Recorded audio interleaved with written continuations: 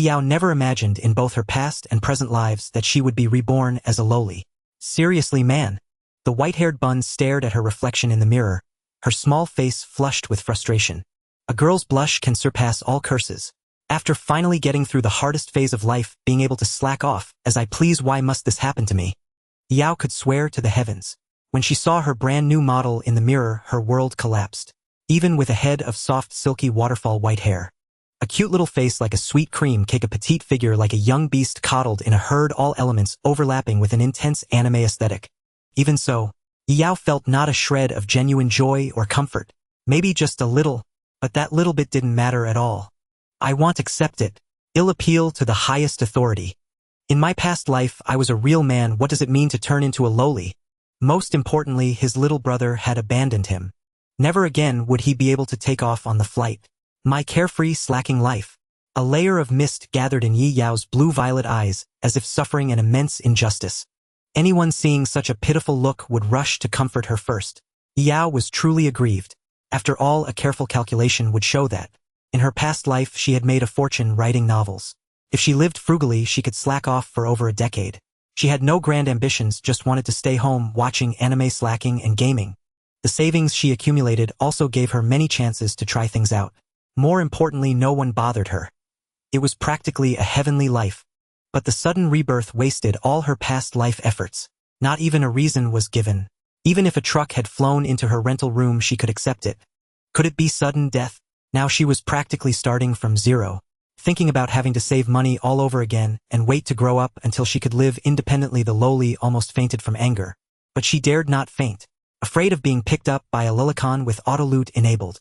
Emotion was stuck there. Pissed me off. In the mirror, the girl's face turned pale and flushed. Finally, she became on the verge of tears, staring blankly for a long time. Then a woman's voice from outside the door startled Yi Yao awake. Yi Yao, don't stay in your room all day. Come out and get some sun. Yi Yao took a deep breath, calming down a little. At least she was an adult in her past life. Having a strong interest in anime made it easier to adapt to such bizarre events. At least she hadn't transmigrated to Holy Terra. Becoming just a little girl was already much better. Yi Yao was adept at using mental windows to comfort herself in a stream of self-talk. Yi Yao patted her cheeks with both hands, quickly organizing the memories in her mind. She met the mirror's gaze with firm eyes. All right, from today onwards, Yi Yao determined to earn enough rice to quickly step into a slacking life, staying away from internal strife, starting with me. Her mindset underwent a preliminary shift. Yi Yao felt that no matter what happened next, she couldn't change her attitude. Beneath the childish and cute exterior hid an adult's heart. From now on, she would stand above all her peers. Yi Yao opened the door and looked at the woman who had been waiting for a while. The information in her memory already told her the woman's identity. Director. The orphanage director, a super kind-hearted person who took in Yi Yao. Yes, in this life Yi Yao started at an orphanage. So hellish. She wondered if this was some kind of orphanage. Maybe her parents were sacrificed.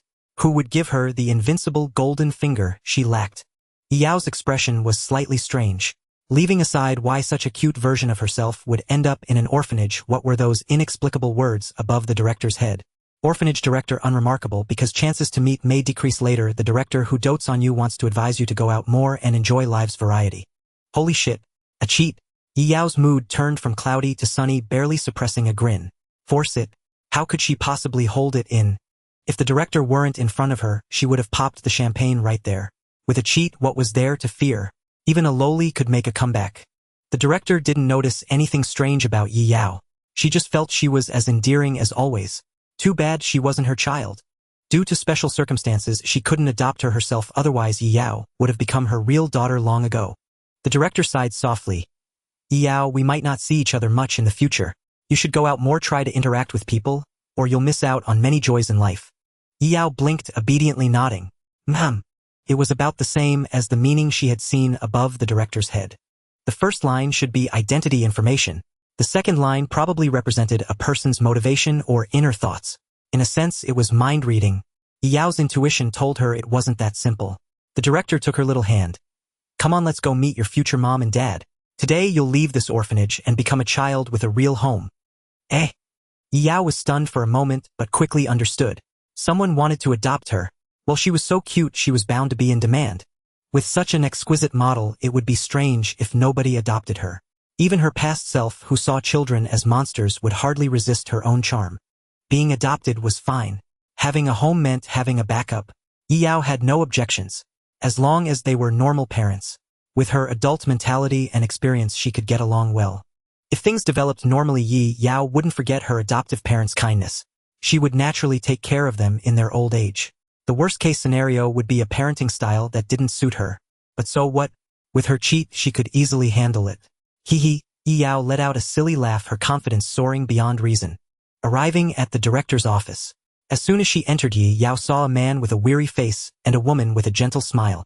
First, she looked at the woman. Her face had no wrinkles, skin fair and tender, not like someone in her 40s or 50s, yet she had a motherly demeanor only describable as beautiful and gentle. Elite Esper of the National Anomaly Countermeasure Bureau top supporter numerical amplifier Xiao Jing is curious about Yao's special nature and wants to use love to guide Yao onto the right path, avoiding future grave mistakes. Yao, I don't understand, but I'm greatly shocked. Then she turned to look at the man.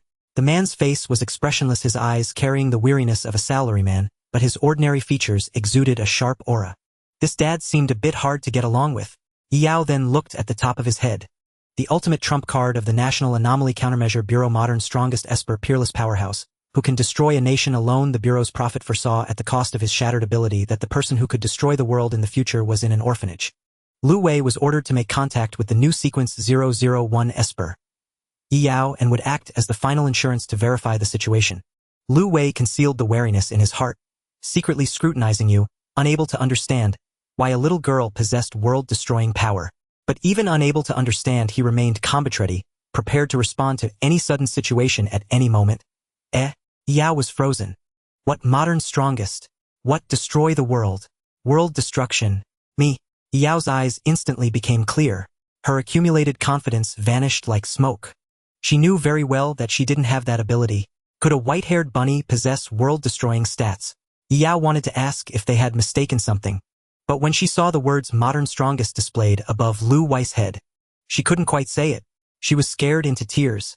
Yao seriously suspected that the world had glitched. She hadn't even left the beginner village when a max-level hero cornered her at the gate. This was terrifying, man. The director patted Yao on the back, signaling her to step forward. Yao, these are Mr. Lu Wei and Ms. Xiao Jing. Say hello to your future parents. From now on you will be a family. Yao turned to look at the director. The director is happy that you have a home and sincerely wishes you well. Alright, the director didn't know the inside story. Yao wanted to shake her head and refuse, but from the information displayed over Lu Wei and Xiao Jing's head's refusal would not change the outcome. The background of the other party seemed terrifyingly vast. A behemoth on a national scale. Hello. Yao could only utter a soft, timid voice like an introverted, shy little animal. In her previous life, she was never part of the elite. Facing such incomprehensible figures, she had no confidence at all. There was one saying Yao agreed with. When people suspect you have the power to destroy the world, you'd better actually have that power. Xiao Jing elbowed Lu Wei beside her, making a dissatisfied sound.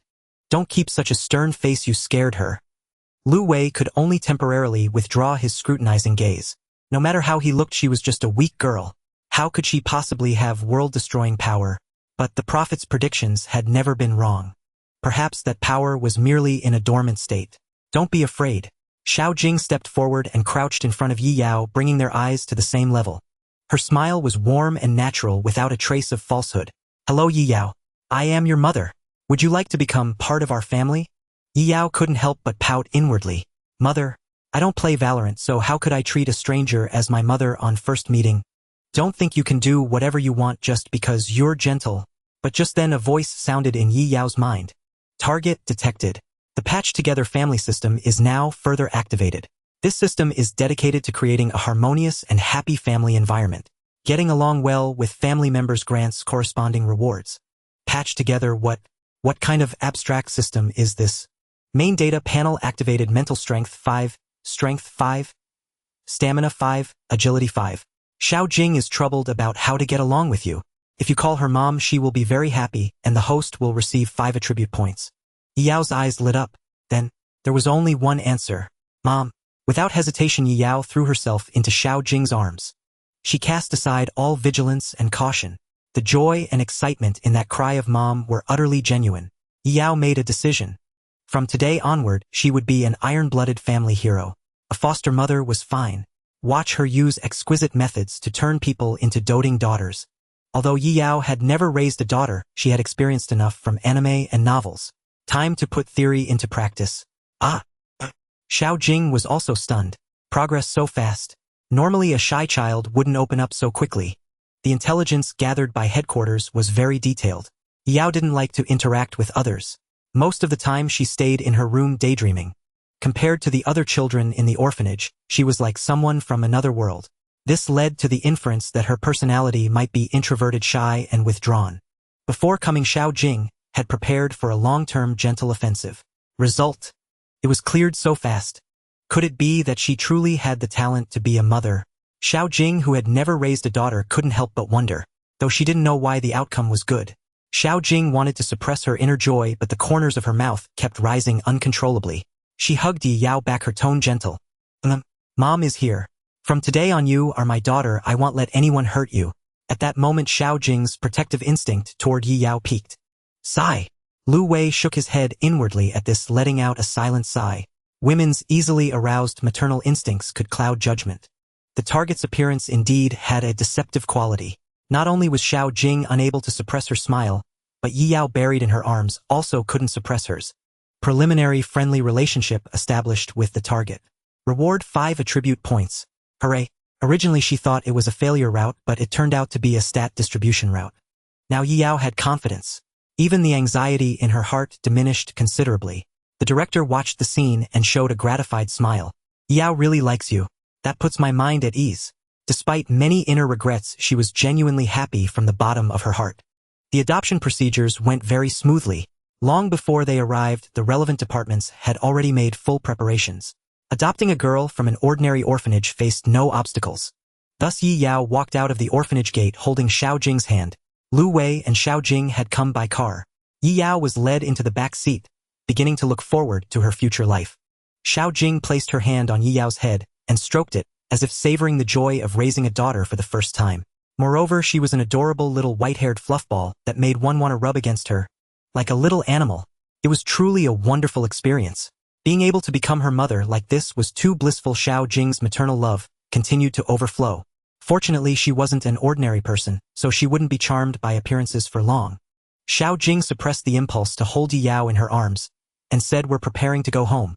We've already prepared daily necessities for you at home. If you have other needs, just tell us." "Thank you, Mom." Yi Yao said this mom without any resistance. After all, the reward was already in hand. It was just a little embarrassing. After all, deep down, she was still an adult. What difference was there between this and that certain elementary school detective acting cute in a child's voice? Not to mention now she was a girl. The gender difference was even more jarring, making it hard to adapt in a short time. This contrast was even more mortifying. She could only overcome it slowly. Yi Yao wasn't blindly optimistic. From the information revealed above the two people's heads, she had more or less analyzed her current situation. Even though she was defined as someone who might one day destroy the world, the state had not taken aggressive measures. Such a gentle, covert approach was likely decided through internal discussion. Or perhaps some higher-level prophecy or judgment. She wouldn't be in mortal danger in the short term. The only question was what information her parents wanted to extract from her. Thinking this, Yi Yao sneaked a glance at Xiao Jing. The other was also staring at her, a hint of smile in her eyes. Is there something you want to say? I just wanted to look at you." Yi Yao's unintentional words struck the softest part of Xiao Jing's heart. She almost surrendered. Those innocent eyes. That soft-spoken declaration of pure dependence. Could anyone really resist this? "You can look as long as you want. I won't run away." Xiao Jing's tone, as if coaxing a child, almost coaxed Yi Yao into an embryo. Little did she know Yi Yao was just checking her stats. After the patched-together family system fully activated, she could also see her family's panel. Ability: Devotion. Mental Strength 1021. Strength 152. Stamina 172. Agility 142. Such exaggerated numbers. Yi Yao almost blurted out cheater. Though she didn't know what these numbers represented, comparing them to her own panel showed the immense gap. If Xiao Jing was like this, then what about Lu Wei, who was called the strongest in the modern era? Yi Yao cast a glance at Lu Wei, who was driving. Ability: Wind and Clouds. Mental Power 10,125. Strength 1,188. Physique 1,503. Agility 3,016. Yi Yao. Damn. What kind of monstrous stats are these? Who exactly is going to destroy the world? From Xiao Jing to Lu Wei, the numbers had inflated more than tenfold. If this were a game, the planner's mother would be exiled to outer space. Just then Lu Wei noticed an odd gaze. He glanced at the rearview mirror and met Yi Yao's eyes. Yi Yao quickly averted her gaze, feigning innocence as a weak and helpless little girl. She was like a puff of cotton, all but curling up into a ball of fluff. Lu Wei looked away. He wasn't surprised by Yi Yao's reaction. Compared to Xiao Jing, he was indeed more likely to make a child nervous and afraid. Building rapport was best left to Xiao Jing. He needed to focus more on the fundamental changes within Yi Yao. For instance, any fluctuations in her power level. So far there were none. To Lu Wei, Yi Yao felt like a harmless piece of cotton, devoid of any measurable value. Yi Yao had gone completely quiet. She resembled an exquisite porcelain doll. Xiao Jing didn't disturb her. Instead, she kept glancing sideways with a smile throughout the ride.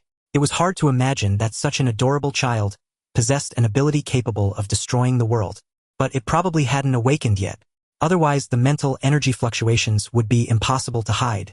Xiao Jing's excitement cooled as she began to ponder. What if Yi Yao's ability awakened? Would she tell them her parents about her abnormality? And if she did, how should a mother respond? Either reveal her true identity and take her back to headquarters, or pretend ignorance and let things take their course. This was a topic debated among the decision-makers at headquarters. Could determine whether the final outcome could be changed. Yao was also deep in thought. The sudden adoption by a national department had disrupted her original plans. She had intended to grow up, earn some rice, and enjoy a leisurely, carefree life. But out of nowhere someone claimed she would destroy the world. Given the highly abnormal worldview, it probably wasn't false. Yao couldn't understand it. How could she, a salted fish with no ambition, possibly destroy the world?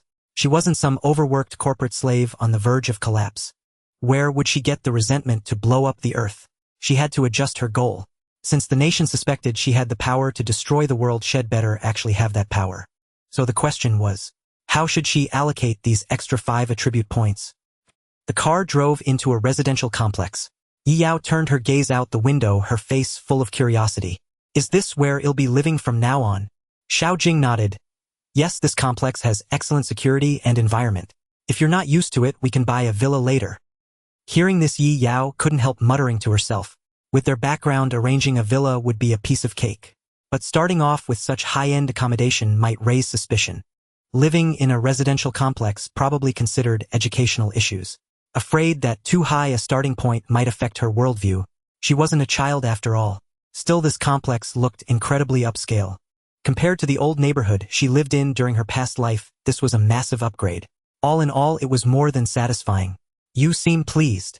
Xiao Jing noticed the anticipation flickering in Yi Yao's eyes and smiled softly. She had worried that Yi Yao might struggle to adapt to a new environment like a little cat. After parking the car, Lu Wei and Xiao Jing led Yi Yao to the 11th floor via the elevator. Yi Yao stepped into her new home.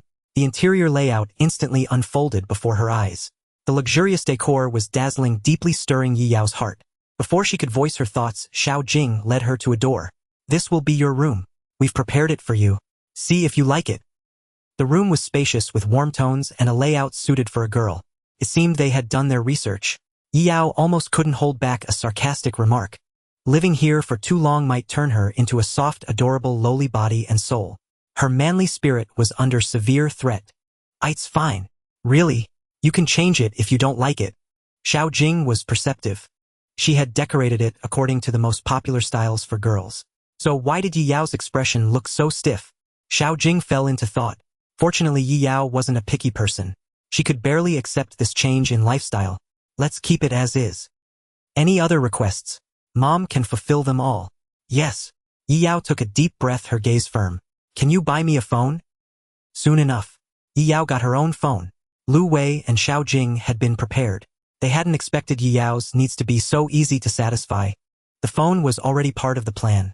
Even if Yi Yao hadn't asked, they would have given it to her. Electronic devices were crucial for information gathering. Sometimes they were far more efficient than direct questioning. Seeing Yi Yao's eyes light up as she began exploring the phone, Xiao Jing breathed a sigh of relief. The first step of the mission was complete. The second step required patience. Enjoy your private space. Your father and I have matters to attend to. Our numbers are saved in the phone. Call us if you need anything. Xiao Jing stroked Yi Yao's hair. Mum. Yao nodded eagerly like a chick pecking at rice. This was exactly what she wanted. Private space was desperately needed. Though it might not be truly private, it was still better than staying by their side. The pressure from that monstrous stat freak was immense. Even now Yao hardly dared to speak to him. Fortunately, he showed no intention of initiating conversation. He was nothing like a father. The patchwork home system remained unresponsive. For Yao that might be a good thing. Yao closed the door. Woohoo! She dove straight onto the soft bed, rolling around a few times to calm her excitement. Her originally smooth, waterfall-like white hair became a tangled mess. But even that didn't dampen her spirits. Who knew I could enjoy a good life without working hard for rice? This is amazing. Yao lay motionless on the bed like a salted fish. Better not show too much abnormality. Who knew if there were cameras in the room? She felt countless eyes watching her. For now she should focus on how to allocate the 5 attribute points. Based on the panel data and comparing it with Lu Wei and Xiao Jing's stats, mental power was undoubtedly the most important attribute. It was likely related to abilities. Yao noticed that both Xiao Jing and Lu Wei had abilities displayed on their panels. She didn't. Perhaps it hadn't awakened yet. Could the patchwork home system count as an ability? Probably not. So the answer was clear. Following the stat monster's lead in allocating points was definitely the right choice. System put all the attribute points into mental power. Yao was still unclear about the specifics of the ability system. She could explore by imitation, drawing from her extensive experience of watching countless videos in her past life. Spiritual power was undoubtedly a crucial element, likely affecting the output intensity of abilities. How other ability users acquired their attribute points remained unknown. But Yao's attribute points were gifted by the system. She had no worries about the source of acquisition. Imitation was the right path. After the points were allocated, her current stats were as follows: spiritual power 10 is strength 5, stamina 5, agility 5. Before Yao could feel the changes in herself, the system reacted again. With spiritual power breaking through 10, the ability FISSION had awakened. Her stat data would now gain a splitting enhancement effect. The current FISSION count was 1, with other effects yet to be discovered. Yao nearly forgot to breathe. After a few seconds, she gasped sharply.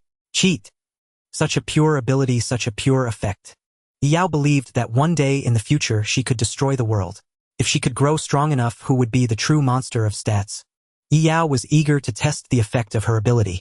But then she remembered there was an incredibly powerful stat monster nearby, and the neighborhood might be hiding many talents.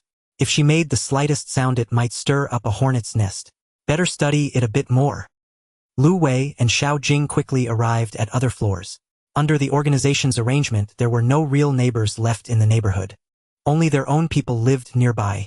For instance, the apartment where Lu Wei was located was used to monitor electronic devices. Relevant technical personnel would not stay at headquarters for remote analysis and surveillance. The National Bureau of Anomaly Disaster Control had essentially relocated half its headquarters to this neighborhood. Almost all residents were ability users. Even when going on missions, they used this place as a starting point. This showed how much importance they placed on Yao. Lu Wei looked at the staff monitoring the screens. How is it going? After getting the phone, the target only downloaded a few common apps, and is currently using a video app to watch videos. Lu Wei nodded. Analyze her preferences and personality based on the content she browses. Don't miss any details. Understood. On the surveillance screen, only the real-time operation of the phone was displayed. It was playing a popular anime. Yao was wrong about one thing. There were no surveillance cameras or listening devices installed in the room. Only a symbolic one was set up in the living room. This was a decision made with long-term consequences in mind. Oh, so this child likes watching anime. Xiao Jing's expression was subtle as she stared at the screen. Is this what young people nowadays call otaku culture? A staff member casually replied, probably. A relative's kid likes this stuff too. It's a shame we don't have facial expressions to further analyze her preference weights. Xiao Jing shook her head. We can only go this far. Anything more would become a ticking time bomb. Originally, the organization's decision-makers wanted to monitor Yao's every move around the clock. But the proposal was directly voted down later. Among the dissenting votes was the crucial one from the prophet who had suffered heavy losses. The prophet's predictions could hardly change the outcome. Even if one knew the future in advance, investigated the causes, and interfered with the entire process, things would still end up with the predetermined result due to all sorts of coincidences and mishaps. In other words, even if they knew Yao would destroy the world and the Bureau tried their utmost to stop it, they could not change the final outcome. The tragic cases that had happened were still fresh in memory. Someone had once tried to prevent a tragedy by killing the target. But the target turned out to have a death rattle type ability. Killing them only accelerated the tragedy. It was like an inescapable fate. The same applied now. Every move the National Bureau made toward Yi Yao might be a link in the chain from cause to effect. Any radical plan could hasten the process of world destruction. Who knew if the final reason for the target's destruction of the world would be the Bureau's excessive invasion of personal privacy? Installing surveillance in the room was already an extreme move. Once discovered, it would be like detonating a bomb. As for monitoring the phone, data privacy could be glossed over with various excuses. Modern netizens, upon realizing they were being monitored by big data, had resigned themselves to it with a shrug. Personal information protection seemed like a joke. Xiao Jing looked at Lu Wei, whose expression never changed. Lu Wei, do you want to study what this child likes? At least you'll have some common ground. Lu Wei shook his head. You handle that. Xiao Jing was slightly troubled. You're supposed to be her ostensible father. You can't just have no communication. I'll keep it in mind. Lu Wei shifted his gaze from the anime on the screen. Don't forget, she has always been the most dangerous sequence ability user. Xiao Jing understood Lu Wei's reminder, and her expression stiffened slightly. He meant she shouldn't let easily aroused maternal instincts override her judgment. No matter how harmless Yi Yao seemed on the surface, she was a potential danger. I understand. Lu Wei paused for a moment. However, you can treat her however you want. It doesn't matter if you forget she's dangerous. Xiao Jing shot him a strange look. No matter the outcome, I'll take responsibility for it. Lu Wei's tone was calm. No one present doubted this statement. If Xiao Jing was assigned to interact with Yi Yao because of her temperament and personality that made people want to call her mom, then Lu Wei was purely a numerical safety net. He didn't need to act like a father. He only needed to be powerful enough to handle emergencies. Sufficient strength could cover up all other shortcomings. That was also why no one could replace him. Lu Wei's words relieved Xiao Jing. Since you say so. Then she could dote on that child to her heart's content. Just then Lu Wei's eyes flickered and his gaze turned toward Yi Yao's room. This is. A staff member's voice came belatedly. Report. Detected a fluctuation in spiritual power. The target has likely awakened an ability. Everyone tensed up instantly. Most of the official ability users living in the neighborhood were unaware of the matter concerning sequence 001. Only a few knew the true importance of Yi Yao. For example, those living on the same floor as Yi Yao as well as the floors above and below. These 3 floors housed the core combat power of the Bureau. Even though they were battle-hardened, Yi Yao's sudden ability awakening still brought immense psychological pressure. They had witnessed Lu Wei's power. His ability to single-handedly destroy a nation was no exaggeration. Even nuclear weapons posed no threat to him. If even Lu Wei was barely capable of destroying the world, then what about Yi Yao from the prophecy? No one dared to imagine how terrifying her hidden power might be. The few people in the room instinctively looked to their pillar of support. Lu Wei's expression was as calm as still water. He remained unflustered even when Mount Tai collapsed before him. The magnitude is insufficient. No need to worry. With their pillar's reassurance, the staff quickly calmed down and began calculating the fluctuation index. The spiritual power fluctuation level is D within the normal range of a newly awakened ability. It seemed they had indeed overreacted. Report it to headquarters as routine. No need to make a big fuss. Yi Yao had no idea that her neighbor was nearly losing their mind. There was nothing profound to study about supernatural abilities. In the end, practice alone could unravel all mysteries. It was better to unwind by watching some anime. My senses have sharpened considerably after the boost in spiritual power, yet I don't sense anyone secretly watching me. Yi Yao's 5 senses had heightened along with her spiritual power. If someone had been spying on her, she would have immediately sensed it. Yet after finishing an entire episode of anime, Yi Yao found no surveillance devices or anything of the sort in her room. This caught Yi Yao off guard. They actually respect my privacy that much. Why do I feel a bit touched? It was precisely the fear of hidden cameras that had kept her from examining her own body. After all, this was a girl, with such an adorable model. Initially overwhelmed, she hadn't looked closely, but after accepting reality and observing carefully, she almost found herself falling for her own reflection. Earlier, Yi Yao had explored the room. The massive wardrobe covering half the wall was filled with so many beautiful clothes, and they seemed to be just her size. She wondered how long the Countermeasures Bureau had been preparing this. When she had time, she would indulge in a grand fashion show to admire her new model. As long as no one else was watching, it wasn't embarrassing. I'm so cute. If she could, Yi Yao would even take photos and save them on her phone. But well, Yi Yao glanced at the unfamiliar phone in her hand. There were no surveillance cameras or listening devices in the room. Whether the phone itself was compromised was unknown. Perhaps someone was even watching anime with her. If she tried searching for risque images, her tastes might be exposed in an instant. That's way too embarrassing. I'd better hold back a little. Yi Yao muttered to herself, ready to wait for nightfall. Just then a knock came at the door. Knock, knock, knock. Xiao Jing's voice came from outside. Yi Yao, come out for dinner. Oh, coming. Yi Yao realized it was getting late. Dusk was approaching. When Yi Yao stepped out, she saw steaming hot dishes already laid out on the dining table. Xiao Jing was serving rice, but the old man was nowhere in sight. Yi Yao's gaze shifted to the text above Xiao Jing's head. Having detected your spiritual energy fluctuation, Xiao Jing knows you've awakened your ability, and is curious about what it is. However, unable to reveal her identity, she can only suppress her curiosity. Yi Yao's expression turned adorably dazed. Had she been exposed just like that, a fluctuation of merely 5 points could be detected. Even sensitive skin wasn't this sensitive. Yi Yao looked around, nervously searching for Lu Wei's figure. She feared he might be observing from the shadows, ready to challenge her across levels and expose her. Trembling inwardly, "Mom, where's Dad?" Though casually claiming a father was embarrassing. Much like that junior from Wa claiming a mother, it wasn't so shameful if the man was the strongest of the modern era. The strong were meant to humiliate the weak. Once Yi Yao's stats grew high enough, she would make the stat monster bow to her in return. Xiao Jing replied with a smile. Your father has some matters to attend to and will be back late. We don't need to wait for him. If Lu Wei knew Yi Yao had already accepted him, wouldn't he be a little pleased? After all, Xiao Jing herself had nearly burst with happiness the first time Yi Yao called her mom. She still hadn't fully recovered. Having such a cute and well-behaved daughter was truly delightful. I see. Yi Yao breathed a silent sigh of relief after reading the text above Xiao Jing's head. At least there was no ambush in the works. She wasn't ready for a father-daughter bonding moment just yet. It seemed that merely awakening an ability was still within the nation's tolerance. Having such low stats had its advantages. The old man's absence was also a blessing. Yi Yao enjoyed her meal thoroughly free from any pressure.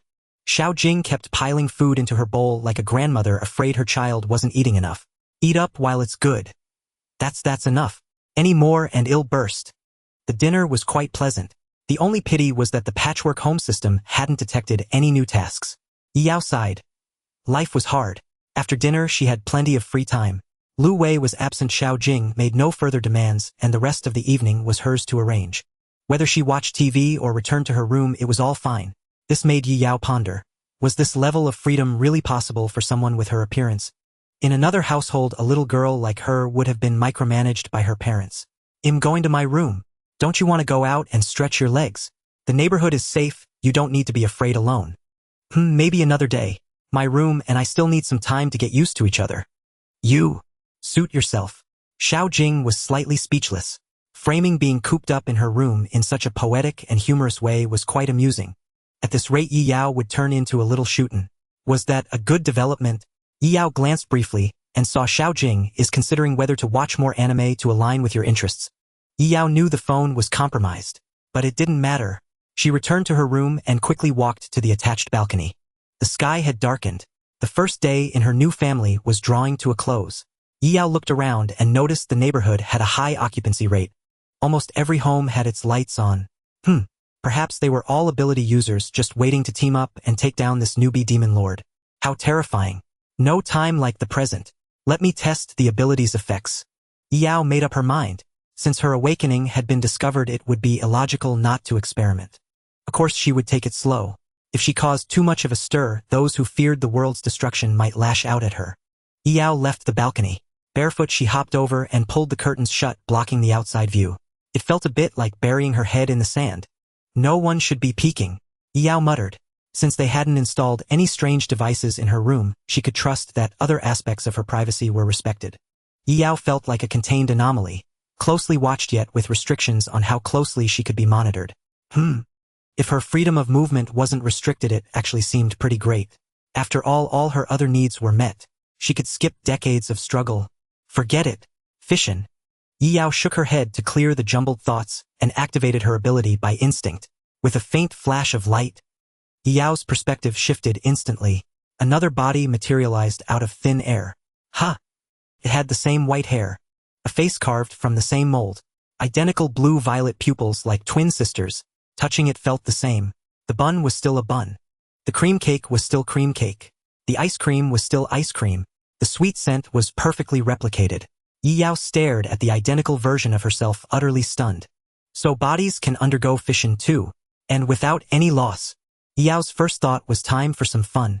This was a character with maxed out skill. Yi Yao suddenly fell into self-doubt. Could it be? I'm not a stat monster but a skill-based hero. Yi Yao attempted to manipulate another body. It was a bit strenuous. However, when one of them lay down with closed eyes and severed the connection, it became much easier. Yi Yao straddled herself and pinched the cheek of her other body. The sensation was delightful, as expected of me. Supreme bliss. Alas, the path of a domestic puppet master is shattered. Yi Yao did not lose heart and continued her research. Maintaining the activity of both bodies simultaneously drained her spirit considerably. The fission state had a time limit. Both bodies could only remain active simultaneously for about 10 minutes. It was rather short. Perhaps it was due to insufficient spiritual power. If only one body remained active, the fission state seemed to extend to an hour. Exaggerated, huh? Not only that, Yi Yao discovered an issue. The data panels of both bodies remained unchanged. Could it be? Yi Yao had a bold conjecture. Subsequently, she tinkered in the room for over 10 minutes, experimenting with various functionalities of body fission, and finally figured out a set of usage methods. I think I've more or less understood it. Yi Yao first retracted the fission body, rested for a while, then poked her head out from the curtain, gazing at the building across the balcony. Focus. Ability activated. On a rooftop 100 meters away, a petite girl materialized out of thin air. White fluff ball no. 2. Born. The Yi Yao remaining in the room opened a show on her phone and left it running. She closed her eyes and shut down directly. The Yi Yao on the other building opened her eyes, hands on her hips, facing the moon, looking exceptionally proud. I don't eat beef. What do you think of this teleportation? Does it have a sense of finesse? A technical hero confirmed. The only problem is that the fission body disappears after the time ends and the main body remains in its original position. It's not flexible enough. Yi Yao let out a soft sigh. Alas, it still relied too much on technique. Time to try that hypothesis from earlier. Yi Yao stared at her data panel and once again increased the output power of her ability. Data fission. In an instant, Yi Yao's momentum surged rapidly, her aura becoming formidable, overwhelming her previous level by several tiers. Fission state panel: mental strength 100, strength 25, stamina 25, agility 25, psi power. Yi Yao clenched her small fist, marveling at the surging power within her body. So impressive. It's truly an exponential increase. If I could undergo a second fission, wouldn't that be even more exaggerated? Currently, the fission count was only 1. At this rate, it was hard to say who the true numerical freak would be. The only problem was, the duration of the fission state has shortened again. Even 5 minutes is a stretch. Yi Yao felt the drain on her body and shook her head. Soon she would be forced to return to her main body, usable only as a final battle technique. Even so, Yi Yao was already very satisfied. She had no idea what a mental strength of 100 meant. But with a 10-fold increase, why ask for more? Invincible. Alright, let's tweak things a bit more. With just a thought, her body was quickly enveloped in black mist, barely discernible as a human silhouette. Even her height was obscured. This was a supplementary function of the fission body, giving it a somewhat villainous mastermind vibe. From now on, I can slack off wherever I want. Yi Yao's confidence had swelled to the point of forgetting the world itself. The leap in power was so immense. Anyone normal would get a little carried away. Yet Yi Yao overlooked one thing. A true numerical freak was stationed within the complex. Sigh. A sigh came from behind her. Yi Yao's body stiffened. Her soaring spirits instantly cooled. Lu Wei stared at the figure shrouded in black, mist, his gaze growing increasingly cold. He could not see through the true face within the black mist, as if obstructed by a mysterious power. He had not noticed when this person had arrived.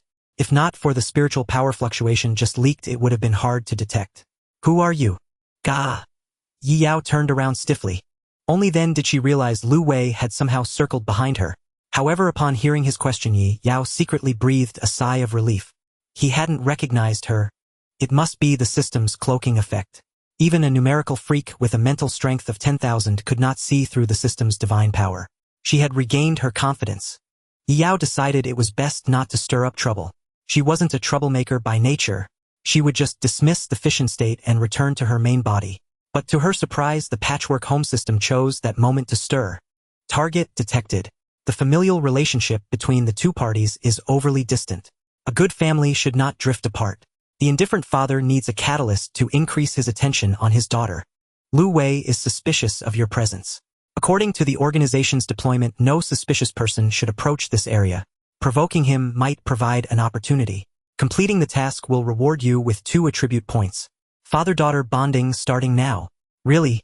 I'm supposed to provoke the strongest of the modern era. Will I win? Yao racked her brain but couldn't figure it out. What did provoking the strongest have to do with improving family relations? But those were 2 attribute points. Even with 1 fission, it would be a massive boost. Yao steeled herself to go for it. Under Lu Wei's cold gaze, the figure wreathed in black mist extended a hand. Even obscured by the mist, the clenched fist could faintly be seen forming an internationally recognized friendly gesture. Lu Wei understood.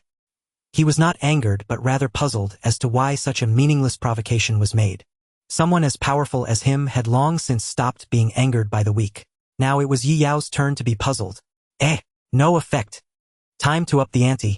Yi Yao adjusted her voice and a low modulated tone filtered through the black mist. Sequence 001 is here, isn't she? The next second the air seemed to freeze. A gentle breeze swept across the rooftop. Lu Wei took out his phone and dialed a number. What is the target's current status? On the other end, Xiao Jing sensed the urgency in Lu Wei's grave tone and immediately knew something was wrong. In 1 second, she dashed to Yi Yao's door, skipping the knock and opening it directly. The white-haired lowly was sleeping peacefully in bed. Her breathing was steady with no sign of abnormality. She's asleep.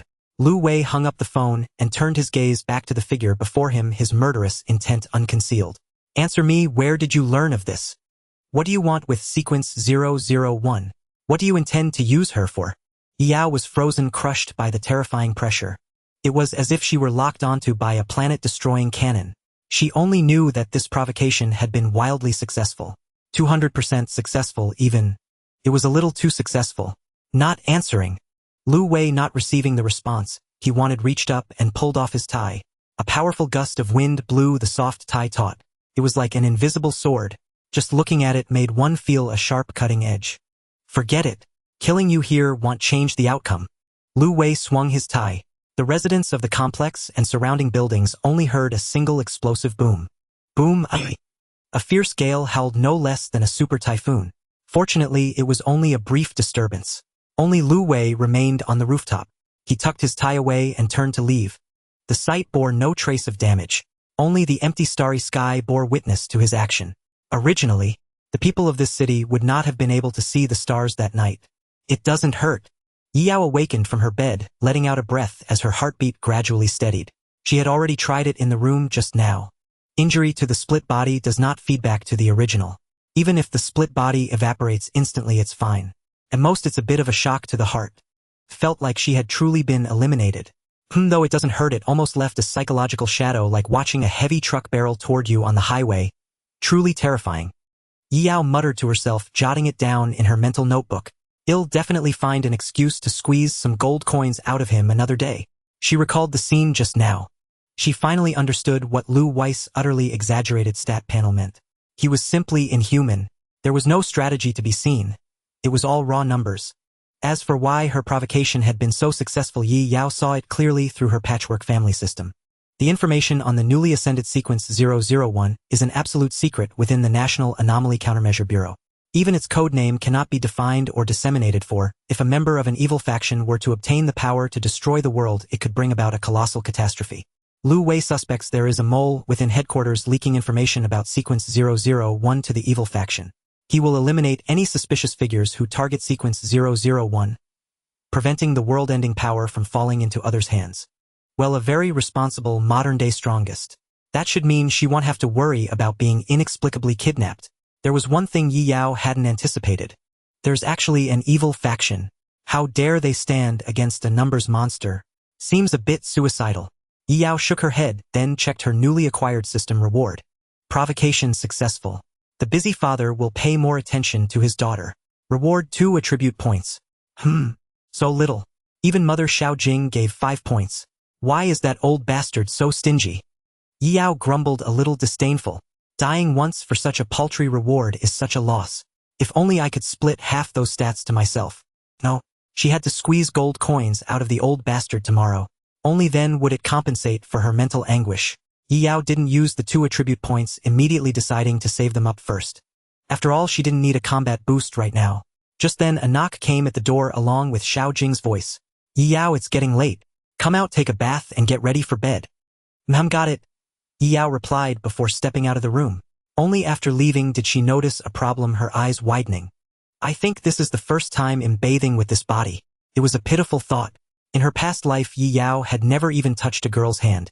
She had relied entirely on theory and the chatter of online friends to write her novels, much like a doujinshi artist with no practical experience. And now she was about to wash a girl's body. Though it was her own body, it felt a bit too stimulating. Xiao Jing, seeing Yi Yao standing still with a thoughtful, dazed look, couldn't resist teasing her. What, can't wash yourself? Want mommy to help you? Yi Yao snapped awake, frantically shaking her head. No thanks. What a joke. Figuring it out on her own was fine, but adding a beautiful young woman into the mix would be sheer torture. Yi Yao scurried into the bathroom. Her flustered demeanor was even more endearing than usual. So she's a shy child after all. Xiao Jing wore a satisfied smile. Raising a daughter was far too delightful. Perhaps it was because Yi Yao herself was so easy to raise.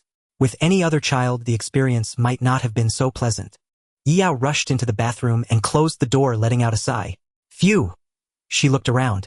The bathroom was quite spacious, as expected of a high-end residential complex. There was even a large bathtub. Yi Yao had never used one in her past life. Tonight she could give it a try. Maybe I should wash thoroughly and delicately. A flash of inspiration hit Yi Yao. A clever little idea. She could split, couldn't she? Split her body into another version of herself. Scrubbing her own back seemed like a great idea, and if she wanted to try some quirky little games, it would be a cinch. As for the risk of exposure, that shouldn't happen. When her split body appeared in another building, it hadn't immediately drawn Lu Wei over. Only data fission revealed her aura, so it seemed she could do as she pleased. All right, decision made. Just as Yi Yao was about to give it a try, Xiao Jing's voice came from outside the bathroom door. Yi Yao, you forgot to prepare a change of clothes. I've left them by the door for you. A very cute set of pajamas. Ah! Yi Yao was startled, nearly out of her wits. Thanks. You're welcome, but are you sure you don't need me to help you wash? Really, no. Yi Yao refused decisively. If she let her in, how could she try out her clever idea? Yi Yao adamantly refused, and Xiao Jing had to leave regretfully. While Yi Yao bathed, Xiao Jing went downstairs, found a room, and walked in. Lu Wei was there too. Other powerful psychics were also present. Xiao Jing asked directly, what just happened? Lu Wei replied, a suspicious figure approached here undetected and mentioned sequence 001. Information may have been leaked. In the living room was a large screen displaying several windows showing the decision-makers attending the meeting via conference call. The Bureau's decision-makers usually stayed at headquarters. That was like half the empire. The other half was essentially in this residential complex. A voice came from the screen. The newly ascended sequence 001 psychic is hard to conceal. This isn't the first information leak. There's a highly skilled spy in headquarters. We all know that. It's not just headquarters. There might be ill-intentioned people infiltrating the complex. You need to be vigilant. If the power to destroy the world falls into evil hands, the consequences would be unimaginable. Lu Wei said flatly, I won't let that happen. No one argued. It was a fact. Even if a meteor fell from the sky, Lu Wei could probably push it back. Even if the evil faction knew the world-ending power was here and tried to seize it, they would only be moths flying into the flame. Not to mention there was more than one powerhouse stationed here. As the meeting neared its end, Xiao Jing brought up a topic. I've noticed that child doesn't have much desire to communicate with me. Her way of interacting with her parents is more like an adult's, few topics and little interaction. This way we can't build a deeper connection. This topic was a blind spot for many present. None of them had started families. They had mostly devoted themselves to the country. Gasps were heard from the online conference room. Old Lu, you have a child, don't you? Any suggestions on this? How would I know? My brat only knows how to piss me off. Since she has no desire to communicate with adults, why not arrange for someone her age to be by her side? Oh, that's a good idea. Who would be suitable? Same age female, aware of the situation, mature in personality, and a psychic within the system. Admittedly, the conditions were strict, but fortunately such a person existed. I recall, there's a young prodigy active at headquarters hailed as the rising star. How about sending her? With that, the group began voting. Passed unanimously. Yi Yao stepped out of the bathroom feeling refreshed, steam rising from her body, and a look of contentment on her face, as if she had truly relaxed. She picked up the pajamas prepared by Xiao Jing. Cat ear pajamas. A bit childish. But Yi Yao didn't want to think about it for now. She had no choice but to put them on. The material was quite comfortable, gliding against her skin, without any irritation, offering maximum coziness. Sleeping in these will definitely be heavenly. In less than a second, Yi Yao was already won over. Practicality always wins. She walked into the living room but found no trace of Xiao Jing or Lu Wei. She didn't mind and returned to her room. Her hair was already half dry from the hairdryer in the bathroom. Having a FISSION bodysure was convenient. Now she just needed to wait for her hair to dry completely before resting. Wait, could I go out for a stroll before bed? In her past life she was a night owl, a true creature of the night. There was no reason to change her habits just because she had become a girl. Of course, she should still appear obedient on the surface. If Xiao Jing found out her routine was a mess, she'd be in for a lecture. Yi Yao could tell that Xiao Jing was genuinely trying to raise a daughter with care. Unlike that old scoundrel Lu Wei. Using my phone to stay up late is probably out of the question, someone might tattle. Yi Yao walked to the balcony and gazed at the night view outside. Going out was an option, but she might be gently talked out of it. Even if she sneaked out, someone might follow her in secret. Then I'll use my FISSION body to go out and clear my mind. Yi Yao quickly made up her mind. Without initiating data fission, a FISSION body was just an ordinary person. Generated at a slightly distant location, no one would notice. Meanwhile, her main body would be sound asleep in the room, and no one would detect anything unusual. I'm such a genius. First she needed to change clothes before FISSION. The body split off would carry the same attire. She couldn't go out in pajamas. A white-haired loli in cat ear pajamas walking outside would be like wearing a sign that said, "Please take me home." Yi Yao trusted the local security, but not entirely. Even if she wasn't harassed, drawing attention was still undesirable. Quickly Yi Yao found suitable outdoor clothes in the wardrobe. There were various styles. A dark jacket, preferably with a hood, and I'll skip the skirt. Yi Yao twirled in front of the mirror, very satisfied with her outfit. It concealed almost all of her physical advantages. She pulled the hood over her head, hiding her snow-white hair, so no one could tell she was a girl. Everything was ready. Once the FISSION body was out, the main body would change back into pajamas. On a small path hundreds of meters from the residential complex, a faint glimmer flashed, and a petite figure appeared out of thin air. I'm out. Yi Yao turned to look at the tall building, where her main body was striking a proud pose with her hands on her hips, thoroughly pleased. Hee, trying to spy on me. That's impossible. But after being hit by great luck, earlier Yi Yao wasn't so arrogant. Sneaking out wasn't due to her own skill. Rather, the state organization's surveillance was somewhat lax. Otherwise, every move she made would be under their watch. Too bad I can't bring my phone. And she absolutely couldn't bring it.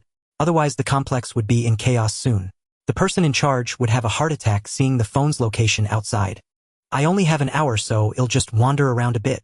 Yi Yao strolled leisurely along the road and headed to a nearby park.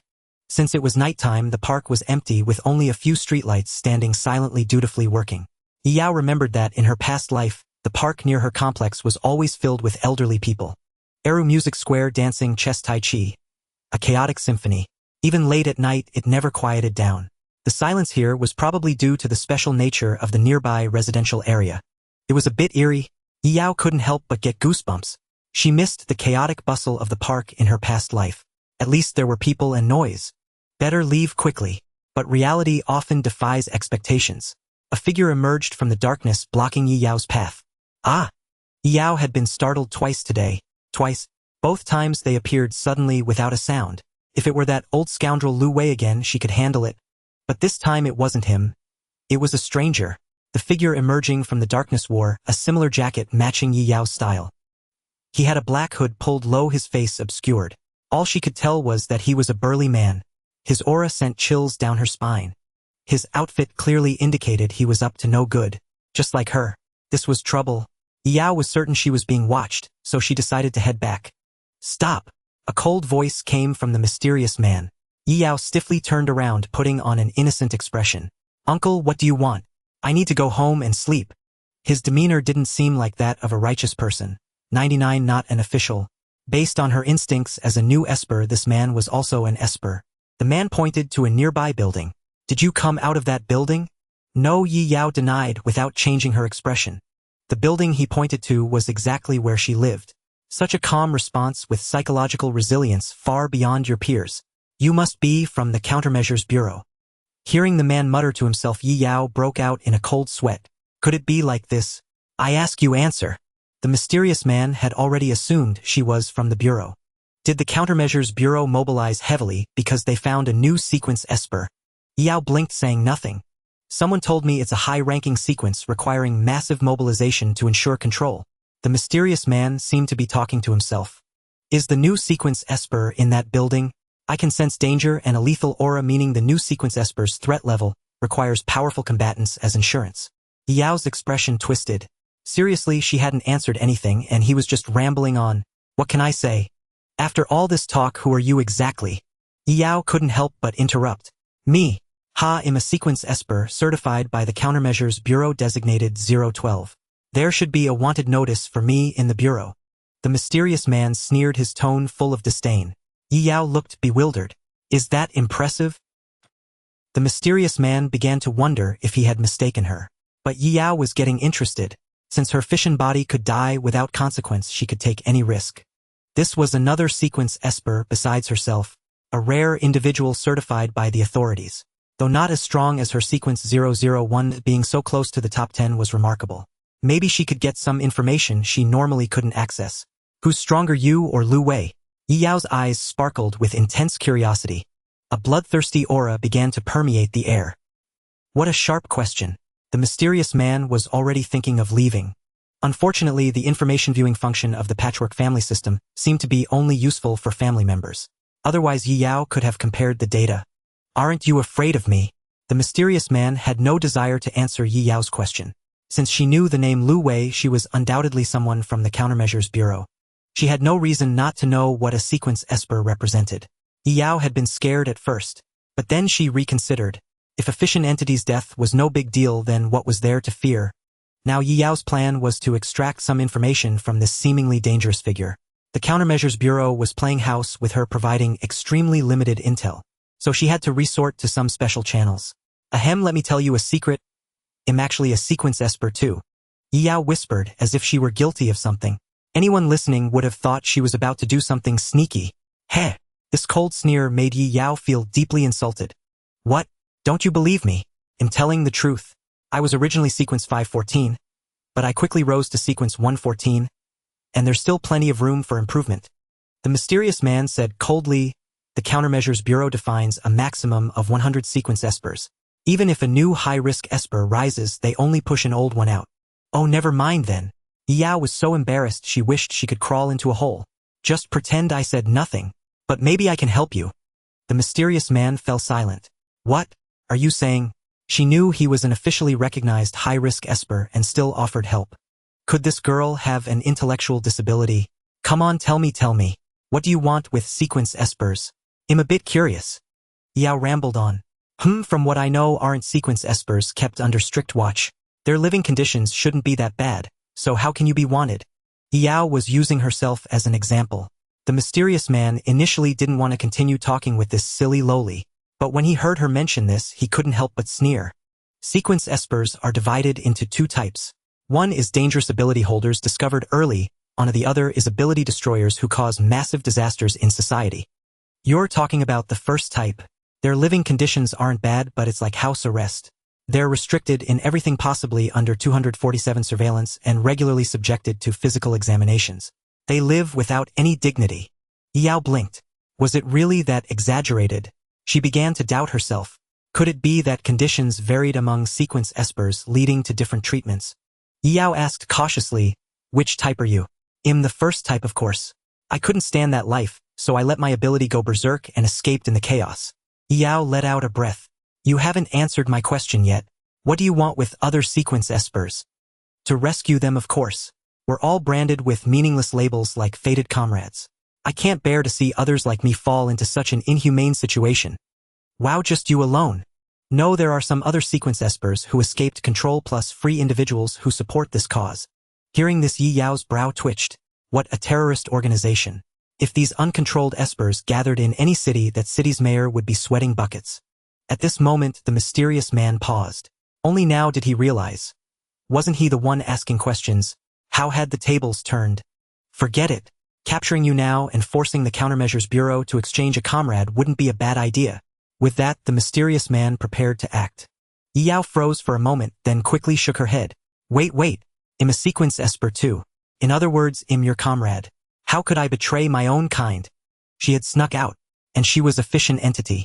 If the Countermeasures Bureau found out that another Yi Yao had been caught by a dangerous sequence esper, that would be a complete disaster. Don't try to fool me. I won't hurt you. Just follow orders obediently. The mysterious man clearly didn't believe Yi Yao. How could a sequence esper be alone, detached from the official monitoring network? If the girl was telling the truth, official espers would have swarmed him the moment he appeared. Moreover, this girl was too weak. She didn't seem like a sequence esper at all. On the day he awakened his ability, he was already several tiers above an ordinary person. I suggest you don't resist. At worst, you'll get a lecture after this is over. The shadow beneath the mysterious man's feet began to spread. The streetlights functioned normally, but couldn't dispel the thick, viscous darkness. Dark erosion. The black shadow quickly materialized, detaching from the ground to form huge, soft spikes. Their sheer number was hair-raising. Yi Yao cursed in response. You don't know a damn thing. With no other choice, she would have to use numerical fission to resist. She didn't want the secret of her fission entity to be exposed prematurely. But at that moment, a sharp cry disrupted the situation. Stop! Several water-blue beams of light descended from the sky, instantly shattering the dark spikes closest to Yi Yao. Boom! A petite figure landed in front of Yi Yao. Who? Yi Yao focused to observe. The girl's entrance was like an essence of the ocean soaked in starlight. What left the deepest impression on Yi Yao was undoubtedly her hair cascading like a waterfall of water blue. It had a layered, shifting quality, deep as a tranquil night sky near the roots. The girl's face was small and delicate, with soft lines showcasing a porcelain-like whiteness and rosiness unique to girls. Her pupils were an exceptionally clear, fantastical ice blue. She wore a gorgeous dress that seemed straight out of an anime, deep blue overall yet dotted with starlight, as if adorned with the colors of the stars. Yi Yao looked at the strange magic wand in the blue-haired Lola's hand, her expression turning odd. She had a good guess what role this loli was playing. Magical girl, Mercury reporting. I won't allow anyone to bully the weak in my presence. The loli, calling herself Mercury, declared with righteous indignation. Yi Yao had an I knew it expression. How had she ended up in a children's show worldview? And why was there a magical girl? Was this reasonable? The mysterious man paused. Tisach, causing such a commotion. The shadow beneath his feet quickly vanished. Without a moment's hesitation, he melted into the darkness, as if he had never been there. Yi Yao was initially puzzled as to why Sequence 012 had fled so quickly, as if afraid of this suddenly appearing lowly magical girl. But the next moment she felt she should run too. Yi Yao vaguely heard the sound of something cutting through the air. He see how powerful I am. Mercury let out a smug voice after driving away the villain. But when she turned around, the girl she had saved was gone. Huh! Mercury was stunned. That kid didn't even thank me. How rude. Although running away first in danger is the right thing to do. Feeling disappointed. At that moment, the lowly Mercury suddenly sensed a gaze upon her. Lifting her head, she spotted a vaguely familiar middle-aged man suspended in midair. Oh! You are? Who are you again? Mercury racked her brains. He seemed familiar, yet she couldn't quite place him. Lu Wei recognized the girl, but didn't bother acknowledging her immediately. Instead, he swept his gaze around, finding no other figures. What happened here just now? Mercury, having been interrupted mid-thought, simply gave up pondering. She answered with unabashed confidence. I just executed justice, successfully rescuing an innocent from a villain. No need to praise me. It's the duty of magical girl Mercury. Lu Wei, recalling the possibility that news of Sequence 001 might have already attracted lawless elements, couldn't help but feel a heavy heart. Even someone as formidable as him was not truly omniscient. The world's supernatural abilities were bizarre and varied, and occasionally troublesome opponents emerged. Lu Wei cast a sidelong glance at the problem child before him. Don't wander around late at night. Mercury puffed out her cheeks. How can you call this wandering? This is clearly a magical girl, secretly protecting her city. Mercury had no intention of letting her actions be dismissed as a child's folly. Saving an innocent was a genuine achievement. Unfortunately, Lu Wei had no interest in hearing her excuses and turned to leave. Mercury ground her teeth in frustration. They all underestimate me. Just you wait. I'll make the name Magical Girl Mercury known throughout the entire world. Yi Yao woke up in bed, hugging the quilt and muttering to herself. There's also an organization lurking in the shadows for sequence espers, and they've set their sights on me. What a headache. She had only wanted to coast along under the nation's care, living a lazy life. Who could tolerate being dragged into such affairs? It seems I can't just slack off in peace here either. Yao suddenly recalled that within the Countermeasure Bureau there was a prophet who claimed she would destroy the world. How could I possibly destroy the world? I have no grand ambitions. What benefit would there be in destroying the world? The world hasn't done anything to offend me. From this she concluded that the prophet was utterly unreliable. The Bureau ought to have that person eliminated. No, I can't rest easy. I need to rely on the patchwork system to control my own power. If the world is destroyed, where would I go to slack off? The problem was that the patchwork system's efficiency was far too low. It didn't seem like one of those systems from Chidian or Luoxia. It should go train 100 times before coming back, damn it. Useless system, even handing out attribute points is stingy. At this rate, how long will it take for me to become invincible? Yao grumbled incessantly. To gain attribute points, she had to obtain them from family members. The problem was, where would she find so many family members? Should she just start calling random people Mom, like that what Shui did? That would certainly be efficient. Yao temporarily set aside this issue and recalled the events of just now. The image of the blue-haired girl descending from the sky remained vividly etched in her memory. That magical girl. Is she for real? Yao wasn't entirely unacquainted with anime series featuring magical girls. She had sampled quite a few, like Sakura Procure Madoka and Maple Total Commander, but those were all fictional. There was no way magical girls could exist in reality. A lowly Esper role-playing. That's pretty cute. To otaku. I love it. I just wonder if he'll get to see her again. She should be from the Bureau, right? Then there's still a chance to meet. Next time he'll see if I can tease her. She looks like she'd be fun to mess with. Yao let out a slight yawn. Her mind had cleared. Her hair was almost dry. Time to sleep. The next day Yao stepped out of her room with her hair in disarray. Her eyes immediately landed on a mysterious man reading a newspaper on the living room sofa. Wait, no, it was the old man. That elusive figure who was rarely seen had actually shown up. Could it be that the commotion she caused yesterday had truly put him on high alert? Being stared down by a powerhouse was a bit overwhelming. She felt intimidated. But then Yao reconsidered. Intimidated my foot. She was the little princess now entitled to whatever she wanted. Even the strongest Esper in the modern world had to disguise himself as an ordinary person in her presence. Time to milk the old man for all he was worth. Yao's gaze grew resolute. She walked over. Lu Wei noticed her approach, set down the newspaper and looked at her. What is it? I want a computer. All right, I'll have a friend prepare one for you. Yao blinked, surprised at how smoothly the milking process went, and couldn't help but test the waters further. I want an RTX 5090 graphics card. Any other requirements? I want a 34-inch ultra-wide monitor. Is that all? And more. I want a full white Seaview room case with maxed out specs. I'll be ready by afternoon. To Yao, Lu Wei's calm response was music to her ears. Benefactor. No, on the surface he really was her old man. She couldn't call him old man anymore. Yao was ecstatic. This was a setup she couldn't have afforded in her past life, and now she was getting it all at once. It was incredibly satisfying. What was still missing for a perfect lazy life? I'd also like some pocket money. For Yao, sufficient pocket money was the final piece of the puzzle. Buying games, shopping online, and in-game purchases all required disposable income. Without freely spendable money, life was a failure. How much do you want? Lu Wei asked. Yao instinctively countered. How much can you give? This question indeed gave Lu Wei pause. I'll set up a bank card for you and transfer a sum every month. Ask me if it's not enough. Thank you. Yao made up her mind. Even if other sequence espers tried to lure her away, she would never leave this authoritative organization, the National Bureau for Countering Anomalous Disasters. After Yao went to wash up, Lu Wei stepped onto the balcony and made a call repeating Yao's requests.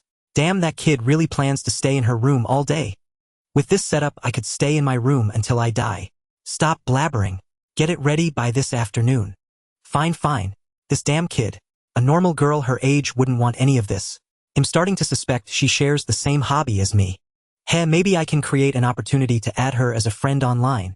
It might be interesting. Don't do anything stupid. Before the other party could ramble on, Lu Wei hung up. Yao had finished washing up and came out. A breakfast was left on the table. Xiao Jing was nowhere to be seen. The patchwork system had no tasks and the computer wouldn't arrive until afternoon. What should she do in the meantime? Yao bowed her head in thought, then had a sudden inspiration. I'm going out.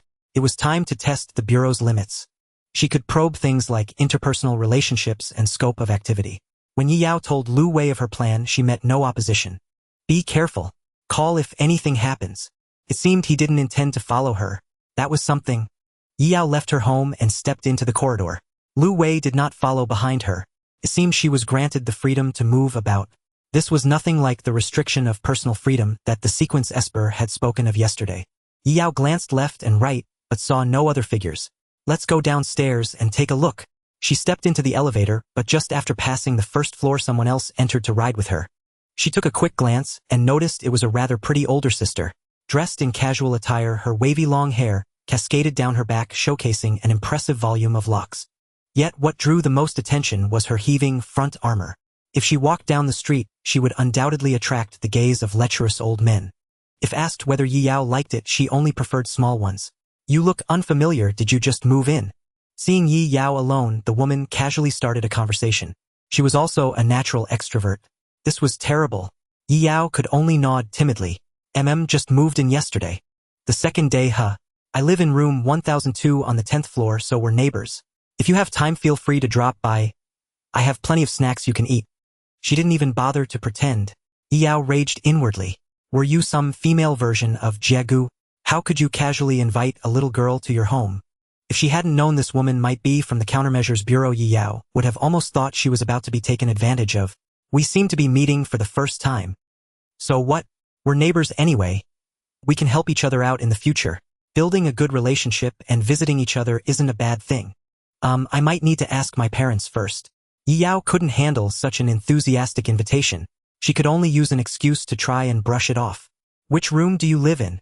Maybe I know your parents. I could visit them in person. 1101. I think I know the residents of that unit. I recall they don't have a daughter. Well, that was awkward. The topic still wasn't over. Yi Yao felt like a taciturn southerner encountering a northerner who could chat up strangers anytime, anywhere. Fortunately, the elevator moved fast enough. They had already reached the first floor. Yi Yao let out a breath. Felt like an eternity. Now there should be no reason to continue the conversation. The older sister seemed aware of this too, and gave Yi Yao an apologetic smile. Sorry, I couldn't help but chat more when I saw such a cute girl. I'll bring some gifts to apologize another day. See you. Yi Yao relaxed her body as the woman walked away. How terrifying. This older sister was probably pretending to meet her by chance. Fortunately, she didn't intend to find an excuse to follow her. She really had walked far away. Could it be that they truly didn't plan to restrict her range of activity? Yi Yao then wandered on and off. Before she knew it, she had arrived at the park she visited yesterday. Compared to the desolate and eerie park last night, today, it finally showed signs of life. Yi Yao glanced over and saw a few elderly men practicing Tai Chi. There were also a few figures warming up with exercise equipment. It was unclear whether they were nearby residents or espers who had set up camp early. But even if they were, it didn't matter. Yi Yao's mindset was very easygoing. As long as they didn't bother her. Yi Yao walked into the park. This outing was only meant to test her range of activity. From here to home wasn't too close, but it wasn't too far either. No one had come to stop her during the entire time, so it should be within the allowed range. If she wanted to go further, she would have to go to the city center. That would require taking a taxi, which was beyond the scope of a simple stroll. Just as Yi Yao was about to watch the old men play chess to pass the time, a dejected voice faintly reached her ears. Sigh. I got scolded again, even though I just transformed into a magical girl to do good deeds. Such a familiar voice. Yi Yao had an impression of that voice. After all, she had heard it yesterday. Could it be? Yi Yao followed the sound. She saw a petite black-haired girl sitting alone on the edge of the fountain. A pair of black-framed glasses adorned her round face. Yet even so, it was hard to conceal her naturally beautiful features. She possessed a kind of reserved cuteness. She seemed to be in a bad mood. The figure seems right, but the temperament and hair color are a bit off. Yi Yao stroked her chin. She didn't think her intuition was wrong. This might very well be the magical girl she encountered yesterday. How interesting. She had originally thought the wait for the new computer to arrive would be incredibly boring. She never expected to stumble upon something so intriguing. Now the question was, should she approach her or not? Yi Yao hesitated, but the next second the system's voice echoed in her mind. Detected a family candidate. Please decide whether the host wishes to establish a family relationship. Ha! Yi Yao was momentarily stunned, then felt a surge of joy as if she had found money on the road. Pick up family and friends. A free channel for attribute points. Why not take it? She had no choice but to go for it. Yi Yao only felt nervous around adults with suspected deep backgrounds. But a little girl was much less of a problem. How about seniority advantage? Communicating with a careful adult was nowhere near as easy as chatting with a little girl. Especially since this might be a delicious child that suited her tastes. She had to snatch her up to watch anime together. Yi Yao sneaked up behind the girl. She sat down and scooted over bit by bit. She was almost within 2 body lengths, yet the bespectacled lowly still hadn't noticed. Her vigilance was too low. Yi Yao waited until she was close enough before speaking. Magical girl. Wah. I'm not Mercury Mo Chili, you've got the wrong person. Mo Chili flinched like a startled rabbit, frantically denying it with a look of absolute refusal. Yi Yao felt a bit amused. This reaction confirmed it. And hadn't she just blurted out the word, Mercury? A classic case of an inadvertent confession. Yi Yao said nothing more, waiting for Mo Chili to calm down. Fortunately, it didn't take long. Mo Kyuli's emotions gradually stabilized, though she still appeared shy and reluctant to speak. It was hard to imagine that her other side dared to fight villains. After a long while, Mo Chili finally spoke in a small voice. How did you know I'm a magical girl? I clearly don't know you, and I've never told any ordinary person. She evidently didn't recognize Yi Yao as the person she had saved in the park yesterday. Yi Yao wasn't planning to admit it so quickly either. At least not until she became a system-recognized family member first, right? Without mind-reading abilities, she was still a bit cautious. Yi Yao answered confidently. I just heard you muttering that you were a magical girl. Mo Kyuli's eyes widened instantly, her expression as if her life was over. Such a major blunder. My magical girl life is finished. Taking advantage of Mo Kyuli's dejection, Yi Yao pulled out her phone and searched for the keyword, Magical Girl Mercury. She actually found a cute picture. There were traces online. It seemed the country's secrecy regarding espers wasn't absolute. Some clues could still be found. You're not a real magical girl, are you? Upon closer inspection, I can still see quite a few similarities. And there's no cognitive magic like in the anime. Ugh. Mo Kyuli's heart seemed to shatter with a crack.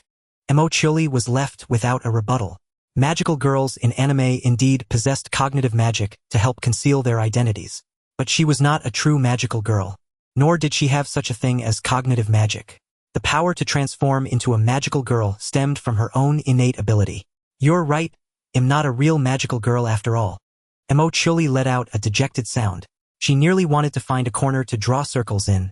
Not only was she without fame, but she had also been exposed as a magical girl by an ordinary person. Was there any magical girl more pathetic than her? It was over. The life of a magical girl. Seeing Mo Chili so crestfallen, Yi Yao couldn't help but offer comfort. Don't be so disheartened, and muster the confidence and courage you have when fighting villains. Sorry, I can't. A question mark appeared above Yi Yao's head. Mo Chili replied in a low voice.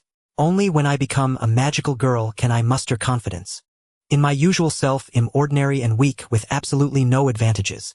Mo Chili let out a sigh, her gaze shifting to the side as a self-deprecating smile curled on her lips. Not only was I scolded for doing good deeds, but an ordinary person also discovered my identity. I've utterly failed. More question marks appeared over Yi Yao's head. Wait, were you some kind of dual-faced emperor? How could there be such a huge contrast? Although it might be considered a cute trait, Yi Yao felt the priority was to stabilize Mo Kyuli's mood. Letting such an adorable girl sink into self-isolation would be a disaster. Besides, she was a destined family member. Who told you I was an ordinary person? The Countermeasures Bureau already knew anyway. To gain such an adorable family member, revealing a little secret was harmless. Is it possible that you and I are the same? Upon hearing this, Mo Chili cast a startled glance. Are you also a magical girl? You're the magical girl. Thank you for the compliment. No, I'm an esper. Yi Yao deliberately lowered her voice, as if concealing this little secret. After all, someone might be watching. She had to play the part well. You mustn't tell anyone. I'm only telling you because you're one of us. You're the first to know. I've never told anyone else. Mo Kyuli's gaze held a hint of doubt. She didn't demand proof from Yi Yao. It brought her a measure of solace. Since that's the case, I feel relieved. Seeing Mo Kyuli's emotions stabilize, Yi Yao thought it time to extract some information. Since she couldn't obtain cultivation knowledge about the Esper system through official channels, getting it from Mo Chili, who seemed easy to deceive, shouldn't be a problem, right? Yi Yao silently mourned her conscience for a second. Then she decided to continue coaxing this adorable little one. Since you're a magical girl, can you do me a favor? Ah, but I'm not a magical girl right now. Mo Chioli replied hesitantly. She wasn't sure how to refuse Yi Yao. A magical girl is not such an inconvenient thing. Have you ever seen a magical girl in anime ignore someone in need when not transformed? I suppose not. Mo Chioli thought carefully and shook her head. Yi Yao immediately adopted a lecturing pose. Well, there you have it. Your purity isn't high enough yet. Mo Chioli, you're still too inexperienced to shoulder the responsibility of protecting the city. MMPH Mo Chioli found Yi Yao's words surprisingly reasonable. Her inner guard dropped significantly. What do you need me to do? I'll do my best to help you. It's quite simple. I want to become as strong as you. But I don't know how to unlock the power of my ability. Can you teach me? Is that all? Mo Chioli felt relieved inside. At least this was within her capabilities. If Yi Yao had asked for something she couldn't do, she would have had to expose her belly and apologize profusely. Just this should be fine. Mo Chioli, seeing the eager anticipation in Yi Yao's eyes, experienced the joy of helping someone without being transformed. Then I'll tell you. I'm all ears. Mo Chioli took a deep breath. Espers fight using their abilities. To grow stronger, you just need to make your ability stronger. And how do you make it stronger? Yi Yao asked knowingly. Although she had guessed that ability strength was tied to mental power, she had to play the part fully.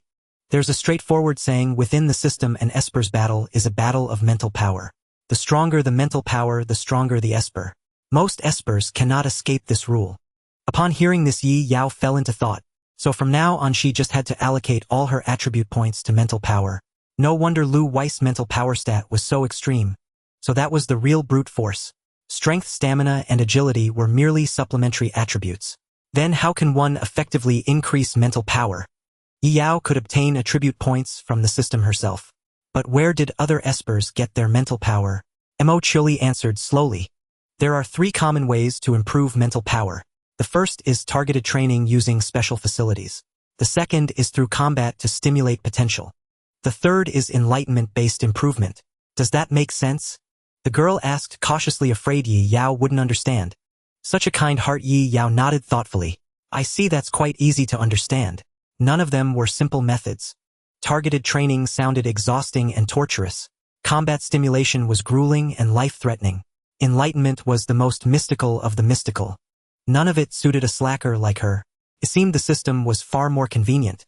Why endure hardship when you could just add points?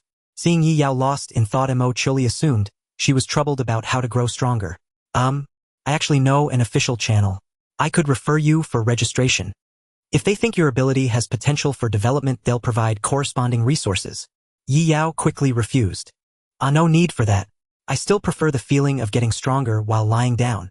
Yi Yao dismissed Mo Chioli's suggestion. She was just a slacker. Why torment herself when she had the system? Even if the National Countermeasures Bureau fed resources right to her lips, Yi Yao would absolutely refuse. You said you wanted to get stronger. Mo Chioli was dumbfounded. If getting stronger conflicts with slacking off, I think it's better not to get stronger. Mo Chioli was at a loss for words at Yi Yao's unabashed declaration. She felt she had met a very strange person. So cute with the makings of a magical girl, yet a complete slacker. That'll turn you into a good for nothing. Oh, don't sweat the details. By the way, how strong are you? Where do you rank among Espers? Yi Yao chose to change the subject. Mo Chioli suddenly grew shy. My mental power is only crank. I'm not that impressive. How does that ranking work? Yi Yao tilted her head. This sounded like another simplified ranking system. Mo Chioli had to explain thoroughly to this newcomer to the Esper world. The organization I'm in has facilities that can measure mental power and digitize it. My mental power is currently 112. Just entering crank. Hearing this, Yi Yao glanced at the glaring 10 on her status panel. Understanding dawned. So she was just a bottom-tier nobody, the lowest of the low. This little lowly before her was 10 times stronger than her. Yi Yao suddenly felt a pang of shame, but then she thought of the values after FISSION and her mood lightened. Tell me about the other ranks. I'm curious. Squeeze it dry. She had to squeeze every bit of information out. Don't worry, I'll tell you slowly. Mo Chioli was helping someone for the first time without using her magical girl identity. She was usually very introverted. Whenever trouble arose, her first instinct was to flee. Then she would find a secluded spot, transform into a magical girl, and resolve the issue. This was her core logic. Yet today she found herself relentlessly entangled, without even a chance to transform. If not for Yi Yao's persistence, Mo Chili would have long since slipped away to some corner to transform into a magical girl. Just then Yi Yao suddenly noticed a problem. Wait, will telling me these things cause trouble for you? Like being punished for leaking secrets? Mo Chili scratched the back of her head and shook it gently.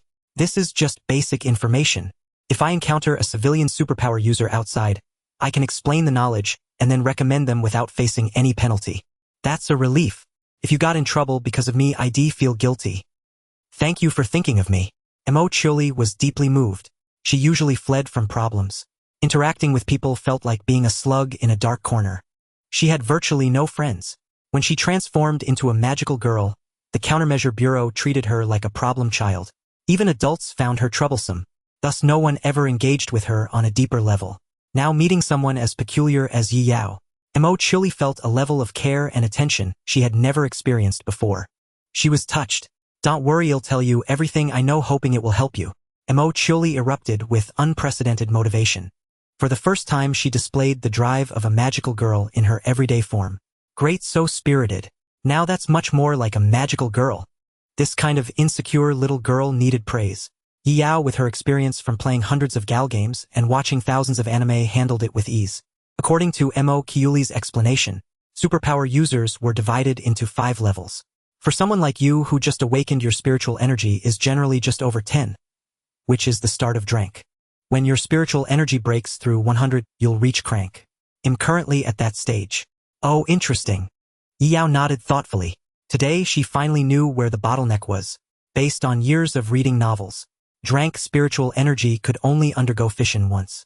So if she rose to Crank, could she do it twice? Yi Yao recalled yesterday's attempt. After fission, her spiritual energy had indeed broken through the 100 mark. But even at Crank, she still didn't feel the urge for a second fission. Perhaps the initial value needed to reach 100 for a second fission. Or maybe it wasn't possible. All were just guesses. So when will you advance to Brank Chioli? It's still far off. To reach Brank, spiritual energy must break through 500. I've only just begun. Mo Chili sighed softly. Such strength was utterly insufficient to resolve greater crises. As a magical girl protecting the city, she was unqualified. Whenever a major crisis arose, she could only rely on adults to step in. She who called herself a magical girl could only stand helplessly at the edge of the battlefield. She was far too weak. Powerless. 500. Yi Yao's eyelids twitched.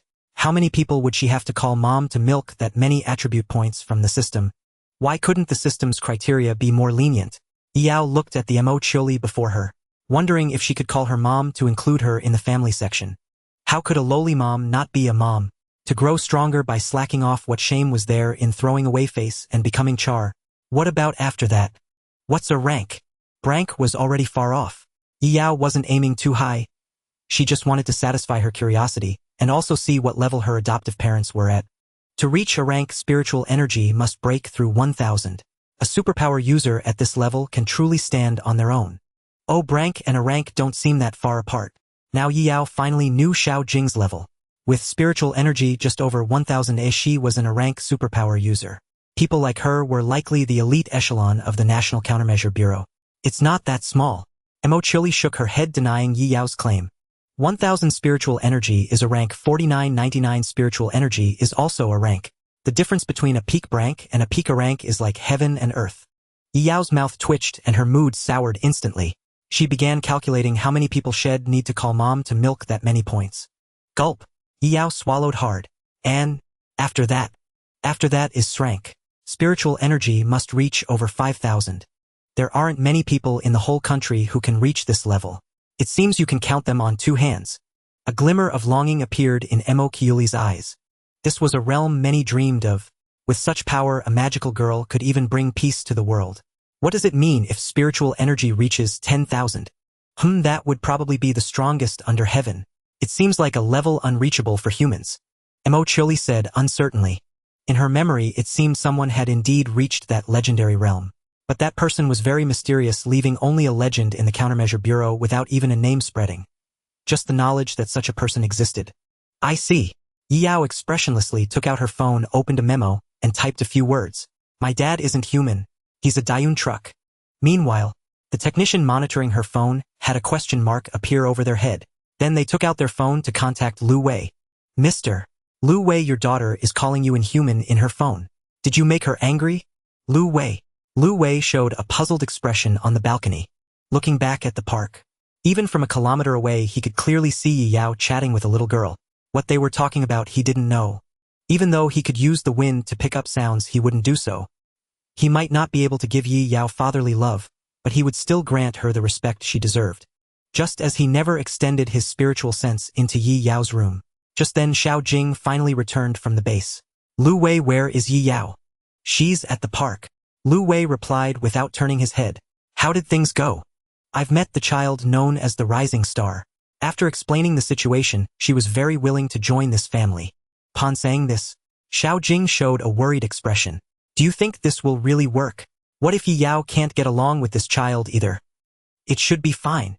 Lu Wei scanned the area within a 1-kilometer radius around the park. After repeating it several times, he fixed his gaze on Yi Yao, who was happily chatting with the black-haired girl. Compared to us, she should be more willing to communicate with girls her age. The evidence was right before him. It was possible to determine the suitable social circle for Yi Yao. That's good. Xiao Jing let out a breath. After a few seconds of silence, Lu Wei spoke as if unable to let go. Xiao Jing, what does comparing a person to a truck mean? You've been a great help, thank you. Yi Yao's face was full of gratitude. I'm glad I could help. Mo Chioli lowered her head, shyly fidgeting with her fingers. Her glasses nearly slipped off her face. This bashful demeanor was a world apart from her magical girl form. It stirred an irresistible urge to know her better. Yi Yao had that in mind. Slacking off alone was too dull. Having friends to play with made it far more enjoyable, especially since they were meant to become family. Even if she didn't want to socialize in real life, she needed some amusing online friends to chat with. Otherwise, losing the desire to express herself would be disastrous. So since we're friends now, want to come over to my place? Friends.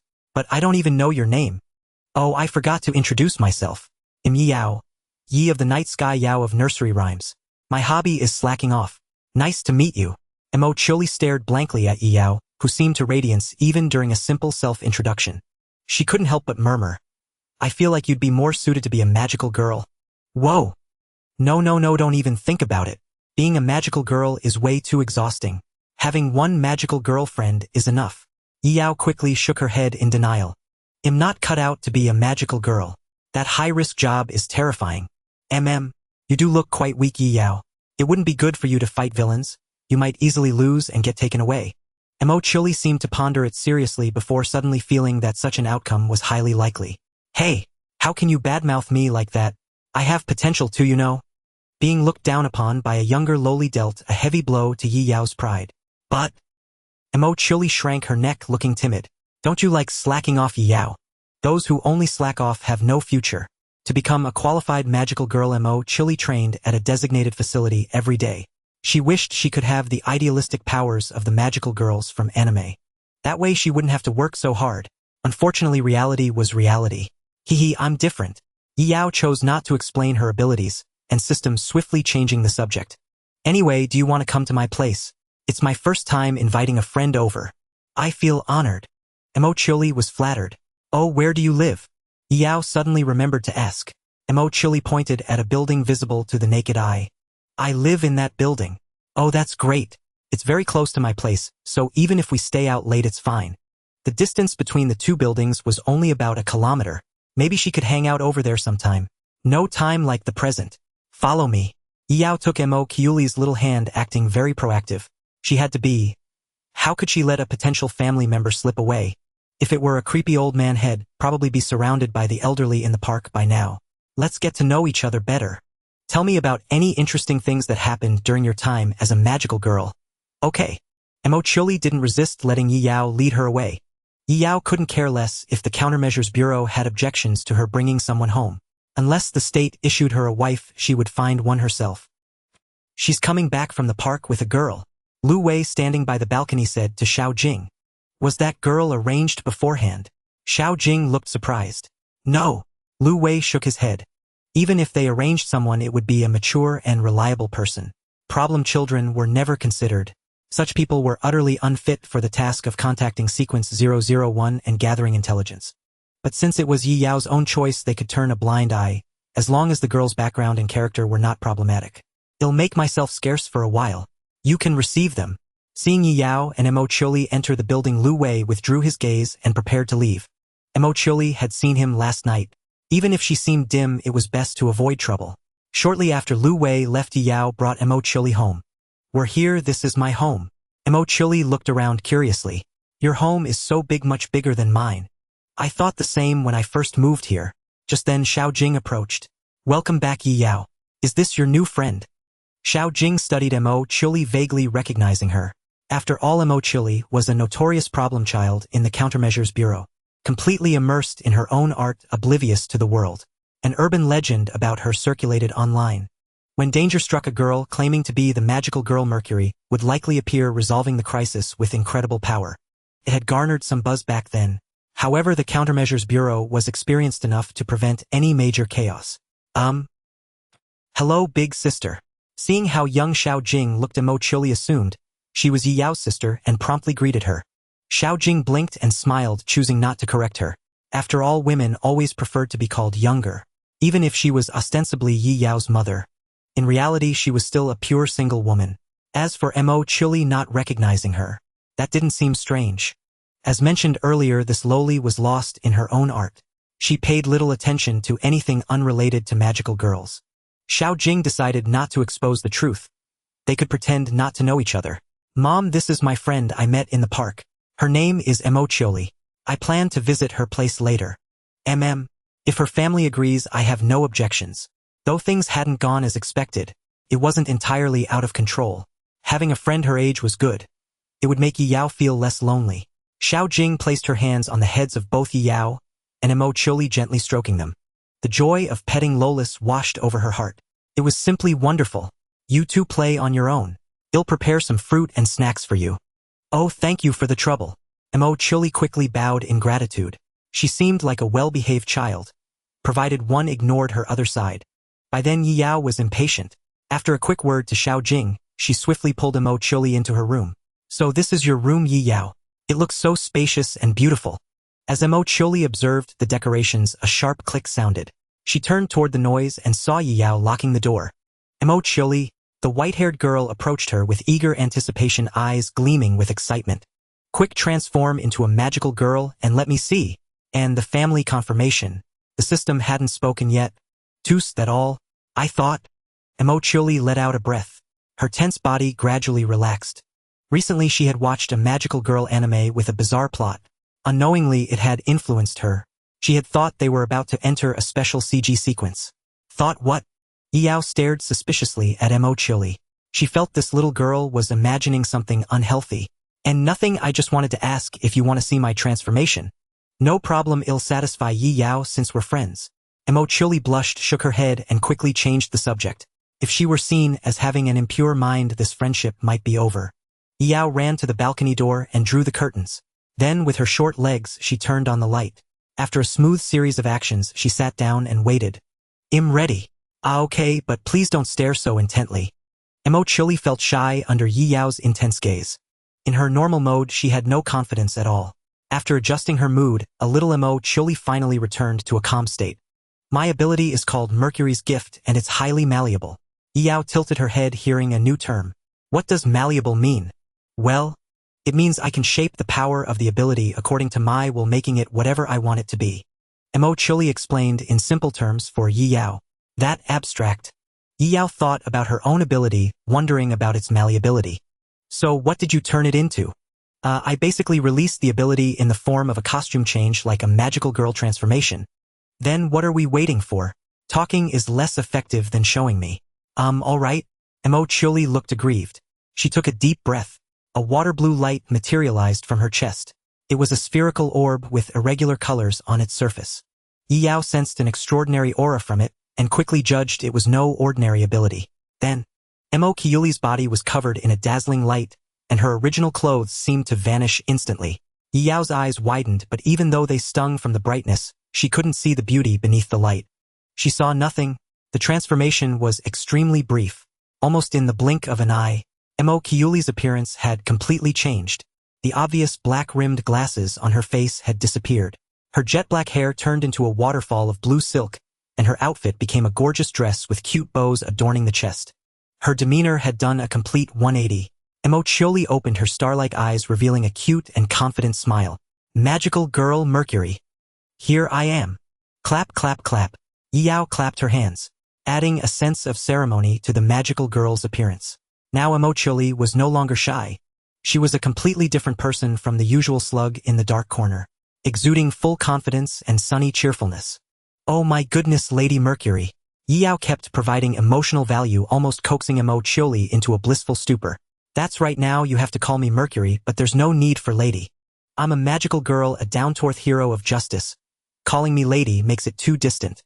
Emo Chili corrected Yao, seriously, clearly caring about this setting. Oh my goodness, Mercury Lowly. What the heck is Mercury Lowly? That has no authority. Ha! This nickname is so cute. It's clearly a fan's term of endearment for their idol. Really? Emo Chili sounded uncertain. Yes. Well, okay, but only in private. Emo Chili accepted the idea. After all, Yao claimed to be a fan. What more could she say? She'd just go along with it. After all, she was a down-to-earth magical girl. Yao circled around Emo Chili, occasionally pinching the dress to examine the details, her expression full of curiosity. Ooh. Emo Chili didn't mind at all, looking as if she was fine with being observed. This mindset made her the cutest. She had no fear of showing off, or her desire to perform was very strong. After observing enough, Yao nodded in approval. You really do look like a magical girl. Incredible. What abilities do you have in this form? The most iconic are flight and the Mercury beam, but I feel there are still abilities not yet unlocked, and probably not strong enough yet. Emo Chili gently waved her magic wand, and her body overcame gravity to float. Flight was practically a standard skill for magical girls. Yao fully agreed. As for the Mercury beam, Yao had seen it last night. It had shattered several tentacles of its power, was considerable, with destructive force comparable to small-caliber artillery shells. Her methods were still quite simple, but considering Emo Chiuli's spiritual energy had just reached crank, it wasn't surprising. But you're still a bit short of being an authentic magical girl. Ha! What is it? Emo Chiuli, who regarded magical girls as her faith, couldn't tolerate being inauthentic. You're missing a mascot like QB. Oh, this. Emo Chiuli remained silent, simply waving her magic wand. A basketball-sized, faintly glowing orb materialized out of thin air. It floated quietly in the air. Do you think this counts? Even though it can't speak or have consciousness, it should be considered a mascot, right? You can do that? Yao stared at the miniature planet-like Mercury, somewhat dumbfounded. She conceded defeat. She increasingly felt this ability was far from ordinary. It barely counts. All right, I now recognize you as an authentic magical girl, Yao said, seriously, placing her hand on Emo Chiuli's shoulder. Yao will firmly defend your authenticity. If anyone says you're not a magical girl, I'll be furious. Emo Chiuli's eyes trembled slightly, and she felt immense satisfaction inside. Yao, am so moved. Thank you. You're the first person to support me like this after knowing the truth. The adults all thought she was childish and troublesome. They either advised her to give up her illusions. Only Yao stood by her so firmly. Emo Chiuli couldn't help but hug Yao, feeling better than ever. I've decided from today on, you're a member of the Magical Girl Alliance. No matter what we do in the future, I'll come and discuss it with you. Yao enjoyed the soft, fragrant embrace of the girl, but upon hearing this, a question mark appeared over her head. There was such a setting. Whatever. It was quite interesting, as long as she could keep slacking off. But the next second, a voice echoed in her mind, instantly snapping Yao to attention. Here it is, the system's family verification. Emo Chiuli invites you to join the home and become a member of the Magical Girl Alliance. Act with her to deepen your bond. Reward 5 attribute points. Holy crap, a lowly mom. The Magical Girl Alliance was also a home. Yao had thought she would need to acknowledge a sister to join this new family. The patchwork home system, I misjudged you. So you're not a failure but a genius system with flexible judgment criteria. If this Magical Girl Alliance, which comes so easily to mind, can also become a home, then aren't there many organizations that could be called home? Yao felt a surge of excitement. It was as if she could see a glorious future beckoning to her. Good, from now on I'll be the strategist of the Magical Girl Alliance. Let's form this alliance for a lifetime, and no one can tear us apart. This was a home judged by the system. It was also a vital source of attribute points for Yao. If the Countermeasures Bureau didn't allow Emo Chiuli to be a magical girl, Yao wouldn't agree either. Just then a knock sounded. You two little ones, I've prepared some fruit and snacks. Emo Chiuli quickly dispelled her transformation, returning to her ordinary, unremarkable form. It was a fundamental rule that a magical girl's true identity must not be revealed to ordinary people. Yao stood up, ran to the door, and opened it. Xiao Jin entered the room, placing a plate laden with fruit and snacks on the table. "Thank you, big sister," Mo Qiuli said politely. Xiao Jing smiled, patted Mo Qiuli's head, then turned to look at Yi Yao. Her expression was as if she had just remembered something and mentioned it casually. "By the way, Yi Yao, a relative's child, will be staying with us for a while starting tomorrow. They're about your age. I hope you don't mind." Yi Yao blinked, looking at Xiao Jing's head. "Xiao Jing hopes you can make more friends your age. Even if the new child is here on a mission, she still wishes you two could become as close as sisters." Yi Yao suddenly understood. Oh, so it's a new source of attribute points. A wife issued by the state, no less. She wondered what her personality would be like and whether she would be cute. Naturally, Yi Yao was very welcoming. "I have no objections." "That's good then." Xiao Jing smiled, patted Yi Yao's head, and then turned to leave the room. She left the space for the two girls. The Countermeasures Bureau generally didn't interfere with Yi Yao's personal relationships. As long as the social partner's background was clean enough, it didn't matter. Their character also had to be up to par, giving no one a chance to lead Yi Yao astray. As long as it wasn't some delinquent riding a souped-up motorcycle. As for Mo Qiuli, although she was a problem child, she barely passed the mark. The door closed again. Yi Yao's gaze returned to Mo Qiuli. Although the temperament and personality of her magical girl form were interesting, Mo Qiuli in her daily form also had a unique charm. The contrast was already maxed out. "Let's keep chatting. Why are you so fixated on being a magical girl?"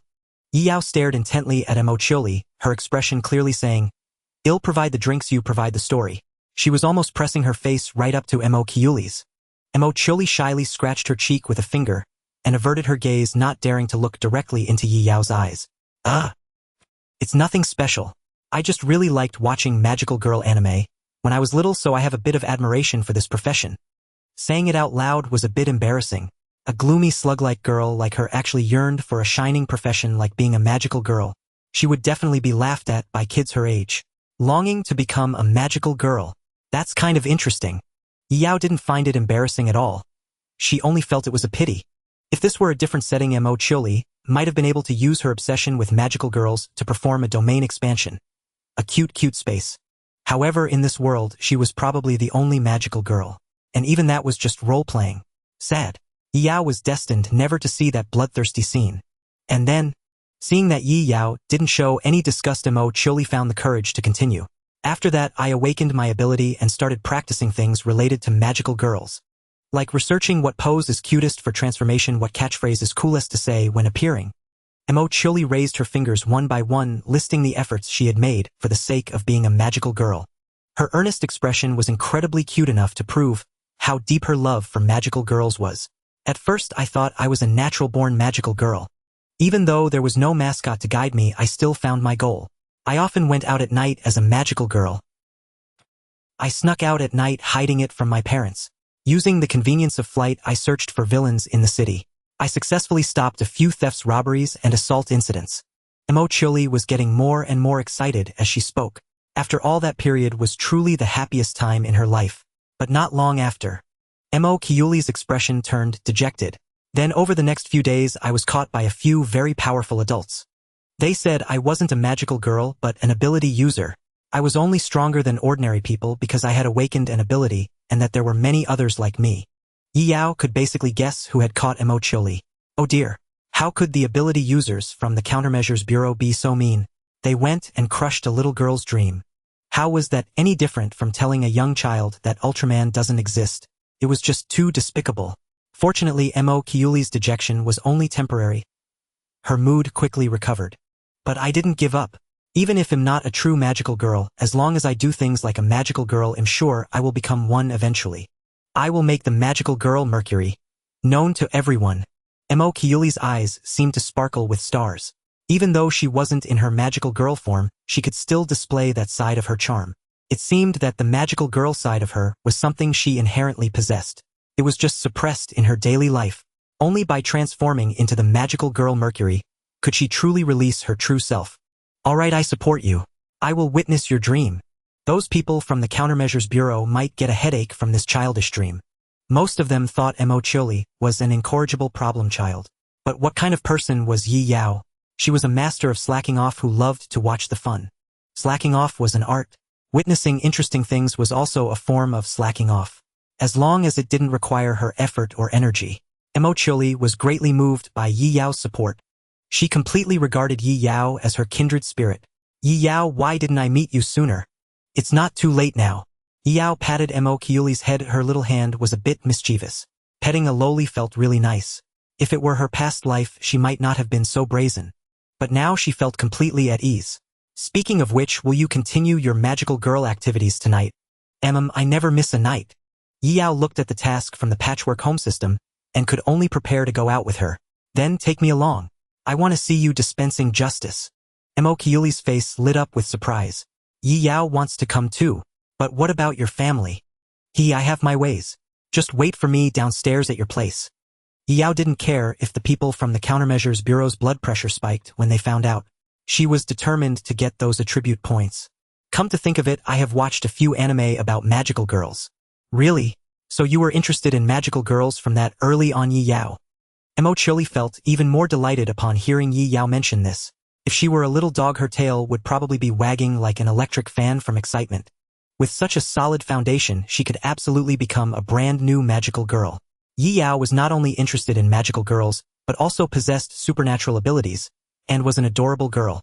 It would be a waste to keep her as just an advisor for the Magical Girl Alliance. She should become the second magical girl to fight against evil together. Yi Yao saw through Emochili's thoughts and quickly shook her head. I'm just interested, not trying to become one. Spare me from such exhausting work. I see. Yi Yao prefers to slack off. Emochili showed a disappointed expression again. You get it. Yi Yao nodded with satisfaction. But I can discuss magical girl matters with you. When my computer arrives this afternoon, we can watch the anime together. I'm looking forward to it. The efficiency of the Countermeasures Bureau did not disappoint Yi Yao. Though it was said to be afternoon, someone delivered the computer just around 12:30. It was even pre-assembled, ready to boot up perfectly with just a power connection. Yi Yao gazed contentedly at the pristine white ocean view, set up feeling utterly satisfied. In her past life, practicality had made such extravagant expenditures unnecessary. Now, having become a lowly under the state sponsorship, she would be doing herself a disservice not to fully indulge her visual desires and max out the specs. She loved this flashy style. After all, it wasn't her own money being spent. Once the computer was set up, Yi Yao closed the door and drew the curtains, creating a cinema-like atmosphere. Now only the two girls remained in the room. Everything was ready. So the question is, which magical girl show should we watch? Yi Yao pondered, chin in hand. This question touched on Emochili's area of expertise. I've seen almost every magical girl anime on the market. Which ones have you watched, Yi Yao? Then how about I want to become a... Not that one. Emochili let out a sound like a startled rabbit. Before Yi Yao could finish, she blushed and interrupted. Oh, Yi Yao cast a meaningful glance at Emochili, letting out an ambiguous hum. So you have actually watched it? Just a little bit. Emochili stammered, fidgeting and averting her gaze, unable to meet Yi Yao's eyes. Her shy demeanor was strangely adorable. Whenever magical girls were mentioned, she shed all her gloominess entirely. It seemed Emochili was also a mature loli who knew everything. She had definitely watched the whole thing. Let's save that for another day and watch something wholesome instead. Phew. Emochili let out a sigh of relief. A close call. She had almost been labeled a pervert. The scene shifted. In the living room of another resident, Lu Wei and several others stared silently at the large screen, having watched magical girl anime the entire afternoon. A group of battle-hardened individuals could actually sit through a children's show all afternoon. If Yi Yao knew, she would definitely give them an admiring thumbs up. At least she had an adorable loli by her side, chatting occasionally to stave off boredom. Pure enjoyment. She likes this kind of stuff. It's probably the influence of the other girl, though its weight is still relatively low. 'Tis hard to tell if their friendship is good or bad. Hope the problem child's quirks aren't contagious. Probably not. I'm not so sure. Fortunately, Yi Yao had the decency not to play any inappropriate shows. Otherwise, Emochili might have been deemed unacceptable by this group. Earlier investigations had shown Yi Yao had no bad habits. How could she start watching such questionable content after Emochili arrived? It was definitely that problem child corrupting her. Thankfully, that didn't happen. Yi Yao had no intention of letting such an amusing little one leave her side. Gradually, dusk approached. Emochili went home before dinner, but not before discussing their evening meeting time in Yi Yao's room. Yi Yao's plan was to use her ability to sneak out without her parents noticing. Emochili felt no concern. She was already a seasoned veteran at this. When 10 o'clock at night arrived, Yi Yao added the 2 and used attribute points to her mental strength, raising it from 10 to 12. Alright, time to go. Yi Yao activated her ability, projecting her split body outward. Her main body returned to bed to sleep, emitting no fluctuations whatsoever. Outside the residential area, successfully sneaked out. Yi Yao smiled happily, her distinctive features thoroughly concealed. She was now far from the neighborhood. The 2-point increase in mental strength had also extended the split bonus duration considerably. As long as she didn't use data fission, it should be sufficient. Then Yi Yao trotted over to the building where Mo Chili lived. The black-haired girl had already sneaked out and was waiting at the designated spot. Yi Yao quickly covered Mo Chili's mouth. Shu used the code name outside. Mo Chili blinked and nodded. Seeing this, Yi Yao released her hand to let her speak. Then, nursery rhyme. That's right, exactly. Yi Yao nodded approvingly. This had been agreed upon in the room. Since the state was so sensitive to her presence, hearing her name elsewhere might heighten their vigilance. It would make sneaking out again much harder. No time to waste, let's head out. Somewhere farther away. Mo Chili nodded, equally looking forward to tonight's adventure.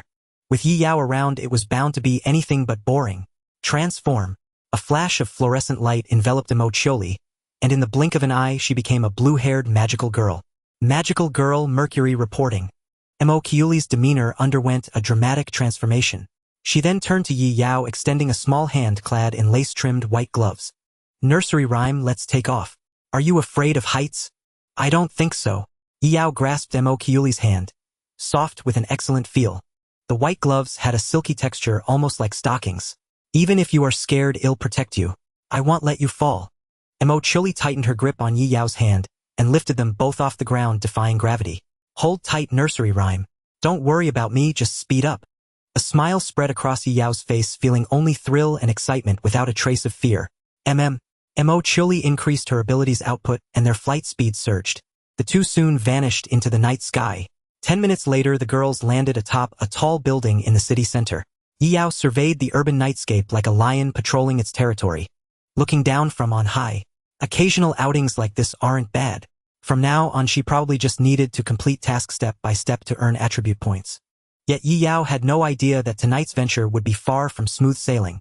Yi Yao, emboldened by her prowess, stood with arms crossed at the edge of the rooftop, utterly unbothered by the risk of falling.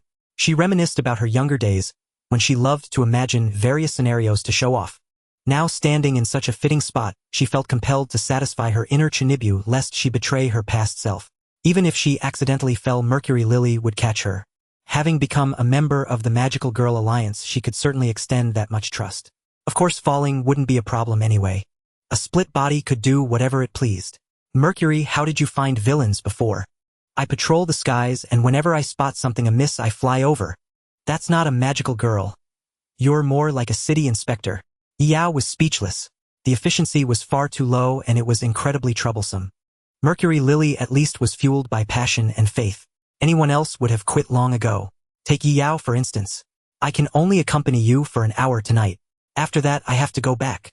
The split body could only last that long.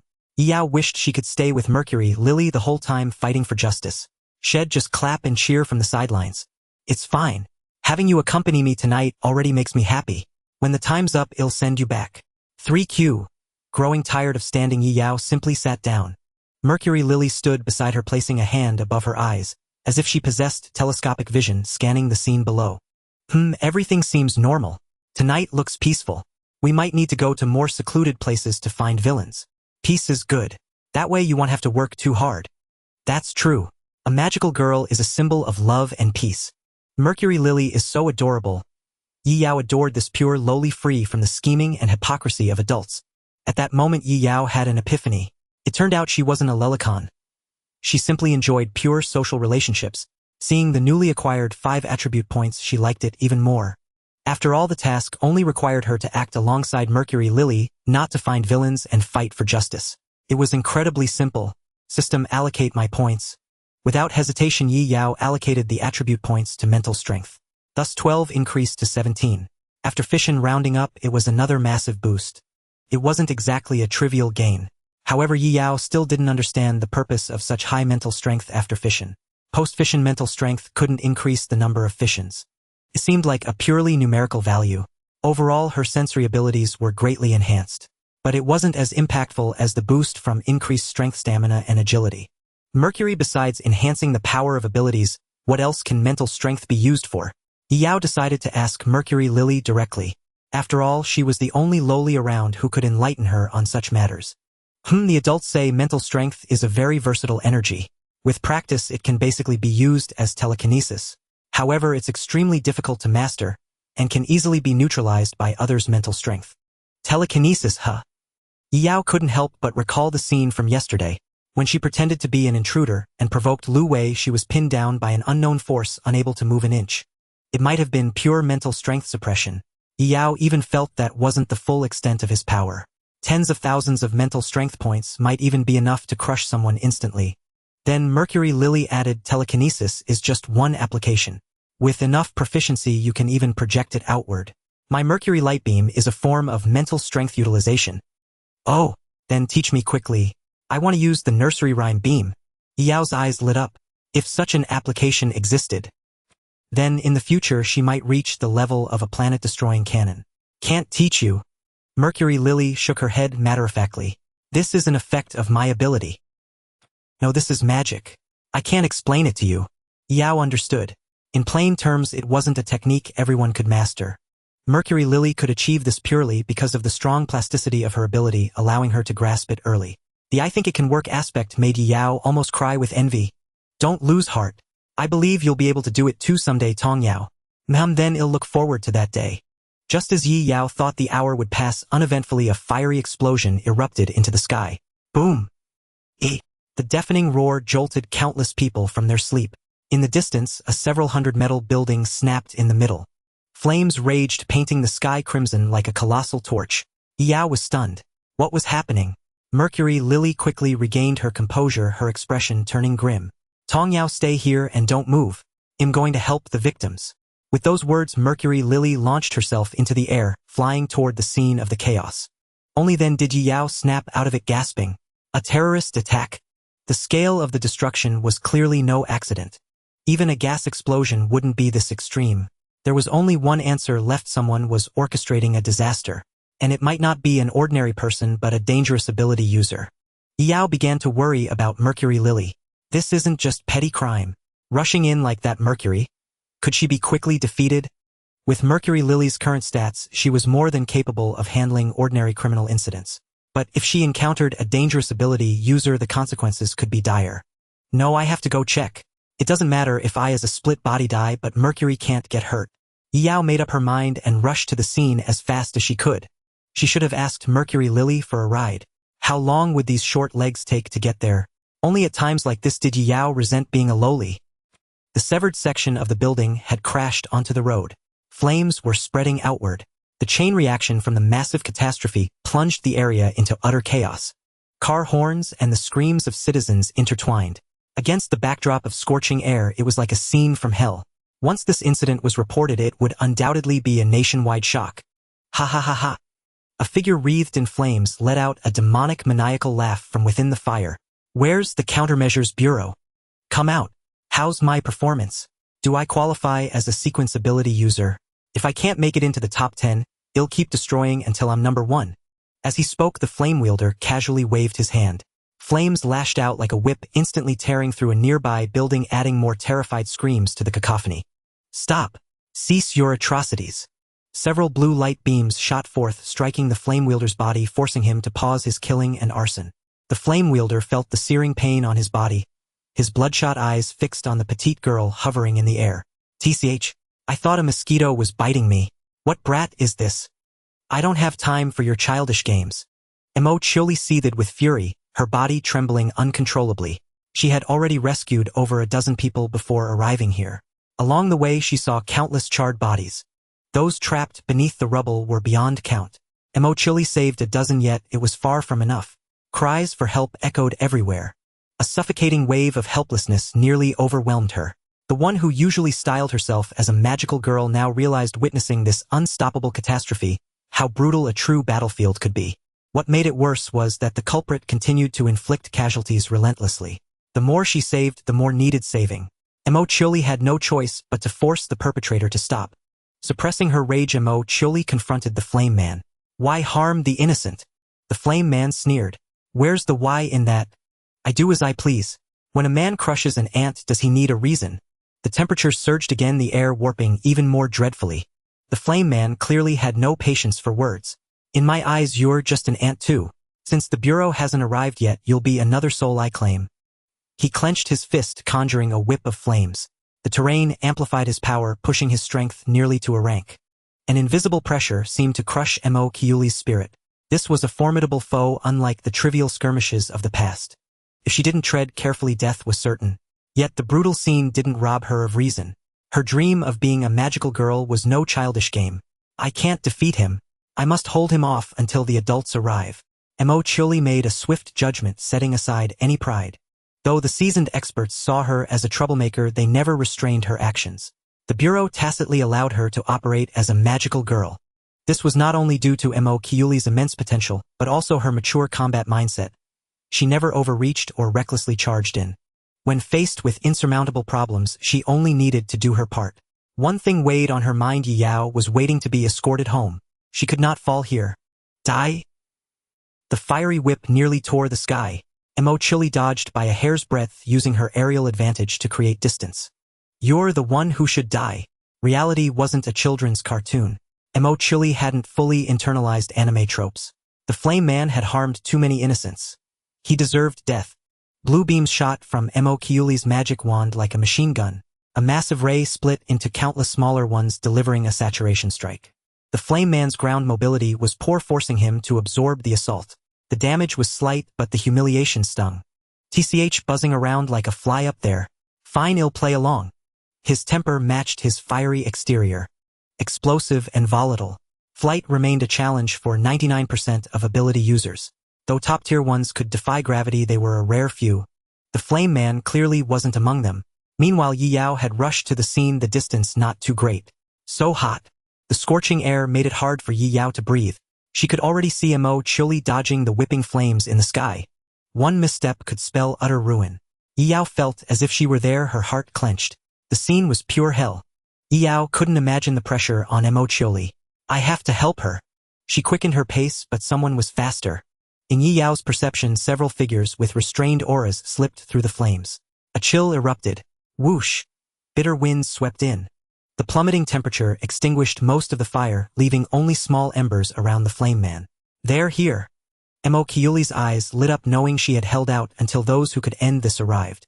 But she made a mistake. She lost focus in battle. A blazing whip arced upward. Snapping back, she summoned the Mercury model to block the strike. Yet the whip carried terrifying force.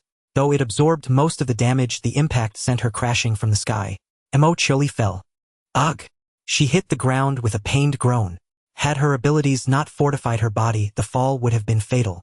While I can still move. Gritting her teeth against the pain, she tried to rise, but a scorching figure loomed before her, a charged fireball poised in his palm. Yet the Flame Man didn't strike immediately. Instead, he threatened the closing authorities. Take one more step and she dies.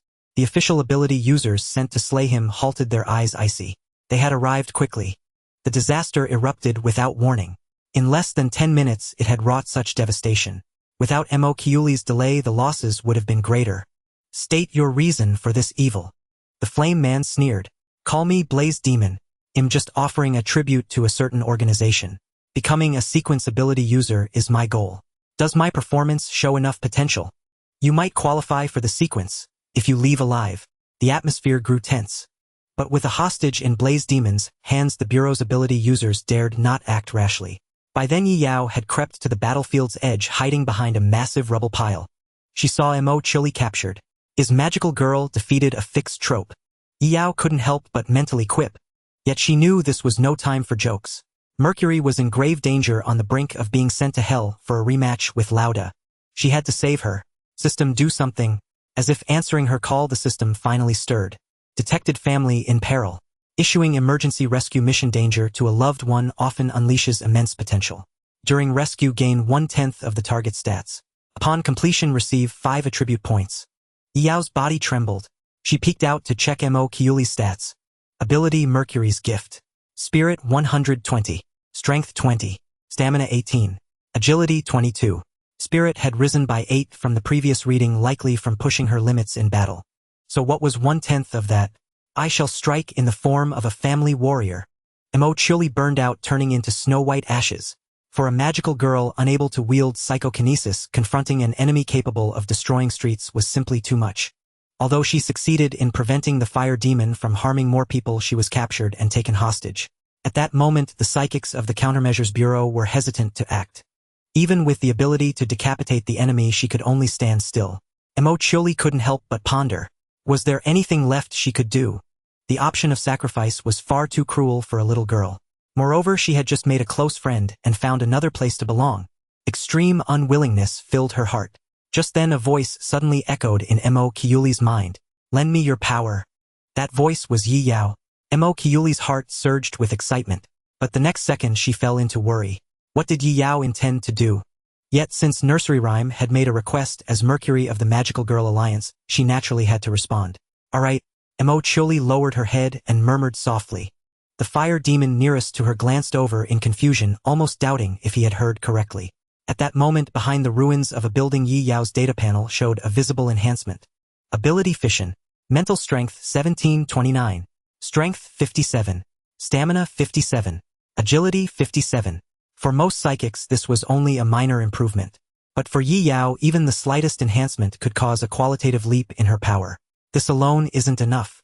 I must learn new attack methods. At such a critical moment, she could no longer afford to be dazed. Only by thinking could she save the defeated magical girl. Yi Yao recalled what Emo Chili had said earlier. Mental strength was a versatile energy not limited to just using abilities. A few individuals could freely channel mental strength for pure attacks. Yi Yao wanted to achieve that to maximize the use of her sheer stats. Mercury can do it with her ability's plasticity. There's no reason I, who is destined to destroy the world, can't. It was time to push herself. Just like that time when she wrote 20,000 words in a single day on a novel deadline. As long as she gave up the idea of slacking off, everything would improve. Yi Yao's eyes blazed with the fire of full effort. It was like the state of facing death hidden when an author's deadline countdown began.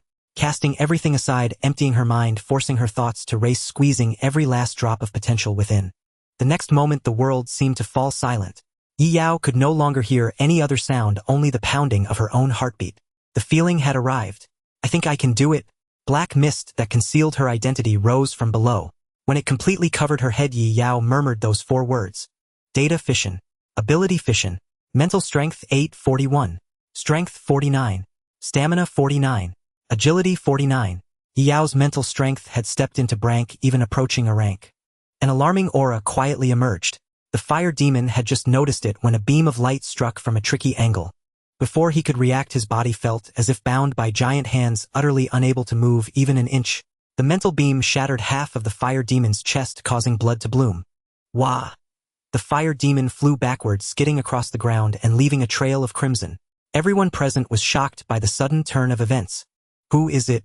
A figure shrouded in black mist stood atop a broken high wall. Though the face and eyes were invisible, the psychics all felt a gaze sweep over them. This was an expert, and likely not affiliated with the Abnormal Disaster Countermeasures Bureau. Freed from danger, Emo Chili stared blankly at the figure, hardly daring to believe it. Knowing some inside information, she had already guessed the newcomer's identity. Could this be Nursery Rhyme? At that moment, Yi Yao was also slightly dazed. She had done it, using telekinetic force to restrain the fire demon, then launching a surprise attack with a beam. If she hadn't experienced Lu Weiss mental pressure, Yi Yao might not have so easily grasped this technique. As long as her mental strength surpassed the target, she could suppress them completely. This fire demon had been overbearing in the fire scene. But after the Countermeasures Bureau psychics extinguished the flames, his aura drastically diminished. It was easy to imagine how low his true mental strength level was. At most, it was just at the start of rank, boosted to near a rank by the fire scene. Now Yi Yao's mental strength was 841, a genuine strong rank. Suppressing a weak rank with mental force was almost effortless. Cough! The fire demon was not yet dead. His formidable vitality kept him clinging to life. He glared at the dark figure, his eyes full of unwillingness. Who are you, sir? Why do you obstruct me? Skulking like this, you can't possibly be from their side. What benefit does this bring you? Not only him, but the Countermeasures Bureau psychics also shared this thought. Those who hid their faces were usually unstable elements, especially someone as unfathomable as this. They had already recognized the mysterious person's attack method. It was a pure application of mental strength. This was an advanced technique that even some rank psychics might not have mastered. To use it skillfully required at least 100 battles. Those who could achieve this were invariably pillars of the Countermeasures Bureau. The strongest modern psychic Lu Wei was a prime example. Yao did not answer the fire demon. She was using her super brain to think. After the split body used numerical fission, it was destined to last only a short while. She had to use this limited time to resolve the problem perfectly. At the very least, she needed to fabricate a reason for intervening. She absolutely could not let herself be linked to Emochioli. The fire demon was driven nearly mad by Yi Yao's cold silence. Success had been within reach only to be ruined by a stranger jumping out. Such a stark contrast made it impossible for him to calm down. I have no enmity with you. Why do you obstruct me? Once I become a sequence psychic, I can formally join that organization. If you kill me, you will never escape their pursuit. If not for the mental pressure still weighing on him, the fire demon would have long erupted in a final burst despite his severe injuries. Yao finally reacted. An indifferent voice reached everyone's ears. Sequence psychic, what rank are you to be compared with me? These words undoubtedly revealed a wealth of information. The Countermeasures Bureau's psychics became highly alert. To speak like that, this mysterious person was likely a recorded sequence psychic. Every sequence psychic was extremely dangerous. Leaving aside those still under control, the sequence psychics active in the field were all troublesome figures that gave the Countermeasures Bureau headaches. This sudden mysterious person might be one of them. Just thinking of being compared to a scum of your level disgusts me. Trash like you deserves to die. The duration of the split body was about to end. To prevent Emochioli from being endangered again, Yi Yao launched her final attack before leaving. Stop. The Countermeasures Bureau's psychics tried to intervene, but the mentally potent beam had already pierced through the fire demon's head. The kill was instantaneous. The psychics of the Countermeasures Bureau, unable to stop it, looked regretful. He had been in a capturable state. Taking him back for interrogation to squeeze out the last bit of value before execution would have been better. Now the person to confront had changed to another heavyweight and unidentified high-risk sequence psychic. Yi Yao had no intention of getting entangled with these superpowered agents from the Countermeasure Bureau. If her identity were discovered and that numerical monstrosity of a father were tackled to, she would be in deep trouble. Yi Yao currently lacked the capability to enact a Frostmourner-level plot. Rescue mission complete. Rewarded 5 attribute points. Bond with Emochioli deepened. Excellent. The necessary tasks were mostly done. Mercury, covered in wounds, looked rather pitiful. Yet Yi Yao couldn't go over to show concern. As long as her life was no longer in danger, that was enough. As for the agents of the Countermeasure Bureau, they watched with bated breath yet refrained from action, likely awaiting reinforcements. Soon some formidable experts they couldn't handle might arrive. Heh! Yi Yao found it amusing that the Countermeasure Bureau agents would fail to capture her, right under everyone's watchful eyes. Yi Yao let her split body dissipate, executing a bizarre case of a vanishing person. The agent's expressions shifted. Find her. Can't find her. Her aura has completely vanished. Forget it, report it as is. Let the intelligence division handle the headache. Prioritize rescue. The agents dispersed. Some went to retrieve the fire demon's corpse, others to rescue innocent civilians. One agent approached Emochioli. After an initial examination of the girl, he visibly relaxed. Minor injuries. A colleague skilled in healing can treat her. Who shall be mobile by tomorrow. Thank you. Emochioli seemed listless, which others deemed normal. It was understandable for a young girl to be shaken after such an ordeal. No one suspected her connection to the mysterious figure. Emochioli, however, pondered, how was Yi Yao so formidable? Weren't they supposed to be the one needing protection, soft and delicate? That overwhelming destructive power was even more captivating than a magical girl. Indeed, Yi Yao was perfect for the role. Emochioli couldn't wait to see her tomorrow. Yi Yao awoke in bed, staring blankly at the ceiling with wide eyes. I killed someone. Yet Yi Yao felt nothing. Perhaps it was due to the countless lives she had witnessed consumed by the fire along the way. This process had already ignited a blazing fury within Yi Yao. Her choice to slay the fire demon was in part to exact vengeance for those victims. Well, since I can now destroy the world, killing one villain shouldn't be a big deal. If the higher-ups of the Countermeasure Bureau knew, they would undoubtedly approve wholeheartedly. What? A world-ending being, when angered, only kills a deserving evildoer instead of succumbing to misanthropy and destroying the world. That's great. Of course, Yi Yao thought it best they remain unaware. Who knew if someone might take the issue to the other extreme, like if she kills today, she'll destroy the world tomorrow. Time to sleep. I won't let a villain ruin my good mood. Slacking off once feels great. Slacking off always feels even better. Yao proclaimed her life motto and drifted blissfully into slumber. Sending a piece of trash to hell wouldn't affect her sleep quality probably. The next day, Yao rose early and immediately checked her status panel. Spirit 18. The boost from a tenth of Mo Kyuli's power had faded. Yet it had increased slightly compared to before. This was a pleasant surprise for Yao. It must be due to mastering the use of spiritual energy yesterday. Then Yao added the 5 spirit points rewarded from the rescue mission. Her spirit stat thus rose from 18 to 23. A tremendous leap, considering Yao had only awakened her powers 2 days ago. Reaching such a level without cultivation was already astonishing. A second fission is within reach. Yao changed clothes and headed to the living room. As usual, a mysterious newspaper-reading man sat on the sofa. He seemed to respawn every morning. Good morning. Yao obediently greeted him. Lu Wei responded indifferently, his eyes fixed on the paper. Yao guessed yesterday's incident would be reported. Such a heinous event with its undeniable commotion couldn't be concealed. A massive storm was likely brewing online. As one of the parties involved, Yao had no intention of bringing it up proactively, to avoid raising suspicion. Fortunately, Lu Wei seemed disinclined to discuss it. After a quick wash, Yao grabbed breakfast and returned to her room. If Lu Wei had been there yesterday, would the situation have been less dire? Yao mused while eating her cheeks stuffed full like a chipmunk monarch. The answer was undeniable. The system had called him the strongest superpowered being. He could definitely have one-shotted the fire demon. Unfortunately, the scene was too far away. To avoid detection by Lu Wei, Yao had even asked Mo Chili to fly her further away. Wait, with Lu Wei's stats, couldn't he have reached the scene instantly? Recalling Lu Wei's uncanny way of appearing, Yao found it plausible. Yet in the end he never showed. Yao could only think of one reason. Because of me. Her expression turned odd. The first time she used fission, she pretended to be an invader and provoked him. Then the second time she detected an anomaly in the park. An illusion of evil forces coveting world-ending power. Lu Wei surely wouldn't dare stray far. Even with his speed, he couldn't guarantee a timely return. The prophesied world-ending girl was the top priority. Am I that impressive? I managed to keep a numerical monstrosity glued to my side. Yao muttered softly, finding it somewhat excessive. If only I had invincible power too.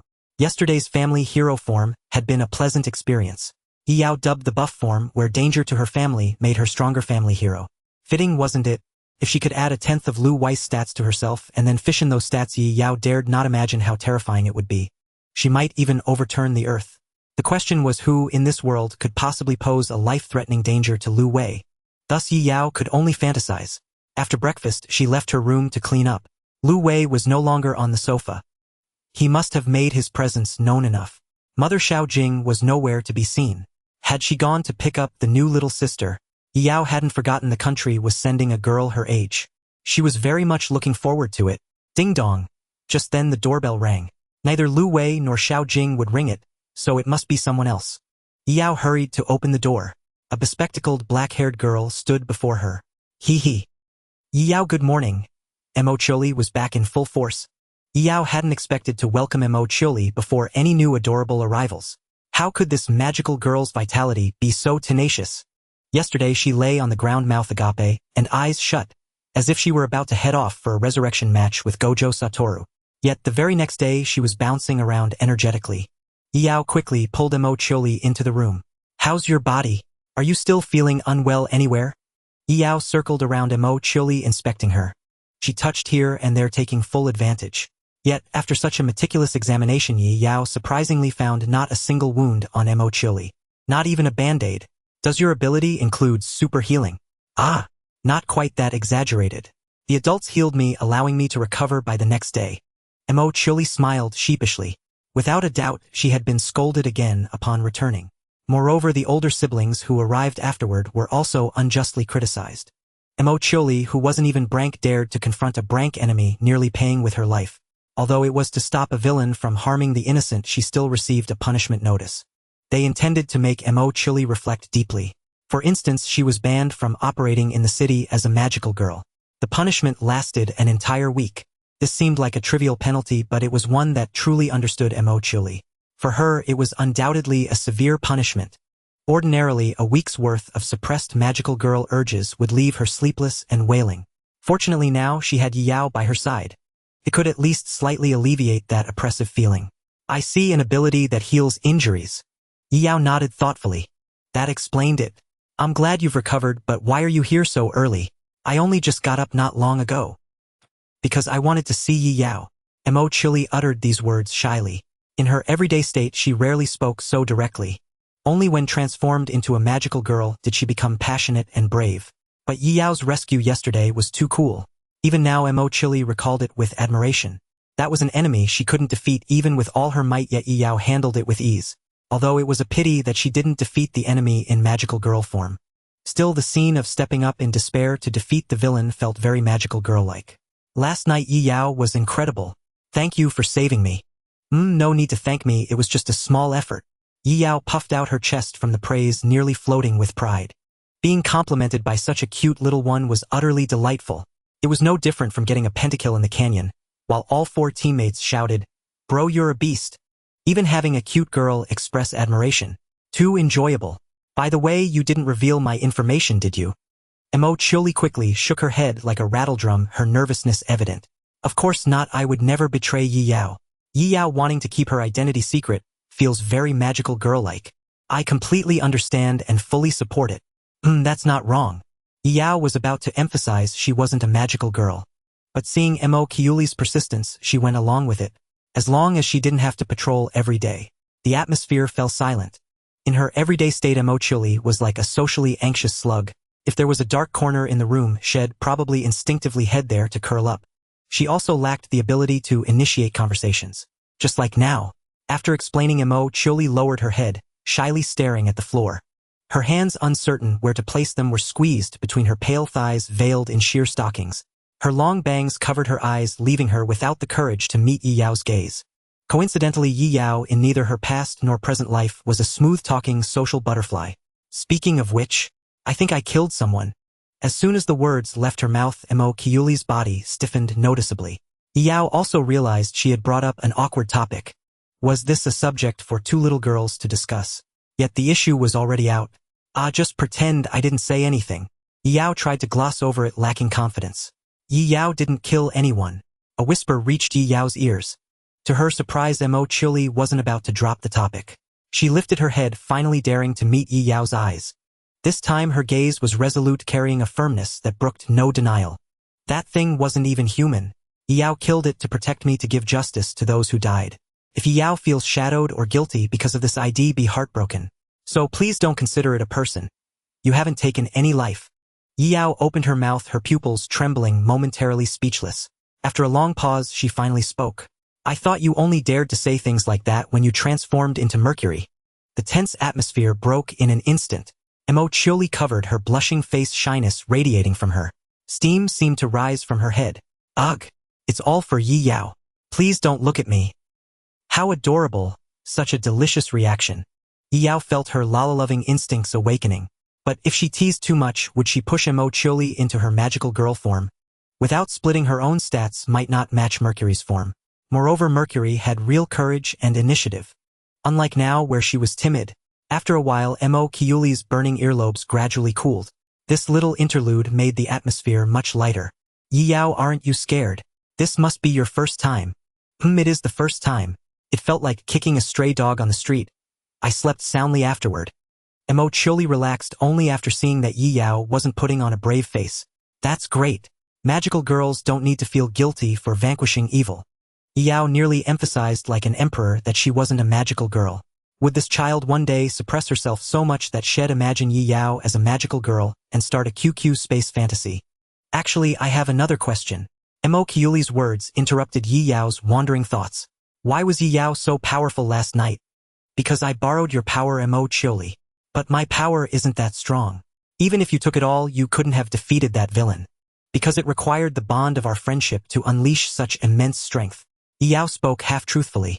Scrutinizing it, there was nothing wrong. Mo Chili quickly grasped it. So it's the power of love and bonds between magical girls. Indeed, magical girls have infinite possibilities. Ah, right, exactly.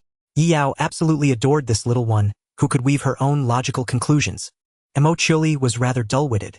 She had no intention of getting to the bottom of things. A normal person upon learning this would have long since connected it to Yi Yao's ability. Instead, she only associated it with the concept of magical girls. This child might truly be a born magical girl. Yi Yao couldn't help but glance at the label the system had assigned to Emocholi. Innate magical girl, Saint Body Mercury's spokesperson. Good heavens. Even the system acknowledges you as a magical girl. Emocholi, you lowly should be transported to another setting. Your purity is too high. Do you want to watch a magical girl anime now? Yes, I want to watch it with Yi Yao. It was indeed cruel to be unable to transform into a magical girl and dispense justice for a whole week. But with Yi Yao's company, it was no problem at all. Yi Yao turned on the computer ready to play the anime. She had bought such a high-performance machine but had never tested its capabilities. She basically only used it to watch anime, which was like using a sledgehammer to crack a nut. Originally, she had planned to download some major games to test it out. But Emocholi's arrival had disrupted Yi Yao's plans. As things stood, she could only invite the lurking technicians to suffer through it with her. For them, watching this childish stuff must have been a form of torture, right? Little did she know some people were actually into it. They were thoroughly enjoying themselves. Better than Milk Dragon. Indeed.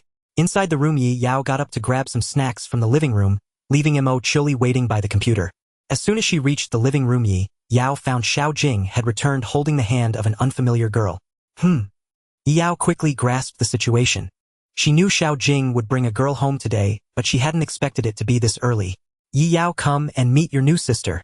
She'll be staying with us for a while. Get along well. Yi Yao blinked, sizing up the girl beside Xiao Jing. The girl had shoulder-length short hair, and her striking red eyes were captivating. Her figure was petite. Even standing on tiptoes, she would probably only be as tall as Yi Yao. Her chubby-cheeked face was so fair and tender it seemed it could be pinched to yield water. Overall, she was as sweet and tempting as a little apple. Her temperament was serene and gentle.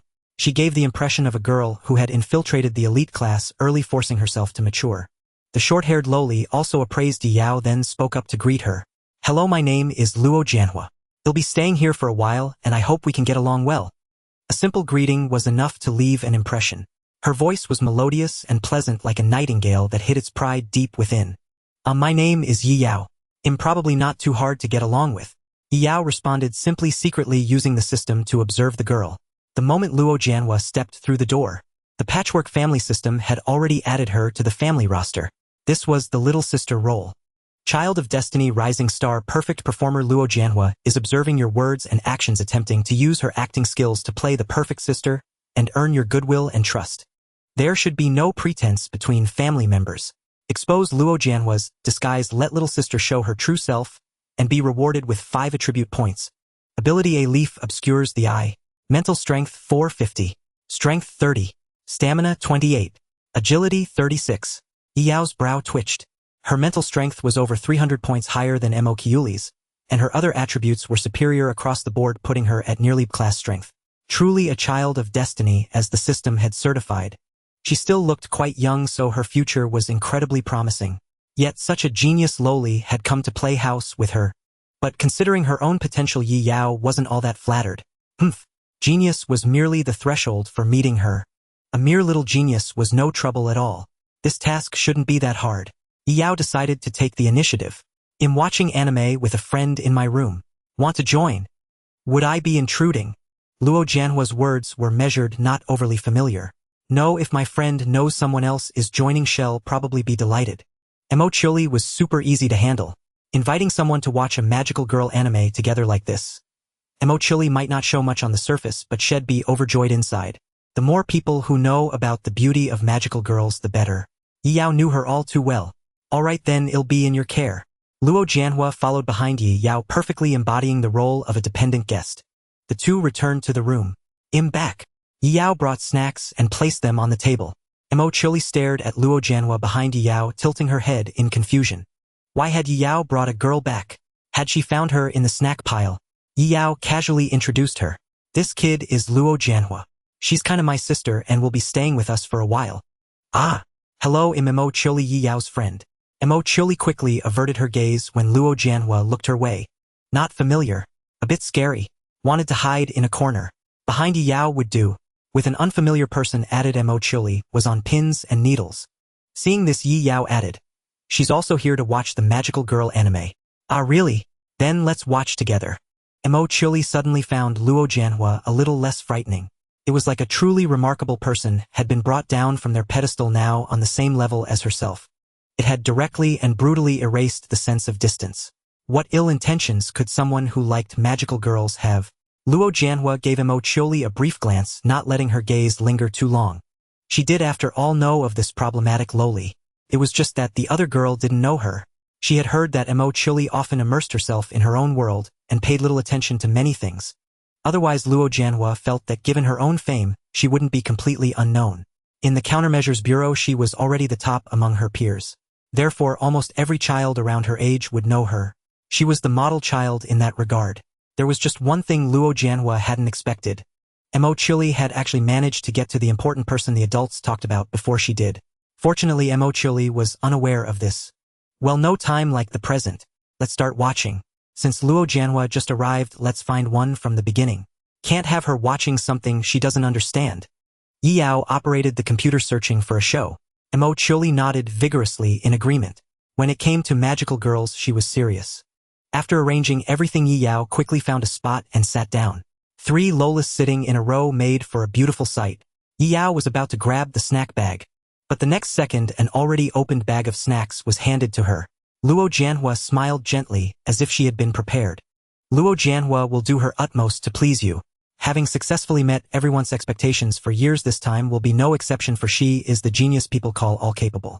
Yi Yao felt a slight urge to lean back in awe. A maid-type little sister. How interesting. Yi Yao felt as if she had already begun to live like an emperor. When hungry, a little loli would feed her snacks. When thirsty, a drink would immediately be handed to her. Luo Jianhua's service was exceptionally thorough, attending to Yi Yao's every need with meticulous care. It was not without reason that she was defined as a maid-type little sister. Yi Yao was initially a bit unaccustomed to it, but soon under this onslaught of attention, she gave in and let herself go. After all, the little genius loli was trying so hard. What reason did Yi Yao have to refuse? If she showed any sign of rejection, it would probably make Luo Jianhua feel disappointed. Yi Yao thought she was still too soft-hearted. She would wait until Mo Chili went back before properly studying the new family dynamics. Unlike Yi Yao, who was currently enjoying the Lola service, Mo Chili was staring intently at the images playing on the computer screen. Her petite body leaned forward, slightly watching with utmost seriousness. She was completely oblivious to the antics the other 2 girls were up to. Magical girls were just too captivating. She simply couldn't look away. Her mind was filled solely with a longing for magical girls. Yi Yao found this quite adorable. A loli with a sparkle in her eyes was truly the most heart-stirring. Yi Yao even felt tempted to try on a magical girl costume just to see Mo Chili's reaction. The scene might turn out to be very amusing. Unfortunately, there was no such costume in the wardrobe. Yi Yao couldn't help but glance at Luo Jianhua beside her. This loli had not focused on the screen at all. Clearly, she was not interested in the magical girl anime. Watching it together was merely a way to cater to the interest and incidentally create an opportunity to deepen their bond. Yi Yao could practically see the entire plan unfolding from atop Luo Jianhua's head. Luo Jianhua planned to wait until Mo Chili left, then find an opportunity to reveal her identity as an esper, creating a shared topic with you. During this time, they would naturally exchange information about their respective abilities. So this was her game. Yi Yao found it very interesting. Playing a battle of wits with a loli was quite entertaining. The only problem was figuring out how to obtain the 5 attribute points from Luo Jianhua. The system said there should be no pretense among family members. This meant that everything Luo Jianhua was showing now was a facade. Expose her true side and make the act become reality. Yi Yao thought that was probably the right interpretation. This meant she would have to use the system to thoroughly pry into Luo Jianhua's secrets. One might not be able to know a person deeply upon first meeting. But sorry, Yi Yao had an invincible system. It was no different from having a few dialogue options pop up when talking to a girl. The Gal Game domain expert was about to strike. Progress would be made by nightfall. Meanwhile, Lu Wei and a few others were next door discussing issues related to yesterday's situation. That guy who called himself the Flame Demon said he wanted to become a sequence esper to join some organization. The organization he mentioned is undoubtedly composed of sequence espers. Those dangerous individuals have actually banded together. It's a real headache. What was even more troubling was that they used becoming a sequence esper as the standard for joining. It was as if they held the National Anomaly Countermeasures Bureau in utter contempt. Everyone knew that the Bureau designated sequence espers merely as markers for dangerous individuals. It also served the purpose of a wanted number. If that mysterious organization really used the standard to test the strength of new members, it would undoubtedly increase the workload for the Countermeasures Bureau, because some people might actually cause destruction everywhere to obtain a sequence number and join that organization. Just like the Flame Demon last night, to get a sequence number, he wreaked havoc in the city center. Dozens of lives were lost just like that. There would only be more, not fewer, of these madmen. Fortunately, the Flame Demon had been slain, or the pressure on the Countermeasures Bureau would be even greater. But there was one issue they couldn't ignore. The one who killed the Flame Demon was not an Esper from the Countermeasures Bureau, but someone else. From the footage sent back from the scene, it was a figure completely shrouded in black mist. It was impossible to discern height or gender, let alone any specific information. The only clue available was the words spoken by this person. This person is very mysterious and seems to despise people like the Flame Demon. Based on this person's contemptuous tone, they also appear to be a sequence Esper. Is there such a person among the recorded sequence Espers? Unclear. Covered so tightly, who can tell who this is? The person might not be a recorded sequence Esper, saying that could be a ruse to mislead. Lu Wei did not join the heated discussion, but instead stared at the footage from the scene. The figure wreathed in black mist was truly memorable. It hadn't been that long ago, so of course he couldn't forget it. I killed a being with similar characteristics the night before last. I'm not sure if it's the same person in the footage. As soon as Lu Wei said this, the expressions of those present turned serious. Lu Wei generally never left this residential area. If he personally took action to eliminate a target, it meant that target was coveting something within the area. Could it really be the same person?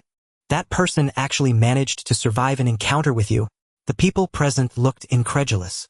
They couldn't imagine any enemy surviving under Lu Wei's all-encompassing suppression. Given Lu Wei's extraordinarily formidable mental strength, anyone before him might be unable to use their abilities stably. No matter how bizarre the effect of an ability, if it can't be used, it's as good as nothing. Tisk, if it really is the same person, that would be quite troublesome. The crowd clicked their tongues, sensing trouble. Lu Wei had mentioned that the mysterious person had brought up the title of Sequence 001. This indicated that the mysterious person coveted Sequence 001 and even knew what it represented. Being able to escape alive from Lu Wei meant this person was an extremely formidable opponent. This was undoubtedly bad news. Is this person from an organization of Sequence Espers? Then why the internal conflict? What's the benefit of killing a prospective member? It could be internal strife. Terrorist organizations don't have strict discipline. Strength is everything. That makes a lot of sense. With their membership criteria, they might want to recruit everyone who qualifies. If that's the case, they might even infiltrate this area to try and seize Sequence 001. Lu Wei's reputation was indeed a powerful deterrent. Any malevolent Esper dared not cause trouble in places where Lu Wei was known to be active. If the Flame Demon had known Lu Wei was on a secret mission in this city, he probably wouldn't have dared to have any ideas. However, no one knew if this deterrent would work on that mysterious organization. Regardless, the power of destruction must never fall into their hands. Lu Wei, the safety of Sequence 001 depends on you. Lu Wei nodded. This was precisely his duty. Any sneaky Esper who came would be killed. The reputation of the strongest in the modern era was forged through slaughter. Furthermore, we cannot sit idly by. We must proactively contact the mysterious organization the Flame Demon mentioned, understand their goals, and thwart their schemes. I have an idea. Since only Sequence Espers can join that organization, why don't we create a Sequence Esper who answers to us, and wait for them to come knocking? An undercover plan. That's a good suggestion. It's worth a try. Yi Yao was unaware that she had already been branded as a member of a terrorist organization. Even if she knew, she couldn't exactly cry foul. Right now, she was far more interested in matching wits with a little girl. Luo Jianhua was incredibly adorable. Her status as a gifted psychic added an extra layer of charm to her. Teasing her would undoubtedly be a great deal of fun. Unfortunately, now was not the time. Without any emotional foundation, such pranks would only make her seem like a creepy loli. Playing along with Luo Jianhua for a while longer wasn't a bad idea. It didn't interfere with her slacking off and served as pleasant entertainment. I'll head back now. See you tomorrow. It wasn't until evening that Mo Chioli prepared to go home. Unfortunately, she couldn't operate in the city as a magical girl for a whole week. Otherwise, Mo Chioli would have transformed into a magical girl at night to invite Yao on patrol. The Mercury Loli had ultimately crashed. It would still be a week before she could make a comeback. Lu Wei was absent again during dinner. He only appeared in the mornings. Yi Yao couldn't observe the situation to further understand the country's real-time decisions. Xiao Jing was also a national agent. but her mind was entirely consumed by the joy of raising a daughter. How could she remember her identity and mission? Just watching her, Yi Yao felt overwhelmed by the thick maternal love. This was something Yi Yao couldn't bring herself to dislike. Sending Xiao Jing to be the mother was arguably the wisest decision. Even the most sensitive child probably couldn't find anything wrong. Who would have thought that Ms. Xiao Jing, who was obsessed with raising a daughter and showering her with affection, was actually an rank psychic? Her mental strength of over 1,000 was even more formidable than that flame demon. Then she glanced at Luo Jianhua, who was quietly eating beside her. Luo Jianhua is observing your preferences, judging your favorite foods based on what you pick up, and how often, planning to remember them and secretly cook for you. Good heavens, Lord Luo Jianhua. If Yi Yao hadn't known this girl had ulterior motives, she might have been touched. This family was truly a den of hidden talents. I'm going to take a shower. Yi Yao put down her chopsticks, ready to wash up. Mo Chioli had gone home. Now her supercomputer could finally be put to real use. If she didn't download a few major titles to max out the settings and torture the graphics card and CPU, wouldn't buying this computer have been a waste? Sister, can I join you? Luo Jianhua's voice sounded from behind. Huh? A question mark popped up over Yi Yao's head. Luo Jianhua had also finished eating and planned to bathe with Yi Yao. For her, this was another opportunity to build affection and trust. Mere closeness wasn't enough. To complete the mission, they needed to reach a point where no secrets were kept. That was what those adults expected of her.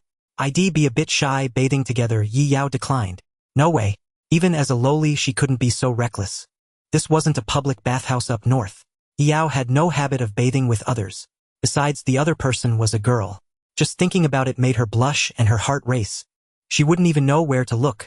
Better to stick with her own FISSION clone. We're both girls, why be shy? Luo Jianhua clearly didn't want to give up this chance. Well, it's not about being a girl or not. Yi Yao didn't know how to explain. She couldn't exactly say she wanted private space to take off as a pilot, could she?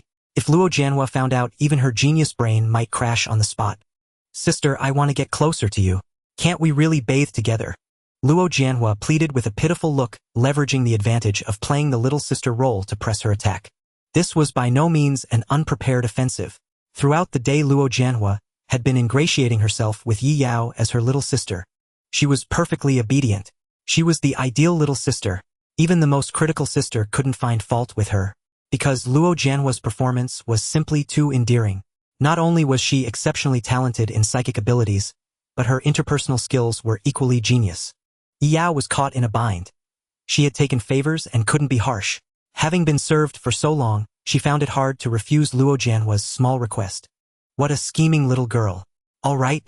Yi Yao had no choice but to agree. This turn of events wasn't a loss for her. In fact, she was gaining a lot. Xiao Jing, who was watching with great interest, saw this as a golden opportunity. Can mommy join too? No, absolutely not, mommy. Yi Yao refused, decisively, leaving no room for negotiation. Luo Jianhua was one thing, but what was a grown-up big sister butting in for? At least Luo Jianhua had a legitimate reason. Xiao Jing's intentions for sneaking in were too frightening to even imagine. Yi Yao could predict the scene without even looking at her thoughts. This super daughter-obsessed woman, rejecting me so firmly. Mommy is so hurt. Whining won't work either. Mommy isn't as cute as your little sister. Maybe when there's another attribute point task. Yi Yao was very practical. A mommy who couldn't give attribute points was a direct rejection. Yi Yao took Luo Jianhua's hand and ran off, not giving Xiao Jing a chance to fish in troubled waters. Xiao Jing sighed softly, a hint of regret in her murmur. Jianhua's plan seems to be going smoothly. Yi Yao seems to like her. But can this really develop into a true family? Luo Jianhua had come with a mission. She was definitely not investing real feelings like herself. Moreover, Xiao Jing could see that Luo Jianhua had already accumulated too much pressure. Was Luo Jianhua truly living for herself now? Xiao Jing hoped she could use this opportunity to escape the high-pressure environment and find relief in this makeshift family. Yi Yao led Luo Jianhua back to her room to get a change of clothes. You just got here and don't have enough clothes, so wear mine for now. Yi Yao opened the wardrobe to pick out underwear. Their figures were about the same, so it didn't matter what she wore. But every time she chose these cute undergarments, she couldn't shake the feeling that she was a pervert. I'll do whatever you say. Luo Jianhua stood quietly behind her, a glimmer of contemplation in her eyes. The plan was progressing smoothly. Yi Yao was very easy to get along with. She wasn't as withdrawn as those adults claimed. On the contrary, she gave off a mature vibe. The peers Luo Jianhua usually interacted with were mostly competitive types. Both boys and girls focused their attention on her vying for the top genius spot. Luo Jianhua found it all very childish. At the same time, she accumulated stress every day. But coming here had greatly alleviated Luo Jianhua's psychological pressure. After all, before arriving, she had been told this was a daunting mission. Only she could possibly complete it. No one else could. Bearing the reputation of a genius also came with immense expectations. So Luo Jianhua chose to take on this task, to get close to a genius even more brilliant than herself. Yi Yao was someone who could destroy the world, and her future achievements would surpass even Lu Weiss. In front of her, Luo Jianhua willingly set aside all pride of being a genius. She would give her all to become Yi Yao's most beloved little sister. Just then Yi Yao picked out the clothes and placed them in Luo Jianhua's hands, gently patting her shoulder. Relax a bit. I don't need a perfectly obedient little sister. Ha! Luo Jianhua was a little flustered. Luo Jianhua was momentarily flustered. She had no idea what she had done wrong to make Yi Yao utter those 3 words, I don't need you. I'm sorry, please forgive me. Apologizing was Luo Jianhua's first instinct. Yi Yao's expression twisted into one of bewilderment. Why apologize? You haven't done anything wrong. I don't know. I just felt like I made you unhappy. Oh no. I've become the villainous, lowly supporting character. Yi Yao felt as if the sky were collapsing. Why did it feel like she was bullying an innocent little girl? Her gaze fell upon Luo Jianhua's head. Lines of text materialized in the air. She was actually replaying every action from today, analyzing where she might have displeased Yi Yao. At that moment, Luo Jianhua's heart was filled with anxiety. Was she about to disappoint others? To have failed such an important mission entrusted to her? The mere thought of this outcome made Luo Jianhua feel suffocated. Yi Yao's mouth twitched. She never imagined that a casual remark would cause Luo Jianhua to overthink so much. Was this how a genius lawless mind worked? The pressure was immense. Yi Yao opened her mouth to speak, then closed it, hesitating in silence for a moment. 1,000 words condensed into a single action. Yi Yao placed a hand on Luo Jianhua's head and gently stroked it. I'm not unhappy. On the contrary, I really like you, so don't let your mind wander. Ah! Feeling the gentle motion and warmth on her head, Luo Jianhua's rapidly spinning thoughts shattered instantly. All her unease vanished under that gesture. Come on, let's go bathe. But first promise to wrap yourself in a towel, or you'll find it hard to concentrate. Luo Jianhua didn't know what to think. The immense emotional whiplash briefly robbed her of her ability to reason. She could only nod mechanically at Yi Yao's words. Yi Yao finally understood. So this lowly was also a hidden problem child. She and that certain Mercury lowly were 2 peas in a pod. It was just that Luo Jianhua's aura was too grand and her abilities too formidable, allowing her to conceal it well. That was why she hadn't shown any obvious issues. Now entrusted with an important mission, and arriving here, she bore a burden far heavier than before. Crowned with the reputation of a genius new star, she naturally didn't want to disappoint any expectations. Therefore, Luo Jianhua was extremely demanding of herself. She felt this mission had to be completed. Sensing this, Yi Yao inwardly complained. Couldn't the country have sent at least one normal lowly? A carefree, thick-skinned lowly might have been quickly recruited to slack off together. Her place wasn't a shelter for problem children. Yi Yao could only take Luo Jianhua's hand and lead her to the bathroom.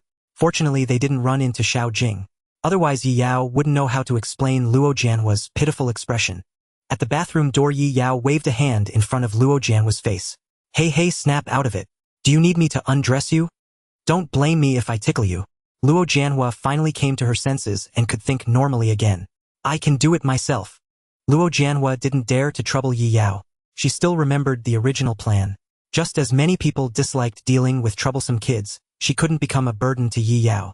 Once labeled as someone in need of care, she would likely be considered a nuisance. Thus, she had to demonstrate her independence. Seeing Luo Jianhua's thoughts, Yi Yao felt a pang of pity. Such a humble genius lowly. Didn't this make her look like a bully? If this continued, her conscience would start to ache. She had to be properly disciplined. Luo Jianhua quickly shed her clothes, only to have a white towel thrown over her head the next second. Clutching the towel to her chest, Luo Jianhua stared bewildered at the completely naked Yi Yao. Don't you need one? No. I'd be shy seeing other girls' bodies, but I don't mind being seen. Yi Yao stood with her hands on her hips, chest puffed out. Even though she had lost the equipment to pilot a plane, this was still a body she was proud of. Being seen by another lowly was no big deal. It wasn't like she was losing anything. Is that so? Luo Jianhua suppressed her urge to retort. What a strange way of thinking. They were both girls. And it was a bit unfair. Luo Jianhua didn't voice her thoughts. But Yi Yao saw them. Luo Jianhua thinks it's a bit unfair or rather not equal. Yi Yao. Just a single sentence. And Luo Jianhua's genius little mind had already conjured up a whole story. What did she mean by only making her wrap a towel signified that Yi Yao hadn't fully accepted her as a sister? Damn it. Yi Yao was angry. Her painstakingly maintained mature adult mindset was being interpreted as such a harsh and narrow-minded thought. The world was forcing a good lowly to turn bad. Yi Yao bared her teeth and snatched away Luo Jianhua's towel. Since you don't like it, then forget it. Luo Jianhua's heart was uneasy. Have I made you angry again? I'm sorry. This time Yi Yao didn't deny it. Instead, she offered a statement that made Luo Jianhua breathe a sigh of relief. Yes, I'm angry. So you have to wash my hair and scrub my back.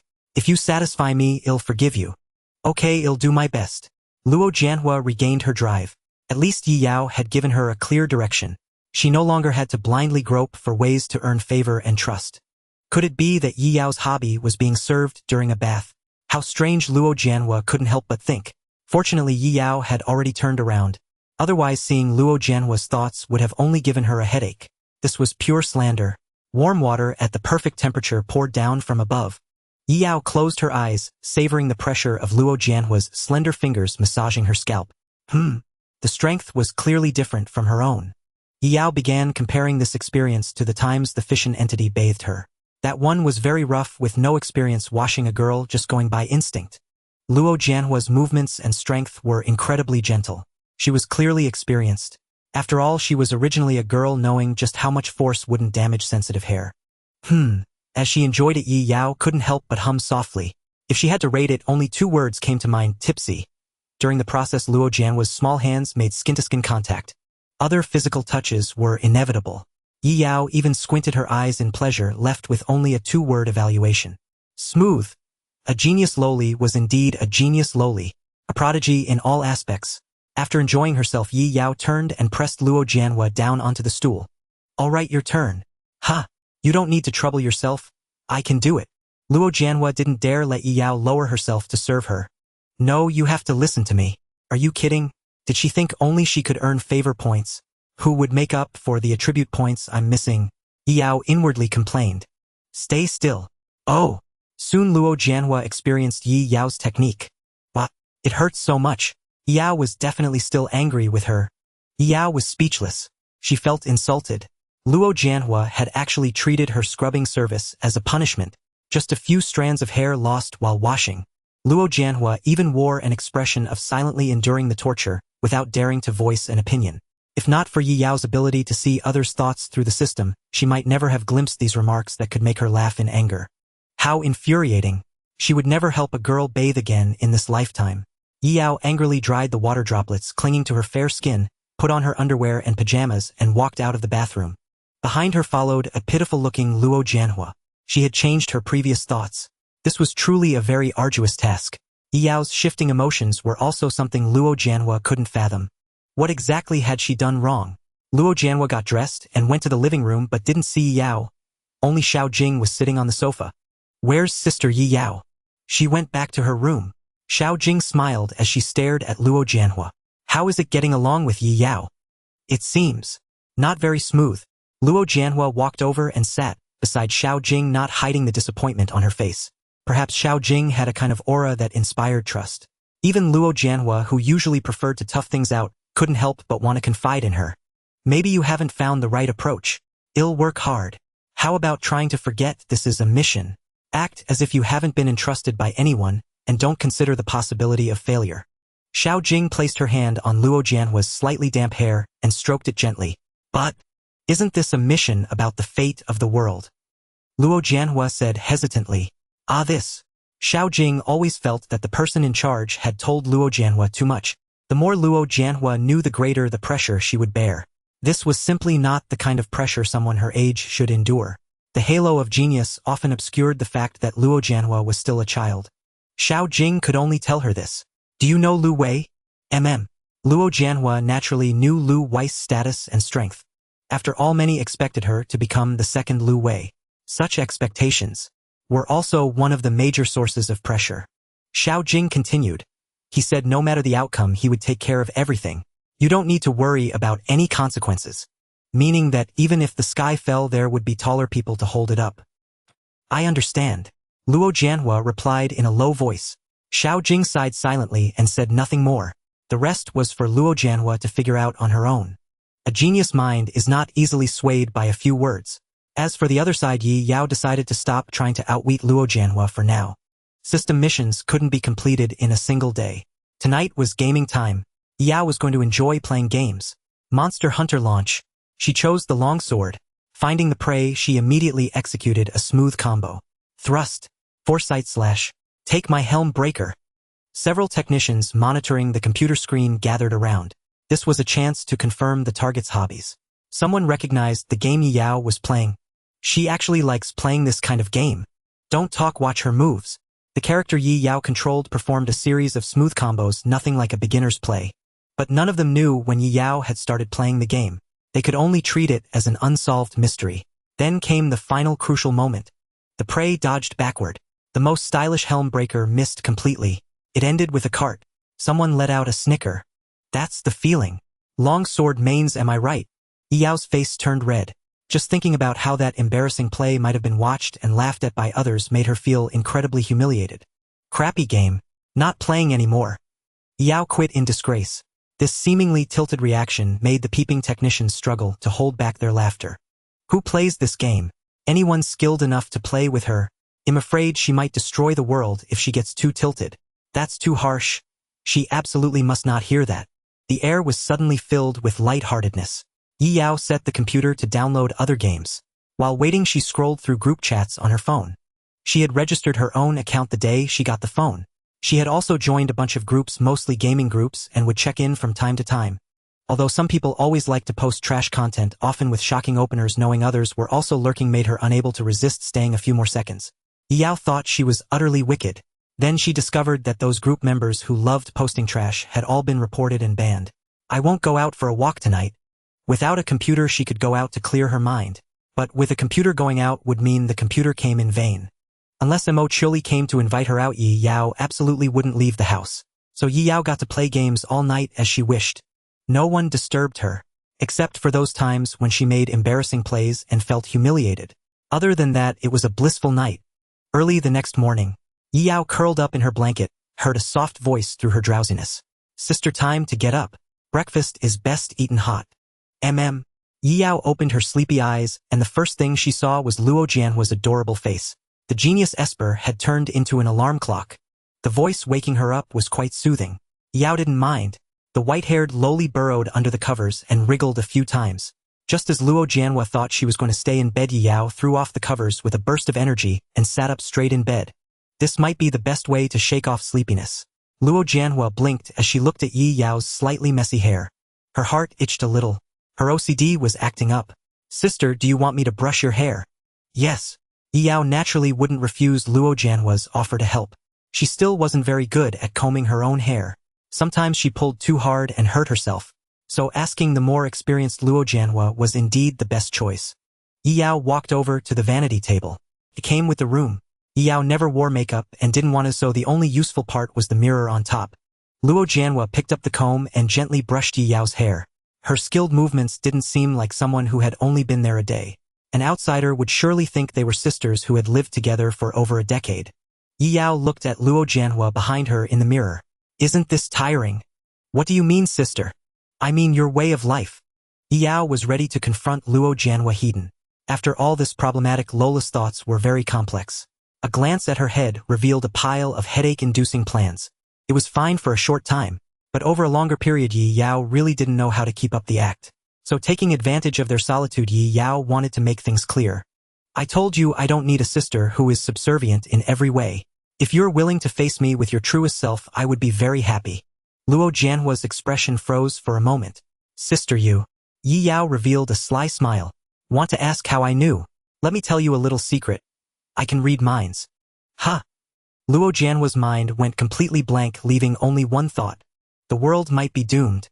Luo Jianhua's face paled, her heart in turmoil. If what Yi Yao said was true, it meant she already knew everything. Like the identities of her foster parents and the true purpose of the Countermeasures Bureau. What made Luo Jianhua's heart race even more was the possibility that all her innermost thoughts had been seen through. How could this not fill her with panic and fear? Such a big reaction. Aren't you afraid I might be bluffing?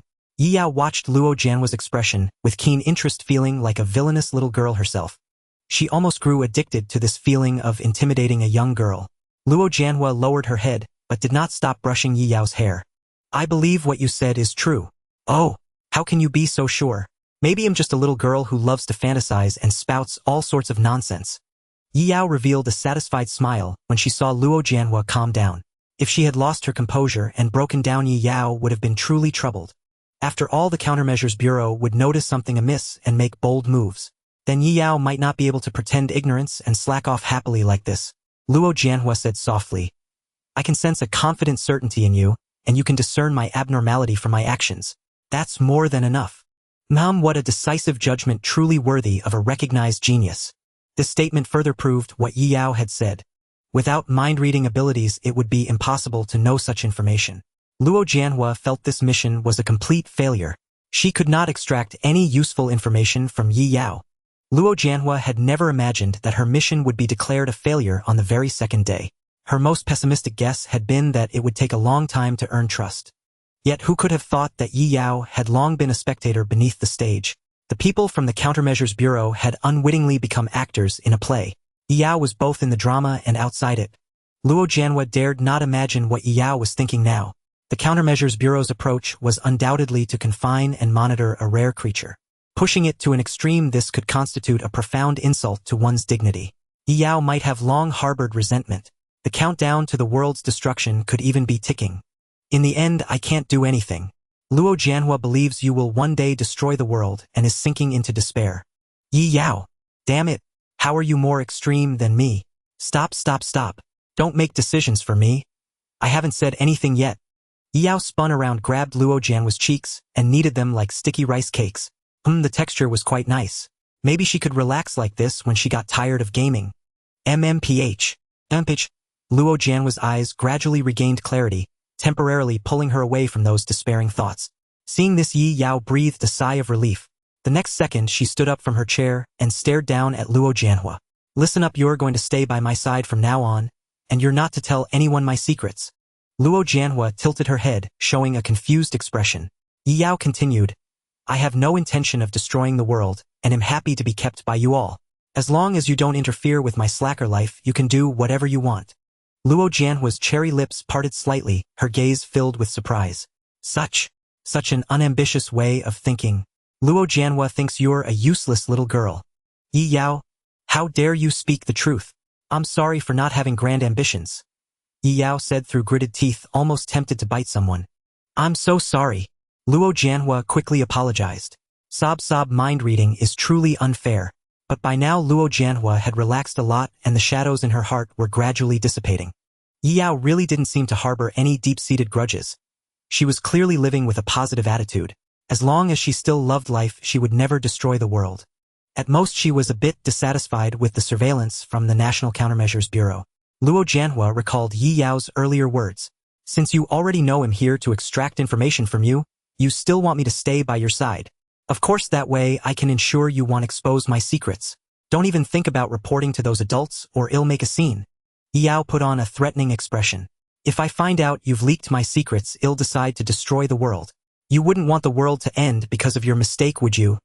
Luo Jianhua's face turned pale, clearly frightened by such a heavy burden. How could a little girl like her bear such a colossal responsibility? Earlier Xiao Jing had said that if the sky fell, Lu Wei would hold it up. Now it seemed she had to support the heavens herself. Can you? Please not destroy the world. Luo Jianhua pleaded with a beseeching expression. That depends on how you behave. Yi Yao was thoroughly satisfied. Bullying little girls felt really good. No, this wasn't bullying at all. It was correction. What kind of child constantly burdens themselves with heavy responsibilities? Little girls must have a lifestyle befitting their age. Luo Jianhua, you are still my sister and nothing more. Luo Jianhua took Yi Yao's words very seriously. Also, don't think about ways to please me. We're to treat each other as equals with no hierarchy. Woo! A blush crept across Luo Jianhua's face. Having her entire plan seen through from start to finish was the most humiliating thing of all. It was even more embarrassing than being seen completely naked. Don't rush to feel shy, I'm not done yet. Yi Yao was a little amused. Now this was starting to look like a proper little girl. Yi Yao intended to pull her down from the pedestal of genius and fully integrate her into this patchwork family. The most important thing, forget your duty here.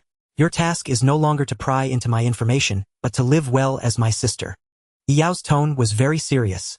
Since the Countermeasures Bureau wanted Luo Jianhua to become another Lu Wei, then Yi Yao would make Luo Jianhua fall into the mortal world.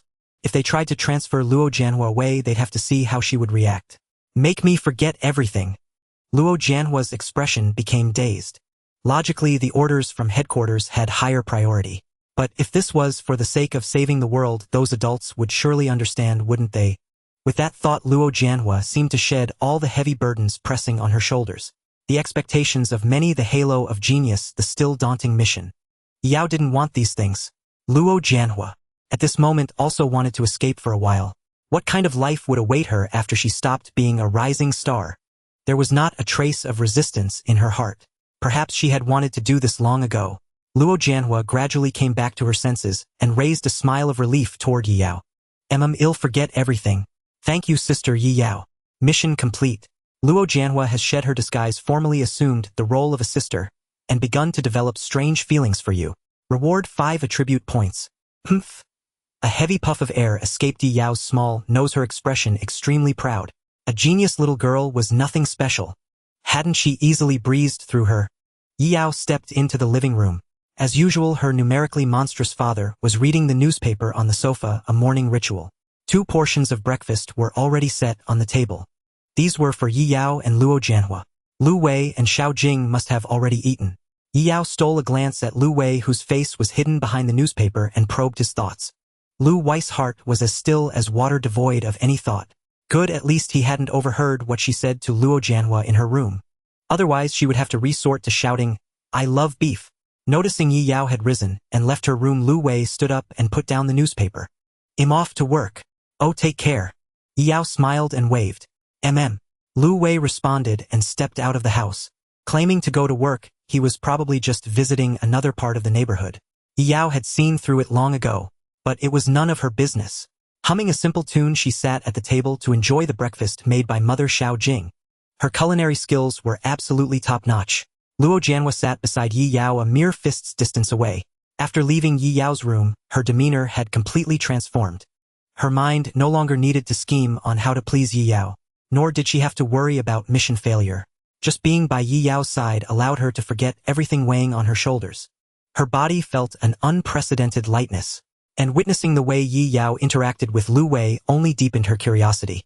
She never imagined that in just a few short days, Yi Yao could adapt to an environment where everything was hidden from her. She must already know that Lu Wei was the most formidable esper of the modern era. If Yi Yao ever posed a threat to the world, Lu Wei would be the first to use force. Luo Jianhua was surprised that Yi Yao felt no pressure at all. She could even pretend not to know and greet him naturally without revealing a single flaw. What a terrifying state of mind. Luo Jianhua had truly witnessed Yi Yao's prowess. In the Countermeasures Bureau peers, her age wouldn't remain so composed just from seeing Lu Wei from afar. Even Luo Jianhua herself felt immense pressure when staying in the same space as Lu Wei for too long. After all, wasn't she once expected by everyone to become the second Lu Wei? The closer she got to this man, the more impossible it seemed. Hence, she felt an endless well of pressure. Just as Luo Jianhua was lost in these thoughts, a hand suddenly landed on her head. "Don't think about all that nonsense. Just enjoy your breakfast." Don't just read my mind." Luo Jianhua protested in a pitiful, hushed voice. That's right. If you don't like something, you protest. That's normal interaction. And will the protest work?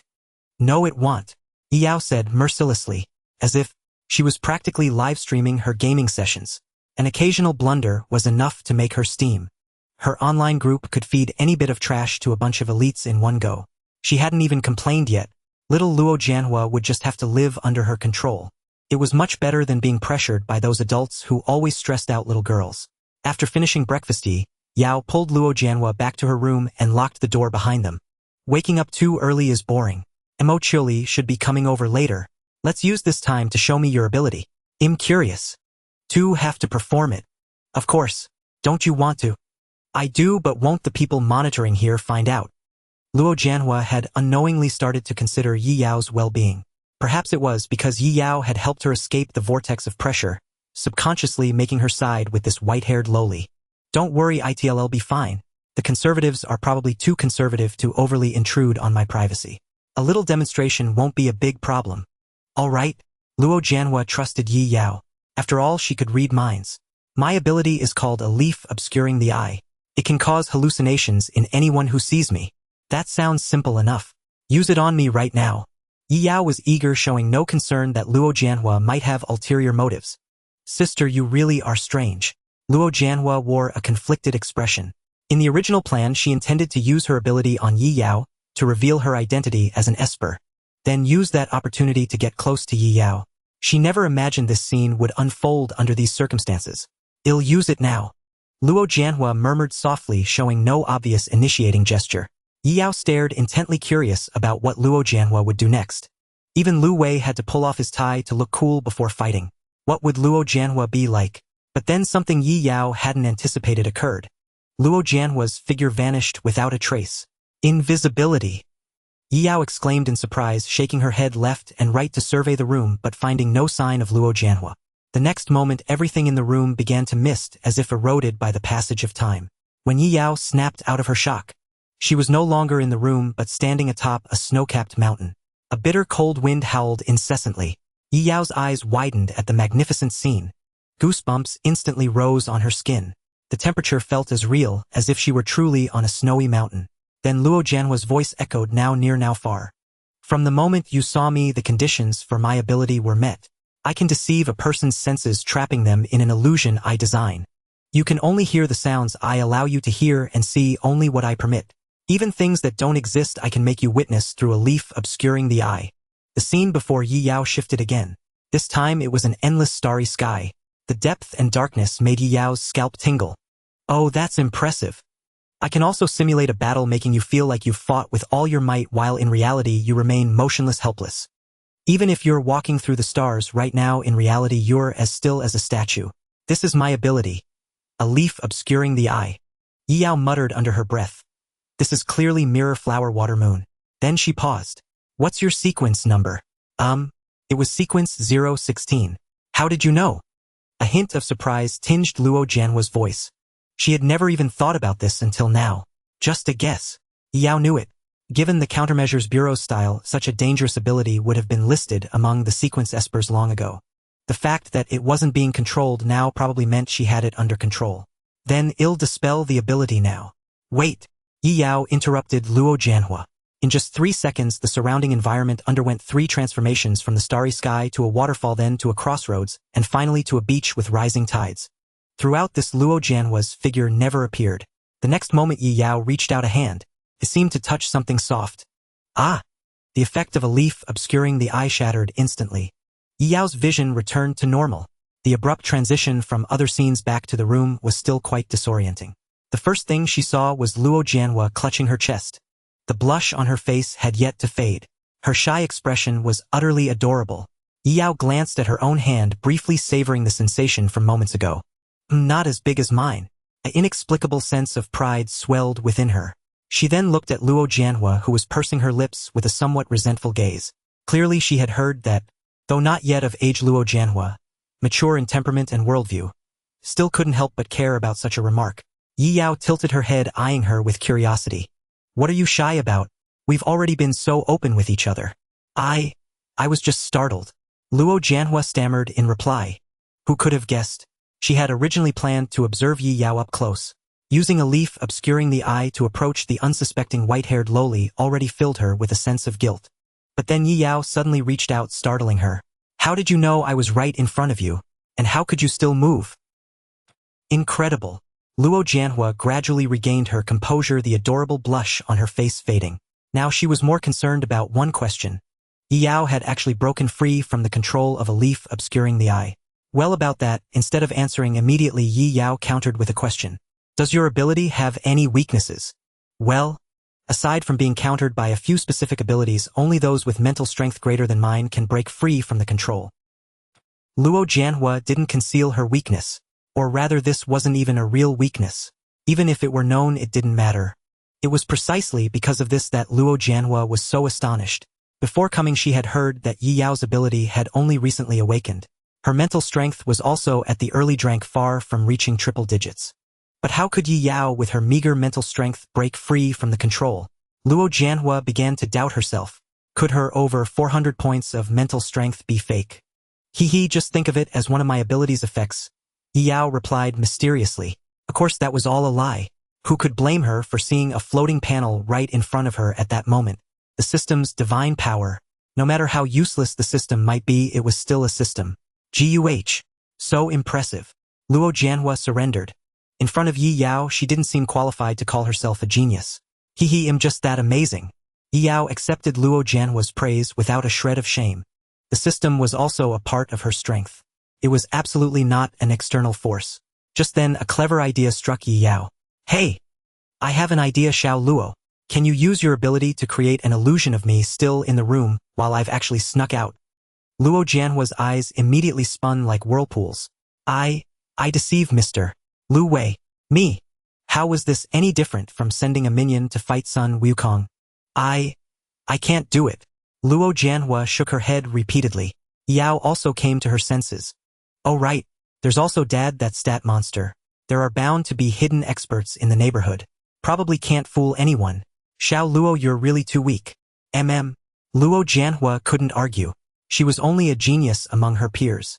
Throwing her among a group of battle-hardened adults was simply asking too much. And what's with Xiao Luo? Calling you Luo Jianhua is too distant. Sister feels awkward. Jianhua is too long. Hua sounds like a cat's name. So Xiao Luo it is. All right. Luo Jianhua truly had no objections. She quite liked this intimate nickname. It completely set her apart from the framework of being a genius. After all, no one had ever called her Xiao Luo before. Yi Yao thought it over and decided it didn't matter. Even without Luo Jianhua's ability, she could still slip out using her FISSION form. There was just a time limit. Going out with her main body might even put her in danger. She wasn't powerful enough to be invincible. Yi Yao casually added 5 attribute points to mental strength. Her mental strength of 23 instantly became 28. Fissioning once would yield 784. With her newly acquired mental strength techniques, she could reach a solid rank in burst mode. Yi Yao was fairly satisfied with her current growth rate. At this pace, surpassing her father, the great fortune was just around the corner. Speaking of which, Xiao Luo, how did you raise your mental strength so high? Yi Yao found the value of 450 somewhat dazzling. Was that even a value a lowly could achieve? Even a certain lowly from Mercury barely had over 100. How exactly did Luo Jianhua manage to raise it to such a level? Well, probably waking up every day to train at the mental strength facility until noon, then sparring with teachers for simulated combat in the afternoon, competing with peers in the evening, and summarizing the day's gains before bed to try and enter a state of epiphany. As Luo Jianhua spoke, her eyes gradually grew dim. Looking back, she really had no time for rest at all. I basically do this every day and my mental strength just increased without me noticing. So competitive. Yao exclaimed that it was practically inhuman. If it were her, she'd probably be dead tired in a single day. Did you do this on your own? There were expectations from the teachers, and I didn't want to let them down. Yao nodded thoughtfully. When I become invincible, I'll go find your teachers and slap them a few times. Luo Jianhua. Such a shocking statement. Luo Jianhua didn't even react in time. Yi Yao stood up for her indignantly. How dare they force growth like that? It's outright lowly abuse. Luo Jianhua quickly grabbed Yi Yao's hand and shook her head slightly. Please don't. I'm looking out for you and you're taking their side. Yi Yao wore a displeased expression. Weren't teachers considered others? Luo Jianhua could only blink and tentatively say. Then, could you go easy on them? I promise not to kill them. Hearing this, Luo Jianhua was suddenly overcome with sorrow. Sorry, teachers. I did my best. I hope you can hold on. While no one said Yi Yao was rude or unreasonable, seeing Luo Jianhua's thoughts, Yi Yao felt immensely pleased. Anyway, you don't need to work so hard anymore. Just take a good rest. Luo Jianhua nodded gently. But now that I have free time, I don't know what to do. Well, now you do. Yi Yao placed her hand on Luo Jianhua's shoulder, her eyes sparkling brightly, as if she were about to recruit an innocent lowly into an evil organization. Slack off with me. You'll soon enjoy the joy of slacking off. It was like dragging a studious roommate to play games in a college dorm. Nothing was more reassuring and delightful than leading someone down the path of indulgence. All evil overachievers should be turned into lowless. Just then, the sound of howling wind came from outside the window. Yao almost instinctively crouched down and shouted, I love beef, twice. After shivering, she realized it had nothing to do with her. Such strong wind. Curious Yi Yao and Luo Jianhua ran to the balcony to look. Outside there was nothing unusual, but Yi Yao, having been disciplined by her father, once knew. That gust just now might have been Lu Wei making a move on someone. Yi Yao observed from the balcony for over a dozen seconds. No earth-shattering scene unfolded. She could, however, clearly see a few pairs of underwear drifting down to the ground floor. Strange.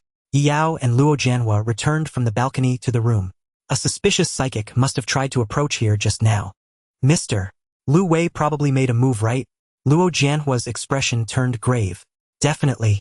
I've experienced it firsthand. That damn commotion is all too familiar. Yi Yao muttered. Experienced it firsthand? Luo Jianhua stared at her in horror, unable to fathom how she could utter such words. Yi Yao had no desire to elaborate.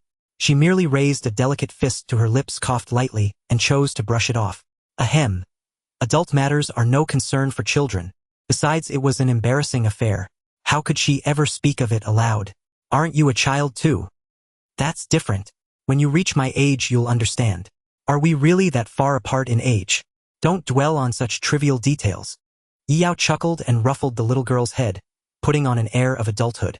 Yet, given her petite and slender frame, she could muster neither dignity nor maturity. Luo Jianhua nodded in contemplation. Perhaps. All geniuses had some peculiar flaw, like Yi Yao's fondness for playing the adult. I can't be bothered to explain. Let's get back to the topic. I want to know what exactly happened. Yi Yao sensed it might be related to her. Since it concerned her, she couldn't afford to ignore it. Luo Jianhua seemed to connect the dots, a trace of worry creasing her brow. It might be that you're being targeted, sister. The Countermeasures Bureau has always had moles from hostile forces. This incident has surely been leaked by them. Those villains will try every means to capture you and use your power for evil. Yi Yao, far from panicking, felt an inexplicable pride straightening her back. So I'm in such high demand now. That's actually quite flattering. Who would have thought that in her past life, a social drudge everyone despised could suddenly become a hot commodity? It was like a Yu-Gi-Oh! Player walking into a company interview. The HR, upon learning he was a duelist, would exclaim in shock. A noble Yu-Gi-Oh! Player. Then they'd hike up his salary and improve his benefits. A dying duelist's fantasy indeed. Fortunately, this was not Yi Yao's fantasy. Sister, this is hardly a cause for joy. You could be kidnapped by evildoers. Luo Jianhua felt Yi Yao was being overly optimistic. If it were her, she'd probably be too worried to eat. What's there to fear? Let them first get past my stat monster of a godfather before talking about taking me away. Yi Yao was utterly unruffled. What could be more reassuring than the system-certified strongest in the modern world? Even the school bowtie's personal bodyguard paled in comparison. Ahaha. If Mr. Lu Wei knew how much you trust him, he might even be a little pleased. Luo Jianhua could only admire Yi Yao's optimism. I wonder if Lu Wei killed that suspicious person. Maybe I could try to make contact and see. Yi Yao muttered. She was curious about what treatment she'd receive over there. Sister. Luo Jianhua's mouth twitched slightly upon hearing this. She dared not imagine how headquarters would react to Yi Yao's remark. They'd probably be drenched in sweat and panic-stricken. The power to destroy the world voluntarily defecting was far too terrifying. Sister, you're joking, right? Of course. Unless they can offer me a more comfortable slacking-off environment than this, I won't even spare them a glance. Yi Yao swore, patting her chest. At least for her original self. Her FISSION bodies could do as they pleased. Phew, Luo Jianhua exhaled. Given those scoundrels' current state of hiding in society, providing a better loafing environment was out of the question.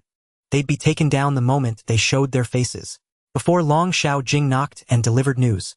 Yi Yao, your friend is here for you. In an instant, another little girl materialized in Yi Yao's room. Shall we watch more magical girls today? Mo Chili asked, cautiously seeking an answer. Sure, we can watch anything, but I want to ask something first. Yi Yao approached Mo Chili. Did you notice anything strange when you came into the neighborhood just now? Mo Chili thought for a moment, then nodded. A very strong wind blew just now. When I passed by the park, I saw some serious-looking adults searching for something. Oh, they must be looking for people fragments. Yi Yao had a vague idea of the outcome.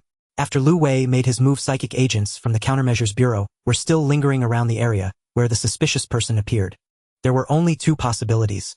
Either they were searching for people fragments or the target had dodged that strike and gone into hiding. If it was the latter, Yi Yao would have to admit the guy had some skill. What are people fragments? Mo Chili and Luo Jianhua looked curious. Normally satisfying a little girl's curiosity would be the standard approach. But Yi Yao smiled, faintly placing a hand on each of their heads and stroking them gently. Be good. Better not to know. Though Luo Jianhua was a gifted psychic destined for frontline combat. And Mo Chiuli was a magical girl who often roamed the city witnessing all walks of life, and even seeing Yi Yao kill someone in Yi Yao's eyes, they were still adorable little girls to be cherished. It was best to spare them the more abstract and grim explanations. Oh, right, shall Luo tell Mo Chiuli that you're of the same kind? Luo Jianhua shot her a questioning glance. Everything? No, just say you're the same kind. Understood. Mo Chiuli was full of question marks, suddenly feeling a sense of inadequacy, as if she were the only one left out. What was going on? Was she being isolated? No way. She had finally found two friends who liked watching magical girls. Now she'd be thrown back into the bitter days of entertaining herself alone. Fortunately, Luo Jianhua didn't dawdle. Before Mo Chiuli could imagine a dark, lonely ending for herself, she spoke. Mo Chiuli am actually a psychic too. With that, Luo Jianhua casually cast leaf obscures the eye to show Mo Chiuli the scene she wanted to see. The next second, Mo Chiuli's eyes lit up. So you're a magical girl too? Pfft. I'm not even surprised. Yi Yao let out a chuckle, guessing what Mo Chiuli had seen, just as she thought. Mo Chiuli saw Luo Jianhua clad in magical girl attire. Even Yi Yao beside her wasn't spared. Is this heaven? Everyone's turned into magical girls. Mo Chiuli was deeply moved, collapsing onto the bed, with her hands folded over her chest, looking blissfully ready to ascend to paradise. No regrets in death. Yi Yao quickly signaled Luo Jianhua to stop. Don't let her taste too much sweetness, or if she awakens some strange attribute and becomes a crazy loli, we're in danger. Luo Jianhua. Xiao Luo, would you like to join the Magical Girl Alliance? Upon witnessing Luo Jianhua's magical girl form, Mo Chiuli also began calling her Xiao Luo, following Yi Yao's lead. Yi Yao almost suspected that any girl dressed in magical girl attire could easily captivate her. What is the Magical Girl Alliance? Luo Jianhua had never heard of this organization before. It sounded utterly frivolous.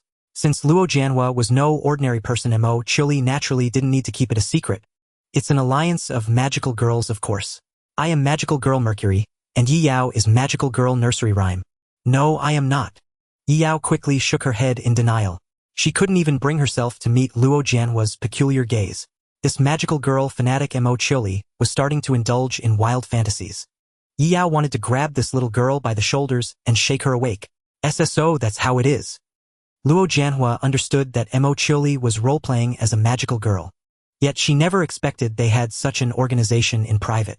Since sister is also part of it, then I'll join. Luo Jianhua said this, though her expression was somewhat peculiar. If her teacher knew she was associating with a problem child like Mo Chiuli, he would probably be too furious to eat, wouldn't he? After all, Mo Chiuli was a complete anomaly within the Countermeasures Bureau. She single-handedly isolated herself from all her peers in the Bureau.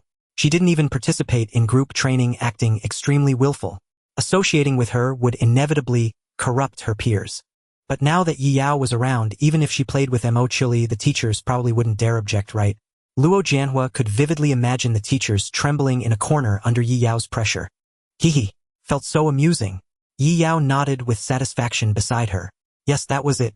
With her around, who would dare to object? As for Mo Chiuli, she began cheering the moment Luo Jianhua agreed. Awesome. She even broke through her usual subdued state, her joy reminiscent of transforming into a magical girl. But soon Mo Chiuli's spirits cooled. Too bad my punishment still has 5 days left. Otherwise, we could have gone out together tonight to protect the city. 3 magical girls are the most classic combination. Yi Yao completely ignored Mo Chiuli's dejection and continued to deny with relentless banter. No, I keep telling you, I'm not a magical girl. I'm an advisor, and advisor understand. This denial was necessary. Yi Yao feared this little girl might one day in her delusion pin her down as a magical girl. Suppressed emotions can become terrifying. Recalling now, Yi Yao remembered that Mo Chiuli's power attribute was entirely superior to hers. Yi Yao didn't care about the fate of other attributes. She had poured all her earned stat points into mental strength. If she didn't split, Yi Yao's physical strength would indeed be no match for Mo Chiuli. Damn it, couldn't the strength increase on its own? There really are no stat points left for you. Yi Yao lamented, realizing she was utterly powerless compared to the 2 little girls beside her. This single-digit strength in her normal state was truly embarrassing. The topic of the Magical Girl Alliance quietly passed. It was time to watch anime. Mo Chili quickly became engrossed, completely fixated. Luo Jianhua also watched the screen with keen interest. She wasn't preoccupied with how to please Yi Yao like she had been yesterday. Having joined this so-called magical girl alliance, Luo Jianhua felt she should take it seriously. Learning a bit about this subject was also a way to be responsible to her friends. At least it was much more relaxed than her previous life. What about Yi Yao? Yi Yao was planning her evening split-body outing. The earlier commotion had made her restless. It wasn't work anyway. Indulging her curiosity on a whim was just another form of slacking off. Time flew by to the afternoon. Mo Chili left right on time, promising to return tomorrow. This little girl treated Yi Yao's home as if it were her own. She spent half of the 24 hours here. What else could Yi Yao say? Adorable little girls were always welcome, of course. At dinner time, Lu Wei surprisingly appeared at the evening table, his expression utterly unreadable. The security around the neighborhood has been a bit off lately. Stay home for a while and try not to go out. His words seemed directed at both Yi Yao and Luo Jianhua. But the real emphasis was entirely on Yi Yao. Everyone present knew this, including Yi Yao. Yi Yao blinked, lifting her gaze slightly. This morning Lu Wei discovered the presence of Sequence 012 ability user in the nearby park. His long-range attack failed.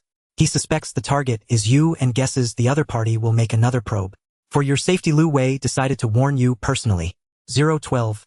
Such a familiar number. Yao quickly recalled. Wasn't that the mysterious person she had encountered in the park? So he had returned. And coincidentally Lu Wei had discovered him and landed a hit. It was a miracle he survived. I prefer staying in my room. Yao nodded obediently. Now she had a legitimate excuse to laze around in her room. Lu Wei didn't elaborate further. After finishing his meal, he set down his chopsticks and left. He was entirely like a silent, busy father figure. And it wasn't an act. After dinner, Xiao Jing was clearing the dishes.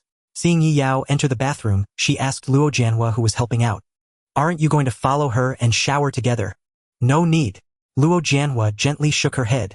Xiao Jing was a bit curious. Xiao Jianhua, you seem different today. Your demeanor today and yesterday are incomparable. At this point, Xiao Jing's expression shifted to one of surprise, as if asking, could it be? Did you complete the mission? Completing the mission meant Luo Jianhua had obtained information about Yi Yao's ability.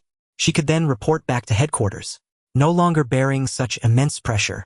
If that were the case, her mental state would indeed improve, like a workhorse that had finally quit. But Luo Jianhua smiled and shook her head. No, it might take a long time. I may be staying in this home for quite a while. Is that so? Then keep it up. You're welcome to stay in this home as long as you like. Xiao Jing neither urged nor offered any advice. To her, being a good mother was enough. After a while, Yi Yao emerged from the bathroom, steam rising around her. Time to start tonight's gaming session. That settled. First she would stream some gameplay for the audience. Yi Yao's katana was itching for action. Today was a bit different. There was a little girl watching beside her. Luo Jianhua showed great interest in watching Yi Yao play games. This motivated Yi Yao to perform, only aiming to look as cool as possible. During the gaming session there were surprisingly no major mistakes. How about I ask my great godfather to get you a computer too? If I ask, he'll definitely agree. I'm fine just watching you play. That won't do. What if I want someone to play coop with? You'll be my gaming buddy, so we can slack off together.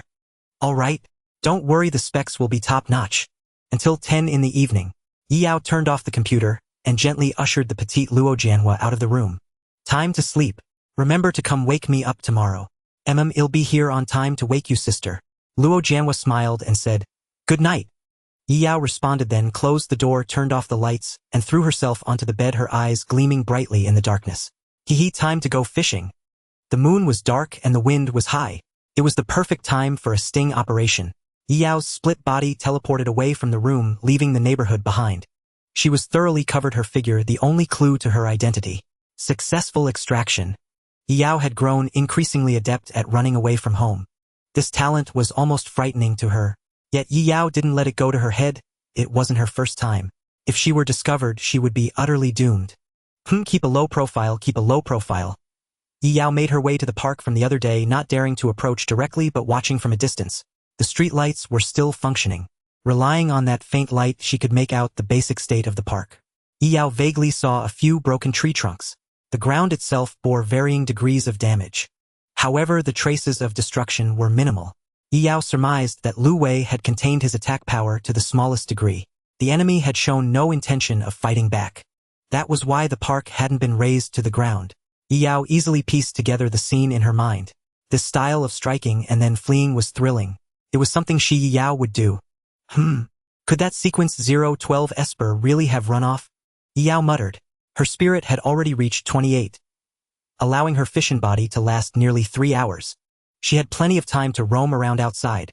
It would be a shame if nothing interesting happened. It would be a complete waste of a trip. Just as Yi Yao was feeling regretful, a terrifying aura suddenly emanated from behind her. Are you looking for me? Gah! Yi Yao instinctively turned around only to find a pitch-black figure standing behind her appearing out of nowhere. The next second the wind began to stir. A violent gale erupted within a kilometer radius. The moment Yi Yao turned, the mysterious figure used tentacles to drag her into the darkness. Boom! In an instant, a thunderous explosion rang out almost simultaneously. Near the park, another crater appeared, clearly carved by a massive blade. Lu Wei descended from the sky, staring silently at the spot where the eerie presence had just been. No figure remained there. So he's still lurking around here. Sequence 012's Esper abilities were exceptionally potent for survival. From a certain distance away, Lu Wei couldn't capture or kill him instantly. Unless the opponent dared to face him head-on, the sequence 012 Esper focused on fleeing and hiding could ignore many fatal attacks. This sequence Esper was arguably the biggest headache for the Bureau. Many of the controlled sequence Espers had been secretly taken away by him.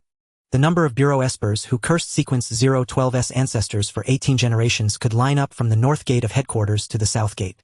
He was truly a magnet for hatred. After failing to land a blow, Lu Wei remained where he was, deep in thought. Did he just take someone with him? Lu Wei possessed an ability called Wind Sense Radar, a domain-like power that could cover a vast area.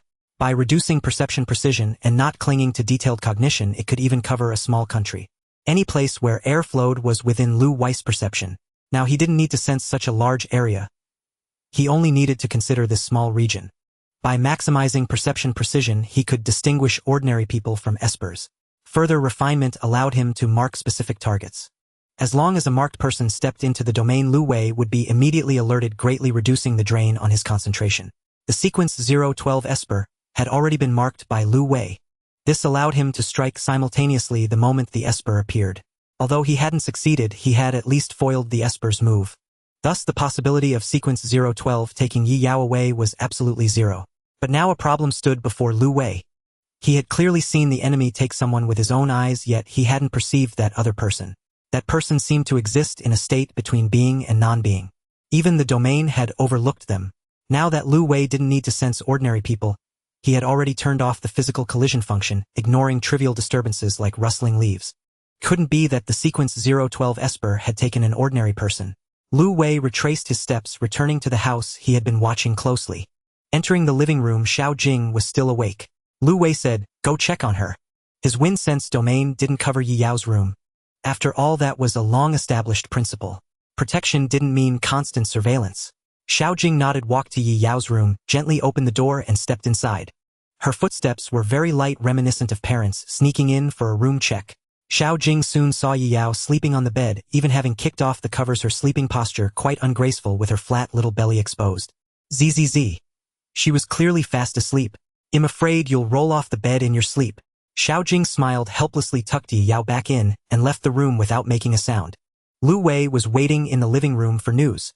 Xiao Jing said, "She's sleeping, no issues. I'll go confirm if anyone in the neighborhood is missing." Lu Wei quickly reported the situation. The neighborhood was scanned like a computer running a program. After checks, no one was found missing.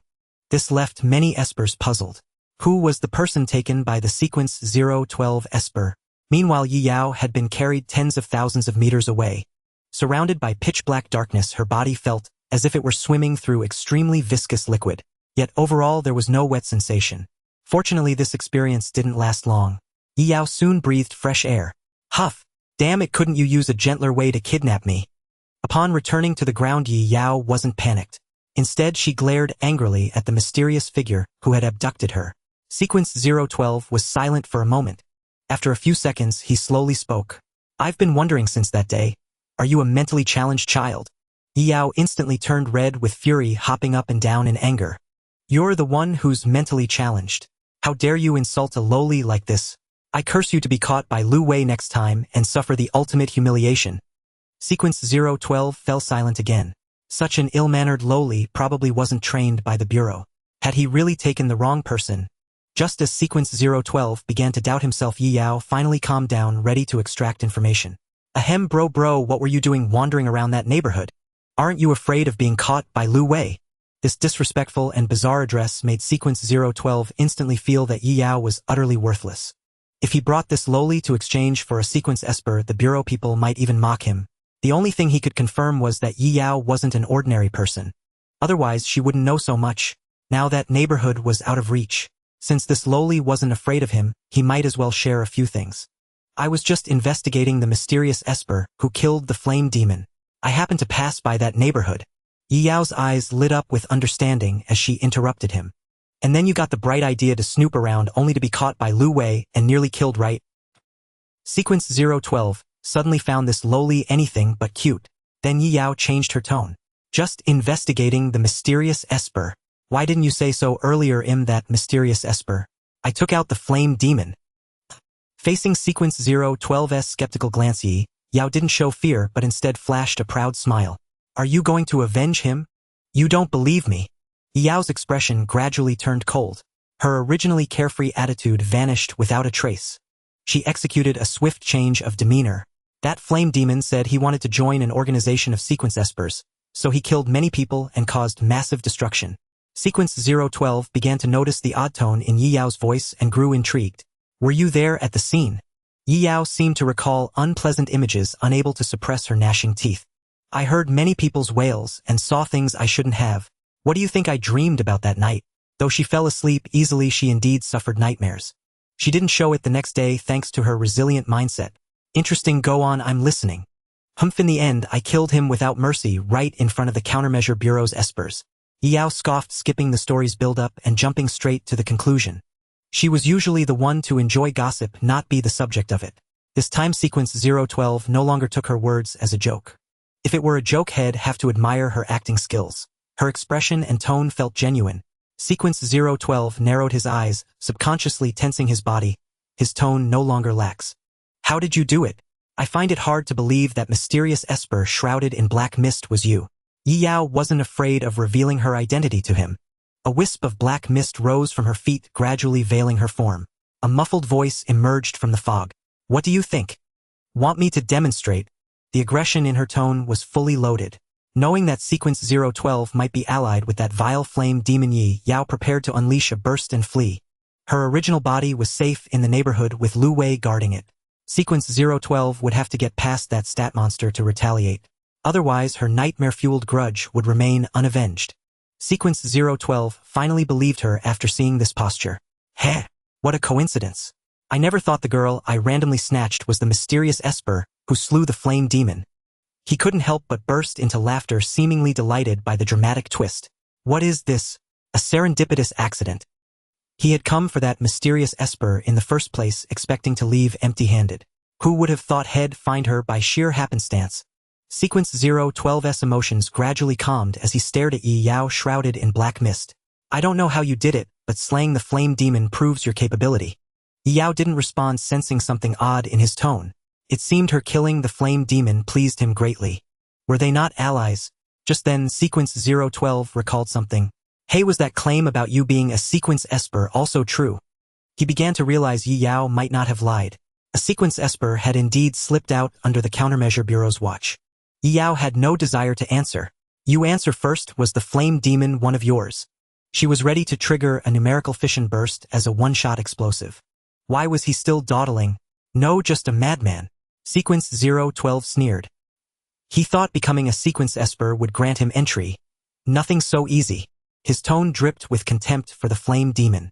If he'd come to me for that, I might have killed him myself. Yi Yao? She had sharpened her blade for this. What was she supposed to do with all that built-up tension? Yi Yao deflated like a punctured balloon. The black mist dissipated with a gust of wind, revealing her petite form. Are you telling the truth? Why would I lie for that arrogant lunatic?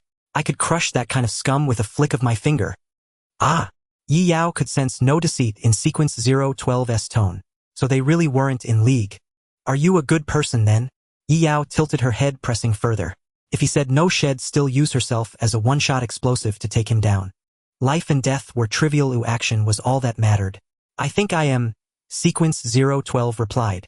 You say so? How annoyed. Yi Yao saw through him. This guy wasn't normal either.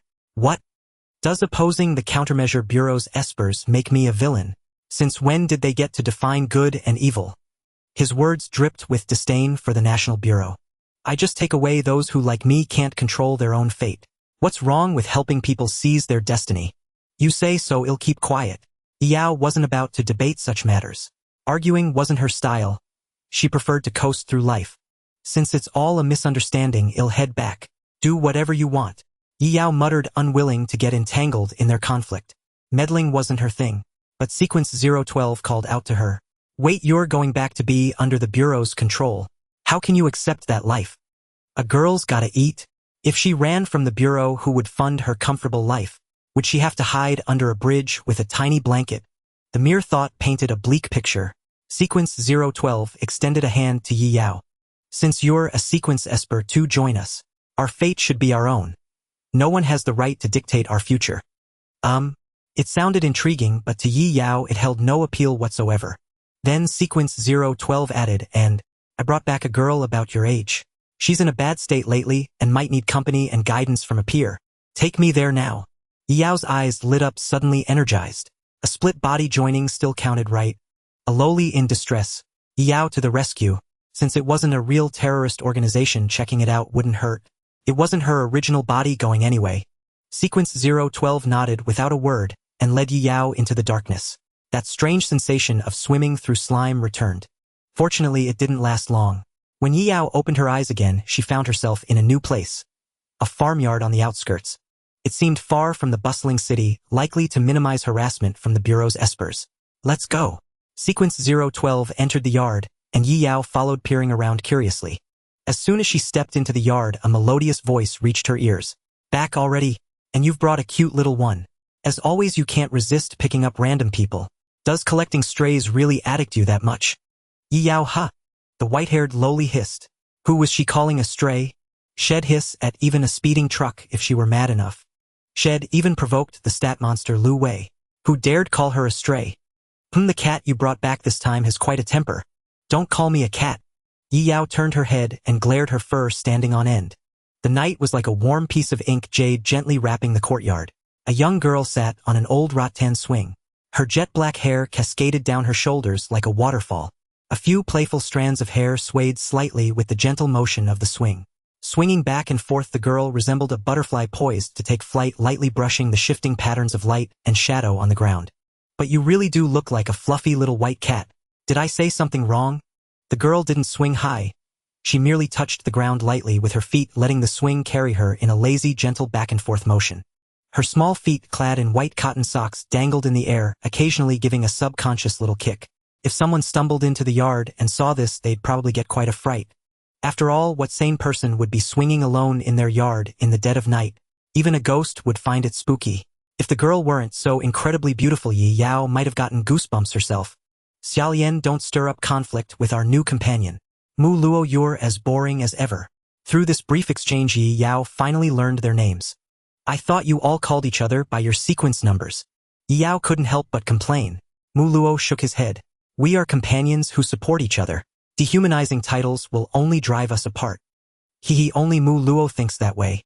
Xiaolian giggled lightly, gave a strong push on the swing, and leaped gracefully and elegantly to the ground. Supporting each other, that sounds so nice. The others don't think so. Xiaolian walked up to Yi Yao and began to study her with curiosity. Looks like this cat's issues aren't as bad as the last ones. Besides not seeming very affectionate, she appears quite normal. Then she looked at Mu Luo. Are you sure this is a sequence esper you brought back from outside? I feel like you kidnapped her from a well-adjusted family. Have you changed careers to become a human trafficker? Although Xiaolian had a face that inspired pity, her words were merciless. Mu Luo wasn't angered by Xiaolian. His emotions were always remarkably steady. She is indeed a sequence esper. At such a young age, she killed a flame fiend and can intermittently escape the control of the Countermeasure Bureau's espers. Ordinary espers cannot do this.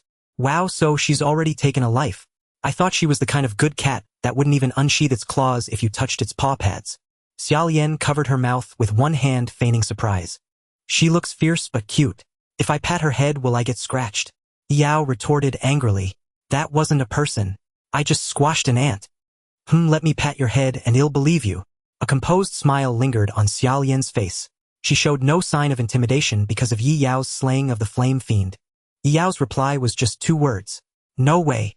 Bad cat. You're not a good person either. Yi Yao gave a light snort and stepped back to dodge Xiaolian's reaching hand. Don't think you can take liberties with a little girl, just because you're a pretty young lady. Xiaolian wasn't discouraged. Instead, she laughed with delight. Ha ha ha, so interesting. Muluo, you've finally brought back an interesting cat. Life shouldn't be boring from now on. Xiaolian didn't continue her teasing. She waved at Yi Yao and turned to leave. We have plenty of time to get along. Remember, don't run away and become a stray cat. Otherwise, it'll definitely come find you. Yi Yao puffed out her cheeks, staring at Xiaolian's retreating figure. How strange. Are all the people here as weird as her? Muluo, I can't say for sure. Yi Yao suddenly recalled something. Oh right, what's her sequence number? Muluo didn't choose to hide it. He told Yi Yao frankly. Sequence 009. Wow, a single-digit number. Yi Yao exclaimed in surprise, but quickly tilted her head and asked, is that impressive? Up until now, Yi Yao still didn't know the magnitude of the difference in sequence esper numbers. After all, she was sequence 001, supposedly capable of destroying the world. Could the other sequence espers do that too? It seemed unlikely. Otherwise, the National Countermeasure Bureau wouldn't have assigned Lu Wei, the strongest of the modern era, to be her handler. Fortunately, Mu Luo knew about this and could answer Yi Yao's question. Espers among the top 10 sequence numbers have immense potential. The Countermeasure Bureau predicts that once their mental strength reaches rank, they could single-handedly destroy a nation. Yi Yao's eyes widened. So she'd be another Lu Wei. Damn, she didn't expect another stat monster here. Mu Luo shook his head. Xiaolian still has a lot of room for improvement.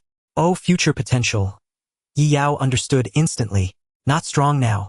No need to fear that then. Besides, even if Xiaolian's mental strength reached rank, I don't think she could beat that monster.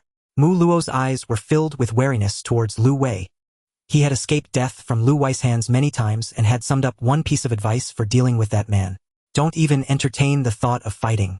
At the slightest sign of trouble, just run without hesitation. Yi Yao wasn't surprised. She just let out a sigh. The difference between a fake god and a T0. Let's go. The others probably haven't rested yet. It'll take you to meet them. Still awake at this hour. Are they all night owls? Yi Yao muttered under her breath, unable to suppress her urge to complain.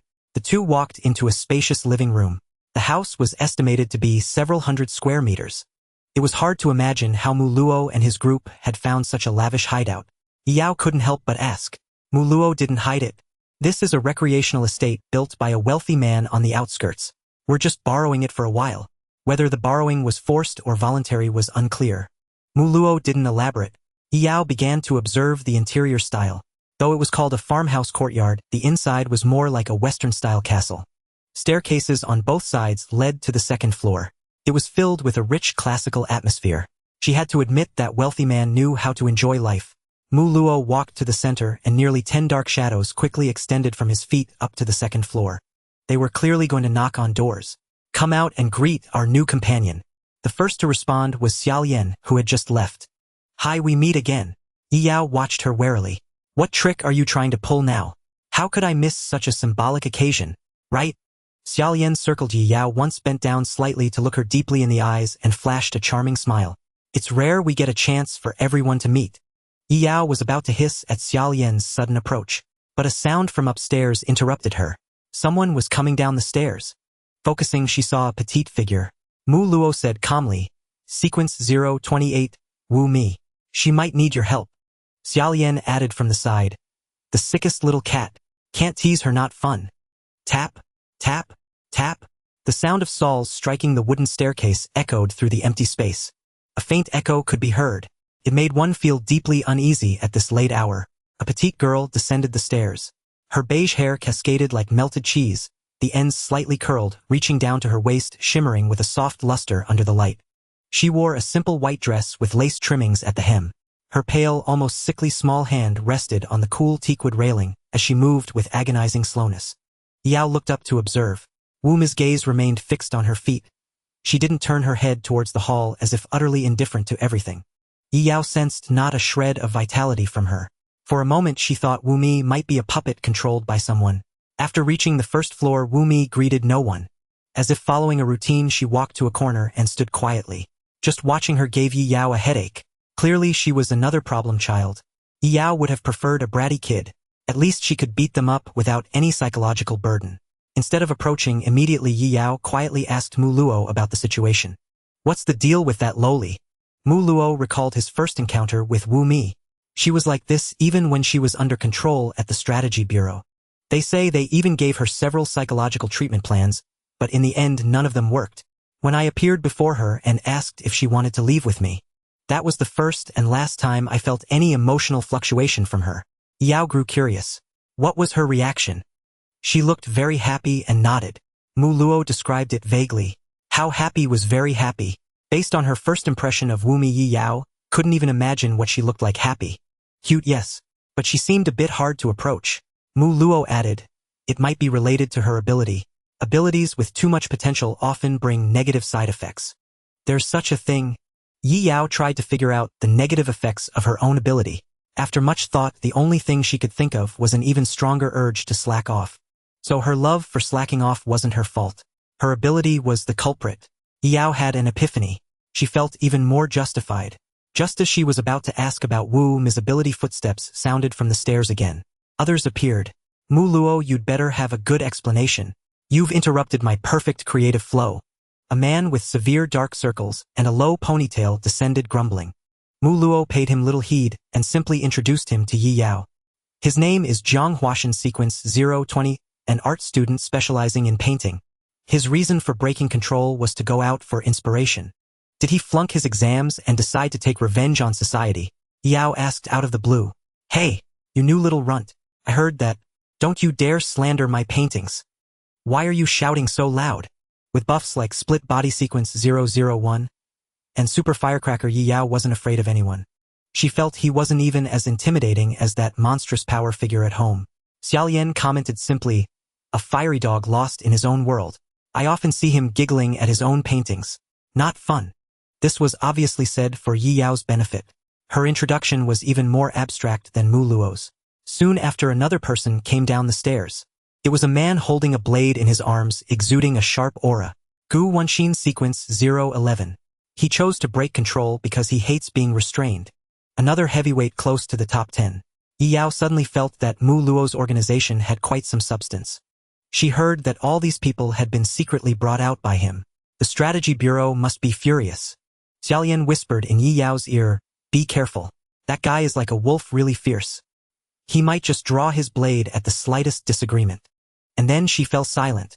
Mu Luo frowned slightly, finding no one else in the other rooms. Where are the others? Xiaolian smiled. Since you only bother to bring people out and then leave them to their own devices, they've all gone out to relax. Mu Luo fell silent. They'll be caught and taken back sooner or later. Then can't you just bring them out again, Mu Luo? It is your hobby after all. What's a few more times? Xiaolian's words were sharp with a hint of sarcasm. Then she added in Yi Yao's ear, forgot to mention Mu Luo is a retriever. Yi Yao was speechless. This beauty really liked comparing people to cats and dogs. Then what are you? Me. I'm a cat lover. Xiaolian declared her role with utter frankness. And dogs? They're fine, I guess. I don't dislike them. Dog lovers would be outraged, though Yi Yao wasn't one. I get it. You're a calico cat, the neurotic kind. Xiaolian. Mu Luo didn't pay much attention to the absent companions. The worst-case scenario was them being found by the Strategy Bureau's ability users and taken back into custody. There was likely no mortal danger. He could just spend some time looking for them again. Since not everyone is here, let me introduce our new companion. Mu Luo trailed off. He realized he didn't even know this white-haired Lola's name or sequence number. She had just run out on her own, and he had picked her up along the way. He had forgotten to turn off auto-loot. Yi Yao wasn't particularly interested in introducing herself. She never liked being the center of attention, even if it was just a few people. She'd rather go check on that Lola's situation. After all, that was the reason Yi Yao had come with Mu Luo. The split body still had about 2 hours before it dissipated. That should be enough time. If not, she could come back another day. But just then a voice suddenly sounded in Yi Yao's mind. Target fate community detected conforming to the puzzle home setting. Information on the 5 targets and corresponding tasks have been obtained. Please check host. Yi Yao? Seriously, this can be pieced together too. How broad is this puzzle home concept? So as long as a few people gather and have some complicated relationships mixed in, it triggers a combo. Yi Yao couldn't help but gasp. Now she had no choice but to stay in this home with a bleak future. To Yi Yao, this place looked like a huge gold mine. It felt like a massive amount of attribute points were beckoning to her. Yi Yao stepped forward on her own initiative. She declared outright, before long I will stand above the heavens and become the world's #1 lowly. You guys just follow me for a life of luxury. As long as you haven't done anything bad, I've got your backs. At these words, everyone was stunned. Wu Mi, who had been standing blankly in the corner, had a noticeable light in her eyes, a trace of spirit finally appearing. Change. Mu Luo, on the other hand, began to wonder if Lu Wei's surprise attack had scared her wits out. Xiao Lian clapped happily in support, her pleasant laughter echoing through the hall. Ha ha ha, this little cat is really fun. What sequence number grants you the audacity to speak thus? Zhang Huashan deemed this white-haired lowly utterly ignorant of the world's order. She seemed no more than a child lost in adolescent delusions. Yi Yao cast him a sidelong glance. Zhang Huashan finds you excessively arrogant. Ability painting all creation. Mental strength 1123. Strength 69. Stamina 122. Agility 23. He requires abundant inspiration to fuel his creative drive. Static figures and scenery can no longer satisfy his artistic cravings. Attribute point rewards will fluctuate based on the magnitude of inspiration Zhang Huashan receives. A major client indeed. Anyway, I'm higher than you. Yi Yao had no intention of revealing her sequence number. If word spread that sequence 001 had defected, her original body would likely face a fatherly smackdown from a numeric monstrosity. Breaking that veil would spoil the fun. Yi Yao turned to Mu Luo. I trust there's no objection to me offering a suggestion. I have none. Since Yi Yao had become a comrade, she was entitled to propose ideas for the group they would share henceforth. Yi Yao gathered her emotions, moistened her throat, and let out a voice both childish and resolute. I came here for one thing only, slacking off, nothing but slacking off. But this place offers no comfort for idleness. The very atmosphere is stifling and dead. I despise it. You all must change. No more wasting away in this moldy corner. Before anyone could respond to her words, a petite figure stepped before Yi Yao, eyes bright, and clapped softly. Well said. Umi. Yi Yao stared at her in bewilderment. Ability cycle. Mental strength 34.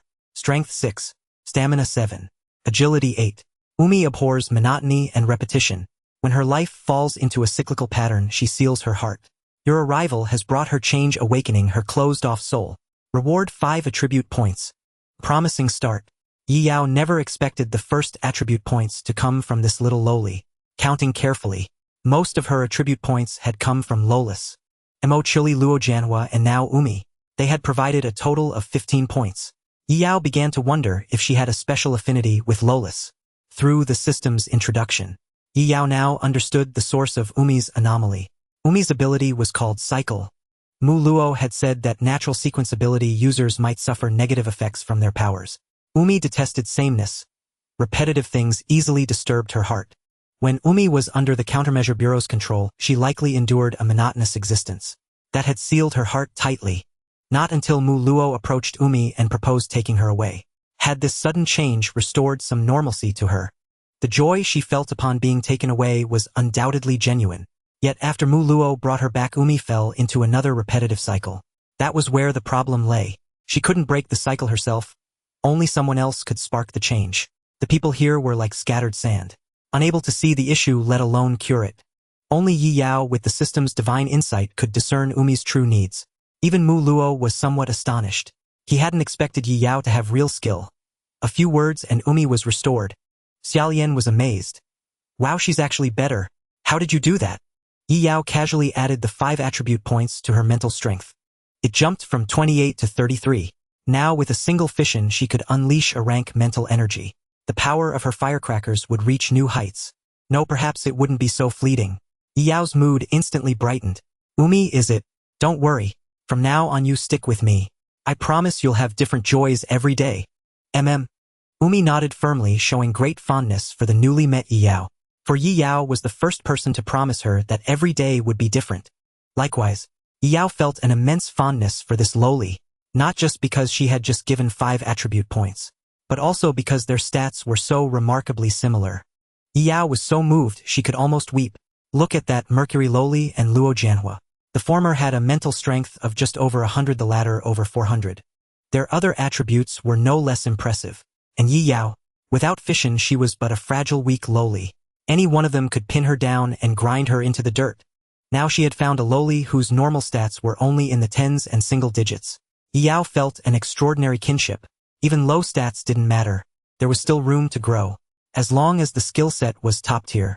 Yi Yao gently pulled Umi aside and continued her speech. First we must change this scattered state. It's an eyesore. Xiaolian said nothing, merely smiling and clapping. Clearly she was a mindless supporter. After all, Mu Luo didn't manage affairs at all, lacking any semblance of a leader. He was the one who had gathered them, yet he was useless. Team building. We must have team building. At the very least we should do something together. Even normal families had activities to strengthen bonds. When people gathered it was either for classes or work. At best they played games together. Mu Luo had brought them all back, yet there was nothing they could do as a group. He was obsessed with roaming outside, picking up another person now and then. What future could such an organization have? Even the Countermeasure Bureau didn't need to take it seriously. If someone seized the chance to capture Mu Luo, this unbreakable alliance would instantly crumble. Xiaolian then offered her opinion. I agree, but what can we do? Go out with Mu Luo to find new companions. Mu Luo pondered for a moment. I only know of one place where people like us might be under control. Yi Yao's expression twisted with curiosity. You don't mean that neighborhood we just left, do you? Mu Luo nodded, then grimaced. But Lu Wei is guarding it, and there may be other powerful ability users. Even if I risk my life to lure Lu Wei away, you might not be able to infiltrate and bring the person out. Yi Yao had a thought she wasn't sure she should voice. If Mu Luo's plan were to be their first team-building activity, it would likely end in total annihilation. That would be utterly inhumane. Wait, how do you know there are sequence ability users under control there? Yi Yao suddenly recalled a question. He had learned from Lu Wei and Xiao Jing that there was a mole within the Countermeasure Bureau. But the problem was Yi Yao couldn't see Mu Luo's group as capable of planting a spy. Mu Luo replied, I've been traveling everywhere to find sequence ability users hidden by the Bureau. By chance I heard that a top-ranked sequence ability user was under house arrest there. So I went to scout it out, only to find Lu Wei personally in charge. Mu Luo shook his head again. It seems we can't rescue that comrade for now. At least until you all grow stronger. Yi Yao tilted her head, a sudden idea striking her. No, there is a way. What? Mu Luo was startled. Even he couldn't breach Lu Wei's defenses. Could this loli actually do it? I have a little brainstorm. Yi Yao pointed at Mu Luo, a gleam of eager mischief in her smile. You Mu Luo go provoke Lu Wei and buy some time. He'll become invincible on the spot and bring the person out. Mu Luo's stats were clearly visible to Yi Yao. Ability Dark Erosion. Mental Strength 4,635. Strength 369. Stamina 147. Agility 610. Mental Strength nearing rank along with other 3-digit attributes. If Yi Yao could trigger the Family Hero mode, gaining 1/10 of his stats and then perform a fission, she would be invincible. Could she destroy the world in the future? No need for the future. She could do it today. Xiaolian couldn't help but snicker, patting Mu Luo's shoulder. Mu Luo, for White Cat's invincibility, go forth and die a hero's death, well remember you. Mu Luo was speechless for a long moment, finally managing. Don't joke like that anymore. It's not funny. TCH don't believe me then. Yi Yao muttered, not insisting. Lu Wei was truly ruthless, leaving no room for negotiation. That was clear from before. A long-range killing strike. A moment's delay would have split her in two. Mu Luo didn't dare show himself afraid of being one-shot. Buying time was out of the question. The Family Hero mode with its inflated stats was a no-go. Meanwhile, Jiang Huashan was gradually accepting Yi Yao's presence. He found the Lola's words quite sensible. To create a perfect work, many elements were indispensable. Changing his lifestyle to do other things might actually yield better results. Yi Yao sighed softly. If only a flame fiend would show up. We could team up to take him down before he causes casualties. That would count as team building. Jiang Huashan raised a hand to ask. Wait, who is the flame fiend? He spent all day immersed in his paintings, too lazy to absorb outside news. Mu Luo answered calmly. A petty thug who kills and burns. She killed him right in front of the Bureau's ability users and escaped unscathed. That's impressive. He said that becoming a sequence ability user would grant entry to an organization of such users. No idea where that rumor started. Then Xiaolian slowly pointed out, is it possible that there's more than one organization of sequence ability users? The thought struck Yi Yao like a thunderbolt. Right, there's another type of sequence ability user. If Mu Luo had brought back relatively harmless ones stolen from the Bureau, then the other type became sequence ability users through murder, arson, and catastrophe.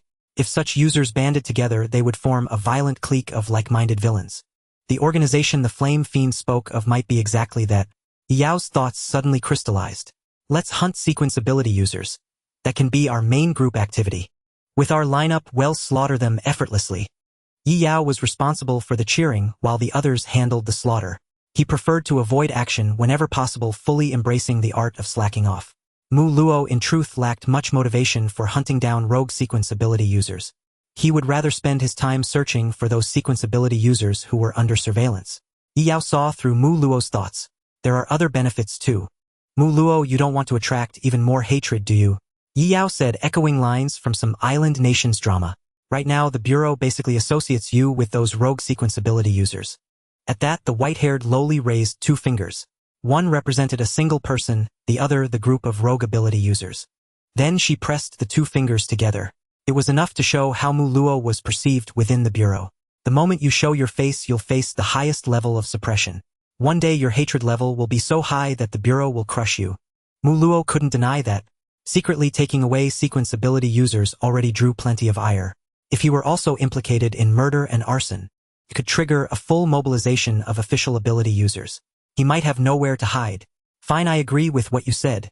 I don't mind finding and cleaning up some harmful trash.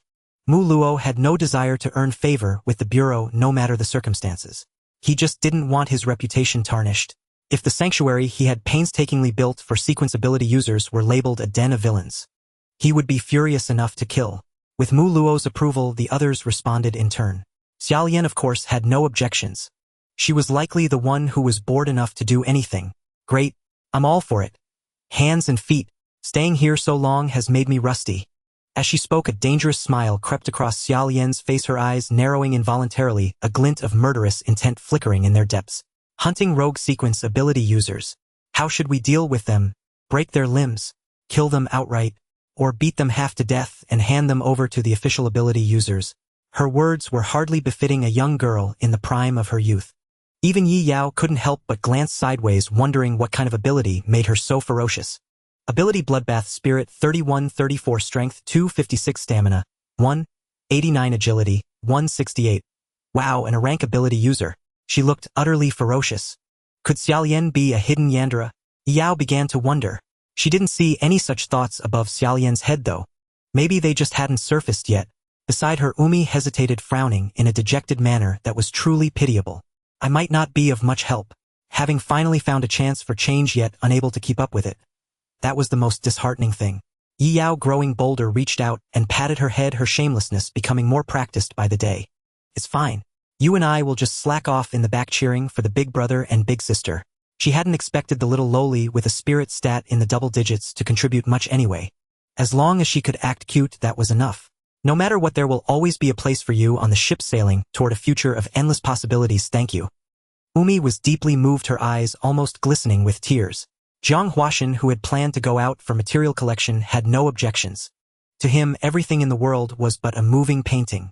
Any order or morality was merely a decorative touch on that canvas. Hunting sequence ability users, such a shocking endeavor, was nothing more than a peculiar material gathering trip for Jiang Huashan. Finally, Yi Yao turned to Gu Wenxin, who had remained silent all along. Your turn, your turn. What do you say? Want to go for something big? Humph. Gu Wenxin let out a long sigh. How should I put it? Yi Yao wasn't worried he would refuse to join. She could tell from his stats. Ability Sever Evil Spirit, 28-46 Strength, 585 Stamina, 464 Agility, 789. Your proposal suits my taste. Gu Wenxin is extremely sensitive to evil, due to his ability constantly suppressing the urge to sever it. But today's law-abiding society cannot tolerate his vigilante justice. Your proposal gives him an opportunity to release himself. Reward 5 attribute points. Yi Yao smiled with satisfaction. Piece together home system, keep adding points. Her spirit instantly rose from 33 to 38. A total of 10 attribute points gained from this trip. The decision to go fishing had been absolutely right. At that moment Yi Yao finally felt like she was truly part of this group. But then she had second thoughts. Wasn't this just like a good kid falling in with the wrong crowd? If her parents found out, she might get a serious beating. No. What was more likely was that the overpowered monstrous father would erupt in fury, fly over and slay the culprit who had led the little lowly astray.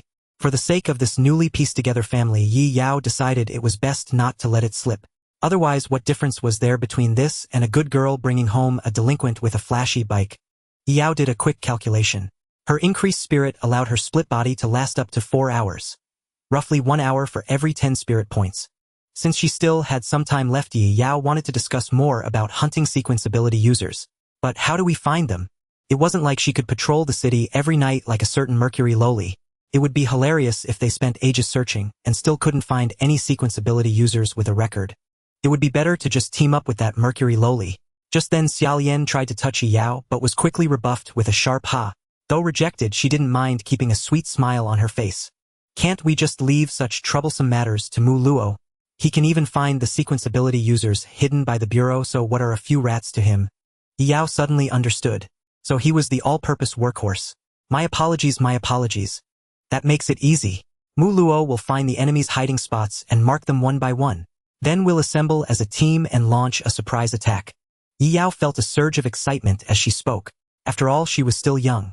Though she loved slacking off, she still harbored fantasies of being a chivalrous hero. Xiaolian's mischievous hand reached out again, this time aiming for a lock of hair. There's one problem. Mu Luo doesn't necessarily know about all sequence ability users. We might easily miss important targets. Yi Yao flicked her white hair away, refusing to let Xiaolian take advantage. If she got entangled, it would be dangerous. This girl definitely had Yandra potential. I'll solve that problem. Ow. Yi Yao's lips curled into a playful smile as she decided to keep it a secret. It's a secret unbeknownst to her. Yi Yao had been here for quite a while. She figured it was time to head back. I'm going back to sleep.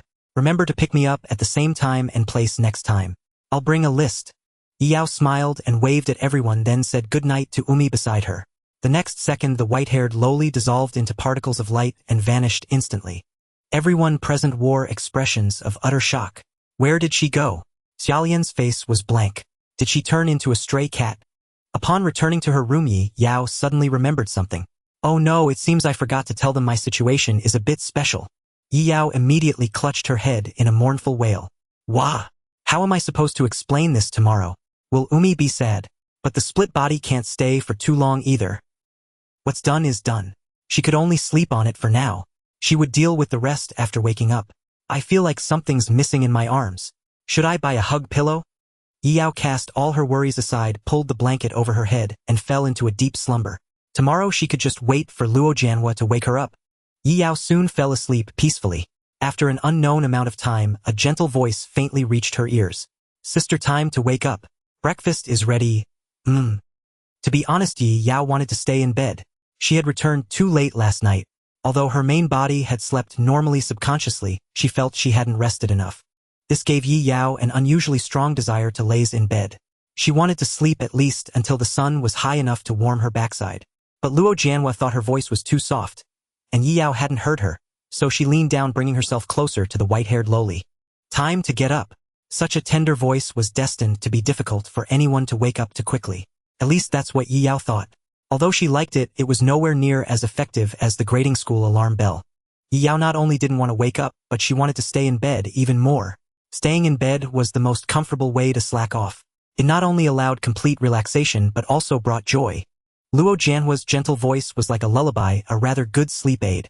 Seeing Yi Yao not moving an inch, Luo Jianhua couldn't help but let out a soft sigh. Why is sister so lazy today? If you don't get up soon, breakfast will get cold. Let me sleep 10 more minutes, you come join me. Yi Yao's curled up body shifted, and she simply pulled the leaning Luo Jianhua into her embrace. Ah! Luo Jianhua exclaimed in surprise. Yi Yao smelled the milky scent so close to her, finding it even more sleep-inducing. So fragrant and soft, so comfortable.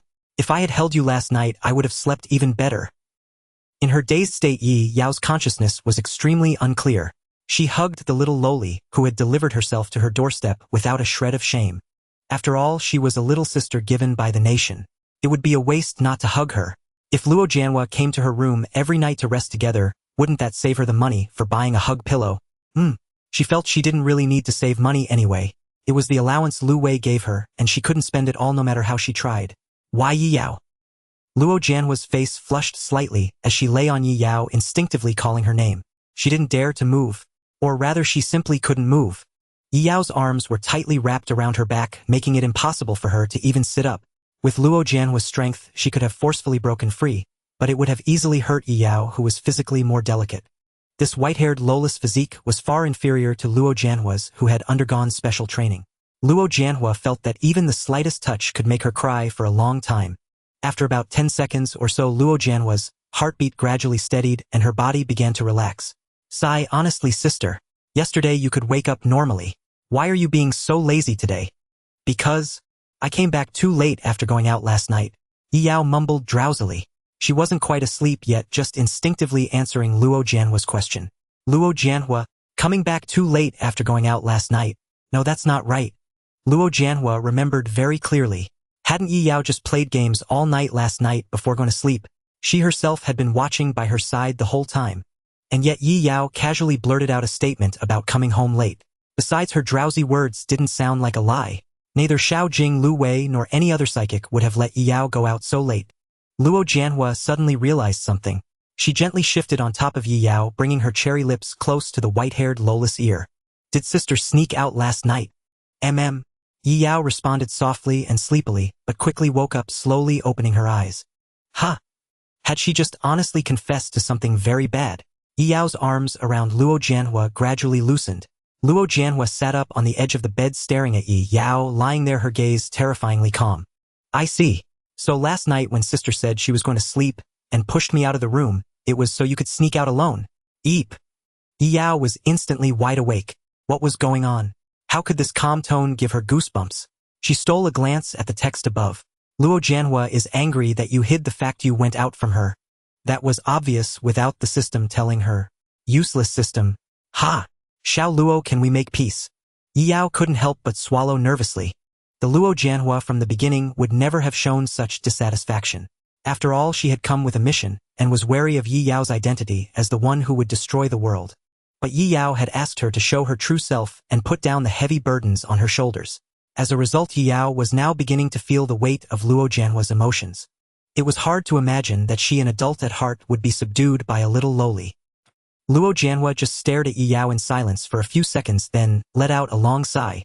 Do you know what would have happened if it wasn't me who came to wake you up? I have a general idea. Yi Yao blinked.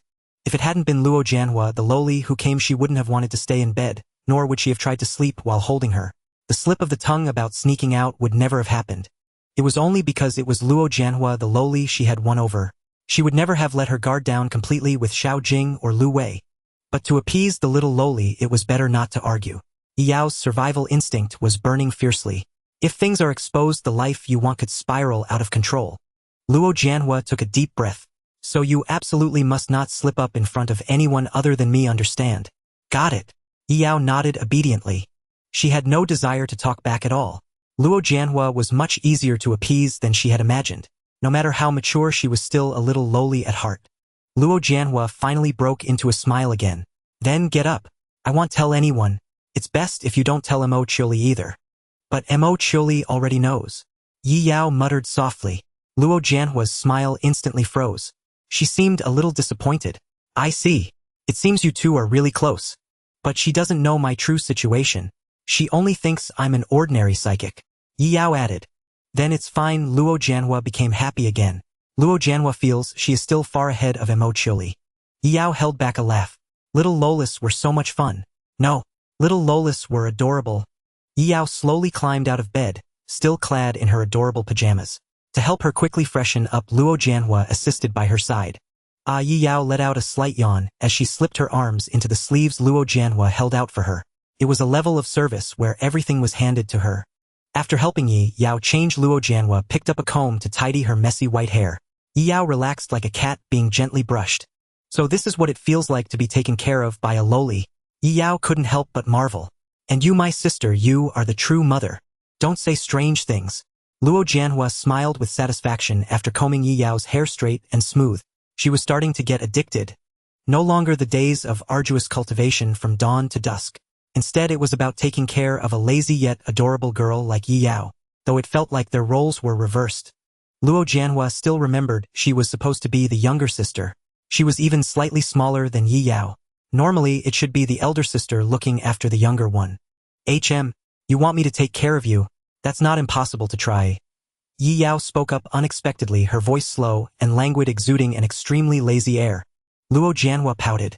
Clearly Yi Yao had been secretly reading her thoughts again. Sister, first try waking up early before you talk. Then I definitely can't do that. Then just let me take care of you. Consider it a substitute after I gave up cultivation. In the past, Luo Jianhua's life was filled with cultivation schedules. Now that she had free time, she didn't know what to do. Instead of training her mental power every morning, she became Yi Yao's alarm clock, ensuring she woke up comfortably. Naturally, she wanted to repay Yi Yao for helping her escape that bitter life. There was also an increase in affection. Luo Jianhua admired Yi Yao's mindset and attitude toward life. One always yearns for strength in some form. Luo Jianhua wasn't good at releasing the pressure others imposed on her. But Yi Yao seemed oblivious to the pressure around her. She had to learn from that. The two walked into the living room.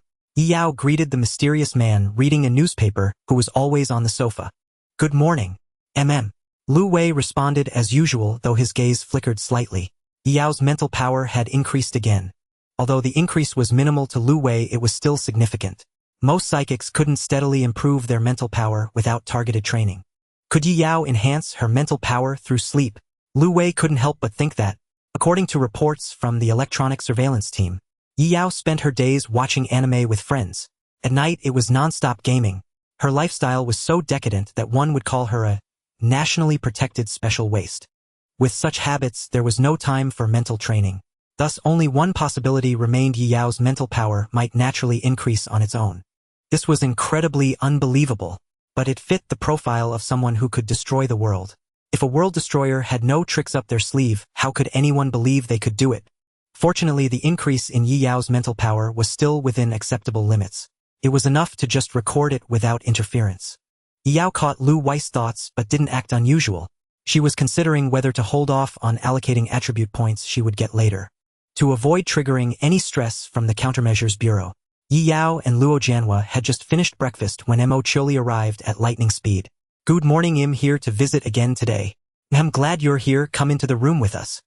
Yi Yao pulled Mo Choli into the room as soon as she arrived, dragging Luo Jianhua with her other hand, and smoothly locked the door behind them.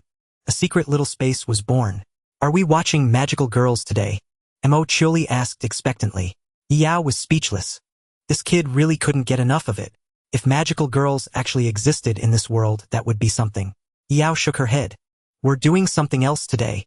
All right. Mo Choli nodded with slight disappointment but quickly perked up. After all, the magical girl anime could be watched anytime. Missing a day wasn't a big deal. Today we're having a small meeting. Yi Yao brought over a small table and placed it between the three of them, simulating a roundtable meeting. Mo Choli and Luo Jianhua looked at her with curiosity. Could it be? Are we starting the Magical Girl Alliance activities? I'm ready any time. At the thought, Mo Choli got excited. Her big eyes sparkled. She even forgot her usual social anxiety and softness, eager to transform into Magical Girl Mercury on the spot. The Countermeasures Bureau's punishment, what was that? Couldn't compare to the bonds between magical girls. Yi Yao pressed her hand on Mo Choli's head, pushing the overly excited girl back down. Not that. It's not. The light in Mo Choli's eyes vanished instantly. Her look of wanting to curl up in a corner and draw circles was so adorable it made one want to hug and kiss her. Don't be so disappointed. It'll happen eventually. Yi Yao patted her head to comfort her, which lifted Mo Choli's spirits a bit. Then Luo Jianhua got to the point. What does sister want to talk about?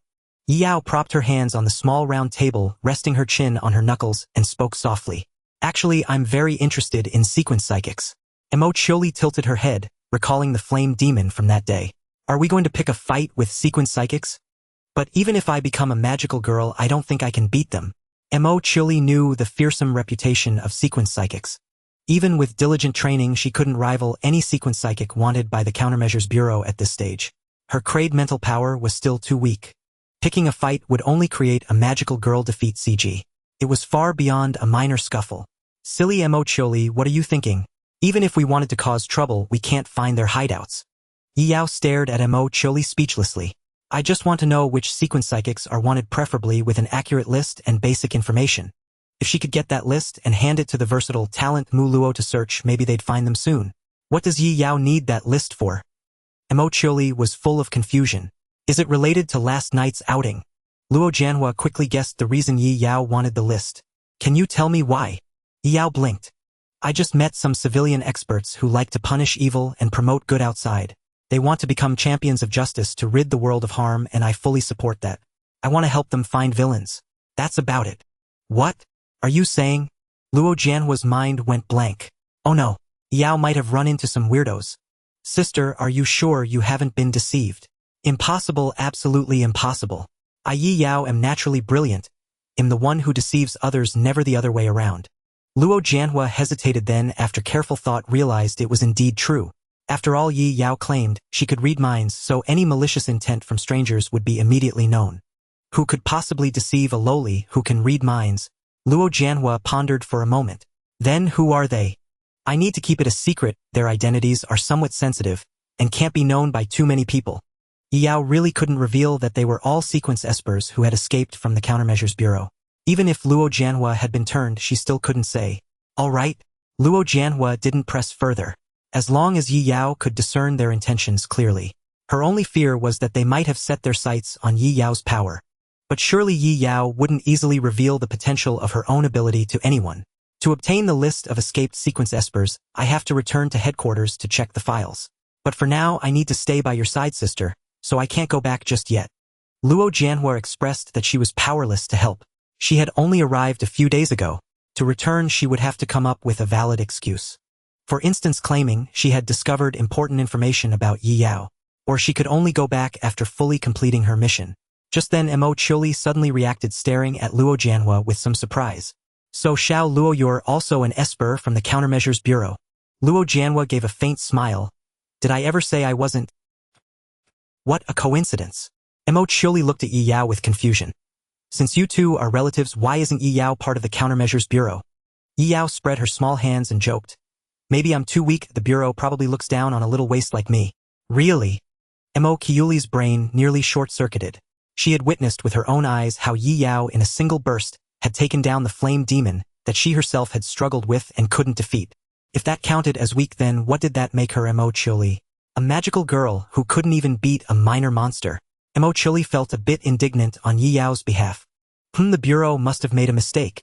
I can help you appeal, Yi Yao. Joining the Bureau comes with a nice allowance. That's not necessary, my father gives me an allowance. Joining or not doesn't matter. Yi Yao quickly stopped Mo Chiuli and swiftly changed the subject. Since Xiao Luo can't go back, we'll have to ask you for help, Mo Chiuli. Me? All right?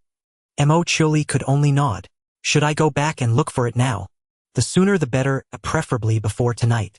Yi Yao placed a hand on Mo Chiuli's shoulder and gazed at her with deep emotion.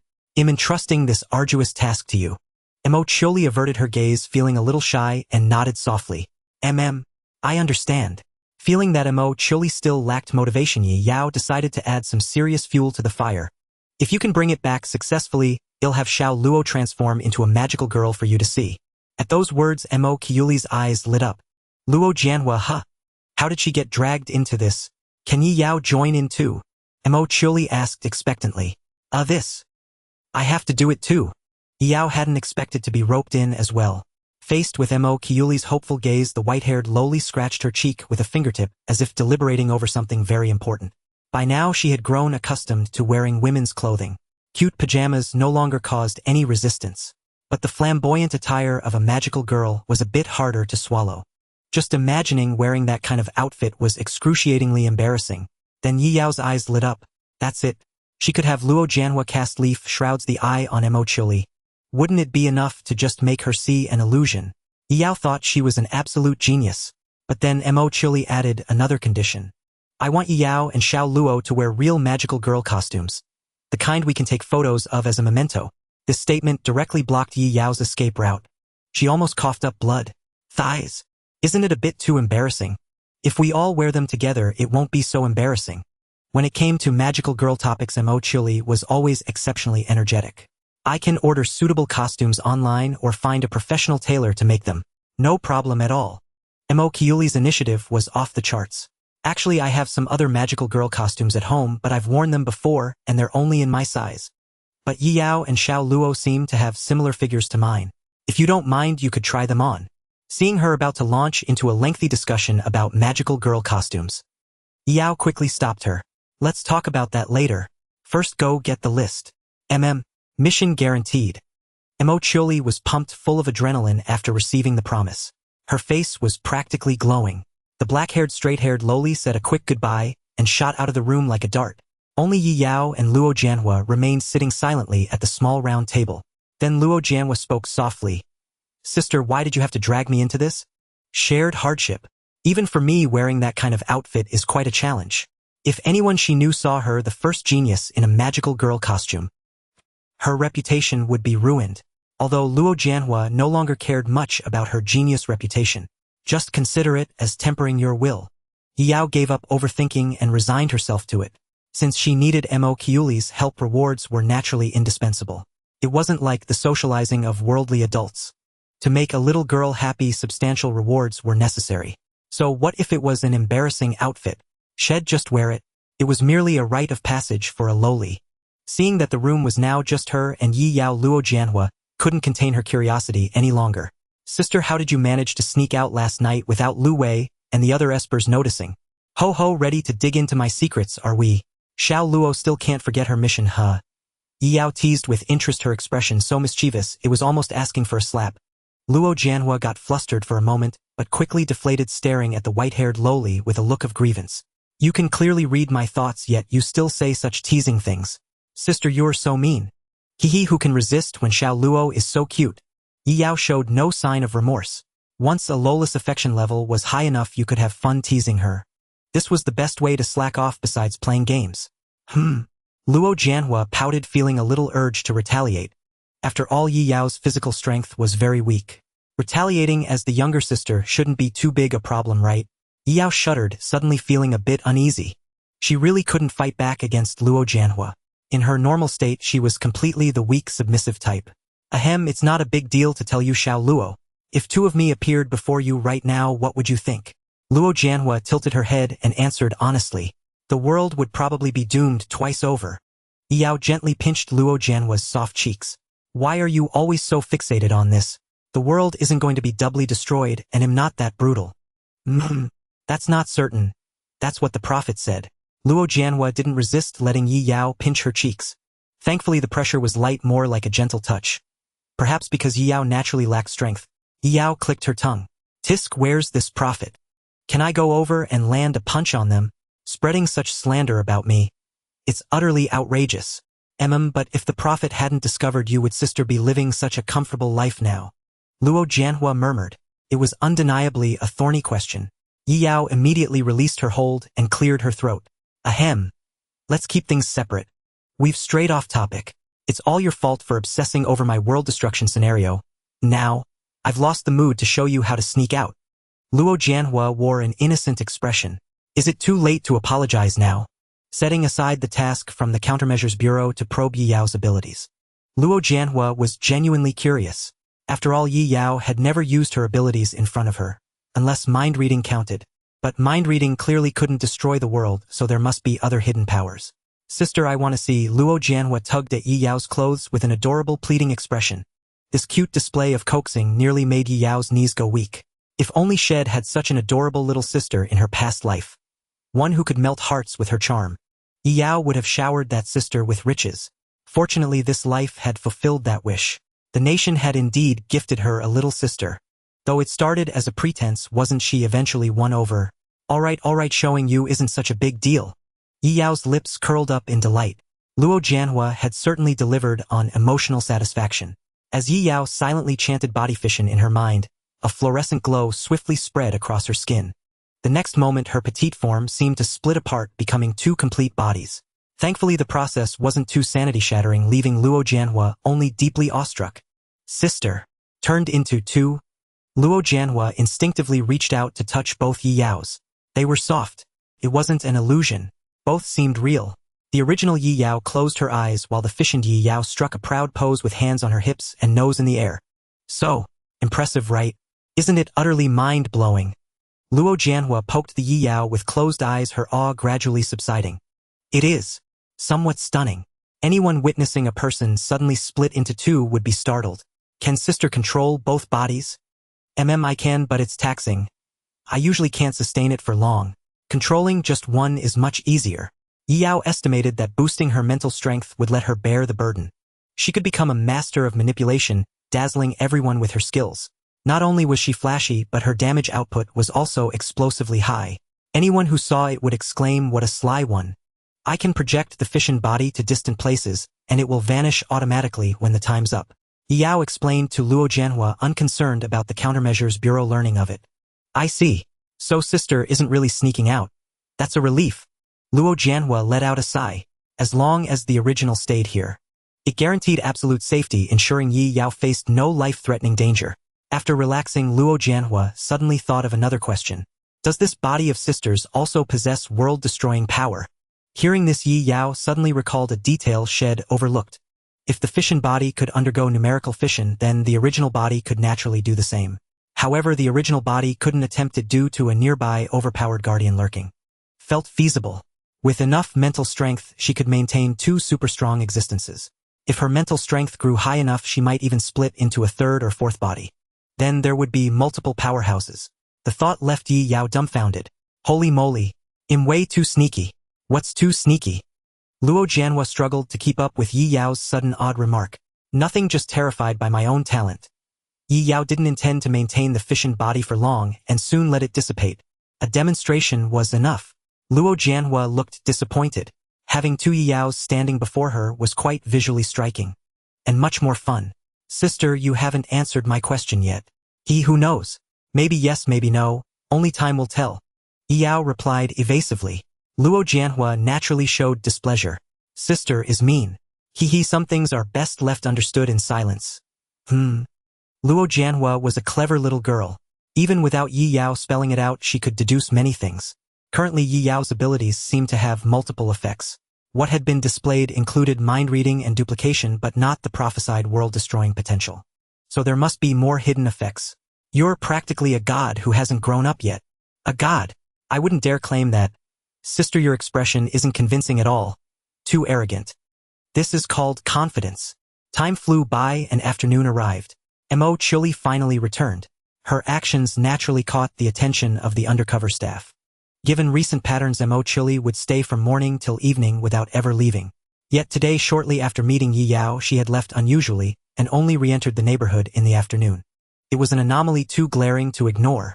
What was she doing? No idea. No one was specifically watching her. Though Mo Chili frequently interacted with Yi Yao, no one monitored her movements around the clock. As a notorious troublemaker, her record was already etched into their minds. A little girl obsessed with magical girls hardly warranted special attention. Log it for now. If anything abnormal comes up later, well, check her travel records. Meanwhile, I'm back. Mo Chili stepped into Yi Yao's room, feeling a sense of relief. Lately, Shed spent so much time here that it felt like a safe haven. Like hiding in a gloomy corner when upset. Yi Yao, who was gaming, paused the game to greet her. Welcome back, how did it go? Mo Chili looked a bit embarrassed. Her expression suggested things hadn't gone smoothly. I found out a little. What does a little mean? Yi Yao was baffled. My clearance isn't high enough. I could only see the last few on the list. Mo Chili was on the verge of tears, not because she couldn't access the full list, but because her wish to see Yi Yao and Luo Jianhua in magical girl form might be dashed. Why did fate have to torment a little girl like her? A crazy idea even crossed Mo Chiuli's mind. Should she temporarily switch from magical girl to villain and infiltrate the Countermeasures Bureau's archives? Yi Yao couldn't help but twitch the corner of her mouth when she saw Mo Chili beginning to entertain the thought of one thought god or demon. So persistent, willing to switch sides and become a villain just to watch magical girls. The key point was that switching sides didn't boost her strength either. Sneaking into the archives would probably get her caught and thrown out in no time. Luo Jianhua wore a pensive expression beside her. I do recall something like that. Most sequence psychics are extremely dangerous. Those lacking strength or seniority simply cannot access the files. Yi Yao was speechless. Shouldn't the wanted individuals be known by as many people as possible? Luo Jianhua shook her head. That only applies to ordinary fugitives. Keeping the weak uninformed is also for their protection. High-risk sequences have senses too acute. Once they realize their identity is exposed, they are highly likely to kill to silence witnesses. Yi Yao nodded thoughtfully. That did seem to be the case. Even when she had just awakened her own abilities, she could sense if someone was watching her nearby. She could even vaguely detect the presence of surveillance devices. More seasoned psychics were so perceptive it was unimaginable. They could probably pinpoint an unusual gaze with precision. A weak psychic who spotted a wanted high-risk sequence would be utterly unable to conceal their agitation. The likelihood of being caught was considerable. Losing one's life would be an even greater loss. Only psychics above rank can learn further details about the identities of wanted sequence fugitives. Luo Jianhua mentioned what she had just recalled. Life had been too comfortable lately. She had almost forgotten that she was a prodigy from the Countermeasure Bureau. If Mo Chuli hadn't brought it up, Luo Jianhua might never have remembered. After all, only when her spiritual power reached rank would her mentor tell her more about sequence psychics. It's fine, a low-tier, high-risk sequence is enough. Yi Yao didn't feel disappointed. Things had to be taken step by step. Leaving the big fish for later was fine.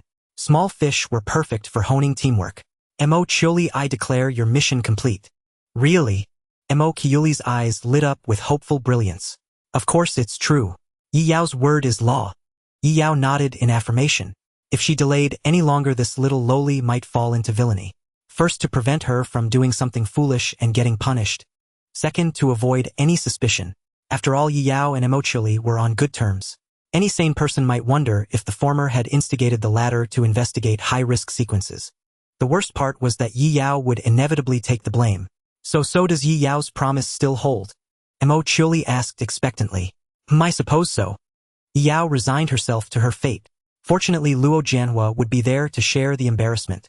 That made it less unbearable. When do we start? Mo Chuli pressed eagerly. You decide. Yi Yao lay back completely passive. The sight of the languid white-haired loli made Mo Chuli and Luo Jianhua's fingers itch.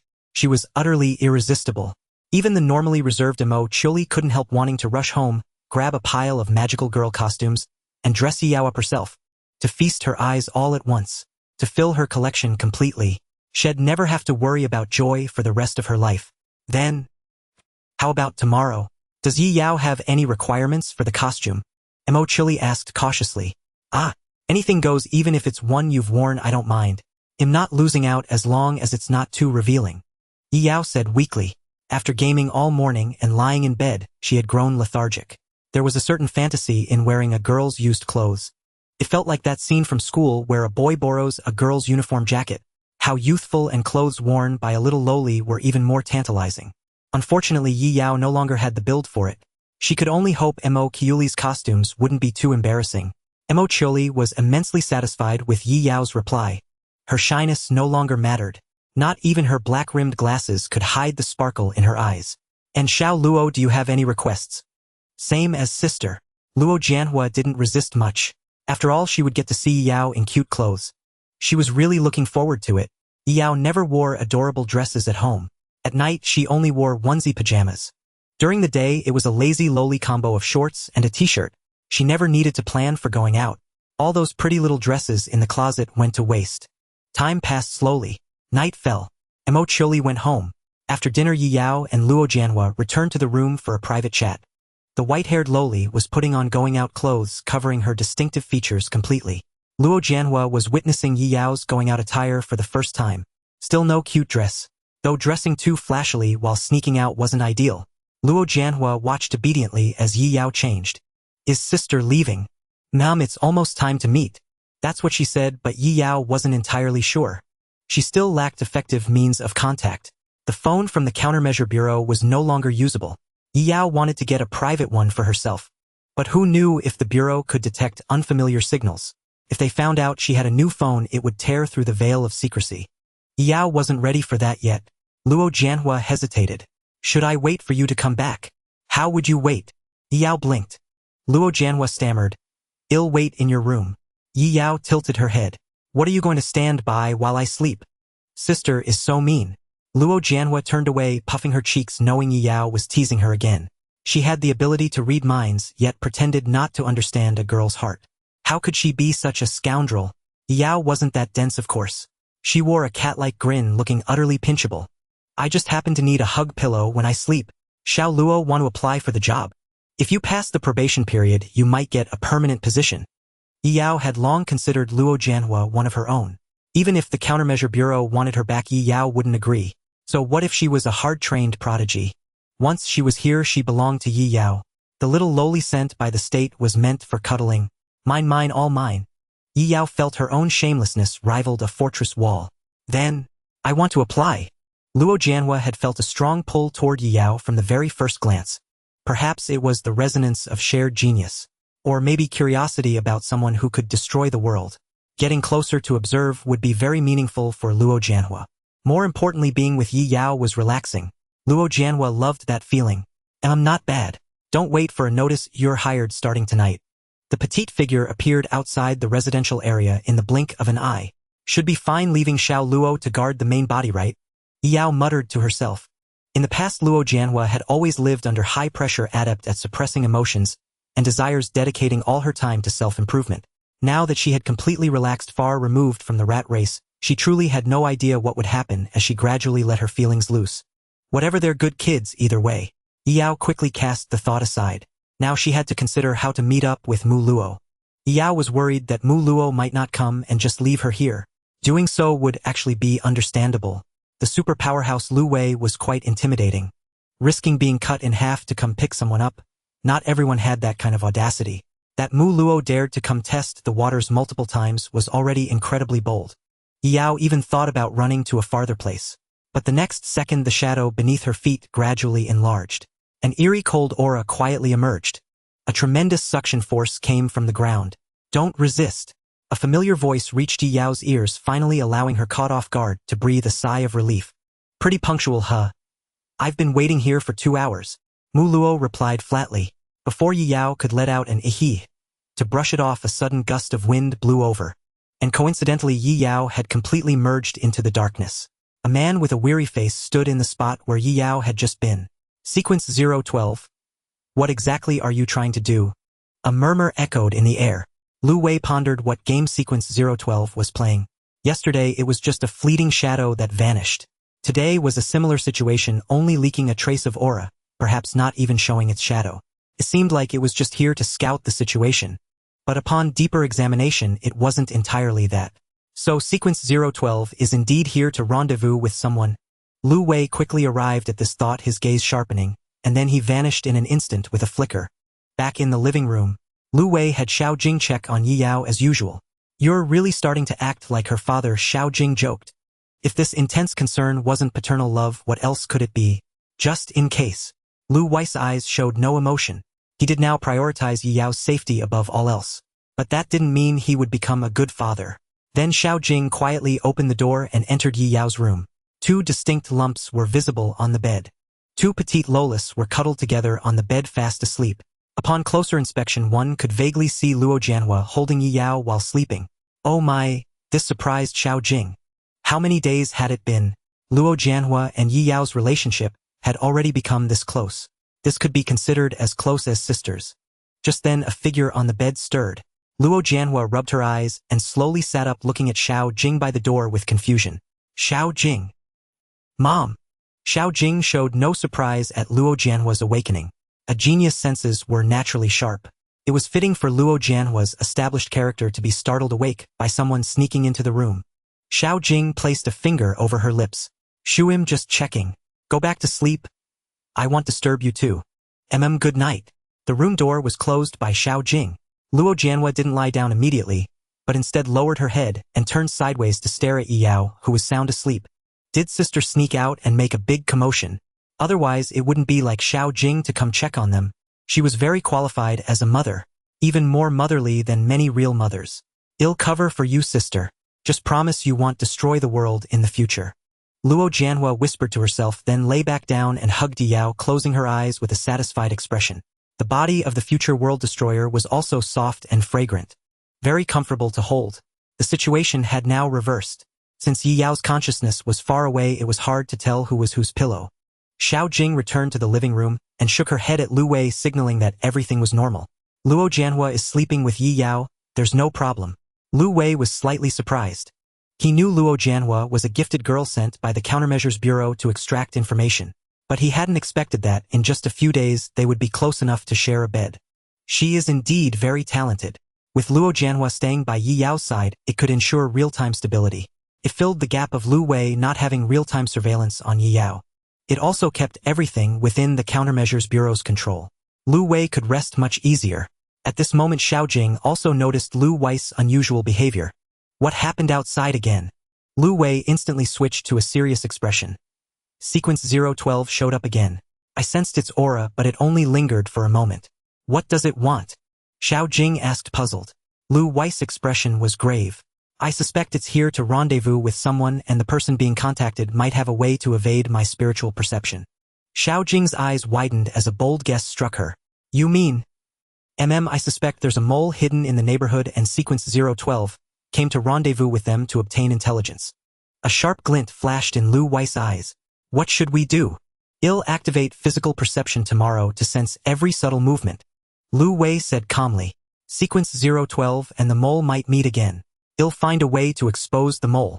Once physical perception was activated, Lu Wei would obtain a real-time 3D stereoscopic view of the area in his mind. The march of ants, the flutter of leaves, the rise and fall of dust. Nothing could escape his perception. This was the ultimate perceptual domain constructed by the fluid of the wind. Since he suspected a mole was hidden in the neighborhood, he had no choice but to initiate the purge mode. Lu Wei had always been very attentive to Yi Yao's safety. No suspicious detail could be ignored. Lu Wei didn't plan to inform his other colleagues in advance. Who knew if the people they worked with day and night might be the hidden traitor? Xiao Jing nodded. This matter is indeed important. Your colleagues will understand your actions. Actions involving a large number of Countermeasures Bureau operatives would normally require reporting. But now Lu Wei had been granted the highest authority. When it came to a world crisis, he naturally had the privilege to act first and report later. Lu Wei was determined to see who had the audacity to collude with the enemy right under his nose. Even if it was an old friend of many years, he would show no mercy. Yi Yao was still unaware that upon her return, she would face a hellish runaway from home scenario. At that moment she was brought by Mu Luo to the familiar suburban courtyard. Before Yi Yao could take a deep breath, a slender figure appeared behind her and lifted her up like a cat. The stray cat is finally back. Had enough fun outside. Xia Lian let out a playful laugh. Arg, let me go. Stop lifting me up. No way. What if you run off again? Mu Luo rarely brings back such an interesting cat. Xia Lian simply ignored Yi Yao's protests. She had panicked a bit when Yi Yao disappeared last night. Looking back, it was quite embarrassing. Now that Yi Yao was back, she absolutely wouldn't let go. Ugh! Yi Yao struggled a few times before giving up. Too weak, no strength. Even after numerical fission, she was still no match. Since she couldn't resist, she might as well enjoy it. At least it was a beautiful girl holding her. Hee, that's a good cat. Remember to explain last night's situation to everyone. Xia Lian smiled in satisfaction. Everyone has accepted you. They were really worried when you disappeared last night.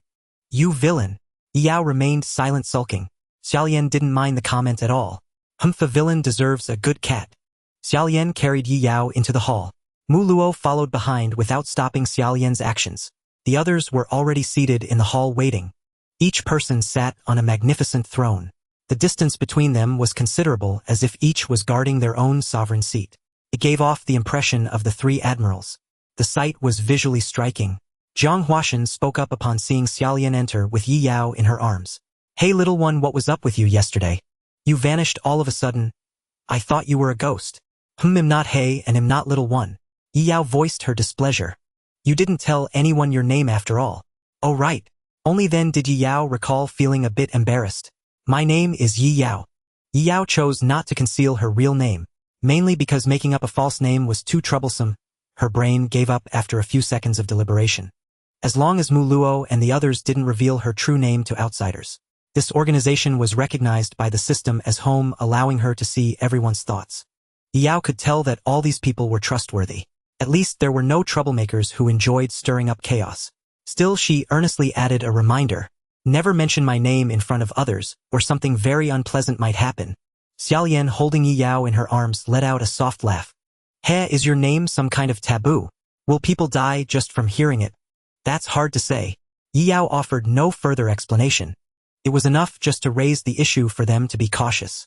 Xia Lian soon voiced a new thought. Yi Yao. What a lovely name, it makes you even more like an adorable little kitten. Thanks for the compliment, but put me down first. I won't run away. This time Yi Yao's tone carried an air of finality. Xia Lian had no choice but to set her down. A joke now and then was fine, but annoying someone would be too great a loss. It had felt so nice holding her. Didn't Yi Yao cat like being lifted high? Xiaolian thought to herself. Umi rushed up to Yi Yao as soon as she saw her, her eyes brimming with tears. Yi Yao, I thought you weren't coming back. She had nearly fallen back into the cycle yesterday. Fortunately, Yi Yao had said she would return before leaving. Otherwise, Umi wouldn't be in this relatively stable state. She would have regressed to her doll-like condition. Don't worry, I always keep my promises. Yi Yao patted Umi's head to soothe her. This little girl was truly terrified of falling back into the cycle. Sequence abilities were truly destructive. She wondered if there was any other way to break free from the influence. Just then Mu Luo walked to his seat and sat down. Explain yourself. We're comrades. At least let us know why you vanished without a trace. Yi Yao blinked, then led Umi back to her seat. Ahem, well, it's like this. Omitting the crucial parts, Yi Yao recounted her situation, weaving truth with half-truths. A few minutes passed. Mu Luo and the others had a general understanding. Xiaolian eyed Yi Yao suspiciously. So, the current you is like a clone while your real body is still in that residential complex. Mum. Yi Yao nodded vigorously like a chick pecking at grain, offering a strong affirmation. Mu Luo nodded in contemplation. Can you get out? Yi Yao tilted her head. I'm a sequence ability user, so I'm definitely under strict supervision. Only my clone can sneak out. Then, what's your sequence number? Don't know, no clue, not sure. Yi Yao hit him with a triple denial. Mu Luo didn't press further. Many controlled sequence ability users didn't even know they were sequence ability users. Even if told, they were often unaware of their exact number. Mu Luo himself had only learned some information from the control facility when he brought these people out. Xiaolian pondered seriously, then said, Should we go and rescue you? Mu Luo immediately covered his face with a sigh. Lu Wei is stationed there. He might kill us all. Wow. So brutal. The Countermeasures Bureau actually has such a game-breaking existence. It's cheating. Xiaolian backed down. She walked over to Yi Yao and without restraint poked the white-haired Lola's cheek with her fingertip. So you're a house cat that sneaks over to another home from time to time, eating from both sides. That's not a good cat. Yi Yao turned her head away with a soft snort. Humph, that's not what I think. Just then Xiaolian realized something and stared at Yi Yao with curiosity. Are you the sequence ability user personally supervised by Lu Wei? If he's personally watching over you, your number might be even higher than mine. Xiaolian was sequence 009, an extremely rare single-digit number. She had the potential to destroy a nation single-handedly. At the time, an S-class ability user had personally supervised her. Although Mu Luo had managed to bring her out, they had nearly lost their lives in the process. Now Yi Yao lived in the same residential complex as Lu Wei. It was hard not to suspect that her sequence number was unimaginably high. Yi Yao, however, looked completely unconcerned. Who knows? Maybe I'm just an afterthought. That's possible too. After all, no rule said Lu Wei couldn't supervise multiple sequence ability users at once. Maximizing personal combat power was perfectly normal. That complex might be hiding a bunch of sequence ability users. In the past, Mu Luo would have definitely tried to sneak in and grab them all at once. But now, he could only think about how to survive a single blow from Lu Wei. Ah, what are we going to do? I really want to snatch you away, Yi Yao, but we can't beat those Countermeasures Bureau ability users. The thought of the real Yi Yao cat trapped in that complex made Xiaolian's blood boil with inner turmoil. Yi Yao could only try to soothe her. It's not so bad really. I get enough to eat and a warm place to sleep. Personally, I can accept it. Mu Luo spoke up. You're still young now, so you think it's acceptable. But it won't be so easy when you grow up. Xiaolian chimed in. Exactly, anyone who wants to be independent absolutely doesn't want to be controlled by anyone. Our fate can only be in our own hands. Mu Luo nodded. That's been the principle guiding my actions all along. Yi Yao opened her mouth as if to speak, then stopped and finally gave up thinking about it. She decided not to argue. She couldn't exactly say she was enjoying it. Mu Luo and the others wouldn't understand. They'd just see it as the naive thoughts of a little lowly. Keep the atmosphere light. Then go for it. Defeat Lu Wei. Defeat the Countermeasures Bureau. Get me out of this misery as soon as possible. After all of them together weren't enough to take on that stat monster daddy. It wasn't a bad thing to have as a driving force. As soon as Yi Yao said this, Jiang Huashan and Gu Wengxin's eyes flickered as if they had found a new goal. Xiaolian immediately began rubbing her cheek against Yi Yao's. That's right, a cat should rebel against tyranny. Once I power up, it'll definitely come to rescue you. Whoa, don't you have any sense of boundaries? Stay away. Yi Yao pushed Xiaolian's face away and swept her gaze across the room.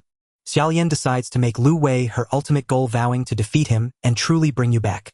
Mu Luo decides to first find the other comrades, then work together to find a way to restrain Lu Wei and create an opportunity for you to escape. Jiang Huashan, grateful for the inspiration you provided, decides to do his utmost to rescue you. Gu Wenxin hears your plea and resolves to free you from your suffering.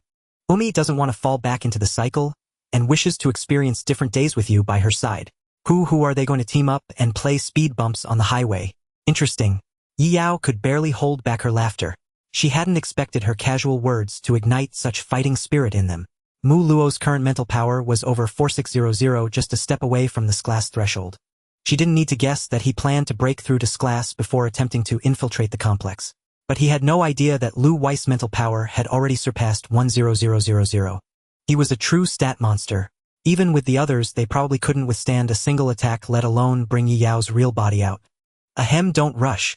Let's deal with those villains tarnishing our reputation first. I'm perfectly safe for now, so there's no immediate need to get me out. Yi Yao interrupted the five people's thoughts and pulled a folded A4 paper from her pocket. Tada! This is the intel I sneaked out, a list of low-ranked high-risk sequence ability users. This statement effectively diverted everyone's attention. I've been a bit bored lately. I want to see blood flow like a river. Mu Luo took the paper from Yi Yao's hand and looked down at its contents. The paper bore basic information on the 5 lowest high-risk sequences. They were sequences 100 to 96. None of the strongest had reached a rank yet. Their basic ability information was all written on it. Their appearances and facial features were extremely clear, memorable at a glance. However, their locations were not concentrated. The last known whereabouts of the targets were written on it. They weren't even in this city at all. To hunt them would require cross-city tracking, a tremendous waste of time and energy for ordinary ability users. But Yi Yao's organization was far from ordinary. Mu Luo tucked the paper into his chest pocket. I'll find them. Once I do, I'll call you all to join. If it were a normal day, he would go to the Countermeasure Bureau's ability user base to seek out sequence ability users. Mu Luo had no intention of letting his companions face danger. But cleaning up a few pieces of trash, calling companions along meant sharing in that glory. Yao grew curious. Can Mu Luo find people across cities? Just a bit of distance, nothing that can stump me. Mu Luo turned and left immediately. Wait for my news. There will be results by tomorrow evening. Yao's eyes widened, somewhat shocked by Mu Luo's decisiveness. Now, that fast. I thought it would take at least a week. She realized she had still underestimated this man who gave even the Countermeasure Bureau a headache. Xiaolian stood behind Yao, her hands resting on the white-haired Lola's shoulders as she smiled. Just leave this to Mu Luo. A retriever's nose is incredibly sharp, no matter how far it can find what it seeks. We only need to wait for good news. Mu Luo waved his hand back at the group, and the next moment he vanished into the darkness without a trace. It was then that Yi Yao realized Mu Luo's ability was far from simple. Dark Erosion sounded very abstract.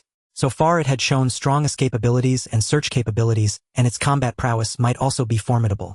Its mobility might be terrifyingly high. Yi Yao had originally been near a bustling residential area. In the blink of an eye, she found herself in an almost desolate suburb. This transfer speed might indeed be able to ignore the distance between cities. The ability user of Sequence 12 was so terrifying. Yi Yao instinctively turned back to look at Xiaolian. Just how fearsome was this Sequence 009? What are you looking at me for? Xiaolian tilted her head with a smile. I'm wondering how powerful you are. Want to try it out yourself? Xiaolian proposed out of the blue. Huh. I heard from Mu Luo that you killed a rank ability user. I'm curious how you managed it, because you look just like a real cat. No intimidation at all except for bristling and hissing. Powerful ability users could discern the gap between them. Xiaolian could clearly sense that Yi Yao's spiritual energy was still far from even the crank baseline. Even a sequence ability user shouldn't be able to leap across such a large rank to kill. Yi Yao was a bit speechless seeing Xiaolian's spiritual energy of over 3,000. Damn, she wasn't even pretending anymore. She usually compared the little lowly to a cat, and now she wanted to personally test her strength. Cat abuse zone, you win. Seeing Yi Yao's hesitant expression, Xiaolian immediately spoke to reassure her. It's okay, I'll go easy on you. If I use my full power, my body can't sustain it for long. It'll disappear quickly. Since I'm going to leave eventually anyway, how about letting me understand a bit more? Xiaolian had fewer reservations after learning that the Yi Yao before her was a product akin to a clone. Gu Wenxin and Jiang Huashan were also very curious. Yi Yao's small frame didn't look like it could kill a rank ability user. Umi hesitated, a troubled expression on her face, unsure whether she should step in to stop it. Yet her body was very honest. Her subconscious craved change and novelty. The spar between Xiaolian and Yi Yao was outside the cycle. To Umi, who lived through the same repetitive days, it seemed like a remedy.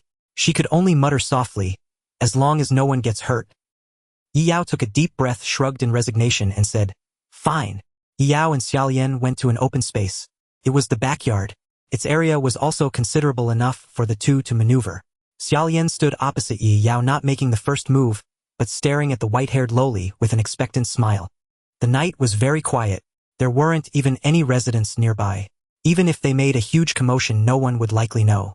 Dark clouds churned in the sky, obscuring the bright moonlight, leaving only the backyard's light focused on the two. Yi Yao took a deep breath. "FISSION." The next moment, Yi Yao's aura surged instantly. The terrifying increase even made the three onlookers' expressions change drastically. Umi didn't understand. She only knew that Yi Yao's presence had become formidable. Xiaolian stared at Yi Yao across from her eyes trembling slightly. Such a terrifying increase. Was it real? Jumping from weak rank to a rank, crossing two major ranks, a gap of nearly 1,000 in numerical value. Bridging the vast gap in an instant. How was that possible? Not far away, Zhang Huashan even straightened up his eyes wide as he stared at the petite Yi Yao, utterly dumbfounded. What did it mean that the newly arrived little lowly instantly erupted with spiritual energy on par with his? Where had his advantage as a senior gone? Xiaolian revealed an intrigued smile. "Oh, such a remarkable trick. It seems you're not just a simple little white cat, but a little white tiger. How long can this form last?" Yi Yao estimated. "Seems like about 4 minutes. She had figured it out. The various durations were entirely dependent on the basic stats. A spiritual energy of 38 could sustain a fission body for 4 hours without disappearing. In the case of numerical fission, it could last 4 minutes. 4 minutes of peak combat power seemed incredibly overpowered. In other words, the duration of her ultimate move was longer than some people's lives. Translated to various games, players would demand it be nerfed. After understanding the situation, Xiaolian nodded lightly. "Then attack me. 4 minutes is far too short to be satisfying." The black-haired beauty still looked relaxed. Yi Yao's spiritual energy of 1,000 still seemed insufficient in her eyes against her own 3,000. Even between her ranks there was a huge gap. Yi Yao pouted slightly, feeling underestimated. Now she had to prepare a surprise. The white-haired lowly extended a hand. Just as Xiaolian was wondering what move this was, an invisible force pressed down on her. Cracks like a spiderweb suddenly appeared beneath her feet. "Oh my!" A flush of excitement rose on Xiaolian's face. "Little white cat, you really are full of surprises. This must be the legendary highest-level application of spiritual energy, right?" Hearing this, Zhang Huashan froze for a second, then let out a loud voice. "Ha! Don't fool me. Is that technique something a human can learn?" Gu Wenxin beside him was also filled with shock. He was still trying to master that technique. But he had yet to succeed, barely managing just the basics. And Zhang Huashan hadn't even begun. That was why he felt instantly outclassed. Legend had it that only those whose spiritual energy stepped into rank were qualified to enter that domain. But what was with this white-haired lowly? Yi Yao's lips curled slightly, almost breaking into a smug grin. "Hee, I told you not to underestimate me." Xiaolian savored it for a moment, then immediately broke free from the control. "The technique is authentic, but the magnitude is still lacking. A bit stronger spiritual energy can ignore it." A red steam gradually emerged on Xiaolian's body surface. "Continue. I want to see your limit." TCH. Yi Yao clicked her tongue. She hadn't expected to run into numerical suppression every time. But Yi Yao wasn't out of trump cards. She had had an idea ever since she first slipped out of her home. Since she could replicate a set of clothes, a material object, could she replicate other things too? And tonight, splitting apart the documents Mo Chili had given her and bringing them out proved that idea was correct. Her fission power could be applied to other objects. With that in mind, she could try to develop new moves. Her comprehension had always been monstrous. Yi Yao raised a finger.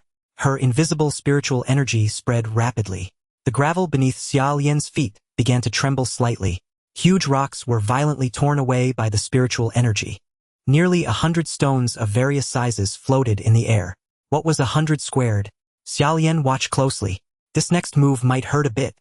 Yi Yao could bestow the power of fission upon any inanimate object she could touch. Her adeptly wielded spiritual force had already become an extension of her hands. The stronger her spiritual force, the farther she could reach and the more objects she could touch. The stones suspended by her spiritual force perfectly met the conditions for fission. Fission of all things. The massive boulders in the air trembled.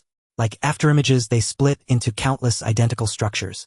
In the span of a single breath, they covered the entire sky above Xiaolian. There were at least 10,000 stones of various sizes. They hung like a suspended rain of rocks, awaiting only a single command to come crashing down. The scene was breathtaking. Xiaolian exclaimed in admiration, "I admit a cat of your caliber can hiss all it wants. Shall we continue?" Yao hadn't expected Xiaolian to still be in the mood for jokes. Such was the lingering aura of a true powerhouse.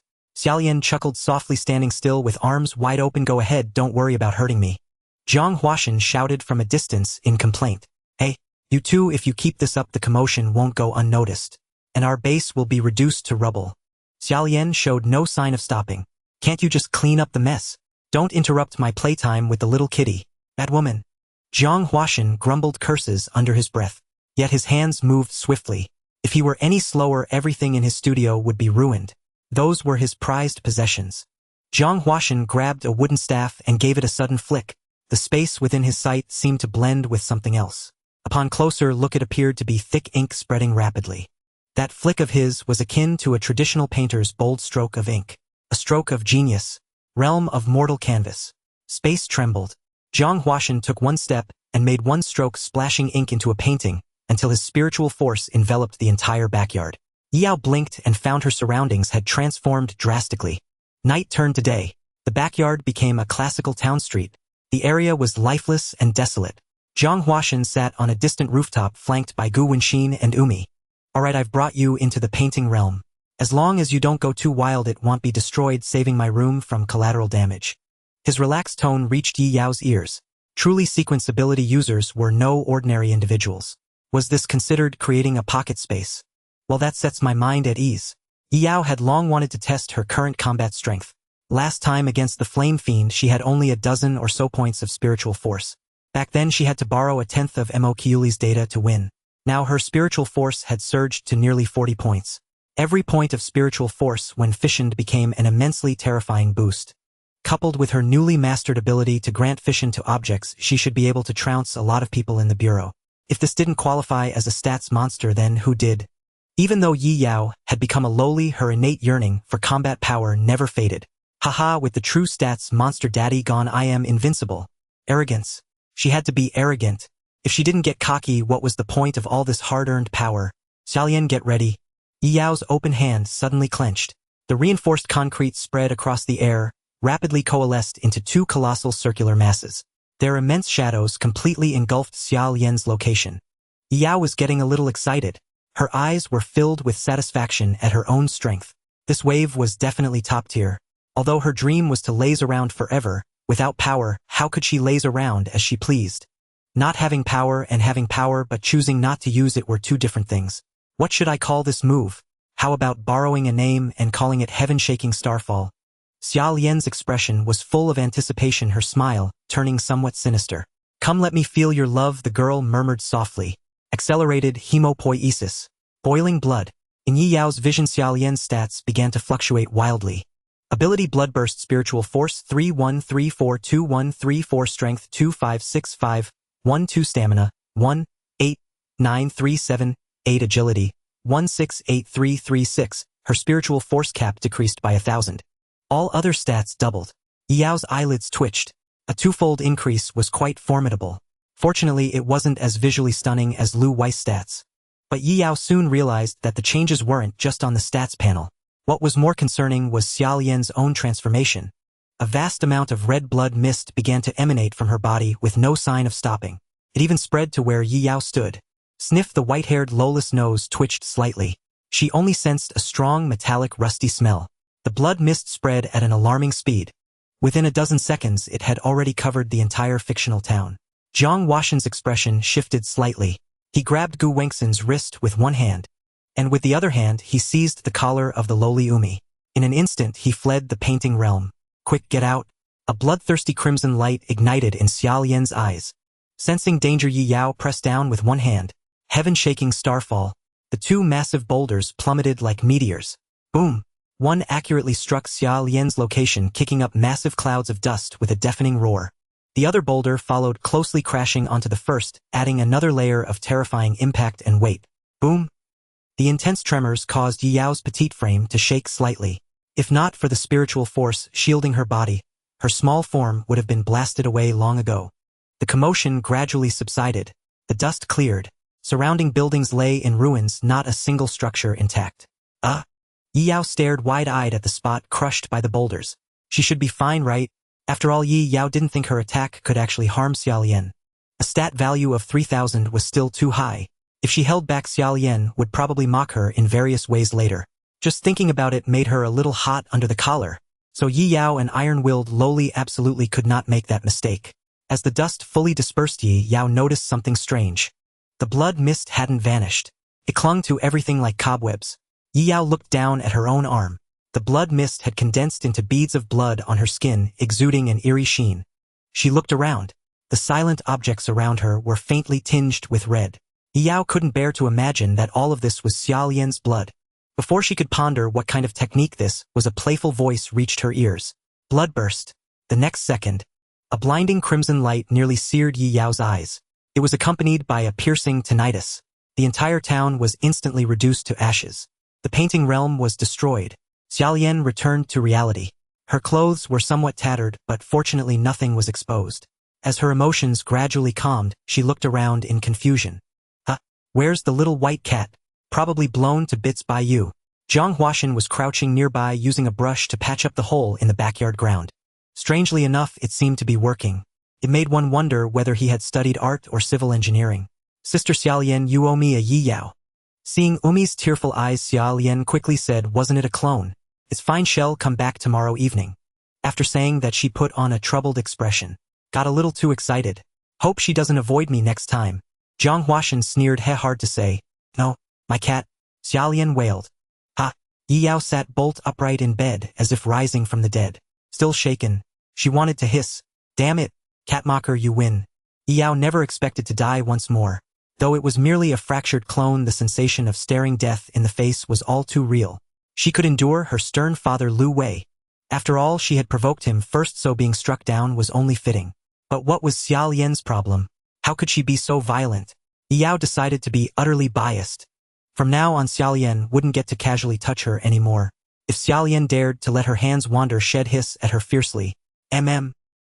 Sister, are you back? In the darkness, Luo Jianhua's voice sounded in her ear. Only then did Yi Yao remember the little lass lying beside her. Focusing, she felt a pair of arms wrapped around her waist. Wait, shouldn't Luo Jianhua be the one serving as the body pillow? How had the roles reversed? Xiao Luo, you're being naughty, making me your body pillow. Yi Yao puffed out her cheeks and reached out to pinch Luo Jianhua's face. Who taught you that? I'm getting angry. Woo, I was wrong. Luo Jianhua let out a soft, pitiful whimper, promptly admitting fault, then decided to divert Yi Yao's attention. Sister, you seem to have had a nightmare just now. Did something happen outside? Luo Jianhua hadn't forgotten that Yi Yao hadn't been truly asleep. Yi Yao didn't let go of Luo Jianhua's face, instead switching from pinching to kneading, as if to heal her own wounded spirit. Petting a lowly was so relaxing, her psychological shadows vanished instantly. A small accident did happen. I just merged with heaven and earth. Luo Jianhua. Yao was certain. If her true body had been there, even the chance of being scattered piece by piece wouldn't have occurred. The best-case scenario would have been being splattered everywhere. The force was enough to level a small town. And this was likely with Xiaolian holding back. If she went all out, she might achieve city-leveling combat power. If she developed further to reach rank, annihilating a nation wouldn't be impossible. As expected of sequence 009. Just then, Luo Jianhua remembered something. Oh, Sister Mother, Xiao Jing came for a room check earlier. Did you make a bit of noise when you slipped out? Maybe. Yao didn't even know how to refute that. She couldn't exactly say it wasn't her who made the noise, could she? She could poke her head out and be fine, yet Mu Luo got caught without even showing her face. However you looked at it, it was Mu Luo's fault. This was way too conspicuous. Yao could imagine the difficulty of sneaking out would increase. The two lasses were like having a midnight chat, whispering secrets under the covers. Then sister must be more careful when you go out from now on. Luo Jianhua reminded her. Don't underestimate your importance, sister. Any anomaly within the compound will be taken very seriously. If we don't think of a way soon, we might really be exposed. Yao smiled and patted Luo Jianhua's head. Thanks for the reminder. Xiao Luo cares about me the most. For tonight, I'll forgive you for using me as a body pillow. As long as it makes sister happy. Luo Jianhua's voice was soft and fuzzy. It was hard to imagine she was once the burdened genius lass. She had completely taken on the shape of that silver-haired lowly. Yao was overjoyed. Anyway, let's sleep first. It's my turn to enjoy a lowly body pillow. Thanks to Luo Jianhua, Yi Yao's sleep quality wasn't disturbed by Xiao Lian. She slept soundly through the night. Thanks to Luo Jianhua's position as a body pillow, Yi Yao enjoyed a gentle whispering service in the morning. Whose sister, time to wake up? Half asleep, Yi Yao felt a warm breath on her ear. It was cozy and made her want to laze about. Luo Jianhua's body temperature was a bit high, making sleeping embraced a little warm. But after becoming an esper, Yi Yao's heat tolerance had increased significantly. A high body temperature was hardly a flaw.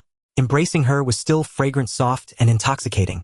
Yao even felt like lazing in bed a bit longer when it was time to get up. Was there any unbearable flaw in this life? If it could go on like this forever? Even if Mu Luo and the others could get rid of Lu Wei and other powerful espers in the future, Yao would want to find an excuse not to leave. Sigh, sister, really aren't you putting the cart before the horse? Luo Jianhua let out a helpless sigh. She had intended to wake Yi Yao up quickly, but her wake-up service had turned into a service that encouraged lazing around. Then, sister, close your eyes for a bit. It'll help you. Fortunately, Luo Jianhua was incredibly strong. Her special training made her stronger than several adults combined. Dressing and combing the hair of a small-framed lowly like Yi Yao required little cooperation.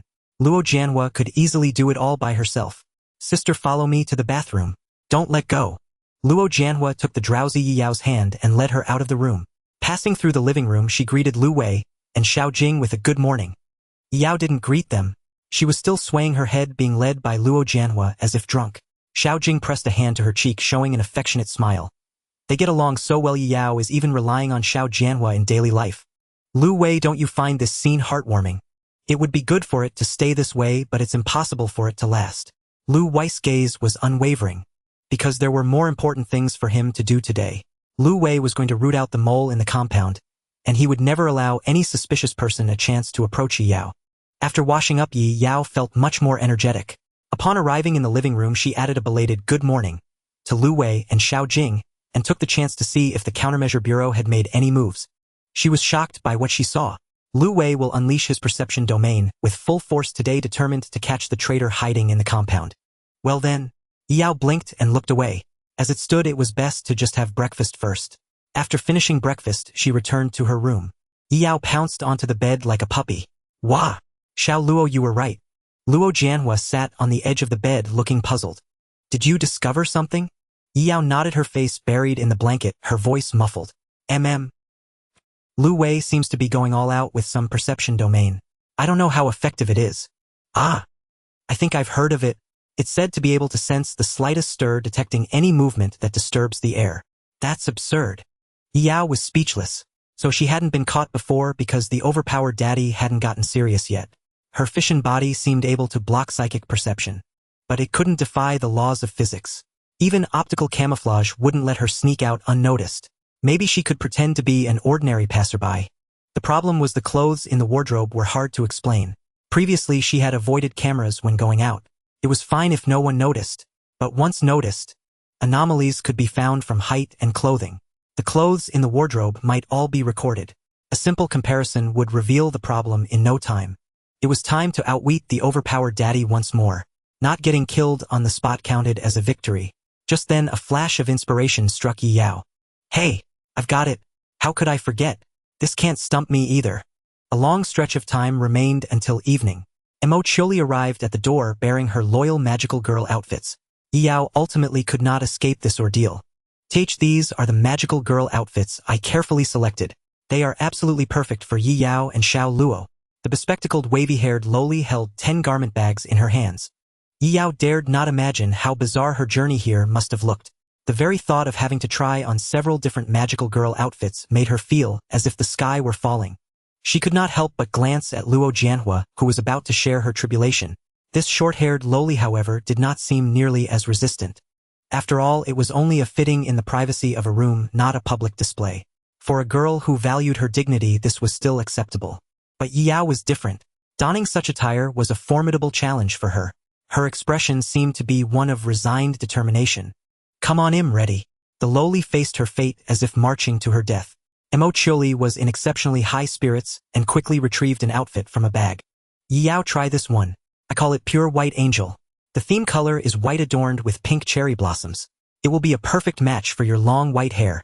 The door was now locked from the inside. To express her emotions and thoughts more fluently, Mo Chuli activated her ability and transformed into her magical girl form. Her long blue hair and magnificent blue dress made her shimmer and shine. She was completely immersed in her own artistry. Yao felt a wave of darkness wash over her. There would be no stopping this Mercury loli until she was thoroughly satisfied. How could there be such an odd loli who was a magical girl fanatic? Yao stared at the pure white magnificent dress in Mo Chiuli's hands. Yao tilted her head. Pure white angel. Truly pure white. Truly angelic. It was cute certainly, but it didn't match her laid-back personality at all. Yet seeing the anticipation in Mo Chiuli's eyes, Yao couldn't bring herself to ask for a different outfit. It would have been better if she weren't holding a camera ready to take pictures. No way. This magical girl fanatic even prepared a camera. This is a Black History creator. Are we really taking pictures? Can't we just take a look? Yao attempted a desperate struggle. But Mo Chiuli's stance was firm. Beautiful things must be recorded. If you're shy, Yao, you can take a picture with me and Xiao Luo. A photo of 3 magical girl lolis together. That would be quite a collector's item. Yao looked at Luo Jianhua, who appeared to have no objections. Alright, her beloved little sister was on Mo Chiuli's side. A complete traitor. She shifted her gaze back to the Mercury loli. Turn back to normal before you talk to me. Mo Chiuli resolutely shook her head in refusal. No, like this I can't express many of my thoughts. You're not allowed to bully me with my weakness, Yao. As a magical girl, you must keep your word. But I'm not a magical girl either. Yao muttered in feeble protest. Damn it. Her thoughts had been seen through. Who would have thought this mere Mercury loli had such a sharp mind? Then let's do it. As long as no one else sees it. Such spirit, Yao, now you're acting like a magical girl. Still on about magical girls. I told you I'm a strategist. Mo Chiuli selectively ignored Yao's protests. Yao's face full of humiliation was manipulated by Mo Chiuli and Luo Jianhua. She could only lament that her basic attributes weren't strong enough. Otherwise these 2 lolis would not be getting the upper hand. In her normal state, Yao was truly just a soft white cotton ball. 1,000 li away, a pitch-black shadow writhed in a dark alley. In the blink of an eye, a tall silhouette was already leaning against the wall. Mu Luo initially intended to take out the A4 paper Yao had given him. But then he paused. Only then did he remember that those sheets of A4 paper had turned to ashes the night before. Can the things I bring out not be maintained for long? TCH. Should have said so earlier. Fortunately, Mu Luo had already committed all the useful information to memory thanks to his powerful memory. At his level of strength as an ability user, memorizing a bit of information didn't take long. He only needed a glance to remember the entire contents of those A4 papers. Now, without that list, Mu Luo could still find the people based on the information in his memory. He had been active since last night and had successfully located the hiding place of one of the bottom-tier high-risk sequences. Mu Luo could have easily crushed it like an insect with a single fatal blow. But recalling Yao's words, he refrained. This was a collective activity. He absolutely could not hog all the glory for himself. Otherwise, the community he was building would not be able to support each other and move forward. Next, I just have to wait for nightfall. Mu Luo lowered his head and closed his eyes, waiting as if asleep. The dark, gloomy environment of the alley did not affect him. He rather liked this kind of environment. The feeling of being embraced by the darkness was very warm. The sound of a rat knocking over a tin can echoed in his ears. Mu Luo's eyes closed and then opened. He looked up at the sky. The moon hung in the sky. The time had come. It was time to go pick someone up. Meanwhile, lights were on in a room of a high-end residential complex. Yao, who had just finished bathing, was admiring the contents of the photos. I'm so cute. Today she had endured great humiliation. She had worn a bunch of flashy dresses and even struck several embarrassing magical girl poses for photos with Mo Chiuli and Luo Jianhua. In a magical girl anime, they would definitely be the main trio. During the time Yao wore pure white angel, Mo Chiuli was like a woman possessed, holding her tightly. She kept saying things like, "Bliss. This is a true magical girl, and let's debut together and protect the city." Luo Jianhua was so startled, she thought Mo Chiuli was going to take Yao home to keep. The situation only eased after Yao changed back into her everyday clothes. Now Mo Chiuli had gone home fully satisfied. She hadn't even taken the magical girl outfits back, leaving them completely in Yao's wardrobe. She only took back the series of photos captured on her camera. The photos in Yi Yao's hands were the ones Mo Chili had taken and had developed. It was somewhat acceptable. Digital photos could easily spread everywhere. Paper photos reduced that risk. As long as they were stored properly, there was no danger of a black history leak. Luo Jianhua was beside her comparing several photos with an unblinking gaze and a very gentle smile on her face. This kind of cute clothing really suits you, sister. Well, you're not bad either, Xiao Luo. You're incredibly cute. Yi Yao was too lazy to argue. She couldn't exactly deny the fact that her own body was very cute. Standing with you is like green leaves setting off a flower. Don't praise me by putting yourself down. It's a shame your name has the character Hua in it. Luo Jianhua blinked. But my ability name also has the character Yi in it. You and your twisted logic. Yi Yao tapped Luo Jianhua's forehead with her fingertip, showing a dissatisfied expression. Then she stood up to smooth the wrinkles on her clothes. All right, time to get ready to head out. I have to sneak out tonight too. Luo Jianhua looked out the window. The residential complex was still calm on the surface. But her genius intuition told her it wasn't that simple. Be careful. Don't get caught. Don't worry. Catching me is impossible. Yi Yao smiled confidently. Little did she know, high above the heavens, a pair of calm eyes looked down upon this land. This time Yi Yao made no further effort to conceal her appearance. Normally she would avoid surveillance cameras to leave no trace. Yet this time she might not be able to evade the all-seeing eyes of that overpowering anomaly. Sneaking around might easily get her caught. Since that was the case, there was no need for pretense. The shroud of dark mist would still preserve Yi Yao's mystery. On previous nights, she had refrained from using it for fear of frightening passersby. After all, a figure entirely cloaked in black resembled a specter. A single glance would send pedestrians into a panic, like the protagonist of the famous painting The Scream. Now that avoidance was impossible, she might as well confront fate hidden. Within the room, an eerie black mist rose from beneath Yi Yao's feet, obscuring all her features like digital static. Luo Jianhua, standing nearby, was stunned, speechless. Yi Yao had never mentioned this to her. Before arriving at Yi Yao's place, Luo Jianhua had heard about the Flame Fiend incident at the Countermeasures Bureau headquarters. It was said that Mo Chili had been caught up in it. This came as no surprise. After all, patrolling the city every night to uphold justice was the fundamental nature of Magical Girl Mercury. No one would connect it to Yi Yao. Then, out of nowhere, a mysterious psychic entirely wreathed in black mist appeared, using masterful spiritual manipulation techniques to effortlessly slay the Flame Fiend. From both the methods and the manner of appearance, it was clear that this figure was at odds with the Countermeasures Bureau. This caused Luo Jianhua's mentor to worry that the Black Mist Psychic might be a dangerous high-risk entity. Consequently, Luo Jianhua unconsciously placed herself in her mentor's shoes, imagining whether she might one day confront the Black Mist Psychic on the battlefield. Now, with Yi Yao shrouded in black mist, all her aura concealed, leaving only mystery and depth, Luo Jianhua finally realized that this white-haired Lola's record was an impeccable 1 kill, 0 deaths, 0 assists.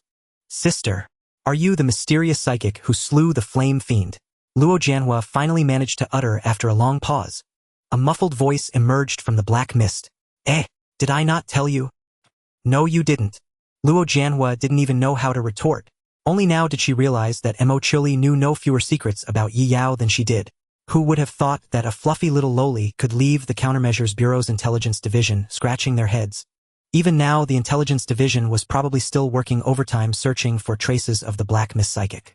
Yet they would never have guessed that Yi Yao, whom the Bureau's main force was monitoring, was that very psychic. Back then, Yi Yao had seemingly only just awakened her psychic powers. Yet she had already slain a brank Flame Fiend. Luo Jianhua couldn't help but marvel that this was truly someone destined to bring about the apocalypse. Sister is actually this formidable. Only now did she realize that Yi Yao might have been feigning weakness all along. Even Lu Wei, the strongest of the modern era, had failed to see through it. She was not truly a pushover. It requires activation, the battlefront is drawn out, and the stamina is insufficient. In short, little Luo, you are the impressive one. I see. So, in normal state, am I still stronger than sister? Luo Jianhua believed her. Yi Yao responded, reaching out to stroke Luo Jianhua's hair. Wait for me to return. I'm going to slip out. If Mother Xiao Jing comes for a room check, remember to cover for me. Okay, I understand. Luo Jianhua nodded obediently. She no longer held any hope that the National Countermeasures Bureau could properly manage Yi Yao. Of course, Luo Jianhua did not want Yi Yao to destroy the world. Yet she had her own ideas. She simply chose not to walk the same path as the Bureau. Yi Yao withdrew her gaze, looked out the window, and with a single thought instantly projected her doppelganger. A figure entirely enshrouded in black mist silently materialized in a corner outside the residential complex. In less than a second, a gaze from the heavens above descended upon it. Who? Peering out of thin air. Without any warning, shrouded in black mist, Lu Wei's mind failed to construct an accurate model of the target. Normally, whenever someone stepped into his domain, it was like a mold entering soft clay, allowing him to clearly perceive their outline. This was the feedback from fluid friction and compression. Lu Wei could use this ability to obtain basic information about the target, such as physical data. Now that black mist completely insulated against the fluid's touch, Lu Wei tilted his body and instantly dove down. Woohoo! I'm out! Yi Yao had barely landed for a second before she prematurely celebrated. But the next moment her form was bound by an invisible force, rapidly lifted into the air, becoming a floating black cloud. Ugh! Lu Wei halted before her, narrowing his eyes with an intensely oppressive gaze. You're not dead. The figure before him, cloaked in black mist, was all too familiar. On the very first day of monitoring Yi Yao, he had discovered this figure appearing silently nearby, even mentioning information about sequence 001. Lu Wei had judged the figure as a hostile force and killed it instantly. Later, during the Flame Fiend incident, he had heard of a black mist psychic appearing, but he wasn't certain it was the same person. Now that the black mist psychic had appeared before him again, Lu Wei could finally confirm it was the same individual. Who exactly are you? Regardless of time or place, his primary objective was always to protect Yi Yao. Tonight, a secondary objective had been added to capture the mole alive. Hence, Lu Wei did not slay the intruder immediately. Another reason was that this black mist psychic might have a way to evade fatal attacks. This time he had to uncover the figure's identity. Perhaps it was someone within the Countermeasures Bureau. Meanwhile, Mu Luo, hidden in the shadows, witnessed the black mist psychic being captured on the spot by Lu Wei. He knew full well that a certain white-haired loli was concealed within the black mist. She got caught. Mu Luo should have known that Yi Yao's previous successful escapes were all due to luck. Now that Lu Wei was on high alert, how could she possibly slip out using the same method a second time? Mu Luo's first instinct was to rush out and rescue Yi Yao. Yet his instinct told him that showing his face would mean certain death. Lu Wei's reputation in the psychic world was akin to a demon god. All high-risk fugitives were essentially on a death list. I cannot engage Hedon. Mu Luo had already formulated a plan in his mind. Elsewhere, Yi Yao ceased her struggles, exasperated by his overwhelming stats. Do you think you're so skilled? Don't bully a poor little loli. Do you think you've caught me? Yi Yao directly dispelled her doppelganger, returning her consciousness to her main body. Lu Wei was startled. He instantly scanned dozens of miles around but found no trace of her. Back in the room. Damn it! Is he waiting for me like a sitting duck? Luo Jianhua, who had just been tucking Yi Yao in, was startled by her sudden bolt upright. Sister, what happened? Nothing, I'm just wrestling with fate, seeing if hell crash me first or if he'll escape the highway first. Yi Yao gnashed her teeth in frustration. I don't believe this. Then, good luck. Luo Jianhua cautiously cheered her on. Yi Yao once again cloaked herself in black mist and projected a doppelganger. But before she could even survey her surroundings, immense pressure descended upon her. Yi Yao felt as if she were gripped by an invisible giant hand. Game over. Just then, several black tentacles rose from the ground not far away like a lighthouse in the darkness. Without even turning his head, Lu Wei casually unleashed a storm with a wave of his hand, as if swatting at air. Boom! The black tentacles were instantly shredded by the storm. Sequence 012 had appeared, but it could be ignored for now. What mattered more was the far more mysterious black mist psychic. Yi Yao saw fate charging toward her. At the same time, she noticed the destroyed black tentacles. The white-haired Lola's eyes lit up. One more time. Lu Wei, seeing the black mist ability user vanish once more, had already deduced certain information. Either it was teleportation or it was not a physical entity. Only this could explain the absence of any movement traces within his domain. Lu Wei's mind raced at lightning speed. Based on his experience, ordinary ability users suppressed by his high-intensity spiritual pressure could hardly manifest their abilities steadily. Take sequence 012, for instance. The reason he dared not show himself was likely due to this realization. Once Lu Wei successfully locked onto him, there was no way he could escape. Yet now that black mist ability user could shift positions at will. The only conclusion was that his ability was exceptionally peculiar.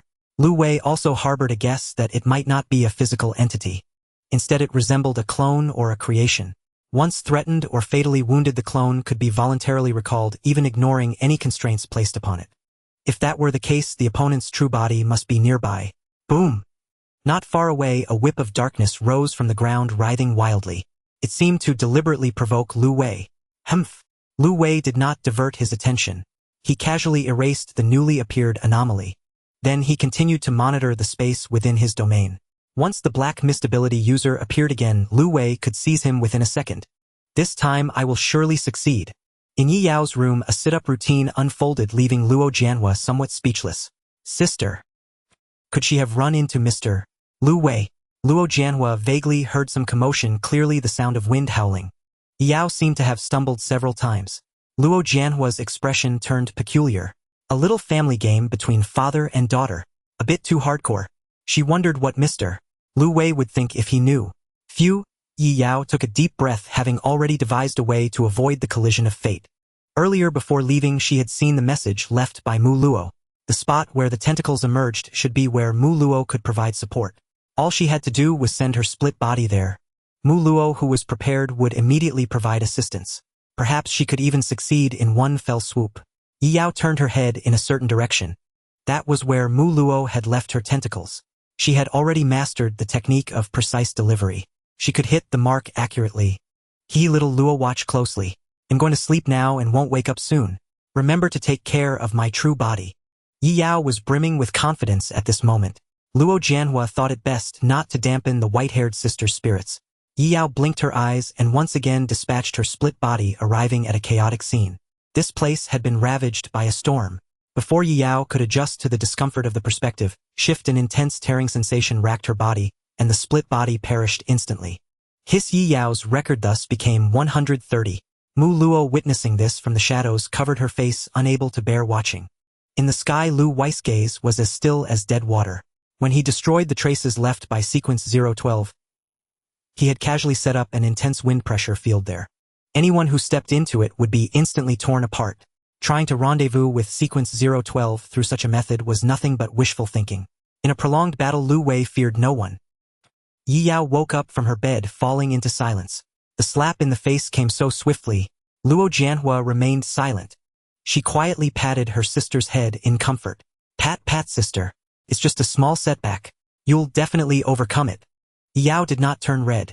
Well, truly she did not turn red. Her head was just a little hot. A mouthful of curses was held back, uncertain whether to be uttered. Damn stat monster. You already have super strength, how can you also have super intelligence? You hog all the good things. Fuming, Yi Yao walked to the balcony.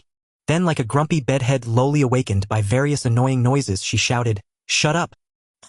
In that instant, Lu Wei was slightly distracted. Surveying the entire scene, he truly hadn't expected Yi Yao to step forward and shout loudly. But at that very moment, a beam of light instantly enveloped him, and Lu Wei vanished from the spot, leaving only a scroll fluttering down. At the same time, the signal of the black tentacles appeared again. Yi Yao reacted swiftly. She turned around, returned to her room, and once again dispatched her split body. This time it hit the black tentacle itself.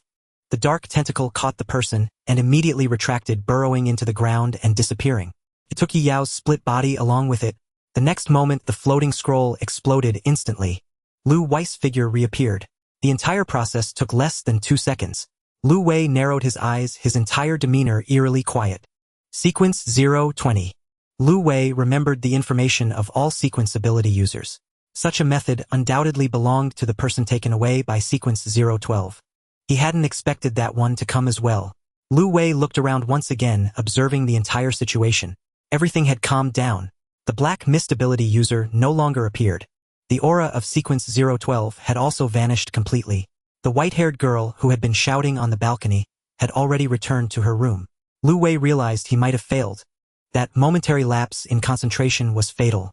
Otherwise, he wouldn't have fallen for Sequence 020's trick and been restrained for a second. Under normal circumstances, Lu Wei wouldn't make such a mistake. But the problem was that what reached his ears was the voice of that girl. Alas! A helpless sigh escaped his lips. Lu Wei had no intention of blaming anyone, only thinking that he was not capable enough. At least the target he was supposed to protect was not lost. Since things had come to this, he might as well go back. The commotion was too loud. His colleagues would understand. But that certain white-haired one seemed only to think it was disturbing her sleep. Fortunately, she didn't know who caused the noise. Otherwise, Lu Wei truly didn't know what expression to wear when facing her tomorrow morning. On the other side, Mu Luo brought Jiang Huashan and Yi Yao back to the courtyard. After arriving at the destination, Jiang Huashan finally couldn't help but complain. Is every outing of yours this life-threatening? Yao was also a bit embarrassed. Tonight might be a special case. Jiang Huashan was speechless. I was wondering why Mu Luo had to come back and bring me along. Turns out you ran into Lu Wei blocking the way.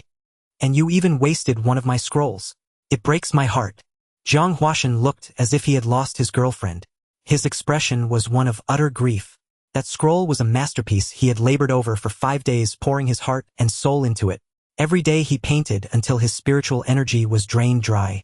That scroll contained a full 5,000 units of spiritual energy. In other words, it was a solid scrade artifact. Now used as a disposable firecracker, it truly pained Jiang Huashan. Yao felt a twinge of guilt. Ahem, it's fine. With your masterful painting skills, you'll definitely create more masterpieces. I believe in you. Easy for you to say. Then how about I paint one to compensate you? Can you paint? Can you accept a stick figure? Get lost. Just then Xiaolian seemed to hear Yi Yao's voice and dashed out from the backyard. White kitty, you're finally here. Let me pet you. Hiss. Yi Yao instantly hissed in alarm, and she meant it. Yi Yao finally understood. This Xiaolian was a true master of provocation. Could a normal sparring session send someone flying? Her record turning negative was entirely this ferocious black-haired girl's fault. Another loss tonight. It's not like I'm playing a losing strategy. Who's going to fix my win-loss record? Don't come near me, you wicked woman with such violent methods. Yi Yao's face was full of caution. Xiaolian stood frozen, her smile awkward. That was just an accident. The real me is very gentle, you know. I don't believe you. What gentle girl would drain her own blood to blow up an entire town? One might think a demon god had appeared from nowhere. The scene was simply unbearable. Yi Yao could still remember the overwhelming metallic taste of blood in her mouth. Truly unforgettable. Life has no meaning. Xiaolian felt as if the sky had fallen. The most interesting and amusing little cat didn't want to talk to her. The key point was that Xiaolian was in the wrong, so she had no face to force affection. Otherwise, she would have risked getting scratched just to get close and cuddle. In short, don't touch me carelessly until I've completely forgiven you. Then when will you forgive me? Xiaolian suddenly felt the sky hadn't fallen after all. It depends on your behavior. Yi Yao didn't need to guess. It must be Xiaolian's ability that was problematic. There was a reason it was controlled. Xiaolian's ability becoming prone to bloodshed and violence was likely one of its flaws. Yi Yao planned to use this excuse to keep her calm for a while. To avoid being constantly petted like a cat. It was like an aloof cat encountering a human with no sense of boundaries. So rude. Xiaolian could only restrain her eager hands staring at Yi Yao pitifully. Her addiction to the cat was no small matter. And the key was it wasn't even a real cat. Yi Yao turned her head looking at Umi approaching. Yi Yao, you're a bit late today. I was delayed when I left. Yi Yao replied. Jiang Huashan chuckled. Delayed is an understatement. You almost couldn't get out. At this the other two became curious. After all, when Mu Luo returned to take Jiang Huashan away, she hadn't informed the others. Xiaolian quickly asked, what happened? Lu Wei blocked the door, what else could it be? If the other side hadn't shown a weakness, we might not have met tonight. Xiaolian's mouth fell open in surprise. Did you fight? If they had actually fought, it would be a miracle that the three of them returned unscathed. Mu Luo shook her head. No, we just hid in the shadows to create an opportunity for Yi Yao. Strictly speaking, only Yi Yao was targeted by Lu Wei. Xiaolian looked at Yi Yao, her face showing pity. White cat want a head pat for comfort. Being targeted by that monster must be terrifying, right? Humph, no need. That so-called great fortune is nothing. Yi Yao said stubbornly. She wasn't about to admit she had been seething with anger. Mu Luo then spoke. We need to find a permanent solution. Today's methods might be useless tomorrow. Yi Yao nodded solemnly. I understand. I'll figure it out before we go back. Then it's time to talk business. As Mu Luo said this, everyone's focus turned to her. Yi Yao knew the real fun was about to begin. Did you find the last high-risk sequence? I rushed to the city where they appeared late last night. It was easy to find their hiding spot. Mu Luo nodded lightly. Yi Yao was already impatient. Let's go quickly. I want to see blood flow. Tonight's situation made Yi Yao realize her stats were simply insufficient. Facing a true stat monster, she was just a little lowly, so it was time for a family activity to gain attribute points. The system must have related quests. I just had an idea. A small thought flashed through Yi Yao's mind. Since we're a team, shouldn't we have an organization name? It would be very convenient to spread our reputation and make those villains who cause trouble everywhere tremble in fear. The statement plunged everyone into thought. It did make sense. Mu Luo immediately agreed. Perhaps the reason her companions hadn't formed a cohesive unit was the lack of a symbolic group name. Do you have a proposal? Since Yi Yao brought it up, Mu Luo naturally asked her first. Yi Yao racked her brain, searching her memories for long-dormant Chinibyu knowledge. How about Sequence 0? Xiaolian's eyes lit up, abbreviated as Seek 0. Isn't that too arrogant? It feels like it would attract a lot of hatred. But her reaction told everyone she wasn't opposed to the name. In fact, she was eager to try it. After all, there was no number 000 in the Countermeasure Bureau's designated sequence numbers. If they used Sequence 0 as their group name, it would tell everyone our threat level far exceeds all high-risk sequences. Even the mysterious Sequence 001 was no match. It was practically an invitation for Lu Wei to come and attack them. Jiang Huashan laughed. Ha!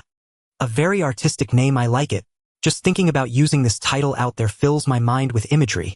This remark drew Yi Yao's gaze. Got inspiration. Then cough up the attribute points. But no, it was a complete inspiration fraud. Let's settle on it. Mu Luo didn't hesitate. She already disliked the Countermeasure Bureau. If a name could make them frantic, it wasn't a bad idea. The only pity was their combined strength might not be enough to uphold the deterrent power of the number Sequence 0. They were like a paper tiger. Currently, the only top 10 sequence ability user in the team was Xiaolian Sequence 009. If they could recruit a few more top 10 ability users, they could support the credibility of Sequence 0. However, top 10 sequence ability users were very hard to find. Even if their location was known, it might be difficult to bring them out. For instance, the place Lu Wei guarded definitely had high-ranking sequence users. But who would dare to openly snatch them? Whoever tried would be crushed instantly. Alright, from now on we are the Sequence 0 family. At that moment, the system's voice suddenly rang in Yi Yao's mind. Authentication successful. Sequence 0 has activated the family activity function. Each activity will grant a certain amount of attribute points.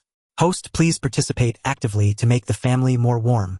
Yi Yao's eyes immediately lit up. Indeed, a new source of attribute points. What a wonderful development. Now how could she not become a stat monster? As for family activities, it probably referred to the upcoming group expedition against the last high-risk sequence. The judgment criteria were surprisingly flexible.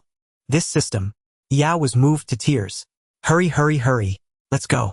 I only have 4 hours out, absolutely no time to waste. Yao urged them on. Those high-risk sequences were no longer just simple villains. In Yi Yao's eyes, they were now treasures ready to be exploited. Lu Wei returned home. Xiao Jing handed him a cup of hot water. You caused quite a stir tonight. The opponent was tricky. Lu Wei drained the cup in one gulp. So you didn't catch the mole after all. The situation is different from what I anticipated. We might need to change our strategy. Then Lu Wei shifted the topic, unwilling to let Xiao Jing dwell on these matters. How is she? She woke up briefly from the commotion earlier, but she should be asleep now. Xiao Jianhua is with her. I'll resolve this as soon as possible. Lu Wei's gaze was exceedingly grave. Sequence 012 and the Black Mist ability user were mostly active late at night. Lu Wei's efforts to target them would inevitably cause some disturbance. If this happened every night, his colleagues could manage, sleep was irrelevant to them. But that girl seemed genuinely angered by interrupted sleep. Tonight was proof enough. It might even become the catalyst for the world's destruction. Even a 0.01 chance must be avoided. There might be major moves in the coming days. If it affects her, you'll be the one to soothe her. Xiao Jing flashed an okay gesture, beaming with confidence. Leave it to me. I'm a pro at handling kids. Lu Wei turned and walked away. In another room, the people in the living room had been waiting for some time. Lu Wei wasted no words recounting the night's events to them. Spatial jump and non-corporeal form. Does our bureau have such an ability user? Could the mole have concealed their ability? Everyone remained puzzled. Those stationed in this community had been rigorously selected. Both their strength and backgrounds were impeccable. Their histories were traced back generations. Everyone's files were spotless. How could there still be a mole? Someone then looked at Lu Wei. Lu Wei, what do you think? Temporarily transfer 2 people over. Lu Wei then named 2 individuals and everyone understood. They are indeed experts in this field. Though they have other tasks, this takes priority. Speaking of which, how is that little genius Luo Jianhua getting along with the target? Acceptable. Lu Wei could only say this much. Her plan should be proceeding normally. Call her over to report when the time is right. Hopefully she has obtained information about the ability. Yi Yao was still unaware that her stern father was preparing to send people after her. By now she had already stepped into a new city with Mu Luo and the others. Standing atop an unfamiliar skyscraper, she gazed at a nightscape she had never seen before. So fast. Even a plane isn't this quick. Yi Yao looked at Mu Luo curiously. How is this done? Yi Yao had experienced Mu Luo's ability to whisk people away over vast distances. Diving underground had easily evaded Lu Weiss detection range. Now he had transferred them from one city to another in less than a minute. Wasn't this essentially teleportation? Mu Luo, let me answer her.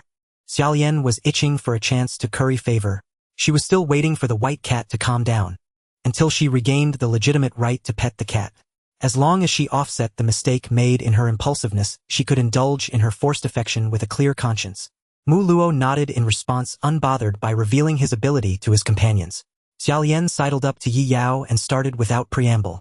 This is one of Mu Luo's abilities, Dark Shift. He can leave a mark on any place he's visited, and the next time he goes there it takes much less time. However, this ability only works at night. Yi Yao nodded thoughtfully, then suddenly realized something. So how did Mu Luo leave a mark in this city?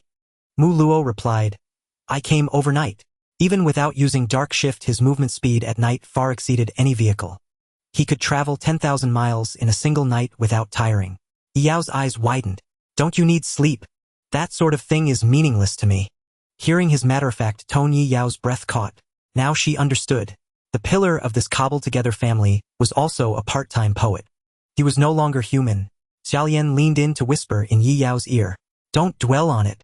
I've never seen Mu Luo rest. He's always either searching for someone or on his way to search.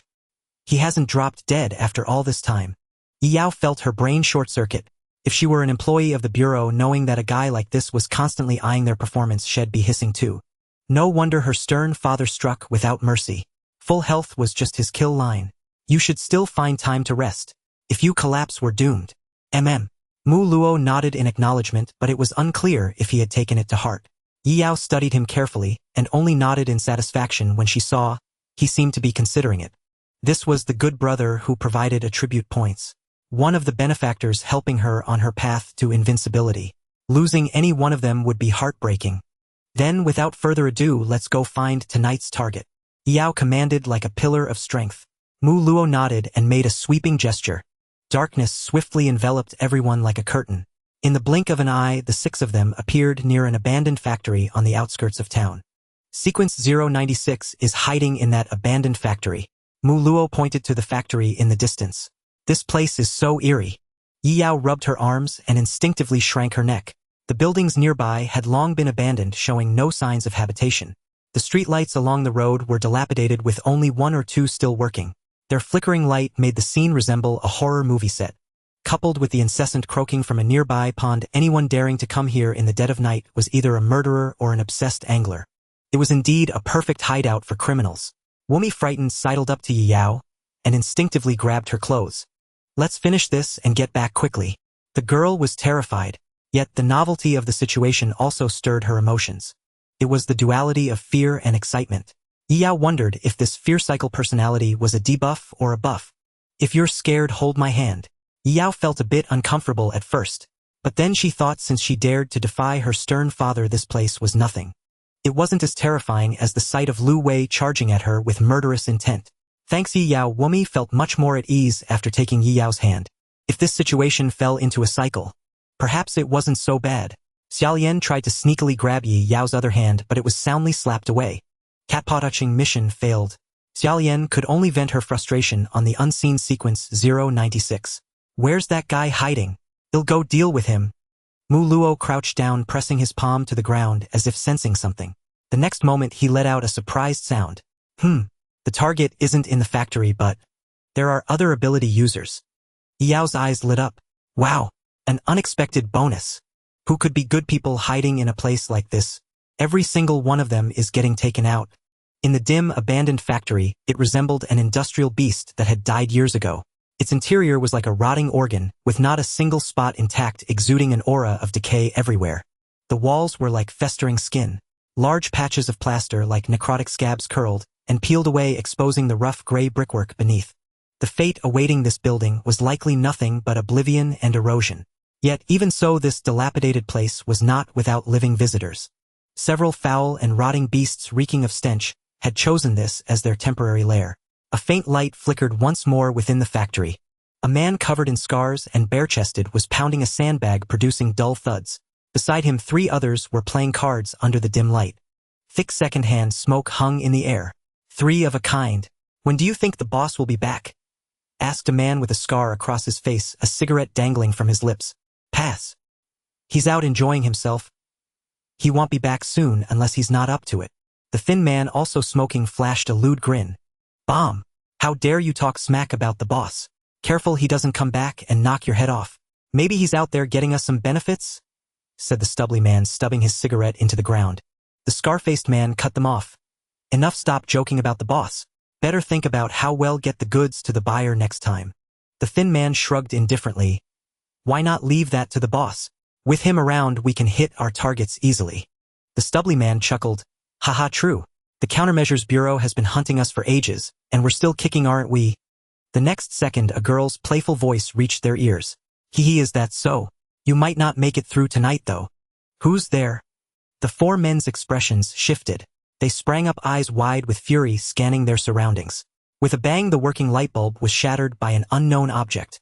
The loss of the light source instantly dimmed the area, leaving only the faint moonlight filtering through the grimy windows. It was this irregular patch of moonlight that revealed a silhouette standing on the windowsill. Mu Luo stood there, his icy gaze looking down on them, exuding authority without anger. All 4 were psychics. Though their spiritual level was low, they could feel a terrifying pressure from that figure. This was a pressure even their boss couldn't muster. A true expert. The strongest among them, the bare-chested man, was already drenched in sweat, every cell in his body trembling. His strong clever psychic power let him perceive more. This was simply a monster. Wait, the voice earlier was clearly a young girl's. The one on the window was obviously male. There's another expert. Realizing this, they nearly pissed themselves in fear. A slender girl emerged from the darkness, her eyes glowing a striking red. "Hey, were you looking for me?" The 4 couldn't make out the girl's true features, only seeing her murderous red eyes in the dark. Her voice was pleasant, but it felt more like a vengeful ghost coming to claim their lives. "Who are you? We have no grievances. You don't seem like those from the Countermeasures Bureau. If there's a misunderstanding, we can sit down and talk." Mu Luo didn't respond. He spoke on his own, as if pronouncing a sentence. Sequence 096, Tang Zhuo ability mist formation. Caused a total of 13 city arterial road traffic jams, resulting in hundreds of deaths. Confirmed to be dealing in contraband with a criminal gang of psychics. At these words, the 4 fell silent. The tone, the attitude, the visitor meant trouble. This person wasn't from the Countermeasures Bureau. He was even more sinister. The scar-faced man pressed the emergency call button on his phone behind his back. Given the murderous glare of the girl in the shadows, it was clear they wouldn't be allowed to leave alive. As a vibration alert came from his hand, the scar-faced man grabbed his phone and shouted, "Boss, run. Don't come back." Mu Luo gave a cold command. "Engage." The tall figure flashed beside the 4 at an imperceptible speed. In a breath, a blade rose and fell, and flashes of steel danced. The 4 psychics didn't even have time to react before they were cleanly cut down and died. "Phew." Gu Wenxin flicked the blood off his blade and sheathed it slowly, saying nothing more, acting as a silent executioner. Jiang Huashan stood on the steel beams of the dome, yawning boredly. Not a shred of artistry. Yao emerged, covering Umi's eyes. Her heartbeat quickened, but not from witnessing the murder. Gu Wenxin slayed 4 clever psychics. Family activity proceeds smoothly. Reward 2 attribute points. Jackpot. There's a team experience distribution system. Now I can coast through the whole thing. Just follow the team and slowly soak up the experience. It wasn't that Yi Yao didn't want to show off. It was that there was no need to reveal herself before such small fry. Acting would just waste time. No cost-effectiveness at all. Yi Yao turned to look at Xiaolian, who had walked up to her. "I thought you'd do it yourself. These people aren't worthy of my effort. Since Gu Wenxin needs it, let him have it." Gu Wenxin's ability, Evil Severance, required him to slay those with karma to maintain inner peace, otherwise, he would become an extreme executioner. Yi Yao knew this, but that didn't stop her from bad-mouthing Xiaolian. "Humph, you didn't hesitate when you attacked me. You're definitely a cat bully, aren't you?" "That's slander." Yi Yao ignored Xiaolian's excuses, feeling only a secret thrill at getting one over on her. A mere cat-loving pretty girl was easy to handle. Then she looked at Mu Luo. "Sequence 096 isn't here." His underling warned him, Won't he get away? Honestly, this move had tipped them off. Mu Luo shook his head. I did it on purpose. He crouched, placed his hands on the ground, closed his eyes, and poured all his psychic power in. The next second Yi Yao got goosebumps. She felt unseen gazes everywhere in the darkness. At the same time, within 100 miles, every shadowy or dim place seemed to writhe with something. Countless eyes seemed to open in the dark, scanning the surroundings, seeking a target. In a certain alley of neon lights, a man clutching his phone trembled violently, his eyes bulging, as if they might pop out, consumed by immense terror. His home had been broken into. The intense fluctuation of his psychic power made him a beacon in the dark. The writhing dark eyes locked onto the target successfully. In the abandoned factory, Mu Luo opened his eyes, swept his hand to bring his companions along, and left behind only the 4 lifeless bodies and the words, Sequence 0, scrawled on the ground. This move by Mu Luo also thoroughly alarmed another faction. The local National Anomaly Countermeasures Bureau was mobilized. Traces of Sequence 012. He's coming to steal our prey. Let him come. Well, make sure he never leaves. Who is it? Who wants to kill me? Tang Zhu was drenched in cold sweat. Judging by the sounds from the phone call, those 4 brothers were likely already dead. The Countermeasures Bureau. No, how could the Countermeasures Bureau be so brutal? According to their modus operandi, a crushing confrontation wouldn't result in on-the-spot execution. They only demanded the return of bodies when capture was impossible. A fierce will to survive forced Tang Zhu to forcibly calm himself. The more panicked he became, the less chance he had of preserving his life. Tang Zhu suddenly realized he had sensed an eerie gaze earlier. He turned for a fleeting glance. The darkness in his vision stretched infinitely, like a colossal beast opening its maw. They had found him. Tang Zhu's subconscious told him he must never confront them hidden. He had never engaged in such a risky endeavor as a direct battle with an esper. His life motto was, when in doubt, flee first. Want to kill me? Catch me first.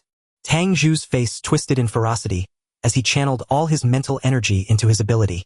Mist formation operated at full capacity. Tang Zhu's figure gradually faded into the air. The environment in this area was completely shrouded in an unknown haze. A thick fog with visibility under 5 meters enveloped the nighttime road. The abnormal weather at night was exceedingly terrifying. The mist did not appear gradually. It dispersed like clouds. Its density was at maximum from the very start. Bang! Bang! Bang! Series of explosions echoed from the main road, enveloped by the dense fog. The sudden fog obscured the driver's vision, rendering them unable to see the road or obstacles ahead, triggering a violent chain reaction. Such thick fog. What the hell is going on? I've overturned. Someone save me. Cries of anguish and calls for help rose from the road. In just a few dozen seconds, the traffic was completely paralyzed. Yi Yao, emerging again, stared wide-eyed at the surrounding mist. What's going on? I can't see a thing. Mu Luo narrowed his eyes.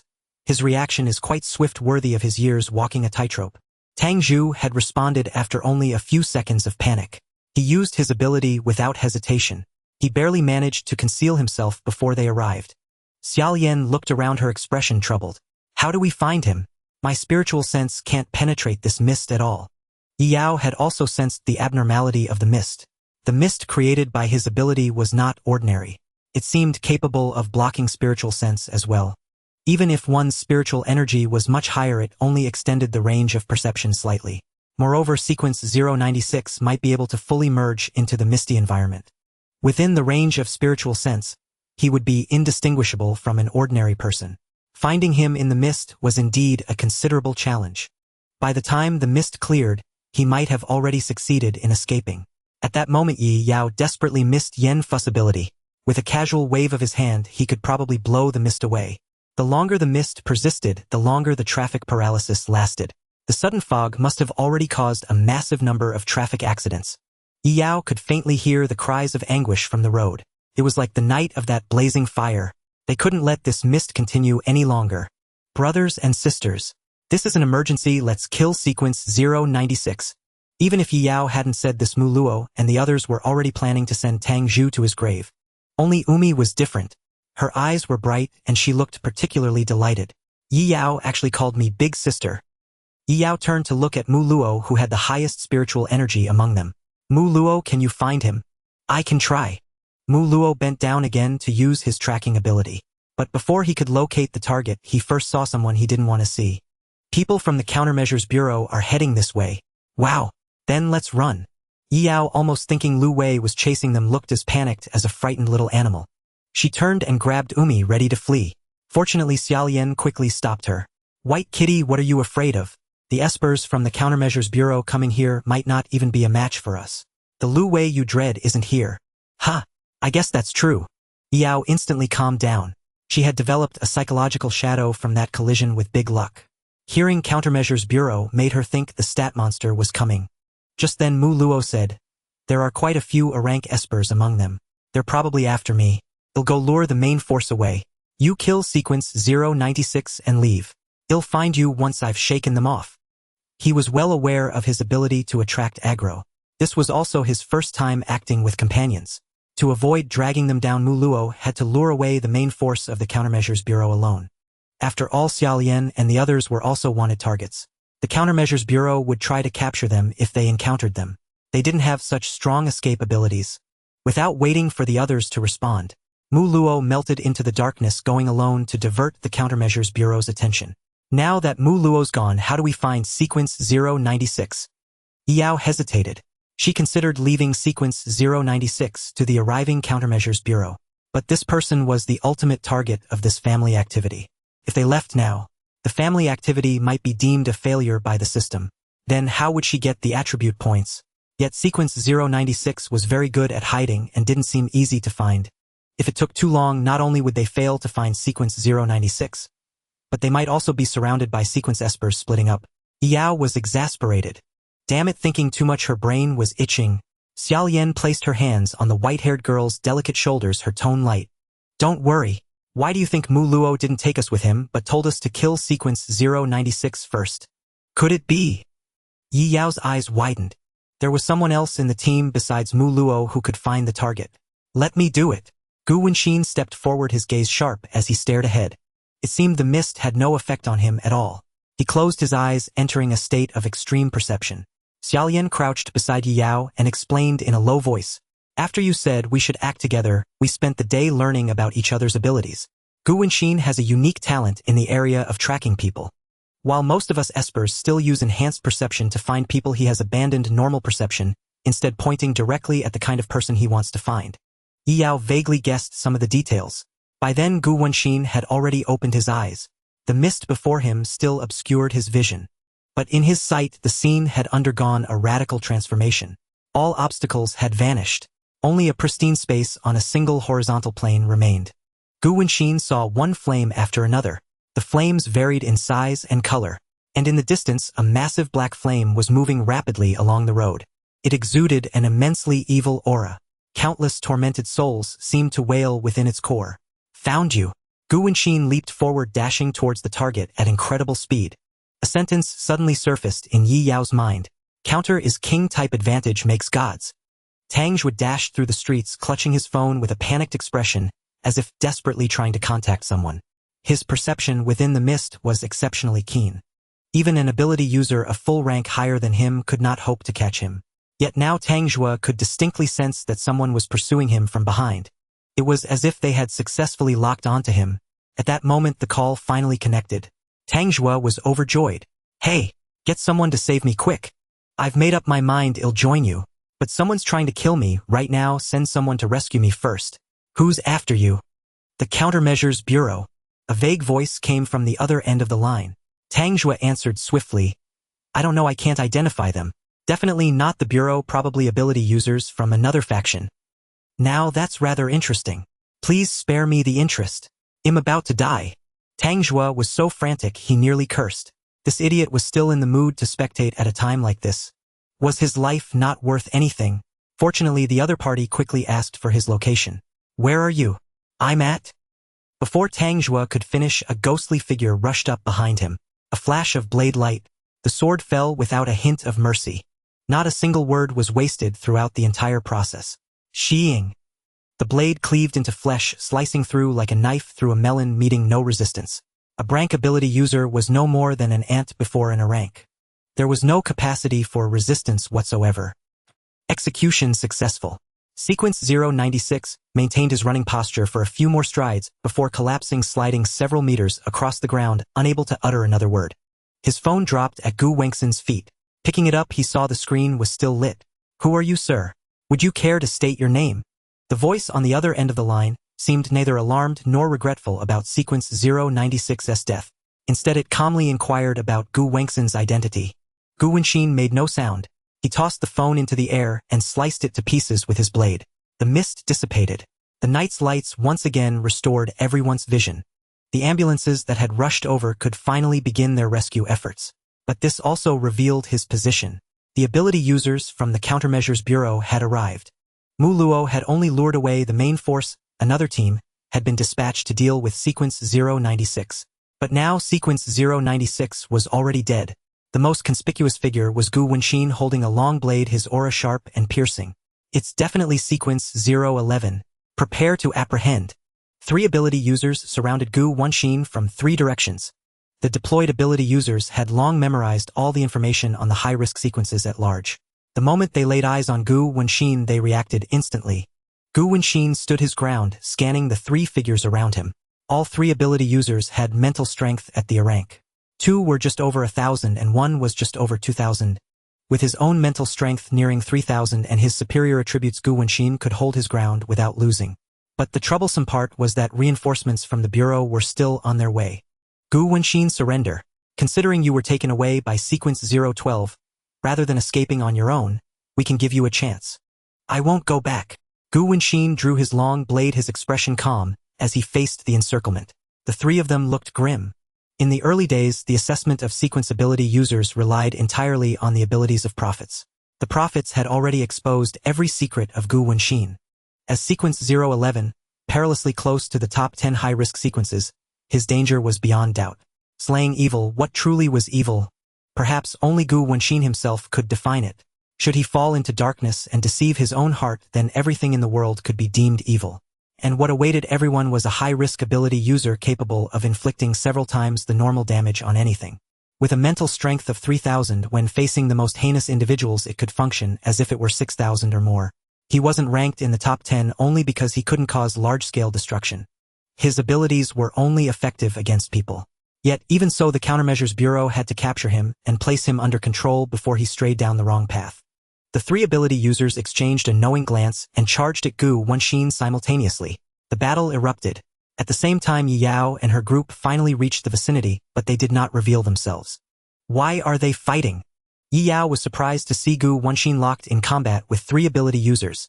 Xiaolian, however, was not fazed. "Isn't this normal? The Bureau won't ignore any high-risk sequence on the run. If I were to show myself, I'd definitely be targeted by top-tier experts." Yi Yao watched the stalemate. Gu Wenxin was in a flicker of worry crossing her mind. Was this guy going to get himself caught here? After all, the Bureau's ability users weren't evil. Gu Wengxin's ability couldn't grant him a special advantage against them. Relying solely on a slight numerical edge made a quick escape nearly impossible. Moreover, the Bureau's ability users had exceptional experience and coordination. They might actually be able to subdue the unenhanced Gu Wenxin. "Xiaolian, maybe you could go help him." Xiaolian was taken aback. "Are you sure you want me to go? If the Bureau discovers my whereabouts, they might dispatch an rank ability user." It was then that Yi Yao remembered that the delicate young girl beside her was Sequence 009, a single-digit high-risk sequence. Once the Bureau caught wind of her trail, they would definitely send an rank ability user to apprehend her. And how fast could an rank ability user mobilize? Yi Yao thought of her stern father. Using him as a benchmark, he could probably arrive at the scene in just a few breaths. "Then what if I go?" Yi Yao pointed at herself, asking tentatively. Xiaolian immediately vetoed the idea, shaking her head repeatedly. No. If you make a move, it means you'll be going back soon. I want you to stay a little longer." Yi Yao turned her gaze to Umi beside her. "Ha, madame." Umi pointed at herself hesitantly, looking utterly lacking in confidence. A loli with stats in the double digits might as well just be a mascot. Yi Yao looked up. Jiang Huashan had somehow climbed to a high vantage point, gazing into the distance. Looking at the chaotic streets and the wailing traffic lanes, the young man couldn't help but let out a sigh. The suffering of the mortal world. In clashes between ability users, it is often the ordinary people who bear the brunt. How can such a sight not stir one's sorrow? Jiang Huashan gained inspiration, rewarded with 5 attribute points. "Good heavens, you're really getting into it." Yao counted, including the kill Gu Wenxin had just made. Tonight's total haul was 10 attribute points. Sequence 096 had contributed 3, and the 4 minor fish had contributed 2. The family event wasn't over yet. Otherwise, there would have been more rewards. Yi Yao refocused her gaze on the battlefield. She could only hope that Mu Luo would return quickly to support Gu Wenxin, so they could retreat together. Of course, that was assuming Gu Wenxin could hold out until then. But clearly he couldn't. Upon learning of a big catch, the Countermeasures Bureau had mobilized all their forces. They had originally thought it was just Sequence 096. Who would have guessed that Sequence 011 would pop up? Gu Wenxin, who was already locked in a stalemate with 3 ability users, suddenly felt an immense pressure. It was as if a 100-ton weight had crashed down upon him. Boom! The ground instantly caved in, and a dense web of cracks spread beneath the young man's feet. Gu Wenxin could no longer hold on. He dropped to one knee. His skin split open from the pressure, blood oozing out profusely. A figure hovered in the air, as if he could manipulate gravity at will. Shrank. Gu Wenxin gritted his teeth and forced out 2 words, his heart filled with nothing but utter helplessness. It seemed he wouldn't make it back this time. Yi Yao stared blankly at the scene. Family member in mortal danger. Rescue mode activated. Yi Yao turned her head to glance. Spiritual power 2850. The value was close to 3,000. The last time Yi Yao used the rescue mode was when she saved Mo Chioli. Back then she gained 1/10 of Mo Chioli's power, and a single fission nearly instant-killed a Brank ability user. Now Gu Wenxin was in danger. The system activated the rescue mode again. "Sa, you all are really putting me in a tough spot." Yi Yao stepped forward, but Xia Lian quickied and swift-handed grabbed her wrist. "White Cat, what are you doing? Now is not the time to show yourself." Xia Lian furrowed her delicate brows. She hadn't expected the Shrank ability user to arrive so swiftly. It seemed Gu Wenxin's value was far greater than they had imagined. Though not in the top 10 of the sequence, she was comparable to them. Logically, the Shrank's attention should have been drawn to Mu Luo. But the opponent must have found Mu Luo difficult to handle, and upon receiving news of Sequence 011's appearance, they rushed over to deal with an easier target. Xia Lian bit her thumbnail, growing anxious. It was even harder for her to step in now. Facing an Shrank ability user would be suicide. Even if they all attacked together, or if Mu Luo returned, they might not be able to save her. Should they give up on Gu Wenxin? "Leave it to me." Yi Yao pushed aside Xia Lian's hand, grateful she hadn't used much force. "To you? You can't even beat me." Xia Lian's face was grim, her usual ease gone. "If you only show the power from that night's fight, it's useless against an Shrank." "It's fine. My family is my source of strength. I won't abandon any of you." Yi Yao's expression was calm. She casually added 1/10 of Gu Wenxin's power to herself. Ability Fission. Spiritual power 38323. Strength 563. Stamina 524. Agility 584. Unassigned stat points 10. Yi Yao could no longer suppress her smile. Ha ha ha, after all, if she didn't laugh, she'd be diagnosed with severe depression. Xia Lian was startled to sense Yi Yao's spiritual power surging instantly. Though it hadn't broken through to Brank, it had reached a strong crank level. But Yi Yao was originally a weak Drank. How could she have such a massive boost? Xia Lian immediately thought of the sudden power surge Yi Yao had shown during their fight 2 nights ago. But that was far stronger than now. Could she be regressing? At that moment Yi Yao was enveloped in black mist from below, her body slowly lifted by spiritual power. Mu Luo had returned to the group, his expression grave. "We need to withdraw. They'll find a chance to bring Gu Wenxin back later. Now is not the time to clash with an Shrank." He was about to lead the group away when he noticed the white-haired girl was missing. Looking up, he saw her floating midair. What is she doing? Yi Yao was experiencing the changes from her boosted stats. She had indeed risen to crank. This wasn't a data fission panel. But Yi Yao didn't sense the possibility of a second fission. Maybe the jump is too small to count as growth. She could ask Luo Jianhua later. For now, it was time to handle the real matter. Can't do a second fission. No matter for now. Yi Yao paused, then simultaneously activated data fission. In an instant, her aura exploded. Ability Fission. Spiritual power 104329. Strength 3969. Stamina 576. Agility 7056. I have ascended to godhood. In Yi Yao's eyes, the entire world seemed to unfold. From a butterfly's flutter to the first breeze over the ocean. The Shrank ability user floating in the air sensed this terrifying aura immediately. But when he tried to turn his head, he found his body completely immobile. Not just him. The entire city fell into an eerie stillness. Yi Yao's overwhelming spiritual power radiated everywhere. The blazing flames from a car crash froze midair like a static image. The surging river fell into dead silence. Time flowed normally, but molecules had stopped moving. Yi Yao's spiritual power could now precisely influence molecular motion. She could even force them to a complete halt. The floating white-haired girl was no longer shrouded in black mist, yet no one could see her face clearly. She shone like a radiant sun, illuminating everyone equally. Only Mu Luo and his group were unaffected. Zhang Huashan stared up at Yi Yao in a daze. Supreme beauty. Zhang Huashan gains massive inspiration, rewarded 10 stat points. Xia Lian tilted her head, a blasphemous thought crossing her mind. God is a cat. Mu Luo finally realized something.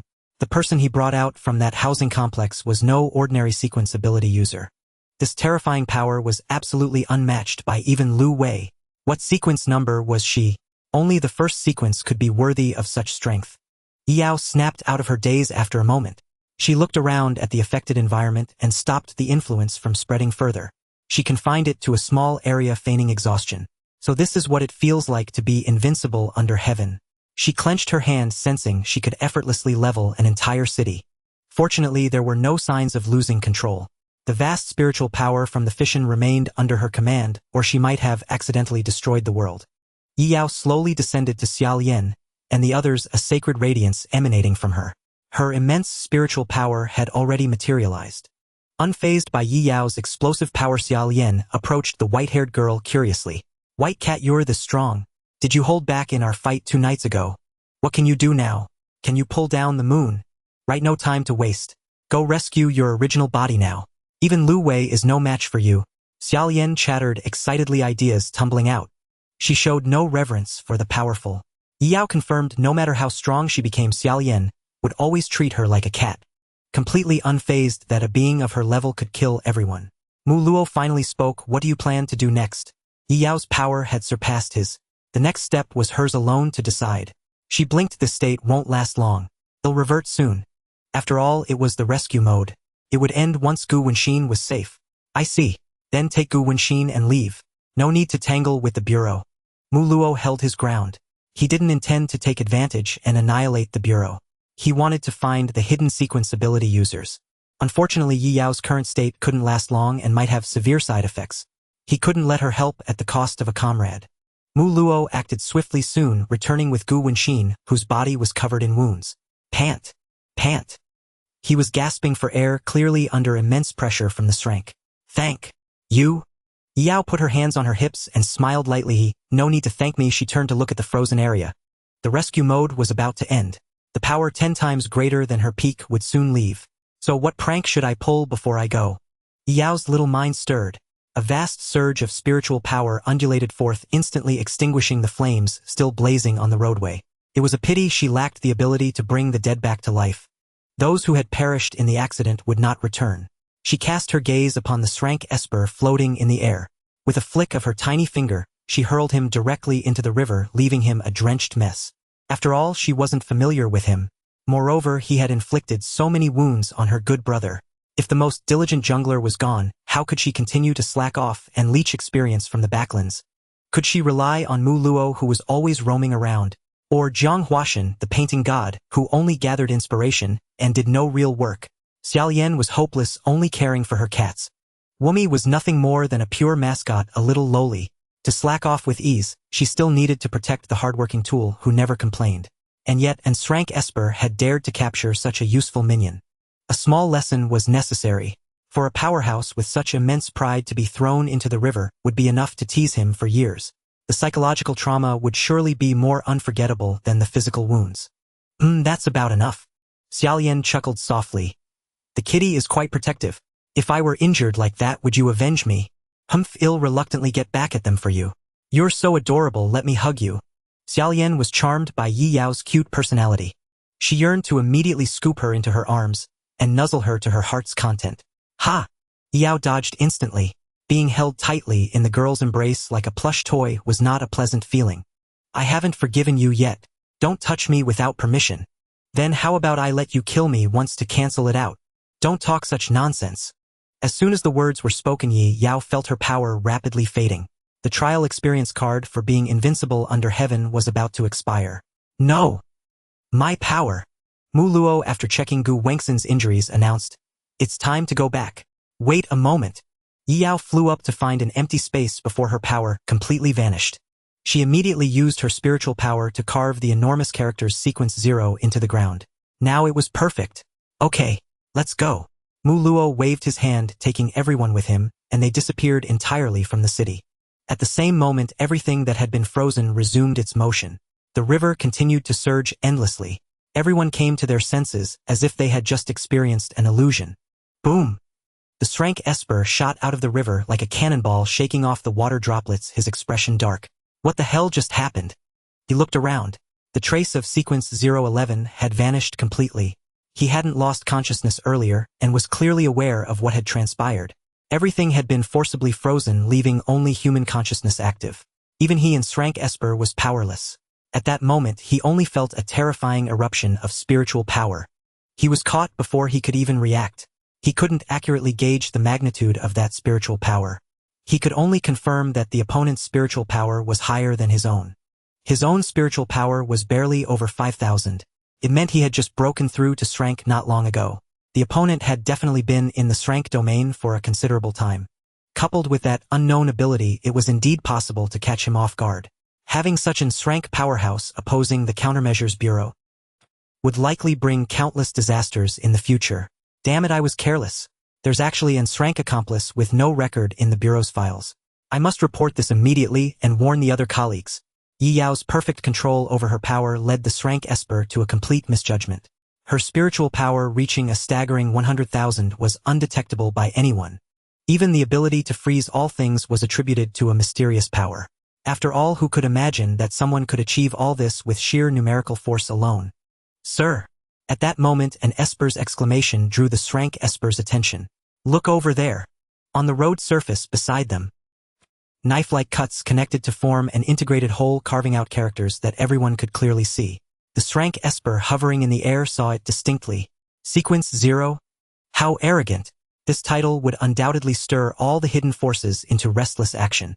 The Srank Esper murmured to himself, the times are about to change. Back at the courtyard, Yi Yao's stats returned to their initial state. At the same time, the system's voice echoed in her mind. Rescue mission completed. Reward 5 attribute points. Family activity successfully concluded. Reward 10 attribute points. Following this family activity, the bond between members of Sequence 0 has strengthened. Host is encouraged to continue striving, making familial affection the adhesive for family harmony. Attribute points pending distribution 35. There was no time to mourn the end of the invincibility trial card. What arrived next was a bountiful harvest of attribute points.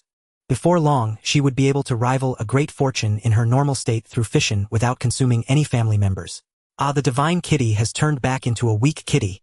Xiaolian, who had been constantly observing Yi Yao, quickly noticed the change. Mu Luo cast a glance her way. Where did that power come from? I can only use it under special circumstances. Are there any side effects? Yi Yao initially wanted to shake her head, but thinking that such a terrifying method without any limitations might make those around her feel uneasy and distant. Yi Yao nodded instead. There are side effects. I can't use it lightly. Using family members as fuel was still too hellish. Worried expressions appeared on everyone's faces. Perhaps they were concerned that the side effects were too severe, causing irreversible harm to Yi Yao. Yi Yao then brought up the next matter. After I go back this time, don't come looking for me for the next few days. A flicker of light passed through Mu Luo's eyes. Are the side effects that serious? I might need a few days of rest. Yi Yao answered uncertainly. Will a few days of rest be enough? Probably. Okay. Mu Luo nodded in response. Xiaolian and Wumi's reactions were much more dramatic. No way, kitty, take me with you. He'll be so bored not seeing you for several days. Xiaolian lunged forward in a single stride and hugged Yi Yao's slender waist. There wasn't a shred of maidenly reserve left in her. Wumi showed a look of disappointment. I can't come over for several days. Yi Yao struggled to pry Xiaolian's hands off, then spoke gently to comfort Wumi. Don't worry, Wumi. You've all gotten to know each other much better now. You can ask Mu Luo and Xiaolian to take you out for a stroll. You won't easily fall back into the loop like before. Gu Wenxin and Zhang Huashan, on the other hand, didn't show much reluctance. After all, it was only for a few days. Gu Wenxin needed to recover from his injuries anyway. Zhang Huashan would be consuming the inspiration he gained tonight and wouldn't leave his room for days. Get some good rest. Don't use that kind of method lightly in the future. We're not at the point where we need a comrade to harm themselves just to ensure our safety every time. I know. "I'll be careful." Yao waved at everyone smiling as she bid farewell. 3 days at most. See you later the next second. Xia Lian hugged thin air, staggering and nearly falling. The girl's emotions gradually calmed down. "I don't like this way of parting. It's like a fleeting illusion." Then she looked at Mu Luo, her gaze seemingly restraining some impulse. "Mu Luo, when are we going to snatch the white kitty back?" "It won't be long." The next morning, Yao had never woken up feeling so refreshed. Her mood was exceptionally light and cheerful. Big sister didn't laze in bed today. Did something wonderful happen last night? Luo Jianhua was helping Yao comb her hair, curiosity playing on her face. "Mom, you could say something wonderful happened. I gave those bad people a proper punishment." Yao swayed slightly, and anyone could see she was in high spirits. Big sister is so kind-hearted, feeling so happy just from punishing wrongdoers. Those people at headquarters must have gotten it all wrong. Luo Jianhua's mood was lifted by Yao's cheerfulness, a lovely smile gracing her face. How could such a kind big sister ever end up destroying the world? Exactly. Yao shamelessly accepted Luo Jianhua's praise. Happy because the wicked were punished. She wasn't quite that righteous. The main reason was the hefty haul of attribute points Shed collected at once. With such a bountiful harvest, if she still wasn't in a good mood, Shed suspect she was having a corn disease episode. Shed already planned it out. Shed allocate 5 of those 35 attribute points to her mental strength each day. Now Yao's mental strength had become 43. The strategy was like slowly boiling a frog, adding points gradually to avoid alarming anyone. After all, she wasn't truly invincible yet. She still needed to pretend for a while longer. Even if her mental strength reached 100, Shed still have to act like an obedient daughter at home. Even if she underwent fission and her stats rivaled the Great Fortune, transforming into a super robot, her overall energy consumption was extremely high with no endurance or sustainability. Facing the Great Fortune with equal stats would be a miserable stalemate. If she even breathed on the Great Fortune, she might be kite to death. Once the fission time ended, Shed revert to a weak, pitiful, helpless little girl. Then what awaited her might be her strict father's copper belt. If she could undergo a second fission, none of this would be an issue. Thinking of this, Yao turned her head without looking back and asked Luo Jianhua, "Xiao Luo, do you think the power of an ability can undergo a transformation as mental strength increases?" There is such a theory." "Then would a breakthrough from drank to crank mental strength cause a transformation?" Yao asked expectantly. Luo Jianhua thought for a moment. "I've never seen such an example. For ability users, stepping into crank mental strength is just the real beginning. To transform an ability requires an extremely high level of mental strength." "How high?" "In the examples I've seen, one would need to reach Brank to experience the first enhancement of their ability. The strength of an ability user's power wasn't set in stone from the start. Low-quality abilities after enhancement could potentially rival those of high-quality ability users. Hence, many ability users, upon awakening their powers, held a sense of future potential. Of course, innately powerful abilities were a different story. Such abilities stood at the finish line from the moment of awakening. Even without enhancement, they could outclass others for a lifetime. Luo Jianhua's a leaf obscuring the eye was precisely such a case. Otherwise, she wouldn't have been a former sequence ability user. Her mental strength was still a bit short of Brank. Once her ability underwent a transformation, becoming an Srank ability user would be a foregone conclusion. Brank, Yao nodded thoughtfully. Just 500 points. That was still acceptable. Anyway, she didn't really need a second fission. With stats exceeding 100, she could obliterate everyone in no time. There would even be plenty of overflow. Alas, her survivability and endurance were still lacking. Her ability was full of flaws. Yao felt an urgent need for a power-up. "Big sister, why are you asking this? Has your mental strength reached crank?" "Not even close." Yao let out a languid sound, sounding utterly unmotivated. At her current pace, even without effort, she could push her mental strength to 100 within a month. The only thing slowing her down was that the Great Fortune's blockades made it hard to sneak out. After the commotion last night and all the information Shed exposed, Lu Wei would definitely intensify his door blocking tonight. She probably wouldn't be able to slip out for a while. In that case, lying low for a few days and not going to Xia Lian Wumi's place might actually be a fortunate coincidence. I believe with Big Sister's abilities, crank isn't far off. Just be mindful of the bottlenecks. Luo Jianhua offered a gentle reminder as her hands stopped moving. She had finally finished combing Yao's hair. The smooth, silky white cascade was now far more eye-catching. Adding a few hair ornaments would make it even cuter. Feeling the combing service end, Yao tilted her head back slightly, still reluctant to leave the chair. From this angle, Luo Jianhua looked quite adorable too. There are bottlenecks too. Every stage has them. The higher the rank, the harder the bottleneck is to break through. Luo Jianhua explained as she opened a drawer to find a hair ornament for Yi Yao. But none of the hair ornaments in the drawer suited Yi Yao. Then Luo Jianhua suddenly remembered that the pure white angel magical girl outfit Mochioli had brought included a very suitable hair accessory. She quickly found it and placed it on Yi Yao's hair. It was shaped like a single feathered wing. Even so, it didn't look ostentatious when worn. Yi Yao meanwhile was pondering the bottleneck issue Luo Jianhua had mentioned. How hard is it to break through the rank to rank bottleneck?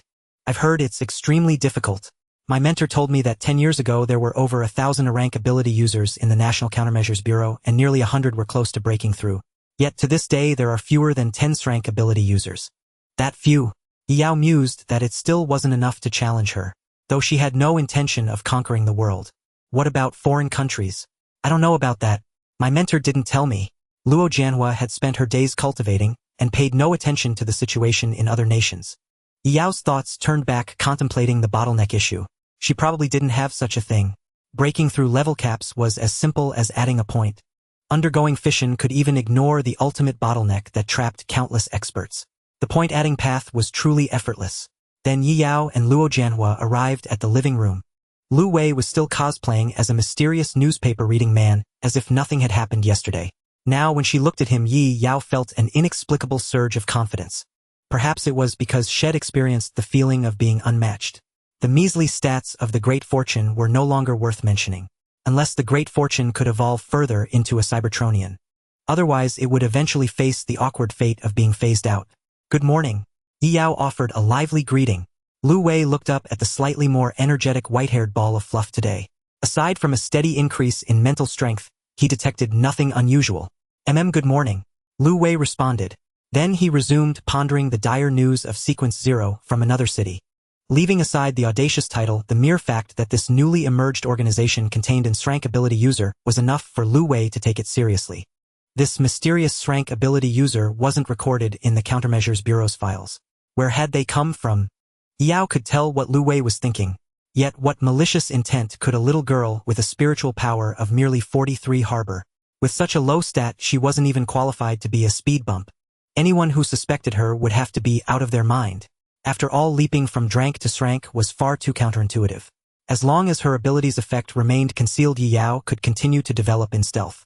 Taking advantage of the moment Yi Yao and Luo Jianhua were having breakfast, Xiao Jing approached to strike up a conversation. Yi Yao, Jianhua mom has something to tell you. Some relatives are coming to visit this afternoon, so you should prepare yourselves mentally. Relatives? A question mark popped up over Yi Yao's head. Was the Countermeasure Bureau about to pull some kind of stunt? She took a closer look at Xiao Jing's thoughts. Xiao Jing was praying that the two rank ability users arriving in the afternoon would have good acting skills and not let you notice anything unusual. Yi Yao remained expressionless outwardly, as steady as a puppy. But inwardly she was panicking like crazy. Holy moly, 2 more people and they could form a full-blown ability user squad. Were they coming to send her off to another world? No way. Having Lu Wei alone was already nerve-wracking enough. With 2 more big shots watching her, what was the point of even trying? No. She took another look. Xiao Jing hoped the 3 rank ability users could resolve last night's issue quickly and create a good sleeping environment for you. Oh, never mind then. False alarm. Yi Yao breathed a sigh of relief. These 2 rank ability users were probably just here to deal with the Mu Luo and Mole problems. They should leave soon after handling it. It was really nice not having to face 3 stat monsters for an extended period. Then Xiao Jing added, it might be a bit awkward to meet suddenly. How about you get to know each other through the screen first? Huh?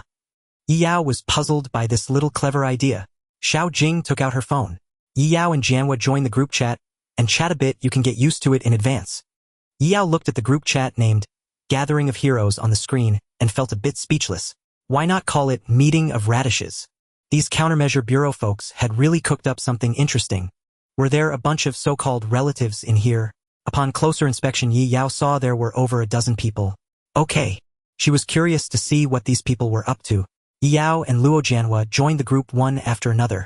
The previously quiet group quickly became lively. Qiushui, Iran, welcome newcomers. Shangshan, Ruoshui, welcome. Newcomers, introduce yourselves. The first thing she saw were these extremely classic names.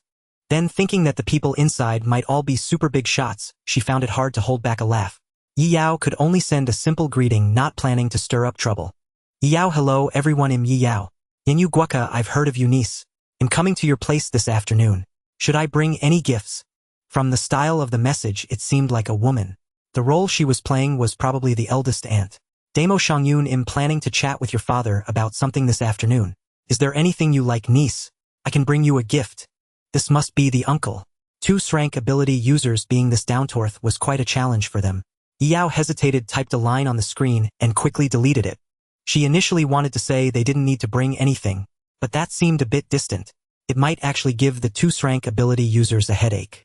As a favored younger generation, making a reasonable request should make them happy, right?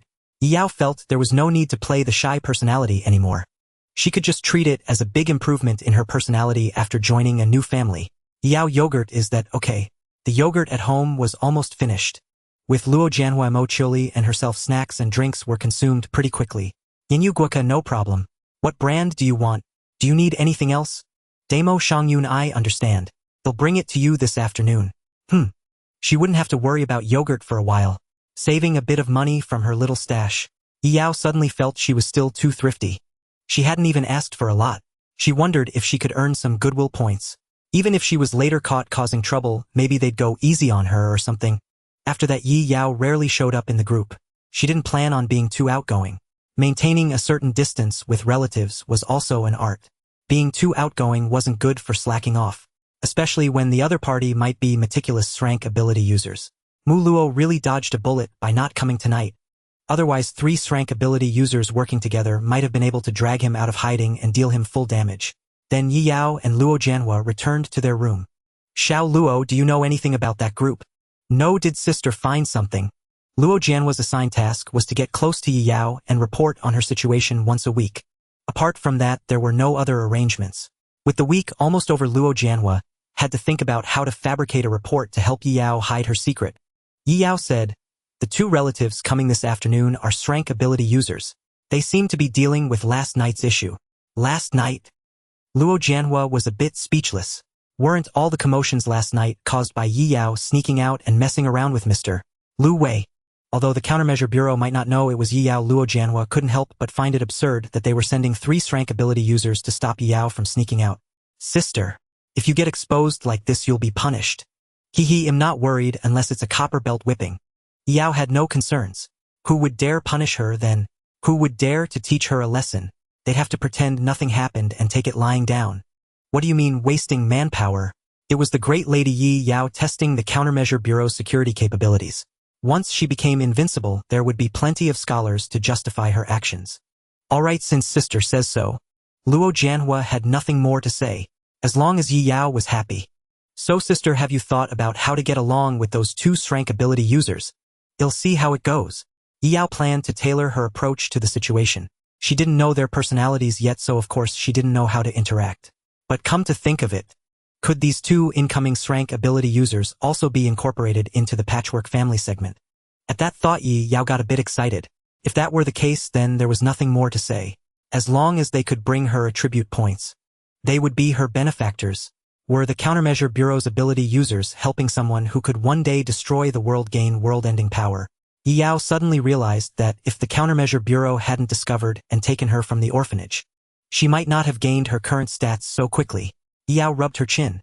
"Xiao Luo, what do you think the Countermeasure Bureau would think if they found out that everything they arranged was increasing my power?" "Ahaha. If that really happened, the uncles and aunties making the decisions would probably be furious, right?" Yi Yao was still deep in thought. Mo Chili never missed a single day of intruding into Yi Yao's life. Fortunately today, she didn't bring along any magical girl costumes. It seemed the photos saved yesterday would keep Mo Chili occupied for quite a while. "Yi Yao, Xiao Luo, my punishment period is almost over. How about coming out with me to punish evil and promote good when it ends?" Due to the recent flame demon incident, Mo Chili had been in danger. The Countermeasures Bureau had imposed a special house arrest on her. Now counting the time, it was almost up. Magical girl Mercury was about to resurface in the city. Patrol again. Yi Yao truly didn't know how to decline Mo Kiuli's invitation. After all, it would definitely be hard for her split body to sneak out. If discovered, it would inevitably lead to many complications. Yet the puzzle home system might deem it a family activity. Yi Yao also didn't want to miss such a precious opportunity to earn attribute points. Luo Jianhua, on the other hand, was pondering Mo Kiuli's invitation. By now she too should think about how to ease her sister's troubles. If things continued this way, Yi Yao might not even be able to sneak out anymore. Mr. Lu Wei certainly wouldn't make the same mistake twice. Not to mention the possible protective measures left by two rank ability users. Perhaps she could exploit Mo Chiuli. She could report false intelligence later and see if there was any merit to it. Yi Yao meanwhile placed her hand on Mo Chiuli's head and stroked it gently. It's not time yet. Let's talk about it when your punishment ends. Can't we prepare in advance? What preparations are there to make? Yi Yao cast a puzzled glance. Wasn't the so-called magical girl activity just hanging out with Mo Chiuli for a few hours? Slacking off the whole time and enjoying the night view would suffice, wouldn't it? Mo Chiuli's eyes sparkled with eagerness. Like discussing what magical girl costumes Yi Yao and Xiao Luo should wear when we go out. You brat. Don't push your luck. Yi Yao's expression changed instantly. She pounced on Mo Chiuli, pinching her cheeks as a severe punishment. Woo-woo. It seemed yesterday's dress-up show had given this magical girl maniac a taste of pleasure. Today she even dared to make such an outrageous request. If this continued, would she next want to stage a scene in public where magical girl Tong Yao defeats villains and is adored by all? Yi Yao looked at Luo Jianhua. Xiao Luo say something to her too. Ha! I don't really have a problem with it. Luo Jianhua snapped back to reality, gazing at the two, playfully bickering with gentle eyes. In truth, she was a bit curious about trying something outside the norm. Though it might infuriate her mentor on second thought, it didn't seem so bad. It would be even better if she could see Yi Yao in cute outfits a few more times. Unfortunately, Yi Yao didn't seem too keen. Do whatever you want. I'm definitely not compromising. Wearing such embarrassing attire indoors was already the limit of Yi Yao's psychological tolerance. Wearing it outside, that would serve no purpose other than creating conditions for a defeat. CG. Mo Chiuli rubbed her cheeks pitifully, a hint of disappointment on her face. All right, since Yi Yao doesn't want to forget it. Then she changed the subject. So coming out with me should be fine, right? Yi Yao was about to nod, but suddenly realized a problem. Was this airhead magical girl using the Dorintheface technique? She hadn't made a final decision yet. As a result, she had almost compromised and nodded just now. Yi Yao shot Mo Chiuli a suspicious glance. Mo Chiuli is anticipating your response. She couldn't tell at all. To think she could use the Dorintheface technique so seamlessly without being noticed. Mo Chiuli was quite a character. Yi Yao immediately changed the subject. We'll talk about that later. Now it's my turn to say something. The white-haired girl's expression turned serious. Two relatives will be visiting our home this afternoon. We absolutely cannot reveal any flaws. These fake relatives were rank ability users with extremely sharp senses. Through the system's mind-reading, Yi Yao learned that Lu Wei would respect her privacy and actively block everything within the room. He had the principles and bottom line of a supreme powerhouse. That was why she dared to speak freely in the room. But the upcoming rank ability users might not be the same. To prevent secrets from leaking, Yi Yao felt it was necessary to make proper preparations with Mo Chiuli and Luo Jianhua. In the afternoon, quietly watch anime and play games in the room, trying not to talk about abilities or the outside world. I understand, sister. Luo Jianhua instantly grasped Yi Yao's meaning and nodded in agreement. Mo Chiuli, however, couldn't quite see the connection to the relative's visit. Why? Yi Yao thought it over. Mo Chiuli didn't need to know all the inside information. Knowing too much would only burden her with unnecessary worries. If she told her that two rank ability users were coming, given her usual personality, she might even get nervous. Because those two relatives are ability users with a bit of malice, they might overhear our whispers. Yi Yao had found a suitable explanation, even if it somewhat tarnished the reputation of the two rank ability users. If they find out I sneak out, I won't be able to do magical girl activities with you, Mo Chiuli. What? Mo Chiuli was outraged. How could this be? Absolutely not. After experiencing magical girl activities with companions, how could she endure returning to being alone? She absolutely had to cover for Yi Yao. Don't worry, Yi Yao. I'll quietly watch magical girl anime and won't breathe a word to the adults. Mo Chiuli's gaze was as resolute as if she were pledging allegiance. No one would dare question her fierce determination. Yes, that's the look. As the human host of Magical Girl Mercury, I Yi Yao acknowledge you. Yi Yao smiled and gave a thumbs up, not stinting on her praise. Mo Chiuli was completely taken in, grinning foolishly after being complimented by Yi Yao. Luo Jianhua tilted her head, watching the scene. Once again she felt that Mo Chiuli posed no threat at all. Come afternoon, two heavyweight figures secretly arrived in Yi Yao's city. Thus the small city gathered 3 rank ability users. However, the two arrivals didn't meet Yi Yao immediately. Instead, they gathered in another living room. Lu Wei, long time no see. I never thought I'd live to play the role of your elder brother. Honestly, am flattered. A mature-faced old man approached Lu Wei. Lu Wei's gaze remained unwavering. Feng Zhe, this visit isn't for reminiscing. You have more important matters to attend to. This businesslike tone left Feng Zhe somewhat helpless. The strongest man seemed never to change. Or perhaps bearing the weight of the world had made him even more detached. I think I can pull off the role of an uncle. Don't slip up. My acting skills can fool a little girl no problem. Unlike the heavy atmosphere between the older men on Lu Wei's side, the role playing the aunt was exchanging intelligence with Xiao Jing. Is that child still shy? Would I scare her if I suddenly approach? She looks so adorable in the photos. Can I pet her? The woman who accompanied Feng Zhe also appeared remarkably youthful. Her skin was impeccably maintained with no trace of time etched upon her face. Standing beside Xiao Jing, they resembled sisters. On the street, she would undoubtedly be approached by young men. Xiao Jing said gently, Yi Yao is a sensible child, easy to get along with. No need to worry. Chang Muxue let out a breath. That's a relief. If I made a mistake, I'd be an eternal sinner. She still seemed uneasy. To be safe, Chang Muxue continued asking about any precautions. She appeared terrified of stepping on the white-haired little one's landmines. This was hardly befitting an rank ability user who stood above thousands. Even Xiao Jing felt no pressure in her presence. On the contrary, she was exceptionally warm. Xiao Jing was certain that Yi Yao would not dislike this aunt. Moreover, Chang Muxue had brought a large box of yogurt. Snacks filled 2 more boxes entirely. One might mistake her for a wholesaler delivering goods.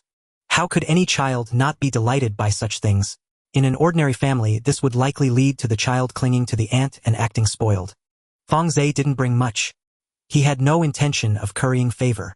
After all, his visit wasn't for prolonged interaction with Yi Yao. Instead, he was there to enhance security and would leave soon. Subsequently, Feng Zhe and Chang Muxue sat down to finalize their preparations. Although the visit was solely for bolstering security measures, they still needed to meet the target. This was to avoid any unforeseen circumstances. Familiarizing themselves with her face was never a mistake. Next, Xiao Jing began explaining Yi Yao's daily life to the pair. This was to prevent inadvertently saying something that might lower the young girl's favorability. The 2 rank ability users listened with utmost seriousness. The prophet's confirmation of the world destroyer was too authoritative. Even rank ability users had to take it seriously. After a while, Yi Yao, who was in her room, finally heard Xiao Jing's knock on the door. Yi Yao, Xiao Luo, your uncle and aunt are here for a visit. Come out and say hello. Coming. Yi Yao exchanged a glance with Luo Jianhua, and they rose in unison.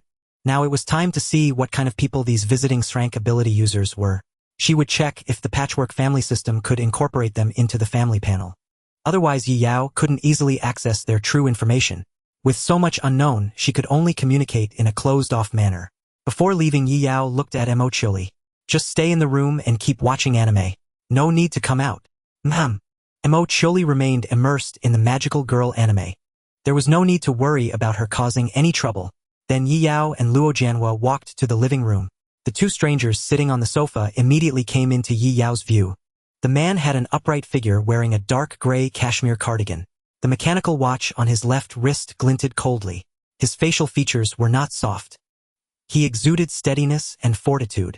Though he didn't project warmth, Yi Yao sensed an aura of overwhelming power emanating from him. This uncle seemed incredibly formidable. Yi Yao then looked at the woman beside him. She wore a light blue striped cotton shirt with 2 buttons undone at the collar. A small silver leaf pendant hung at her collarbone. Her nose bridge was straight, and the corners of her lips naturally curved into a gentle arc. She didn't seem like an elder. Instead, she resembled a young teacher who had worked in a kindergarten for years. She radiated warmth. Yi Yao couldn't help but marvel at the diversity among rank ability users. Hello, uncle and aunt. Yi Yao greeted them, simply not losing her composure. Showing a slight hint of distance was perfectly fine. After all, she had been brought back from the orphanage by Lu Wei and Xiao Jing. She had never been held as a child, nor did she share any blood ties with them. This kinship was essentially established on a whim. Fortunately, the patchwork family system didn't disappoint Yi Yao. Target detected. Kinship is an indispensable family element. Even without blood ties, building a friendly relationship will yield convenient assistance in the future. Make them change their perception of you. Now she was motivated.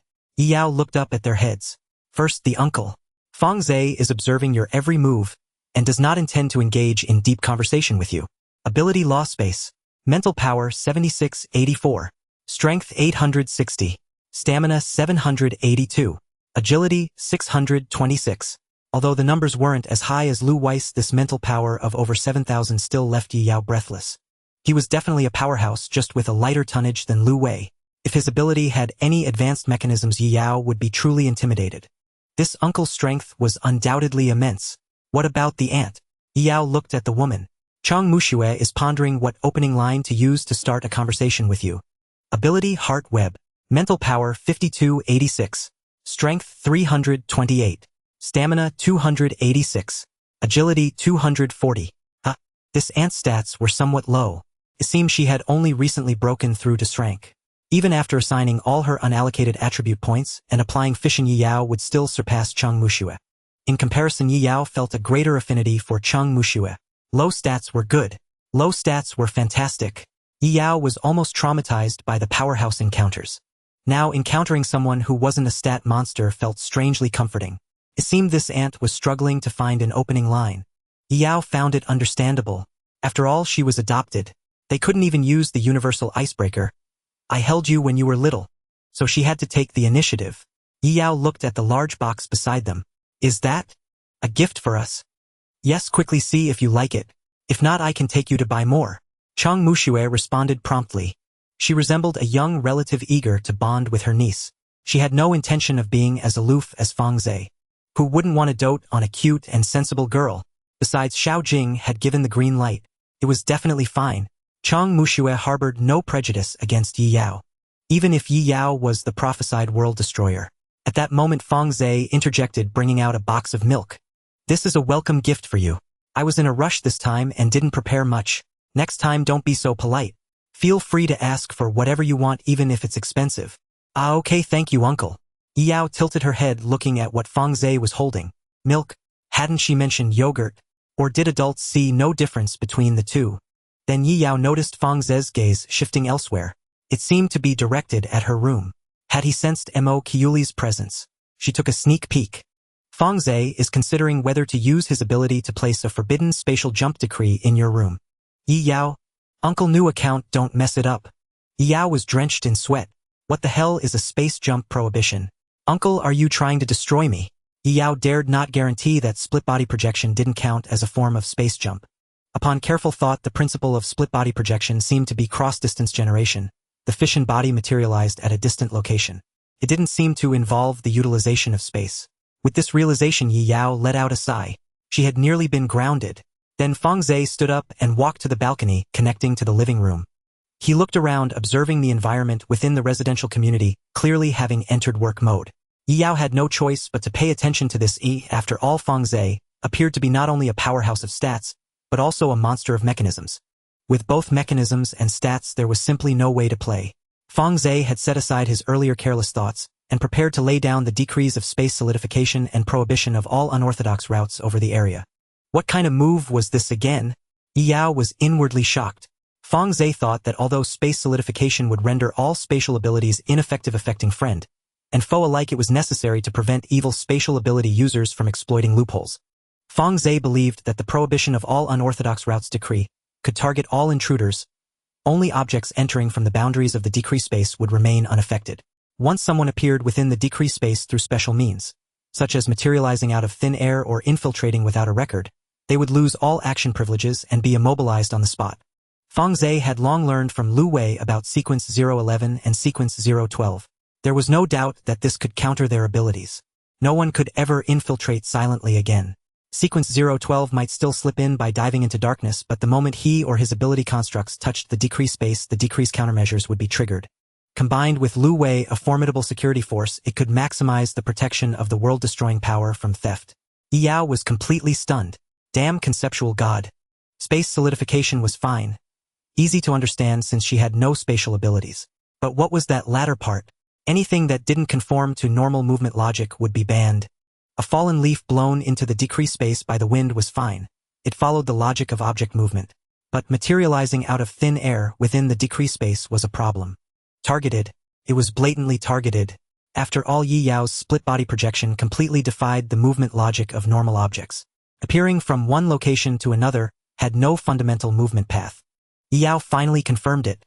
If Lu Wei was overpowered in terms of stats, then Feng Zhe might be overpowered in terms of mechanisms. It was then that Yi Yao noticed the basic introduction about an individual in the Build-A-Home system. The universal ability user of the National Anomaly Disaster Countermeasure Bureau, the one who restrains all things. Goddamn restrains all things. They weren't even pretending anymore. Even if Mu Luo wanted to bring people to assist, she probably had no way to do so. Yi Yao's little head spun wildly. Just then Cheng Mukshu's voice came from beside her. Worried about your uncle? Don't worry, he doesn't dislike you. He just easily gets into work mode. He's probably thinking about the content of his conversation with your father. Then that's good. Yi Yao withdrew her gaze, no longer looking at Feng Zhe standing on the balcony. If she kept watching, she might lose control of her facial expressions. Now that she thought about it, if Feng Zhe was that abnormal, could Cheng Muxue also be a mechanism-overpowered ability user? The mental strength of over 5,000 truly couldn't be judged by appearances alone. The strongest command officer of the National Anomaly Disaster Countermeasure Bureau, the regulator of the psychic network data. Cheng Muxue was troubled about how to build a good relationship with you. Cheng Muxue thought that if she could connect to your mind, she might quickly bridge the distance, but unfortunately she couldn't do that. Yi Yao nearly lost control of her expression. Connect to the mind. What are you mixing up? This seemingly young, beautiful, and kind-looking auntie could also read minds. Then I'll go back to my room first. You guys take your time. Yi Yao pulled Luo Jianhua back to the room. The entire meeting had just been a brief introduction. Cheng Muxue was momentarily stunned and looked at Xiao Jing beside her. Do I look that scary? Xiao Jing pondered for a moment, probably just not used to meeting for the first time. Dragging a stranger to a child and saying this is your relative is inherently abrupt, so naturally it's hard to get close quickly. Cheng Muxue nodded, thoughtfully accepting the fact. A child indeed needed time to get familiar with new faces. Not to mention that Yi Yao had previously been an introverted girl who didn't like interacting with others. That seems true. I guess he'll need to visit more often to get familiar with little Yi Yao. But unfortunately I still have a mission and can't come frequently. Just then Lu Wei entered the room and said, now that you've met, come back and continue the discussion. It's best to end this farce tonight. Feng Zhe and Cheng Muxue nodded lightly and followed Lu Wei out of the living room. This wasn't a good place for conversation. It wouldn't be appropriate for Yi Yao to overhear. Few back in her room, Yi Yao let out a breath, finally feeling a bit relieved. Looking back, Cheng Muxue could probably read minds, but it seemed there were prerequisites. Otherwise, why would she need to probe through conversation? She wouldn't even have needed to send Luo Jianhua to make contact. She could have just come as a mother figure herself.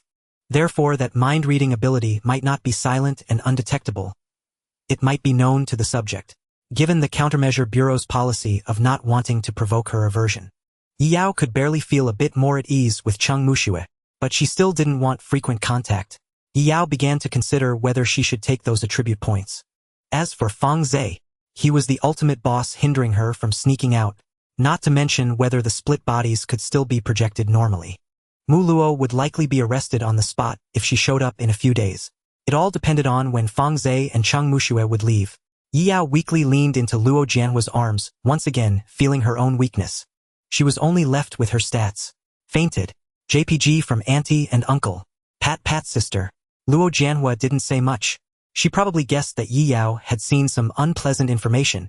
Given that Yi Yao had emphasized she couldn't talk about non-daily matters for now, Luo Jianhua could only gently stroke Yi Yao's head to comfort her. Yi Yao murmured faintly, uncle and auntie are really scary. Scary in every sense. Fortunately, she wasn't completely intimidated. There wasn't that suffocating pressure. So has sister thought about how to get along with uncle and auntie? Luo Jianhua responded. The two girls seemed to be having an everyday conversation. Perhaps only they knew there was deeper meaning in the words. I really should think it over. Yi Yao didn't want to give up the attribute points from her two overpowered relatives.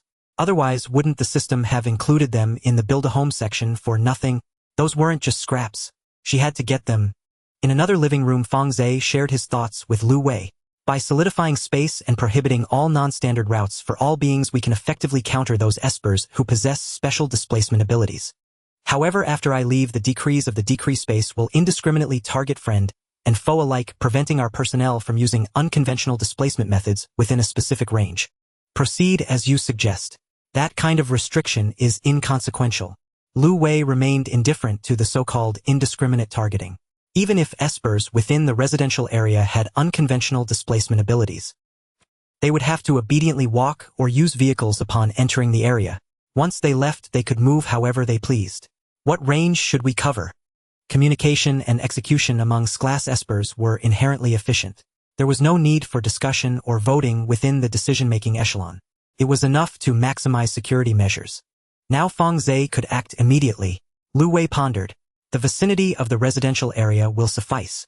Feng Zhe raised an eyebrow. Such a small area. He could easily encompass the entire city within his decree space and impose a myriad of rules, even turning it into a zone forbidden to espers. The area Feng Zhe had previously governed had already become such a forbidden zone. Any esper who set foot in his domain would be stripped of their abilities. On a fundamental level, he enforced equality for all except himself. No further anomalous disasters had occurred. However, he could only maintain the decree space by remaining in one location for an extended period. Once Feng Zhe left the designated decree space, it would dissipate over time. Compress the power into a small area for maximum duration. You can't be here frequently anyway. Leave the rest to me. Lu Wei only needed to ensure there were no breaches near the residential area. He feared no frontal confrontation. Feng Zhe nodded. All right, let's do it this way. I can only forge this place into an impregnable fortress. Dealing with the enemy falls to you since the decree space has no effect on you anyway. His decree space had a glaring weakness: it could not affect those with spiritual power greater than his own. As the saying went, battles among espers were battles of spiritual power. Often a sufficiently high level of spiritual power could bypass many mechanisms. This was why Feng Zhe, despite his versatility, could not claim the title of the modern era's strongest. Lu Wei was simply too powerful. Then Lu Wei turned to Cheng Muxue. Your turn, Cheng Muxue. We've had all permanent residents in the area stand by at home. No one is absent. You can inspect them one by one. Understood. Cheng Muxue's expression turned serious, her demeanor shifting instantly. Gone was the amiability she showed before Yi Yao. In its place was a cold, commanding poise that commanded the entire situation. Constructing mental network. Forcing connection. Cheng Muxue's spiritual power swept across every floor of the residential area, filtering out all eligible individuals. She automatically excluded the 3 girls in Yi Yao's room. The next second a voice echoed in the minds of all Bureau espers. I am Cheng Muxue, class esper of the National Anomaly Countermeasures Bureau. I have been tasked with conducting a mental stance assessment on all personnel. Simultaneously, the voice also resonated in Yi Yao's mind. Yi Yao? What's happening? Is the Bureau about to go to war with her? No, she hasn't fully developed yet. Can she survive by playing cute and pretending to be dumb? Fortunately, the system chimed in just in time. Home network detected. Auto-connecting. You may now observe family matters, further improve relationships based on topics, or remain silent and observe quietly. Yi Yao suddenly understood. This was just like secretly lurking in a family group chat, watching the adults discuss family issues. She could stay silent and observe without a word. Had Cheng Muxue even noticed her connecting to this so-called network? It was like a massive warship silently approaching an enemy fleet on the open sea, yet the enemy's radar completely failed to detect its stealthy advance. Yi Yao grasped the situation completely. As long as Cheng Muxue didn't detect her, all was well. The system's divine power was truly remarkable. Yi Yao resolved never to call the system useless again. Phew! Yi Yao let out a soft breath and turned her head to look at Emochuli and Luo Jianhua. Emochuli was engrossed in watching anime. Luo Jianhua seemed to be seriously contemplating the information she needed to report. To enjoy a more comfortable long-term viewing experience, Yi Yao had switched to using a projector. Now the 3 of them could watch from the soft bed, which offered greater comfort. Yi Yao simply lay down between the 2 girls, basking in the mingled fragrance of the 2 adorable young women. It was intoxicating. I'll just doze off for a bit. I'll get up later. Luo Jianhua snapped out of her thoughts and said softly, Would you like a lap pillow? Emochuli also snapped out of her immersive viewing and eagerly voiced her opinion. I can do that too. All in an effort to persuade Yi Yao to go with her on a magical girl activity in a few days. Emochuli was racking her brains.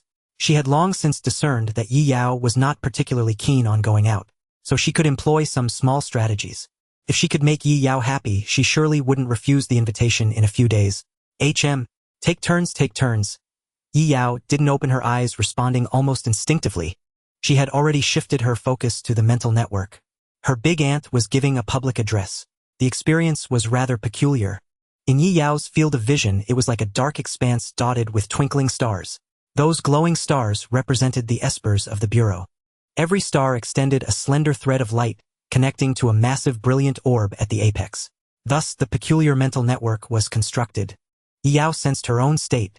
Although she had secretly connected to the mental network, no thread linked her to the massive orb. It was akin to the invisible mode on a social media account. Then Chung Mukshu's voice rang out again. Are any of you affiliated with forces other than the Bureau? At these words, the surrounding stars pulsed with light, transmitting information along their threads to the orb. Here, everyone's thoughts were laid bare. Chung Mushue could read the deepest secrets within anyone's mind. Even hidden moles could be rooted out. Upon failing the assessment, she could precisely lock onto the target based on their spiritual power. She could even launch attacks on the mental plane. Forced connection long-range strikes over the network. As long as the target's spiritual power was inferior to hers, they could not avoid this combo. Yi Yao stealthily lurked within the mental network, making not a single sound. She was like a husky that had infiltrated a pack of wolves. As long as she didn't bark, no one would discover her infiltration. Trying to sneak off into a private chat to whisper secrets. Don't even think about it. Yi Yao continued her lurking with a joyful heart. This was the perfect opportunity to figure out the details of Chung Mukshu's ability. Knowing the ins and outs would ensure her secrets wouldn't be inexplicably exposed. My mind-reading ability surpasses yours. Chung Mukshu's mental assessment concluded swiftly. She asked numerous questions regarding loyalty solely to determine if the members stationed within the residential area were sufficiently devoted. Should anyone harbor dissent, Chung Mushue could instantly detect the anomaly. She would then pull the individual aside for ideological education. After all, absolute loyalty is the only true loyalty. It was astonishing that someone with treacherous intentions could be so close to wielding world-destroying power. Judging by this, they were likely daydreaming. Yi Yao participated in the entire assessment, but found nothing else of interest. Chung Mushue never mentioned a single thing about her. It seemed that few superhumans in the district knew the truth. Her focus was solely on the mole issue. During this time, Yi Yao had to exert great effort to suppress her urge to cause trouble. It was still early. She couldn't reveal herself so soon. Soon the numerous specks of starlight in her vision gradually faded. Chung Mushue must have kicked everyone out. Seeing that it was over, Yi Yao's consciousness returned to her body. Her head was now resting on Luo Jianhua's soft and fragrant lap, which was quite comfortable. Seeing Yi Yao open her eyes, Luo Jianhua asked considerately, "How's this position? Shall we continue?" Nice. Yi Yao let out a contented sigh. This was the ultimate form of a lazy life. Both her mood and body were completely relaxed. Emo Chioli, who was watching anime on the side, could no longer concentrate. Compared to real magical girl activities, the priority of magical girl anime had greatly diminished. The immediate priority should be to get Yi Yao to attend the magical girl event in a few days. Emo Chioli deeply realized that opportunities were something one had to seize. She had to coax Yi Yao into a good mood. Is it my turn now? Emo Chioli's innocent thoughts were practically written all over her face.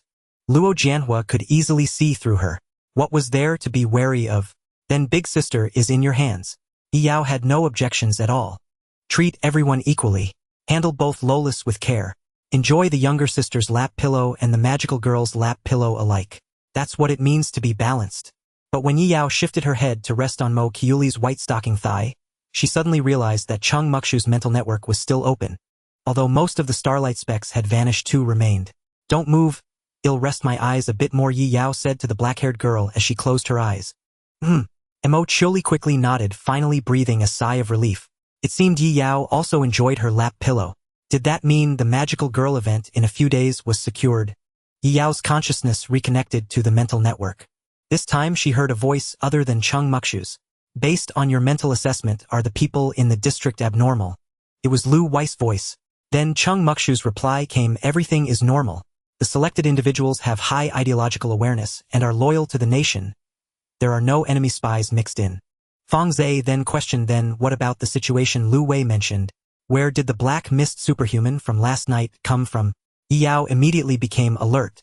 So Chung Mukshu's mental network could be used as a chat group. If one didn't want others to hear their private conversations, they could come here. It was indeed a perfect way to prevent eavesdropping. Still, it couldn't guard against Yi Yao, who had never turned off her connection. Lu Wei, we can't rule out that the mole has the ability to evade the mental assessment. Chung Mushu, aha. I can't guarantee you'll catch every mole either. Nothing is absolute. This mental assessment had only significantly reduced the risk. Fong Zhe, let's talk about tonight's setup. You said Sequence 012 has been lurking nearby every night since you brought back Sequence 001. Will he come tonight? Chung Mushue didn't news say, he was just seen in a neighboring city. He even seemed to have caused quite a stir. Fong Zhe, Sequence 012 is highly mobile. Crossing cities in a short time isn't a problem. Yi Yao was secretly laughing as she eavesdropped. Lu Wei and the others might return empty-handed tonight. Good thing she had foresight. Then Lu Wei spoke, "What do you think of Sequence 0? Yi Yao perked up again. She was quite curious about what the numerical powerhouse thought of her organization. Feng Zhe, a cheap stunt. Uncle is mean. Yi Yao was a bit angry. The cool title she had painstakingly thought up was dismissed as a cheap stunt. Didn't she deserve it? She'd make Uncle see what true numerical power was someday. Chang Muxue, according to reports from over there, Sequence 011 killed Sequence 096. I really can't fathom their reason. Couldn't just be to alleviate Gu Kingson's urge to execute. That would be too thankless. Now the Countermeasures Bureau had tacitly recognized Sequence 012, Sequence 011, and Sequence 020 as members of the Sequence 0 organization. Mu Luo Gu Qinxin and Jiang Huashan had been confirmed to act together, plus an unknown class superhuman. They simply couldn't understand why an organization of this scale would hunt down a low-ranking dangerous sequence like a nobody. It was unlikely to be for intimidation. Killing a higher-ranked sequence superhuman or a well-known Countermeasures Bureau superhuman would fit the logic of establishing dominance. For example, they could have killed the incapacitated class superhuman from the Countermeasures Bureau at the time. But the other side's class superhuman didn't do that. Lu Wei, previously the fugitive sequence superhumans, were like scattered sand, but now their collective action has become a huge threat. It's possible that the dangerous sequences Sequence 012 took away have also joined the so-called Sequence 0. Feng Zhe let out a light laugh. Are you saying that if Sequence 012 visits again tonight, he might bring other friends? Could they be using you to establish dominance? Chang Muxue, in that case. Can we catch them all in one net? After all, they had arrived secretly. No one knew that two more class superhumans were here, and their abilities were highly targeted. Even if the other side had one or two special class superhumans to support their facade, they would never match Lu Wei plus two class mechanism monsters. Yi Yao knew this well. Even if her mental power reached 100A, she probably couldn't lead Mu Luo and the others against three heavy hitters. They would be crushed. Lu Wei, if they dare to call themselves Sequence 0, they must have confidence. Apart from Sequence 009, who was taken away long ago, there might be other top 10 sequences. Yi Yao nodded in the shadows. That's right, that's right. The confidence was herself. What a spotan guess. Chang Muxue MM. Currently 5 of the top 10 sequences have broken control and have been silent for a long time. Hearing this, Yi Yao was somewhat surprised. She didn't expect that besides Xia Lian 4 other top 10 sequences had broken control. Was the Countermeasures Bureau shorthanded? Feng Zhe, even if they all come, it doesn't matter. With the 3 of us here, we'll kill as many as come. Since they refuse to accept control, we'll nip them in the bud. Yi Yao nearly gasped. What a terrifying uncle. Such heavy killing intent. Chang Muxue let out a light laugh. What if Sequence 001 refuses to accept control? Feng Zhe, then I have nothing to say. Even if you adjust the data and boost all our mental power onto Lu Wei, you won't be able to destroy the world. Yi Yao seemed to have overheard something astonishing. The heavy hitters could still evolve further. How insidious was Auntie's ability? Yi Yao finally understood what the system's description of mental network data regulator meant. It turned out to be pooling the computing power of multiple computers onto a single machine. It was essentially a quantitative change leading to a qualitative one. By then, Chang Muxue would connect a group of psychics and stack their mental power onto one person. Where would her pride in her own numerical advantage be? Chang Muxue said, bringing this up, I'm somewhat puzzled. The human body has a limit to its tolerance. The more I regulate data, the more I understand this. Even Lu Wei's tolerance has an upper limit. Reaching his peak state couldn't annihilate the world. How could anyone possibly withstand enough energy to destroy the world? Yi Yao felt a bit relieved. So no matter how much you modified a car, you couldn't turn it into a rocket. No matter how much material you piled on it, still couldn't escape the category of a truck. Feng Zhe said common sense is meant to be broken. Since the prophet said so, there is a possibility. Chang Muxue replied, world destruction. What a terrifying word. She knew that world destruction was not limited to the annihilation of a single planet. Humanity's current understanding of the world included the universe. Perhaps Lu Wei at his peak could spend some time clearing the planet's surface. But beyond the planet, he would seem infinitely small. Destroying the world meant destroying the universe. It was so exaggerated it was hard to imagine. Even today, some insiders remained skeptical. The management of Sequence 001 was just letting things take their course. Felt like taking it one step at a time.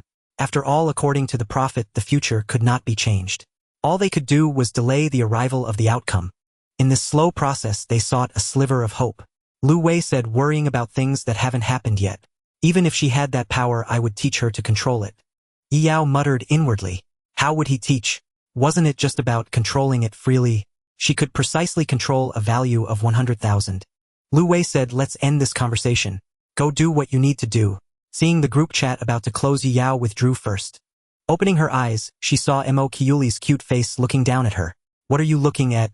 And nothing. Mo Chili quickly shook her head, then added, I just think Yao looks very cute when she's resting with her eyes closed. Thanks for the compliment. Yao was delighted, though she didn't know why being called cute made her happy. Being praised was worth being happy about. You'd be even cuter if you dressed up as a magical girl. This was the moment the dagger was revealed. Yao wasn't so happy anymore. Seeing Yao's instant change of expression, Mo Chili realized she had said something wrong, looking as if she was about to cry. I'm sorry. I'll forgive you if you let me use your lap as a pillow while dressed as a magical girl next time. Okay. Yao's smile returned. Sometimes taking required giving something in return. She couldn't let little cute Mo Chili leech off her for free so many times. In the living room on the other side. While closing the mental network, Chang Muxue sensed something odd. Just now. Was there really only 3 people? Chang Muxue looked at Lu Wei and Fang Zhe. Their expressions were normal. They probably hadn't noticed anything unusual. After all, neither was proficient in the mental network, not as sensitive as she was. Or was it just an illusion? Chang Muxue didn't voice her suspicion. She decided to wait for the right opportunity to verify it herself. She could confirm the situation later. As night fell, Mo Chili went home. Lu Wei, Fang Zhe, and Chang Muxue stayed for dinner. It was also Yi Yao's first time facing such a formidable lineup at the dinner table. Fortunately, compared to their first meeting, she was much more accustomed to it. She no longer bristled at Fang Zhe and Chang Muxue. What was there to worry about when she could even infiltrate the mental network? Auntie was ultimately defeated by the system's divine power.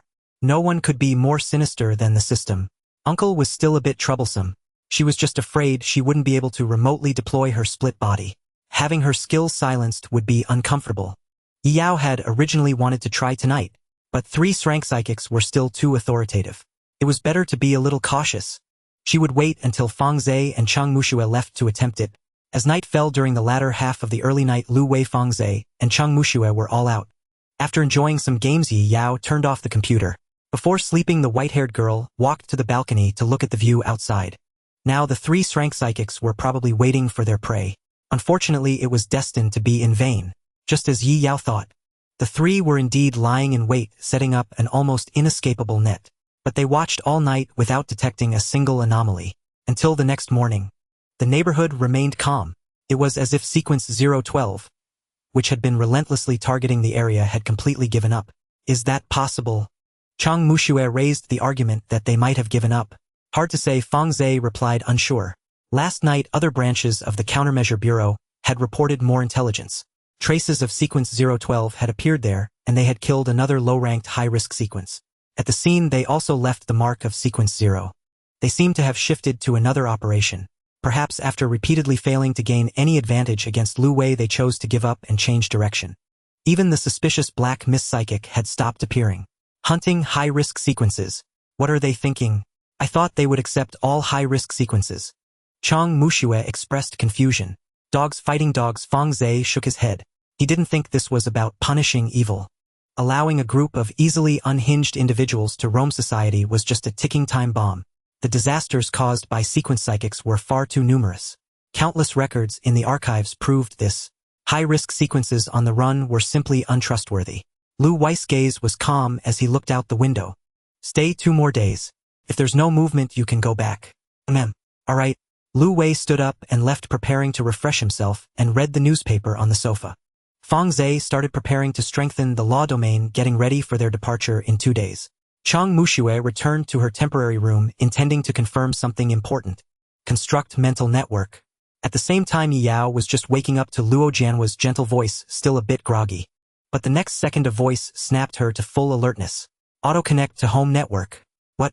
Did Chang Muxue and the others have more whispers to share? 10 more minutes. Hearing Yi Yao's excuse for staying in bed, Luo Jianhua could only nod helplessly.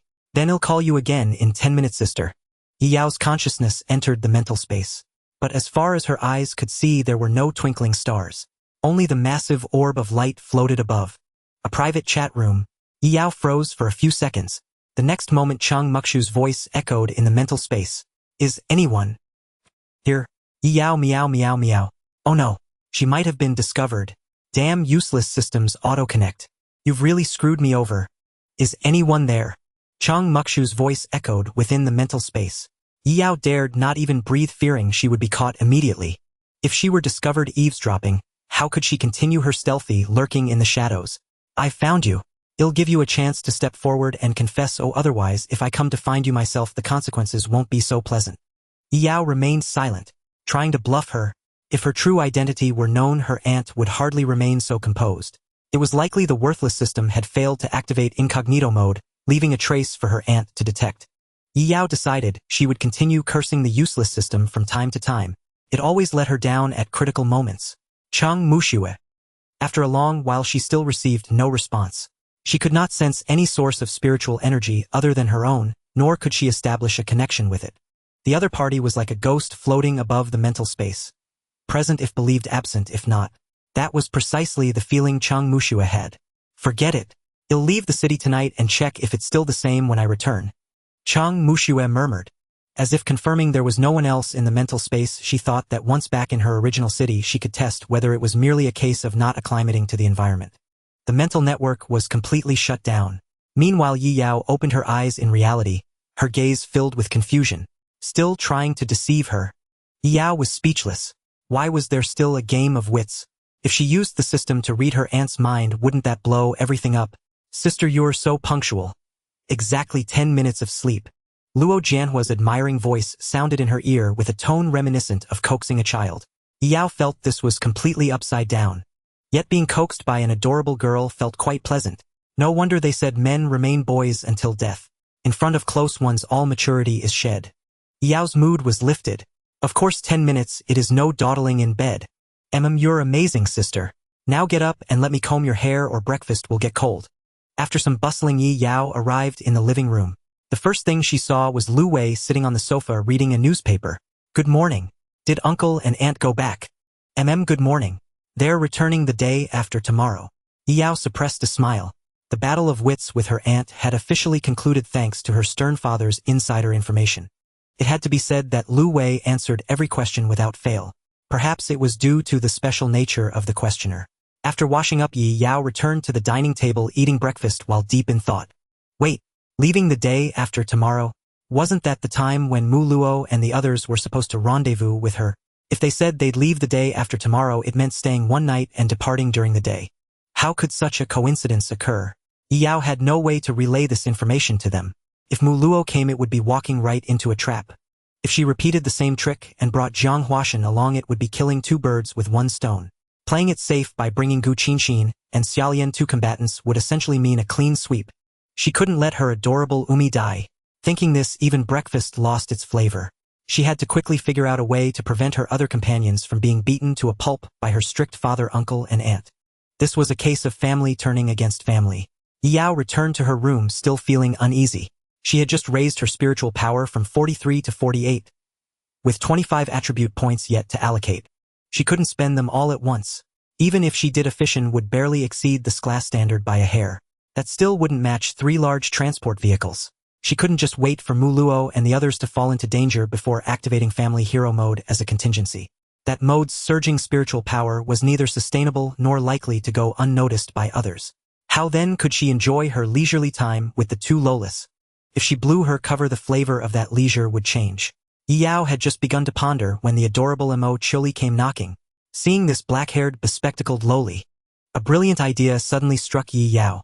Mo Chuli, the day after tomorrow, Xiao Luo, and I will come over to your place for the night. Ha!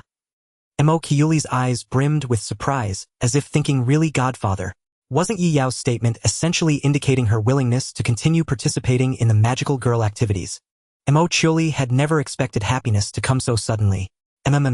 I'd be delighted. She was so overjoyed that she forgot her stammer. I'll go back tonight to prepare. After saying this, she grew a bit anxious. But, will your uncle and aunt agree? Many parents wouldn't allow their children to sleep over at someone else's house. Moreover, Yi Yao looked so young. How could they feel at ease? At this moment, Luo Jianhua stepped forward with a smile. Don't worry, they'll agree. Leave it to me. Then I'll leave it to you, Xiao Luo. Yao gave Luo Jianhua a thumbs up. Their mutual understanding no longer required verbal communication. Mo Chili felt reassured. Today's good mood would definitely last longer than yesterday's. Even if she went home and curled up in a corner of her room, she would unconsciously break into a silly smile. This was the first time a friend was coming to her home, and two at once. This sudden wave of happiness was truly intoxicating. We want watch magical girl anime today.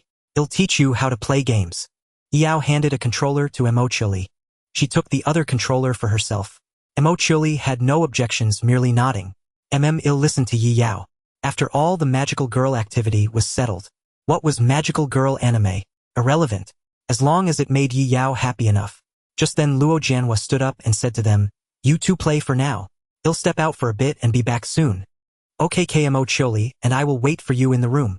Yi Yao started a fighting game and explained the controls to Mo Chili. "This button is for a light punch, this one for a heavy punch, and this one shoots a projectile. Alright, you know the basics now. Come on, let's have an intense battle." Yi Yao immediately chose a character with broken stats. Oh, okay. Mo Chili had no idea what she was about to face. Luo Jianhua watched them with a smile for a moment, then glanced back once more before heading to the door. The two seemed to be having a lot of fun. Unfortunately, she had important matters to attend to. Soon a gruff voice came from the computer. "Muscles. Muscles are shining with glory. Full power. All out." Accompanied by Mo Kiuli's adorable cries of distress. "Wah! I'm going to lose." And Yi Yao's delightful laughter. "Haha, you're a noob. Again." Luo Jianhua suddenly felt her sister was bullying others. Sometimes she really had a twisted sense of humor. The short-haired girl stepped out of the room, closed the door, and entered the living room. Xiao Jing was doing housework and looked surprised to see Luo Jianhua coming out alone. "Oh, you're usually inseparable from Yi Yao. Why are you out by yourself today?" Luo Jianhua gave a faint smile. "Can't I just be going to the restroom? My little Jianhua has changed so much. You're even cracking jokes now. I do have something serious. I need to report information in advance." Luo Jianhua dropped her smile. Her youthful face took on a serious expression. At that moment Luo Jianhua had already appeared in another living room. For the sake of confidentiality, only the on-site leaders attended this meeting. Without contacting the decision-making level of headquarters, immediately only Lu Wei, Xiao Jing, and a few insiders among the supernaturals were present. For instance, the woman who had spoken to Yi Yao in the elevator last time. She was the analyst responsible for studying Yi Yao's preferences, and had originally planned to find an opportunity to greet her. Yet she never found a chance and could only keep lurking with her colleagues. After nearly a week of observation, they had already discovered just how complex Yi Yao's background was. Heaven knows how a little girl from an orphanage could have such a fondness for so many bizarre things. Just moments ago, she was even playing a fighting game. Of course, besides them, Fang Zhe and Cheng Muxue were also present. Though they were not responsible for long-term supervision of Yi Yao as rank supernaturals, they might participate in future world defense battles. It was only right to get to know her first. Xiao Jing spoke up. "Jianhua, do you know the details of Yi Yao's supernatural ability?" Luo Jianhua nodded, then shook her head. Before anyone could ask, she anticipated the question and explained. "I have indeed gained her trust. After I told her that I am a supernatural, she was willing to share her secrets with me. However, she only said that her hearing is much sharper, she can see farther, and she's more sensitive. As for the specific effect of her ability, she doesn't seem to understand it yet." At these words, everyone fell silent. It had been less than a week, and Yi Yao had only awakened her ability not long ago. Enhanced senses were a change brought about by heightened spiritual energy, having nothing to do with the ability itself. If what Yi Yao and Luo Jianhua said was true, then it was indeed possible. Because many people, when first awakening their abilities, didn't even know how to use them. There was a process of exploration, and successfully using the ability often required a strong personal will or environmental pressure. Otherwise, from cognition to application, it was a lengthy journey. After a short period of observation, everyone had a general idea of Yi Yao's personality and habits. Staying in her room, snacking, watching anime, gaming, and sleeping, she was a perfectly protected slacker, free even from financial or academic pressures. With such an easy life, why would she need environmental pressure to force her to understand her ability? If only she could continue like this. But the prophesied future would inevitably arrive. Xiao Jing felt a bit helpless about Yi Yao's lifestyle. What can I say? At least she's stable, right? Still a good kid after all. Only she could praise Yi Yao from such an angle. "I have another matter to report," Luo Jianhua said. Everyone's attention shifted back to her. Even under the gaze of so many important figures, Luo Jianhua showed no sign of stage fright. Her psychological resilience was so high that even Fang Zhe and Cheng Muxue were somewhat surprised. After all, they had spent a long time on missions elsewhere. They had little understanding of the younger generation at headquarters, let alone attention to a promising little girl. Yi Yao plans to go out the night after tomorrow with Mo Chioli for a magical girl activity. Several people in the room immediately covered their faces, looking troubled. Yi Yao had indeed been led astray by that problem child. Wasn't a magical girl activity, just roaming the streets like a vagrant. How could that be a legitimate activity? Mo Chioli had even nearly faced life-threatening danger before. This was corrupting Yi Yao. Even Xiao Jing's smile stiffened. Friends going out together. Shouldn't be a big problem, right? Fang Zhe spoke up. Leaving the neighborhood carries some risk. The farther the distance, the greater the risk. Cheng Muxue had a different view. But we can't restrict her freedom either. She's not an ordinary high-risk subject. We can't apply a formula to her. Xiao Jing joined the discussion. It's rare for that child to want to go out. Wouldn't it be bad to stop her? People need to get out and about to maintain mental and physical health. Fang Zhe shook his head. The key is whether her being active outside will expose her to more enemies. Luo Jianhua looked at Fang Zhe. Mr. Fang Zhe, the most dangerous place is also the safest. The more you hide something, the more people realize its importance. How many people truly know Yi Yao's real situation? Even if she appears before enemies, they'd likely dismiss her as a weak little girl. Fang Zhe didn't deny this. Of course, I understand that logic, but the risk can't be ignored. No one can guarantee that Sequence 001's appearance hasn't been leaked. Luo Jianhua muttered immediately. But even if Yi Yao is determined to go out, you wouldn't forcefully stop her, would you? Indeed. Thousands of words from Fang Zhe condensed into two. Then Xiao Jing stepped in to lighten the mood. Look, little Mo Chioli has been active in the city for so long without anyone targeting her. What harm could it do to let Yi Yao show her face? As long as we don't treat her specially on the surface. But in the end, only one person could decide this matter. Everyone turned to the silent Lu Wei. He finally spoke slowly. It won't affect me. I'll keep watch and nothing will go wrong. These words effectively granted permission for Yi Yao to go out. Although the bustling activity of many citizens in the city would slightly reduce the precision of his perception. But solely in terms of protecting Yi Yao, it still posed no challenge. Luo Jianhua blinked and said, I'll keep an eye on them the whole time. If I discover anything new, I'll come back to report to you. Everyone nodded in approval. With Luo Jianhua such a mature and steady little adult watching over those two girls, things shouldn't spiral out of control. Luo Jianhua bowed to everyone. Then I'll take my leave. If I'm away too long, Yi Yao will become suspicious. Go ahead and thank you for your hard work. It's no trouble. I'm honored to take on this task. Luo Jianhua turned and left. The others continued their discussion. Do you think that little girl will be able to use her ability when she goes out? It's comfortable at home. Maybe she'll figure it out quickly once she's outside. Well, just wait for Luo Jianhua's report. Only she has gained that little girl's trust. Yi Yao didn't even mention her enhanced senses to Lu Wei or Xiao Jing. Fang Zhe didn't join the discussion. Instead, he turned to Cheng Muxue beside him. You should have built a mental network earlier. That kind of topic would have been more suitable for discussion within it. Cheng Muxue hesitated, then could only offer an embarrassed smile. I think everyone present is trustworthy. There was nothing she could do. She was even becoming a bit paranoid. After yesterday's incident, she had lost a sliver of trust in the mental network. What if some enemy was eavesdropping? Yet she couldn't find any trace of intrusion. Just that faint, insubstantial illusion. Fang Zhe didn't press further, attributing it to Cheng Muxue's relaxed attitude. Though she was in rank supernatural, she was still a bit young. By then, Luo Jianhua had returned to Yi Yao's room. Yi Yao and Mo Chioli were still locked in a battle of wits over the fighting game. The short-haired girl couldn't help but reveal a faint smile. She had returned not too late. I'm back now, it's my turn to play with Big Sister. The night remained calm and uneventful. Lu Wei and his two companions even took the initiative to search for traces of the enemy. Yet in the end, they still found nothing. Then news of Sequence 012 arrived from the neighboring city. Another low-ranking, high-risk sequence had been slain. The renown of Sequence 0 began to skyrocket within the supernatural community.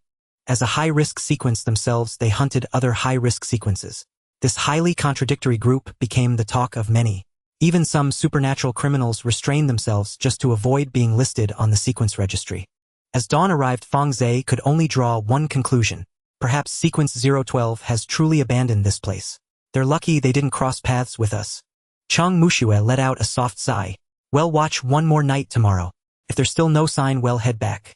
We can't stay away from our posts forever. They had even spread false information through the psychic network. Yet there was still no movement last night. Could it really be a matter of being out of their element? Chang Muxue truly felt she was being a bit paranoid. Lu Wei's gaze remained calm, showing no disappointment, even though they hadn't caught sequence 012. As long as the final outcome remains unchanged, it's fine. You two go rest, I'll handle the rest. Feng Zhe shook his head. I don't need rest. I need to inspect and fill any gaps in the law space I've laid down, ensuring it lasts as long as possible before we leave. Chang Muxue hesitated, then spoke to Lu Wei. Can I go see Yi Yao? She had been on high alert for 2 nights and her paranoia had lingered for so long. Chang Muxue's nerves were still taut, unable to relax. Perhaps looking at something adorable would ease her mind. Yi Yao and the others would be a fine choice. Lu Wei nodded. It's fine. Meeting a few more times won't hurt. I hope Yi Yao can let her guard down a little around me. The thought left Chang Muxue feeling somewhat dejected. She also wanted to pet that adorable little creature. Watching Xiao Jing do it made her envious. But Yi Yao didn't seem close to other relatives, leaving her to watch from afar without touching. Chang Muxue couldn't help but wonder, was she really that frightening? If only she could connect hearts with Yi Yao. She wished Yi Yao knew she was actually a very gentle aunt. There was no need for fear. Unfortunately, linking to Yi Yao's mind was a risky option. It would expose too many things. Now was not the time. Then Chang Muxue followed Lu Wei back to the living room of apartment 1101. Xiao Jing was preparing breakfast for the 2 girls. Lu Wei deftly picked up a newspaper. Chang Muxue could only sit on the sofa, turning on the TV, waiting for Yi Yao and Luo Jianhua to wake up. The wait was tedious. She glanced at Lu Wei, who was reading the paper. Lu Wei, do you know how to get closer to Yi Yao? She doesn't seem to acknowledge me as her aunt yet. Ask Xiao Jing. Lu Wei replied flatly. His only duty was to defeat any villain who tried to approach Yi Yao. He had never paid attention to such matters.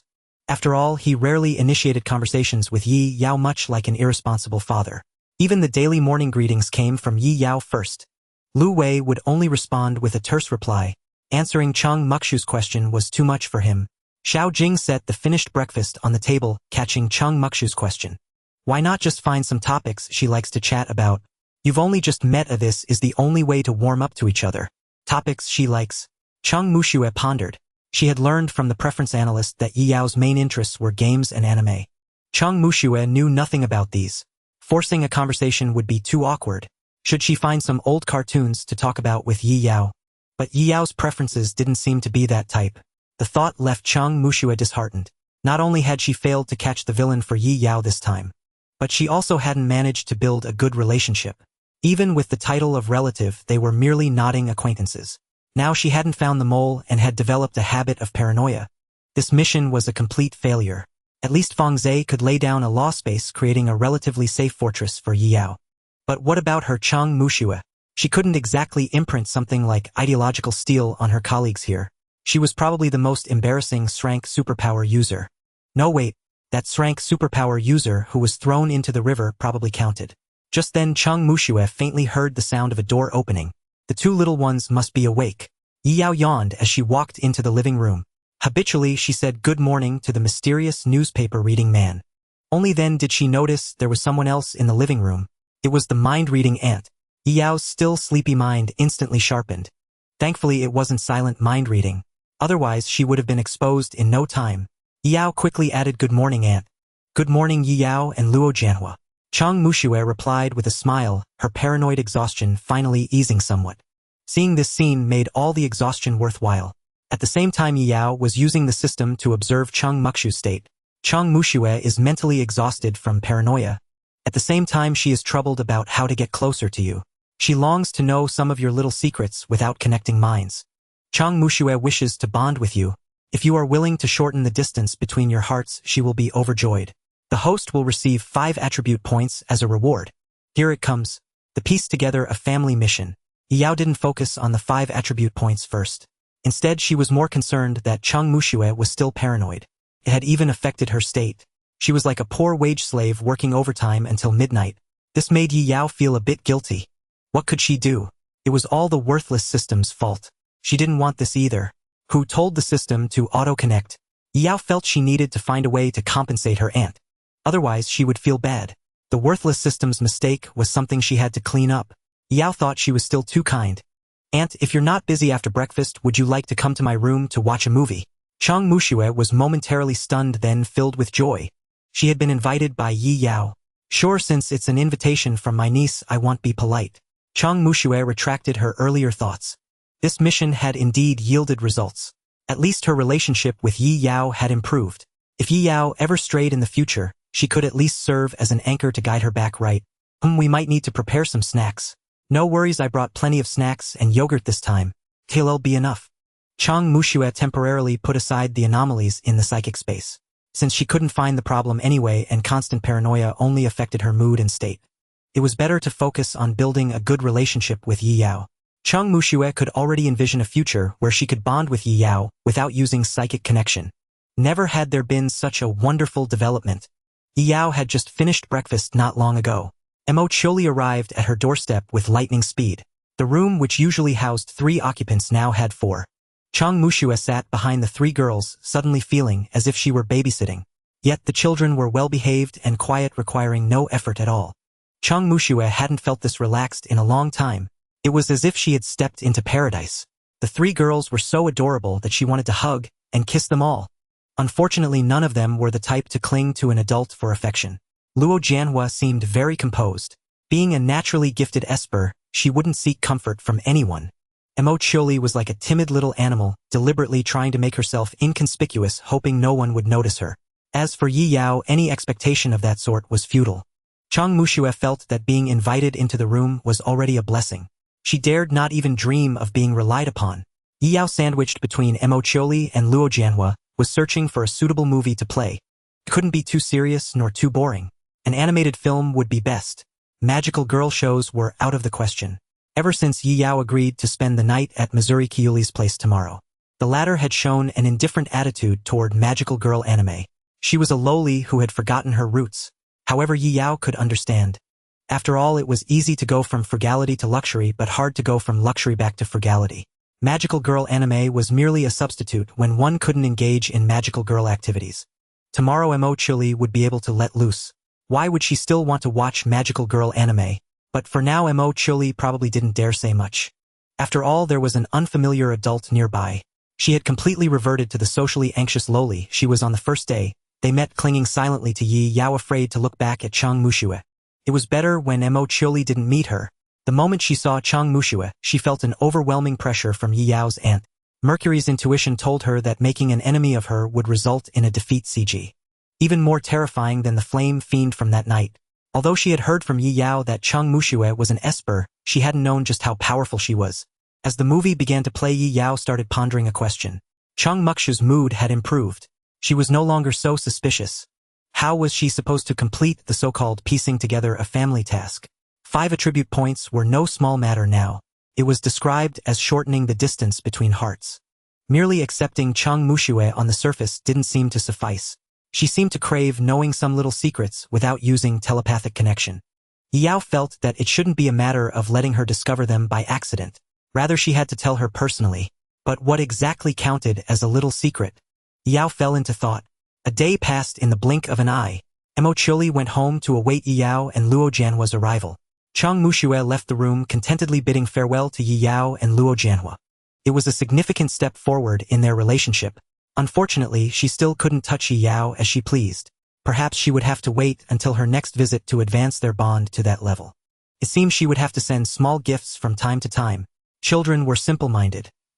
They would always remember those who were kind to them. The next meeting would surely bring them even closer. Such were Chang Muxue's thoughts. Little did she know that her good niece had already devised a way to fleece her. Time fast-forwarded to the next morning. Today was the day Yi Yao and Luo Jianhua were to spend the night at Missouri Kyuli's place. However, they had to wait until evening to go. Yi Yao still had to inform Xiao Jing and Lu Wei. Although Luo Jianhua had already mentioned it, they still needed to go through the proper procedure.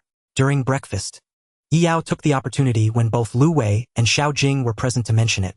Xiao Luo and I would like to spend the night at Mo Kyuli's tonight, is that okay? Xiao Jing smiled knowingly and asked why the sudden urge to go out. You've been a little homebody in your room for days.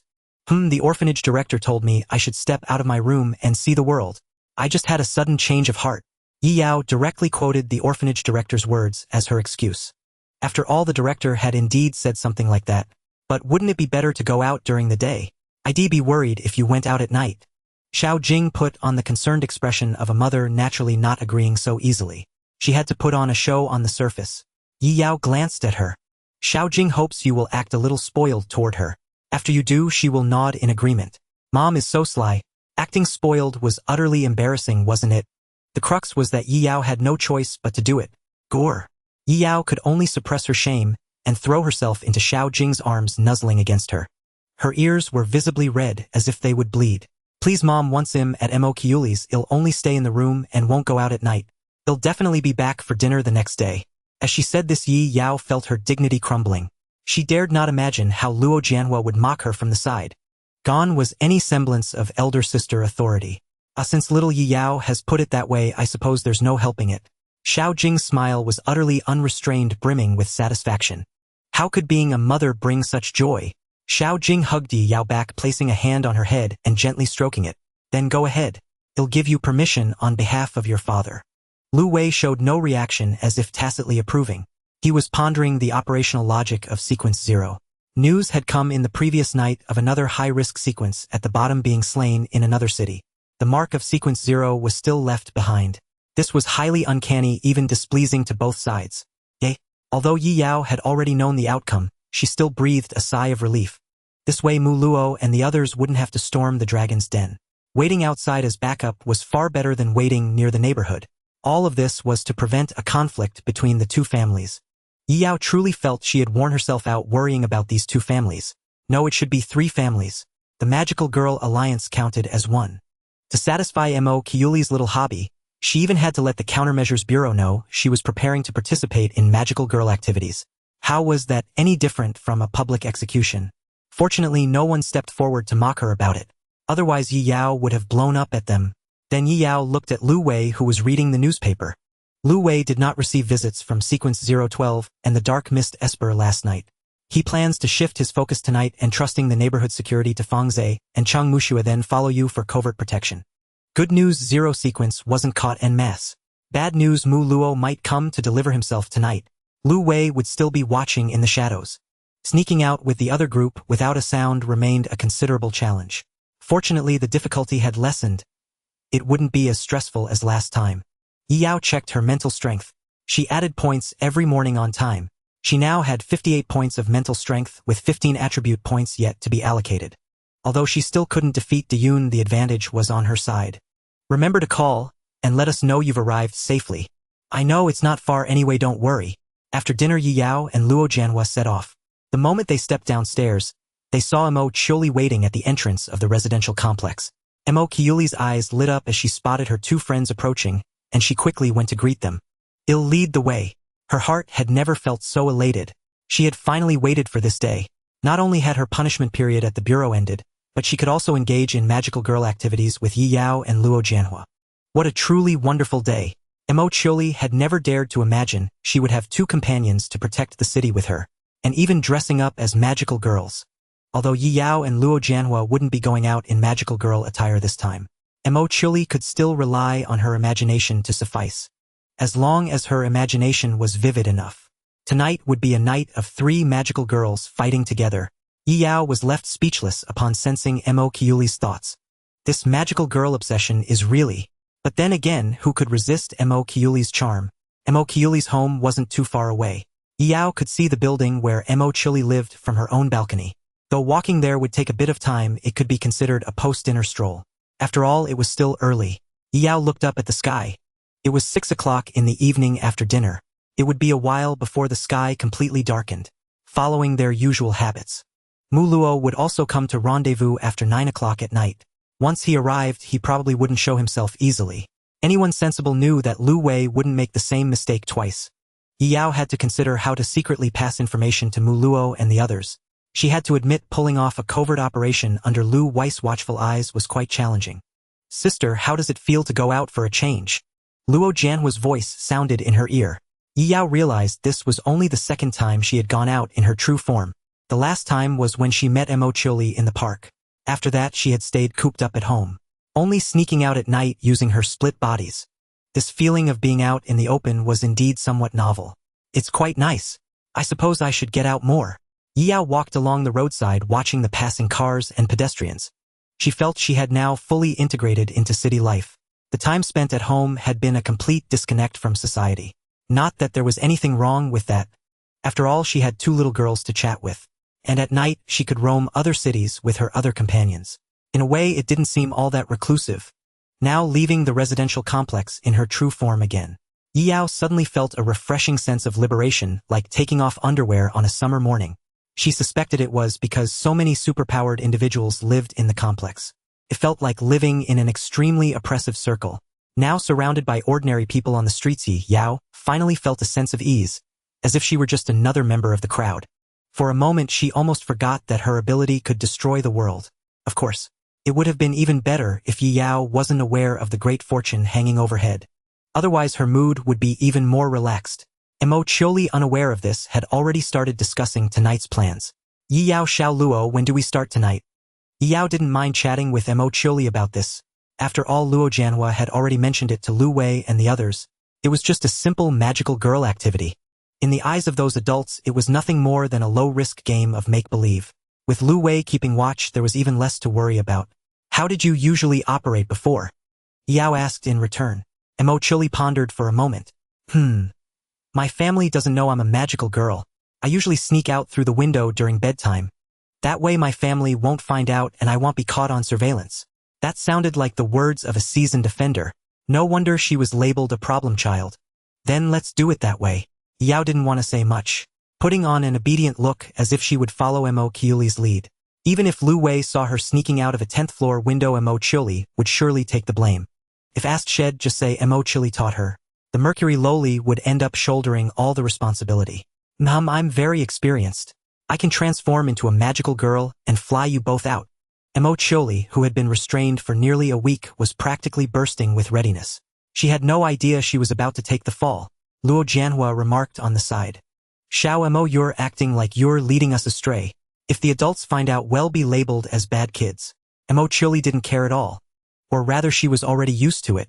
How can magical girl activities be considered leading astray? Adults just don't understand magical girls. Sooner or later, they'll see the day when magical girl Mercury is worshipped by everyone.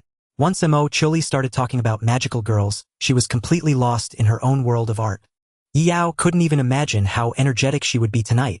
It gave her the illusion of someone who had been abstaining for a month, ready to binge through their entire collection in one night. A little while later, Mo Qiuli finally led Yao and Luo Jianhua to her home. Her parents were both present, a rarity. They were ordinary people without any superpowers. They warmly welcomed Yao and Luo Jianhua.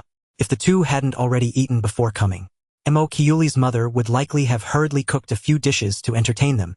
Yao Xiao Luo, come to my room quickly. I'll show you my treasures. Yao curiously stepped into Mo Qiuli's room. Apart from Luo Jianhua's room, this was the first time she had entered another girl's room. A single glance revealed that Mo Qiuli's room was spacious. Though not luxurious, it was far from cramped, with ample space for 2 or 3 large beds and a wardrobe. Beyond that, Yao's attention was quickly drawn to the various magical girl posters adorning the room. A strong wave of otaku culture washed over her. Although Yao already knew Mo Qiuli's enthusiasm ran deep, she was still astonished by the extent of her devotion. Fortunately, Mo Qiuli's room was clean and tidy, with only a few more magical girl posters than usual. It still retained a distinctly feminine style. Upon closer inspection, it even had a certain charm. Perhaps deep down Yao was also a hardcore otaku herself. She was just too fond of watching anime. Yao, Xiao Luo, look, I framed our group photo and placed it by my bedside. I look at it every night before I sleep. Mo Qiuli picked up the small photo frame from the bedside table and happily handed it to the two. Yao looked closely and saw that it was indeed a group photo of the 3 of them as magical girls. This made Yao feel a bit embarrassed. I'm really glad you see us as your closest friends, but want to be easily seen by others. Like Mo Qiuli's parents, for instance. Yao was still a little uneasy. Mo Qiuli, however, seemed confident. Don't worry, I hide the frame every time I leave home. Even Mom can't find it. Besides, my parents don't just barge into my room. They'll never see it. That's good, that's good. Yao let out a sigh of relief, then added a word of caution. But you must be careful. If the photo gets spread outside, I'll have to take all copies back. Mo Qiuli's expression grew tense, and she clutched the frame tightly to her chest. She looked adorably protective of her treasure. Don't worry. I absolutely won't let anyone see it. Time is almost up. Luo looked up at the sky. The moon hung high, veiled by drifting black clouds appearing and disappearing. The appointed time to meet Yi Yao had arrived. Xiaolian and Umi eagerly anticipated seeing Yi Yao again. Though only 3 days had passed, it felt like 3 years to them. It was utterly unbearable. Finally, I can see the white cat again. I wonder if she missed me. I just want to hold her in my arms and rub her fiercely the moment we meet. Xiaolian began to fantasize. A bit of cat obsession. Umi felt similarly. Over the past 3 days, she had traveled with Luo and the others to various cities. Though each day was different, it always felt like something was missing without Yi Yao. Can I come along too? Umi suddenly wanted to join Luo in welcoming Yi Yao. After all, they had been acting together these 3 days. It seemed wrong to let Luo go alone this time. Xiaolian quickly chimed in. I want to go too. How could she miss out on the task of picking up the white cat? Luo shook his head. The risk is too great. This time we're not facing harmless low-ranked sequences, but a formidable class ability user. He felt that even bringing Jiang Huashan wouldn't recreate the previous scenario. A powerhouse like that wouldn't reveal a second opening. Bringing the whole team would only be throwing lives away. Not only might they fail to extract Yi Yao's clone, but they could all be lost.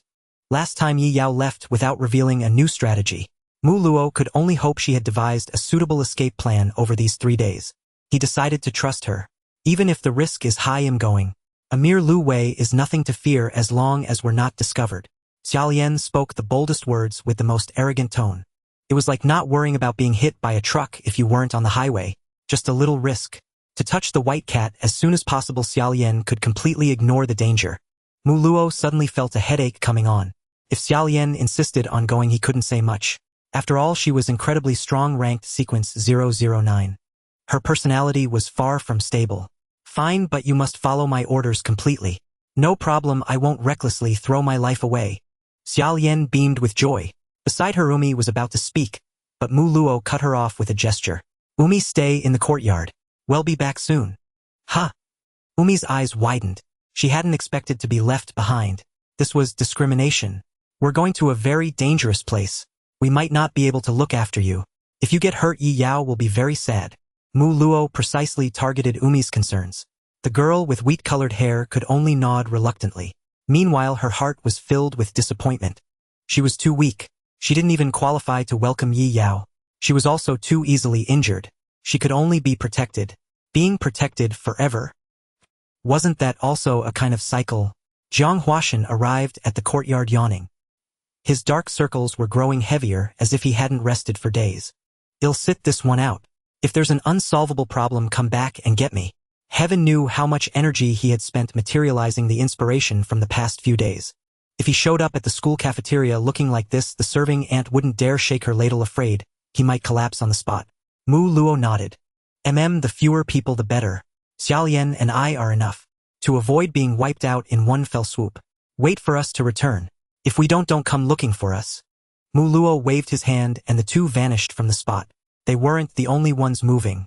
Another faction was stirring. What's with this sequence 0? This is the first time I've encountered such an arrogant organization. In a pitch-black sealed space, a violet flame blazed fiercely at the center. A dozen people gathered around the flame, discussing matters as if warming themselves. Any discerning eye could tell they weren't a legitimate organization. A low voice sneered. Indeed, they're arrogant, even louder than us. Their modus operandi clearly declares enmity with us. This was a mysterious organization formed by high-risk sequences banding together. Most ability-related disasters in society were indirectly caused by them. To this day, they hadn't launched large-scale operations. Over such a long time, they had only been continuously recruiting talent and spreading word that all high-risk sequences were welcome. Joining the organization would bring supreme wealth and status. To some extent, this increased social instability. It could be said that they were the National Anomaly Disaster Countermeasure Bureau's public enemy number 1. However, they were like rats in the sewers, dirty in their deeds and adept at hiding. They had never left traces of core members. Sequence 099, Sequence 098, Sequence 097, Sequence 096 were all easily slain by them. It said the members are all sequence ability users. A harsh voice rang out. Humph. We are all the same kind, all enemies of the Countermeasure Bureau. Why must we kill each other? Someone sighed. It's a pity about those low-ranked sequences. They were good seedlings worth cultivating as reserve members. But they were all killed. If Gu Wenxin were here, she would recognize that voice. It belonged to the person who had spoken on the phone with sequence 096. And there was a potential powerhouse calling himself the Flame Demon. We were about to approach him, but how was he killed by a mysterious black mist ability user? That black mist ability user doesn't seem to be from the Countermeasure Bureau either. He didn't leave the sequence 0 mark at the time. There might be a chance to recruit him. At these words, someone offered a different opinion. Even if he's not with sequence 0, it's hard for us to recruit him. His killing of the Flame Demon shows he despises that kind of person and that kind. Hey, we have plenty of them here. Bringing him in would only be a ticking time bomb. As long as he doesn't side with the Countermeasure Bureau, there's a chance. How do you know he simply hated scum like the Flame Demon? Maybe he could get along with us. The topic shifted from sequence 0 to the black mist ability user. They had all learned from some channel that the mysterious black mist ability user had already mastered advanced spiritual techniques. This person, though not an S-class ability user, could wield such power. Once he grew to S-class, he would be an absolute powerhouse. Not only was the Countermeasure Bureau intensely focused on him, but they also wanted to recruit him. Even if they couldn't recruit him, it didn't matter, as long as they could kill him before he matured. Since he killed the Flame Demon, there was a possibility he would become an enemy. They didn't want another Lu Wei to appear in the world. Let's go to the city where the Flame Demon fell. The black mist ability user might be hiding there. After finding him, it's best to recruit him to our side. If not, kill him before he matures. As for the sequence 0 problem, we'll see if they cross our path later. At that moment, a sigh silenced everyone. None of this matters. Time is running out. We must hasten to create a fortress that belongs only to us. The sanctuary must be completed. By then, disaster will always be one step behind us. Achoo! Yao rubbed her nose, sensing that someone was thinking of her. Luo Jianhua cast a worried glance in her direction. Are you cold, sister? Very cold. I need Xiao Luo to hold me to warm up. Yao joked. Well, we might have to wait until we get back for that. By then, the lights were off in Mo Kiuli's home. Her uncle and aunt had officially retired for the night. The moment had arrived. Mo Kiuli skillfully transformed into a magical girl in her room. Mercury had appeared once again. Quick, let's go. Tonight will be the stage for our magical girl alliance. Mercury's eyes sparkled, revealing just how long she had been anticipating this. Mercury then turned off the lights and locked the door. In the darkness, she extended both hands toward Yao and Luo Jianhua, her eyes gleaming with anticipation. I'll play along with you this once. Yao and Luo Jianhua took Mercury's small hands. The three of them walked to the balcony's edge. As the power of magic surged, the three girls silently departed from the room, soaring into the sky above the city. They flew at breakneck speed to the city's highest point. You two rest here while I see if there are any villains out there. Mercury joyfully flew into the air. She struck a pose as if scanning the area with supervision.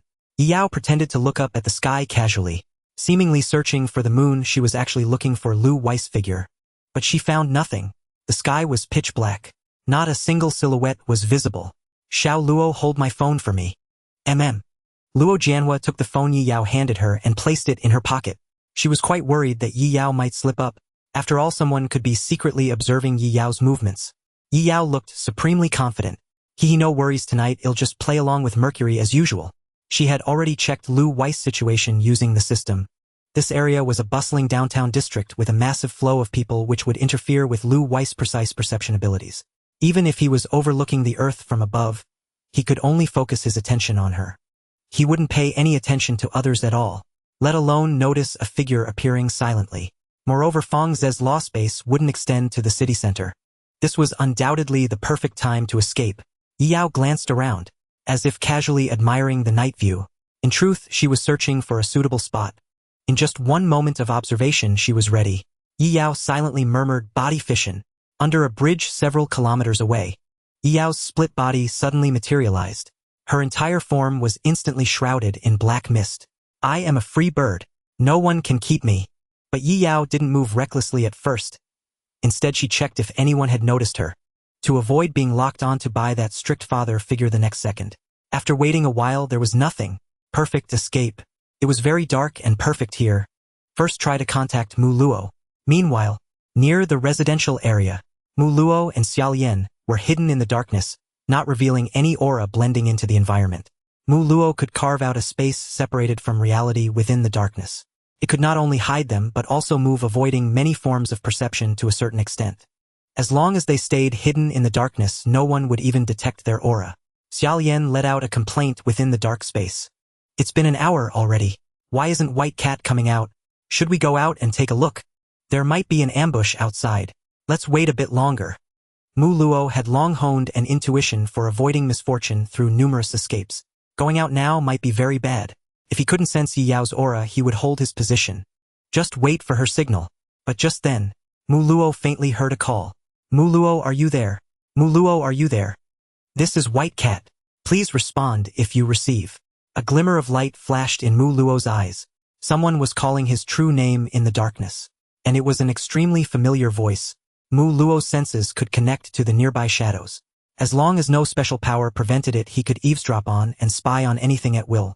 Mu Luo always connected his senses to the shadows to enhance them whenever he arrived at a new place. He would directly filter out chaotic information. Crucial information could be quickly locked onto. For instance, the key element of a name was absolutely impossible to ignore. Found her. She's waiting for us at another location. Let's go meet her. Great, I thought we'd have to fight Lu Wei. Xiaolian finally breathed a sigh of relief. On the other side, during her call, Yi Yao suddenly felt her body being swallowed by darkness, as if sinking into quicksand. But she didn't resist or panic.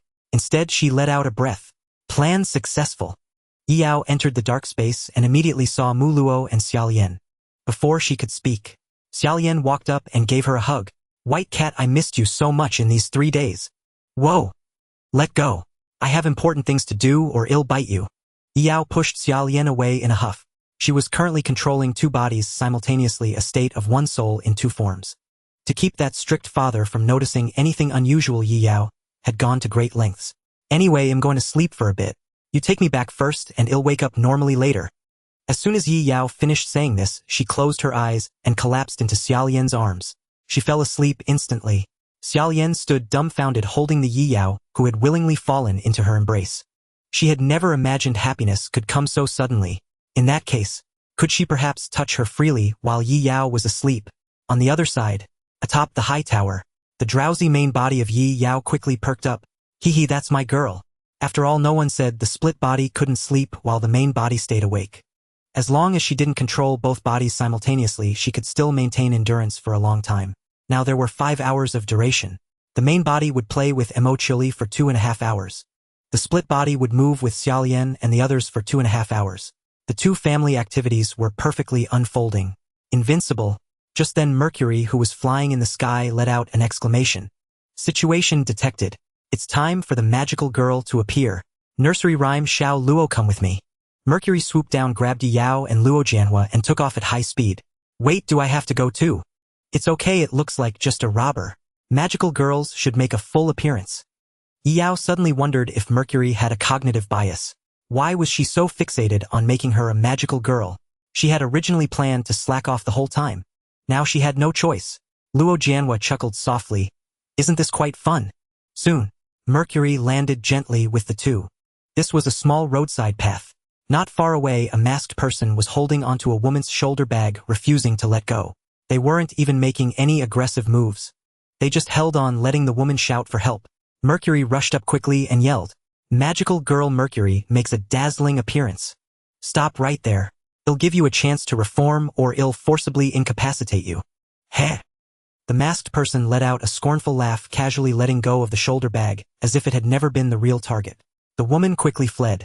The masked person paid her no mind, staring intently at Mercury. So what they say online is true. Whenever there's a crime, a girl calling herself Magical Girl Mercury shows up to punish evil and promote good.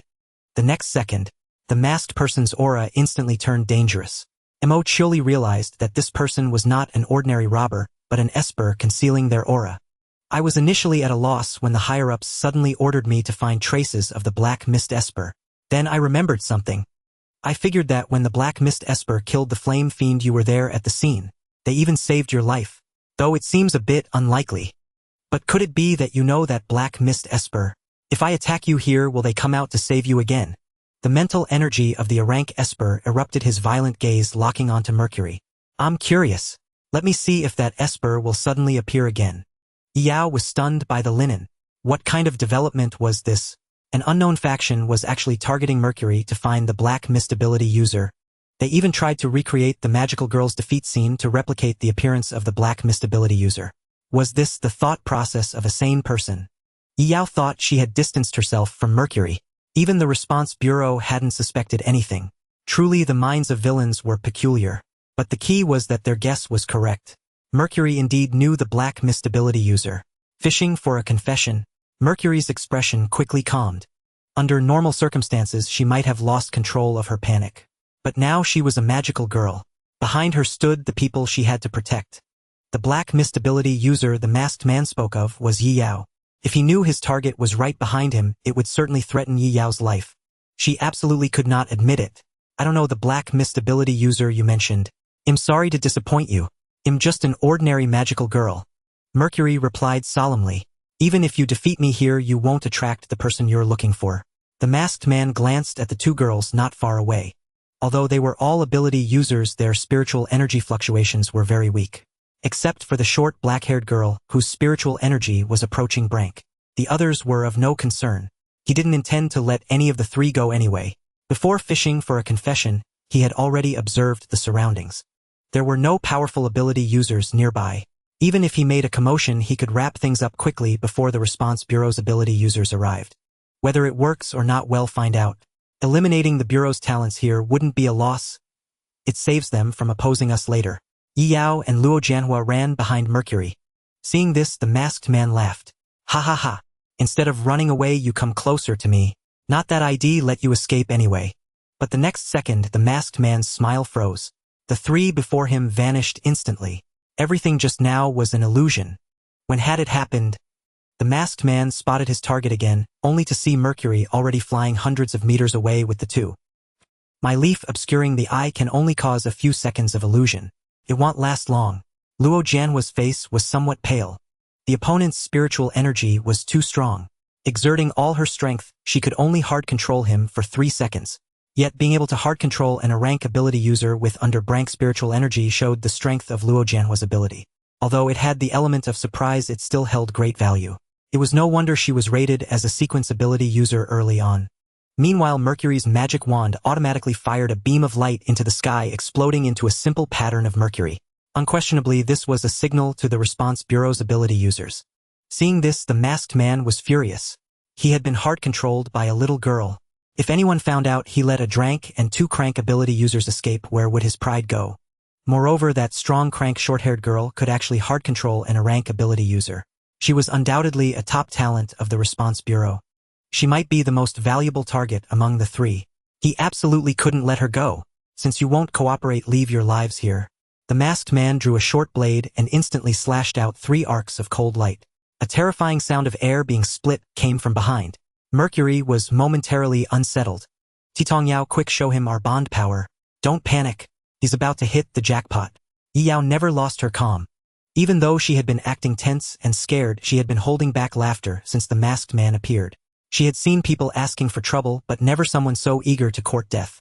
How dared he? High above, a sturdy figure stood in the clouds. Lu Wei gazed calmly at the fierce masked man, not leaking a trace of killing intent, already viewing him as dead. A vast amount of spiritual energy had already spread silently. Even the rank spiritual energy of the masked man detected nothing. If he dared make an aggressive move, he would only die silently. Lu Wei didn't act immediately. That would reveal the fact that he was protecting them in secret. It would also make Yi Yao suspicious, which would be detrimental to future observation. But now that Mo Chili had sent a distress signal, he had a reason to act immediately. The cold light about to hit the 3 girls shattered instantly. Crack. The masked man sensed danger and immediately chose to flee. But he quickly found he couldn't control his body. What? The masked man was frozen on the spot. Then, as if lifted by something, he rose into the air. The speed was comparable to a rocket launch. Mercury, sensing the danger was gone, looked somewhat shaken. Where's the bad guy? How did he disappear? Could it be that the bond power unleashed by Tong Yaomi and Xiao Luo worked a miracle? Mercury quickly fell into fantasy. Yi Yao unhesitatingly interrupted her fantasy. Wake up. It might be that your distress signal attracted a powerful expert. So fast. Mercury was both relieved and disappointed. This development didn't fit the magical girl style at all. Normally, a magical girl would unleash a heart-driven power and crush the villain. Reality was indeed too cruel. Anyway, take us back first. Otherwise, when those adults come, how will you explain our presence? If they find out you put us in danger, you'll definitely be punished. No, I don't want to be grounded again. I'll take you back now. Mercury hurriedly accelerated her flight, panicked. She absolutely couldn't let the response bureau adults discover Yi Yao and Luo Jianhua. Otherwise, it would be hard to explain. That would completely end her magical girl activities. For Mercury, it would be a huge torment, no different from ending her life. Yi Yao breathed a sigh of relief. Finally, she could focus on Xiaolian. At the same time, she was puzzled. Where did this masked man come from? It seemed there was an organization looking for her Black Mist ability user alias. Sending an A-rank ability user to search meant the organization behind him was definitely not simple. She would have to ask Mu Luo to gather information later. Yao didn't like being passive. High above, Lu Wei stared at the masked man like he was looking at a corpse. The next second, the mask shattered, instantly revealing the man's true face, his eyes filled with terror. The masked man was forced into becoming a face-exposed man. Lu Wei's memory held no trace of this face. It meant he wasn't on the sequence list. Name the organization behind you. Lu Wei, why are you here? This cold face was like a demon. His heart nearly stopped. This made no sense. It made absolutely no sense. He had only come out to fish for a magical girl. How had he lured out this big shot? The face-exposed man's mind went blank. He suspected he had been set up. Yi Yao and Luo Jianhua returned to Mo Qiuli's room. Mo Qiuli went out to report the incident to the Bureau psychics. Tonight's magical girl activities were forcibly terminated. Yi Yao was furious. How dare they interrupt her family time? These were no ordinary villains. We must strike back with full force. Xiao Luo, I'm gonna sleep first. When Mercury returns, tell her I'm tired. Luo Jianhua nodded. Yi Yao immediately fell into a deep sleep. On the other side, Yi Yao opened her eyes to find herself already in the courtyard. The voices of Xiaolian and Wu Mi reached her ears. No, you can't monopolize Yi Yao. Hee, I found this white cat, and see, she's not resisting, so I get to enjoy her alone. Xiaolian's triumphant voice rang out, utterly oblivious to the consequences. Then came Wu Mi's indignant voice. It's only because Yi Yao is asleep that you can do as you please. If she wakes up, she'll definitely be angry. Yi Yao realized she was being carried in the girl's arms as they ran. Wu Mi chased after them. The two circled around, one chasing the other. Xiaolian not only held the white cat in her arms, but also teased a Wu Mi cat behind her. A double dose of joy. Ha! Yi Yao exhaled sharply, broke free from Xiaolian's Princess Carrie, and shot her a furious glare. By my decree, Xiaolian is guilty. You're not invited to the next activity. How could this be? Xiaolian let out a wail, nearly falling to her knees and pounding the ground. Didn't that mean she was being isolated? She even lost many opportunities to get close to the white cat. This was far more effective than Yi Yao's verbal no-touching warning. After all, if it came to a vote, Mu Luo would likely leave her behind. Yi Yao could easily secure majority support. What was the difference between this and throwing a party without inviting her? I will reflect on my mistakes. Please show leniency. We'll see how you behave. Yi Yao took Wu Mi's hand and walked into the hall. She looked around. Everyone from Zero Sequence was present. Jiang Huashan slumped on the sofa looking dazed and drained. Gu Wengxin's injuries seemed healed. His recovery ability was beyond ordinary people. Yi Yao felt there was something more important than family activities to discuss tonight. Brothers and sisters, I was bullied. Some villains have targeted me, possibly to kill me. We must regroup and strike them hard. Yi Yao was not just slightly vengeful. She was extraordinarily vengeful. Although the masked assailant was caught red-handed by her strict father, there were surely stronger villains behind him. Unless those villains were all eliminated, she would remain a target. How could she enjoy family activities and leisurely loafing in peace? As soon as Yi Yao spoke, everyone reacted. Who bullied you? Are you hurt? Mu Luo looked at her. The others waited for Yi Yao to continue. No, but I nearly died. Yi Yao made a fingertip universe gesture to illustrate how dire the situation had been. Anyway, my friend and I are being targeted. They might come after us again. Mu Luo fell into thought. Do you know the organization behind him? Yi Yao answered bluntly, no. The man had been taken away by her strict father. Now there was no way to know.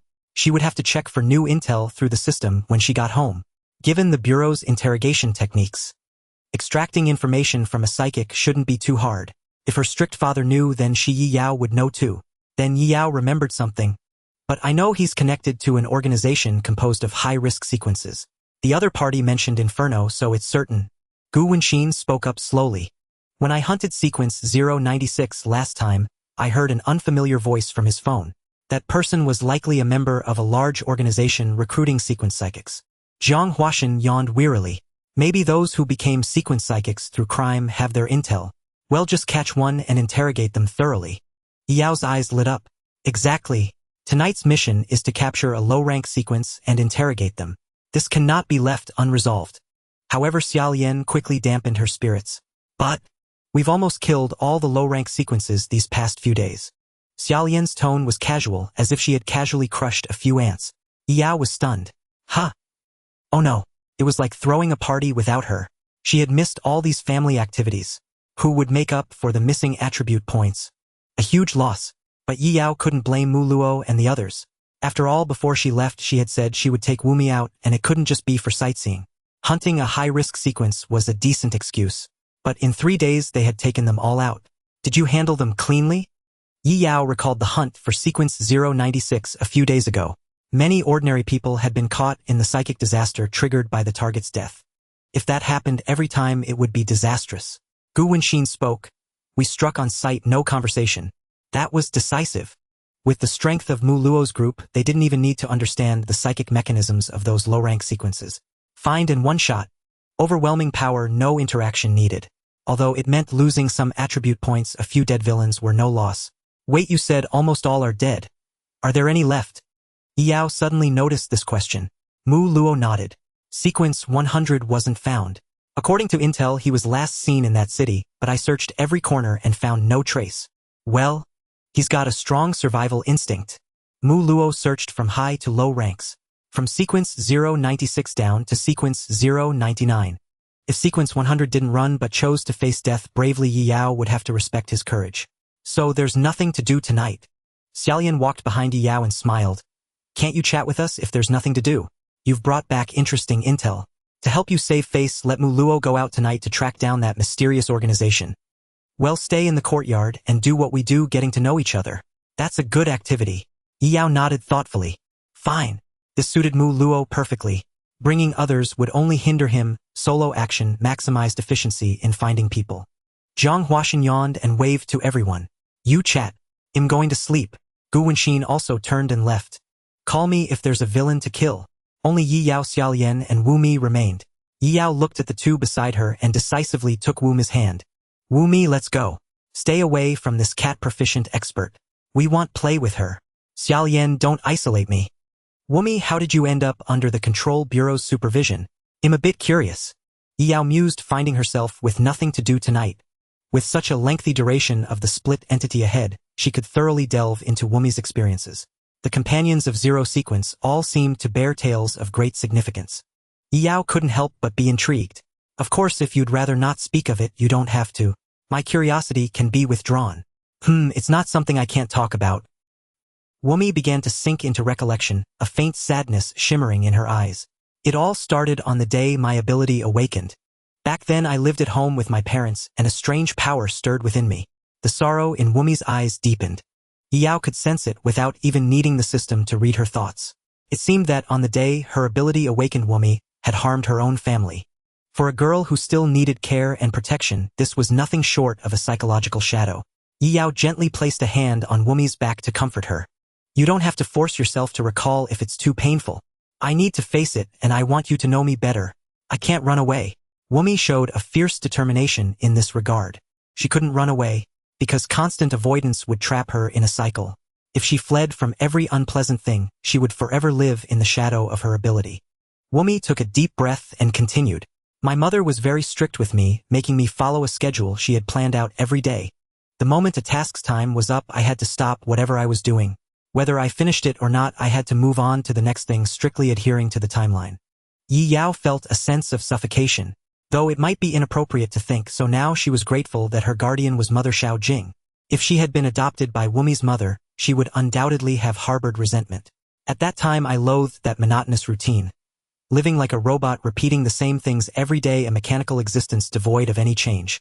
Wu Mi recounted her feelings from that period, making it clear how dissatisfied she was. I tried to change my mother's mind, but she said this was the only way for me to stay ahead of most people, that it was all for my own good. I gave up. Those 4 words revealed just how powerless Wu Mi felt then. She was like a puppet manipulated by her mother. Wumi continued. And on that day, trapped in a cycle, I closed myself off. My mental energy surged rapidly, and the power of my ability silently began to affect those around me. My parents fell into a kind of loop. A mysterious force connected the start and end of one day in their memory. It made them subconsciously repeat things. They did the same things every day, said the same words every day. Even external interference couldn't break them out of the cycle. Yi Yao gasped sharply. How was this any different from mental contamination? Wumi wasn't finished yet. During the time she had closed herself off, she still remembered everything happening outside. The influence of my ability grew. Once when I passed by the playground on my way to school, it even caused a teacher who was running for exercise to enter a running loop until he collapsed unconscious on the track. Yi Yao finally realized just how terrifying Wumi's ability was. It connected the beginning and end of something, forcing it to repeat endlessly. That teacher must have had the stopping phase cut out, trapped in an endless cycle. Although Wumi's mental energy was only a little over 30, it was a crushing blow to ordinary people. A tiny influence could even put their lives in danger. And this was with a mental energy level below crank. What could this ability achieve with Shrank mental energy? A Mobius strip, an Ouroboros. If it were applied to time itself, what heights could it reach? Yao dared not even imagine. What happened to the people affected by your ability in the end? Wumi replied dejectedly. It seems they're trapped in an endless loop and I can't break them out of it. Once the start and end were connected, it was as if they had no other memories left. My parents' memories were reduced to that single repeating day. It was no different from death. Can't the Control Bureau solve it? Yao quickly asked. Since Wumi was under the Bureau's supervision, they should have properly handled the victims. Wumi shook her head. They can't. They said my power is too unique. No one can break their loop. The start and end were connected. Once the end was reached, it forcibly returned to the start for the next cycle. Wumi's parents were confined to their beds within a single day. Yet there was still no relief. They continued to act according to the loop's phases. They were like human record players. Yao fell into deep thought. Does your ability unconsciously affect those around you? It seems I only lose control when I'm trapped in a loop myself. Anyone with lower mental energy than mine is affected. Wumi's brow was furrowed with frustration. The key issue was that she fell into looping states easily. A minor change couldn't break the cycle. For instance, saying different things each day or doing different actions didn't help. Only a major turning point in life might break this fateful loop. When I was taken away by the Control Bureau, it broke the loop once, but it resumed within a week. Not long after Mu Luo appeared before me, and you know the rest, Yi Yao. I see. Yi Yao reached out and gently stroked Wumi's head. It sounds like you've been through a lot, Wumi. It must have been really tough, huh? Yes. It was very uncomfortable. It's okay, I'm here now. Meeting me is the biggest turning point in your life. This is only the beginning. It'll fill your life with change, so you won't be troubled by repetition anymore. Yao tried to let her confidence infect Wumi. After all, emotions could be conveyed to others. What she needed to do wasn't to share Wumi's silence, but to offer the greatest reassurance through her words. Thank you, Yi Yao. Wumi smiled, then her tone became hesitant, as if she was a little embarrassed. Can you hold me? Then Yi Yao caught a glimpse of Wumi's thoughts along with the jarring system prompt. Wumi hasn't felt a family embrace in a long time. If you offer her the warmth of family affection at this moment, you will gain 2 attribute points. What else could Yi Yao say? The attribute points were just a bonus. A little girl like this definitely needed a hug. Of course. Yi Yao joyfully pulled Wumi's petite form into her arms. Wumi was fragrant and soft, a very comforting hug. It was a different experience from Luo Jianhua or Mo Chiuli. Thank you, Yi Yao. Breathing in Yi Yao's scent, Wumi felt much more at ease, and the influence of her ability seemed to ease a little. Yi Yao suddenly felt that words alone weren't enough to give Wumi peace of mind. It was time to unleash her superior wisdom. Wumi, let me teach you how to use your ability. We'll overcome this challenge together. To control power, one must first learn to use it. Yi Yao paced back and forth before Wumi, resembling a little instructor. Though she only half understood the matter, she could rely on her keen insight to compensate. Wumi nodded, obediently listening with utmost seriousness. Since you can impose a cycle on others, you must also be able to dissolve it. You simply haven't mastered that ability yet. Yao spoke earnestly. According to Wumi, those affected by her ability had yet to break free from the cycle. They were surely under special observation by the Countermeasures Bureau, left unattended. Wumi, since you inadvertently caused this ability disaster, it must be you who ends it. I've always thought so, but I can't do it yet. Wumi lowered her head, recalling those she had harmed. The girl with beige hair felt a pang of guilt. Though the Countermeasures Bureau ensured no fatalities, the longer the delay, the greater the toll on the victims' future lives. At this thought, Umi was overwhelmed by pressure. A wave of helplessness surged within her. Yi Yao noticed Umi's distress and gently patted her head. Don't lose focus. If you don't know how, we'll teach you. We have plenty of time. Don't underestimate my astonishing insight. Even if it's not my ability, I'll crack it for you. Okay, I'll do my best to cooperate. Yi Yao. Umi, stirred by Yi Yao's fervent tone, couldn't help but respond with newfound energy. Yi Yao led Umi from the room to the courtyard. Xia Lian sat on the rooftop, sulking, feigning hurt from being left out. Yet Yi Yao knew it was all for show. Yi Yao was certain that a single call would bring Xia Lian jumping down, shamelessly clinging to her. Her inner thoughts were laid bare. Yi Yao simply ignored her. After all, even a fall from the roof wouldn't harm a single hair. She refocused her attention on Umi. Umi, can you actively use your ability? I've never tried. A shy blush crept across Umi's face. Her progress in developing her ability was virtually zero. She couldn't even use it actively. The early ability disasters were all triggered by passive power. She was practically the mascot of the zero sequence. Yet Yi Yao fully understood. On the day Umi awakened her ability, she had shut herself off from the world. Her behavior was like a robot trapped in an endless loop. How could she ponder the uses of her ability? After being taken by the Countermeasures Bureau, she soon fell into a cycle again. Even when taken by Mu Luo, she quickly fell into another loop. Most of her time was spent in isolation. Though she had recently broken free from the cycle, she had no chance to learn how to use her power. If it were Yi Yao herself, she would be dazed too. But it wasn't too late. Try to see if you can use it. Yi Yao decided to let Umi experiment freely. Perhaps a flash of inspiration would strike. When Yi Yao first awakened her ability, she had quickly grasped its use. Umi nodded and closed her eyes. Her fair little face quickly flushed red. Yi Yao stared in disbelief. Are you holding your breath? How could this lowly be so adorably dense? Compared to Mo Chioli and Luo Jianhua, she seemed a bit less sharp. Umi finally exhaled a long breath. I can't. That's normal. If you could ID volunteer to become roadkill on the highway, Yi Yao quipped dryly. Xia Lian on the rooftop couldn't stifle a snicker but quickly suppressed it. Yi Yao recalled the sensation of using her own ability and spoke to Umi with earnest guidance. First you must understand your own ability. You know it's a cycle and you know what you've done passively.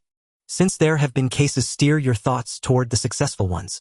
Though bringing up Umi's painful memories was a bit harsh, but this was to resolve those tragedies. Efficiency was key. Fortunately, Umi was no simple fool.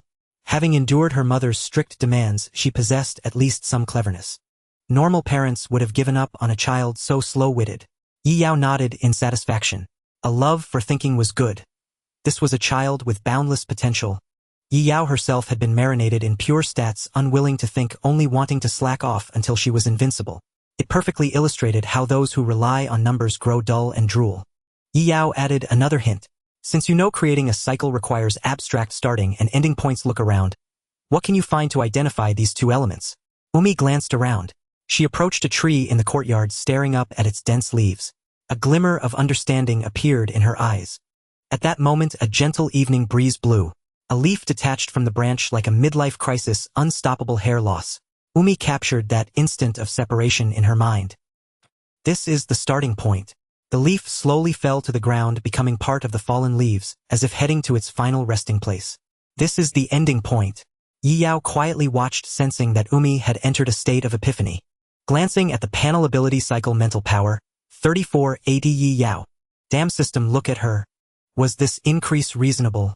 Could epiphany, one of the 3 enhancement methods, really boost so much? Even if Yi Yao added all her unassigned attribute points, she wouldn't match Umi. Fortunately, Yi Yao wasn't overly competitive. Her slacker heart remained steady, but her anticipation for family activities grew. This way of gaining attribute points while lazing around was perfect for her. What 3 methods of mental enhancement? Completely unnecessary. Umi walked to the fallen leaf, crouched down, and picked it up. The next moment, the leaf seemed imbued with power, slowly lifting from her fingertip and floating back to its original branch. Everything would return to the starting point. Under Yi Yao's gaze, the leaf couldn't escape its fate of falling, drifting down along its original path. The ending point was there, but the peculiar scene wasn't over. The fallen leaf slowly vanished, silently returning to the branch, forming a cycle connecting start and end. Umi's face lit up with a joyful smile. She threw herself into Yi Yao's arms, tears of joy welling in her eyes. Wonderful! Yi Yao, I did it. I can control this power. Thank you. That's how it should be. Umi, you're truly impressive. You've earned my admiration. Yi Yao gently patted Umi's back, letting the petite girl vent her emotions. After so much suppression, she needed an outlet. When Umi had calmed down, Yi Yao spoke softly. Now, Umi, it's time to use the cycle on me. Umi quickly snapped out of her joy, confusion taking over. Put Yi Yao into a cycle. Upon learning the mechanism of Umi's ability, a bold idea emerged in Yi Yao's mind. Now that Umi's mental strength had surpassed her own, it was only natural that she could now affect the fission bodies in their normal state. This was exactly what Yi Yao had hoped for. If Umi's mental strength remained as low as before, Yi Yao might not have been so delighted. Faced with Umi's bewilderment, Yi Yao took her hand to comfort her, transferring the warmth of her palm and the overflowing trust she held. I believe Umi is extremely talented. Even if this is your first time actively using your ability on someone, you can succeed on the first try. But why use Yi Yao as the test subject? Umi was reluctant, fearing she might harm Yi Yao. The disaster caused by her own ability was still vivid in her memory. Her parents were still suffering from the cycle.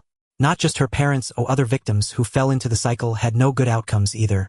Umi did not want Yi Yao to become one of them. Yi Yao could see Umi's unease. Are you worried that I might get hurt?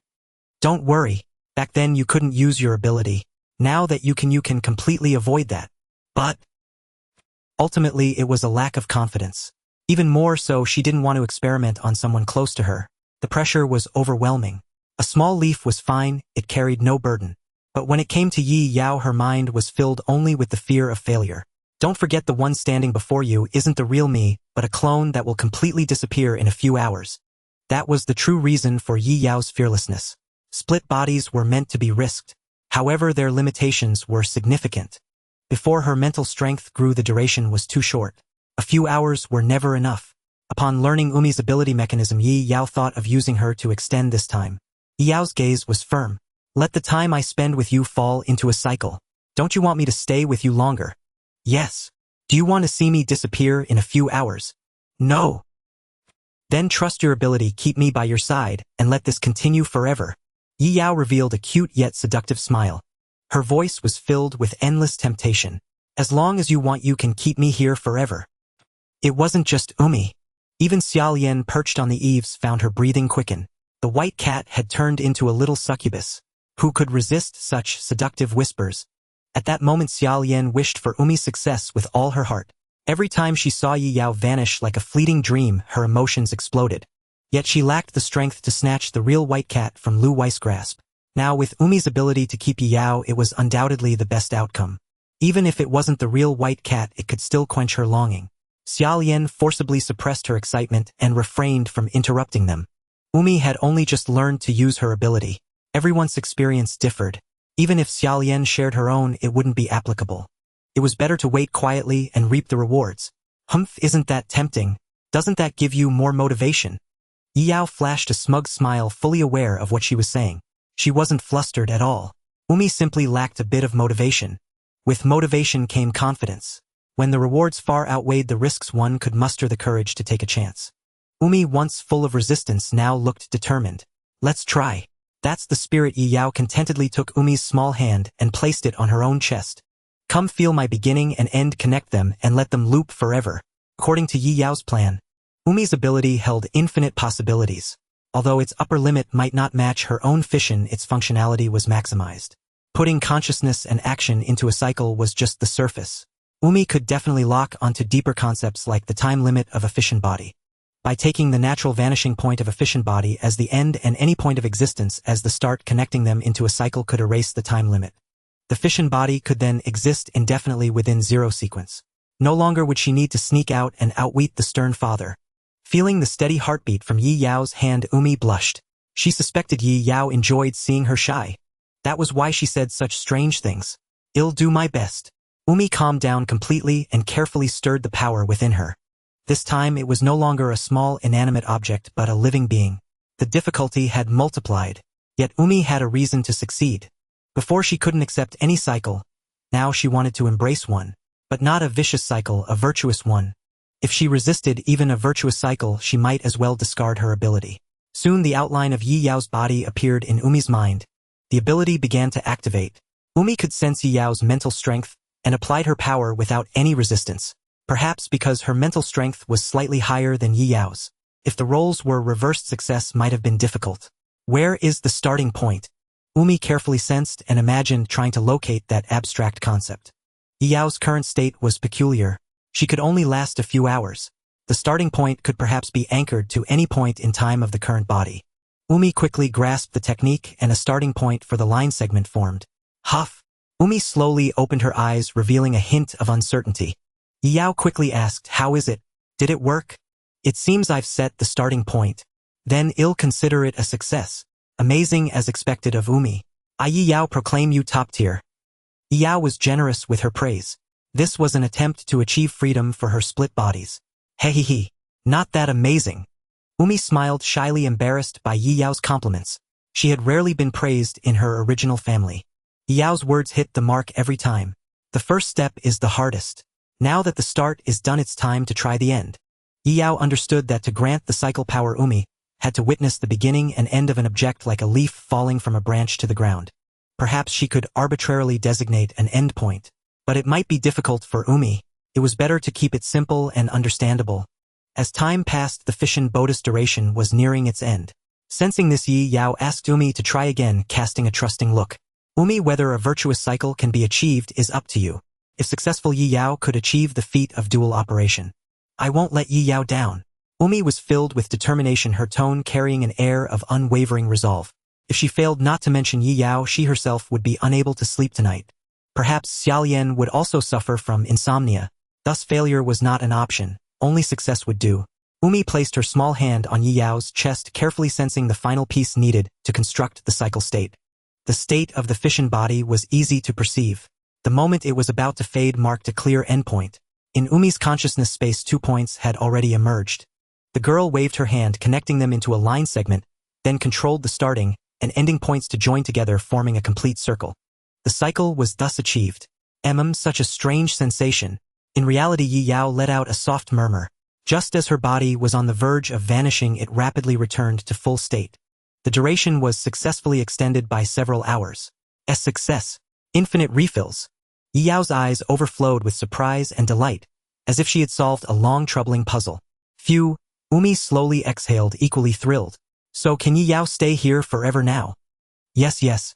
As long as the power of the cycle keeps working, I can stay here for a long time." Yi Yao embraced Umi, trying to lift her up in a celebratory toss. Unfortunately, she wasn't tall enough, and even if she tried, she could only lift her a little. Coupled with her insufficient strength, the reward of a toss was simply impossible to give. But soon a slender figure appeared behind the two girls. Xiaolian directly lifted both of them and spun them around. "Wonderful, the white cat can stay here forever. Am I dreaming right now?" "Umi, you did great. Come here, let me hug you both." "Darn it, aren't you already hugging us? Put us down." Yi Yao shouted angrily. "No way, I want to share the joy with you both. When I'm happy, I can't control myself." Xiaolian was utterly impervious to reason. As it turned out, no matter how much Yi Yao tried to isolate Xiaolian, this girl, without any sense of boundaries, would shamelessly come over anyway. After a while, Xiaolian finally set Umi and Yi Yao down. Yi Yao angrily ordered Xiaolian to face the wall in reflection. Xiaolian showed no objection, instead smiling, as she walked to the wall to stand in punishment. After all, there would be plenty of time ahead. Was there any need to worry about missing opportunities to spend time with the white cat? Yi Yao recovered from her overwhelming joy and began contemplating other matters. Umi's ability was clearly a hands-off skill. Once the power of the cycle was bestowed, there was no need to manage it further. One problem now was that Umi could not apply the cycle power to anyone with higher mental strength than herself. Otherwise, people like Mu Luo would all suffer. Yi Yao then added the 2 attribute points obtained from Umi to her panel. Her current mental strength was 60. There were still 15 unallocated attribute points. Currently, Umi's mental strength was 20 higher than hers, a gap necessary to keep the FISSION bonus duration cycling. Yi Yao was considering whether to suppress her mental strength value below Umi's. The white-haired girl looked at Umi, an experimental idea rising in her mind. "Umi, let me test an effect first. See if the cycle state disappears, and if it does, check if you can renew it." "Okay." Umi nodded nervously. She had finally managed to help Yi Yao. She couldn't afford to falter at a critical moment. Yi Yao walked to an open space and silently uttered, "Data FISSION." The next second, Yi Yao's mental strength surged instantly. Mental strength 3600 power? This explosive force immediately drew Xiao Yan's attention. She almost suspected Yi Yao had used a huge cost to cheat again. However, her current boost wasn't as exaggerated as during that previous hunt of Sequence 096. If the usual Yi Yao was a standard cat, the one during the hunt of Sequence 096 was a divine cat, then this time she should be a realm cat. It seems similar to the technique used in the last sparring match, though the enhancement was still immense. Yi Yao sensed her own state. The FISSION bonus duration shortened to 2 minutes. This was normal. After all, the starting and ending points of her cycle were 2 hours. At a ratio of 1 to 60, the result was just as expected. The power of the cycle vanished. Once her mental strength exceeded Umi's, the cycle could no longer take effect. Yi Yao quickly deactivated the data FISSION state. The cycle state still did not return. Umi, quick, renew my state. Coming. Umi hurried over to reapply the cycle state to Yi Yao. Fortunately, with prior experience, the second time was much less troublesome. Yi Yao exhaled and rewarded Umi with a head pat. Few good thing it can be renewed. Thus the experiment was concluded. Although the FISSION state and the family hero form would break the cycle, as long as time remained after reverting to the initial state, Umi could renew it.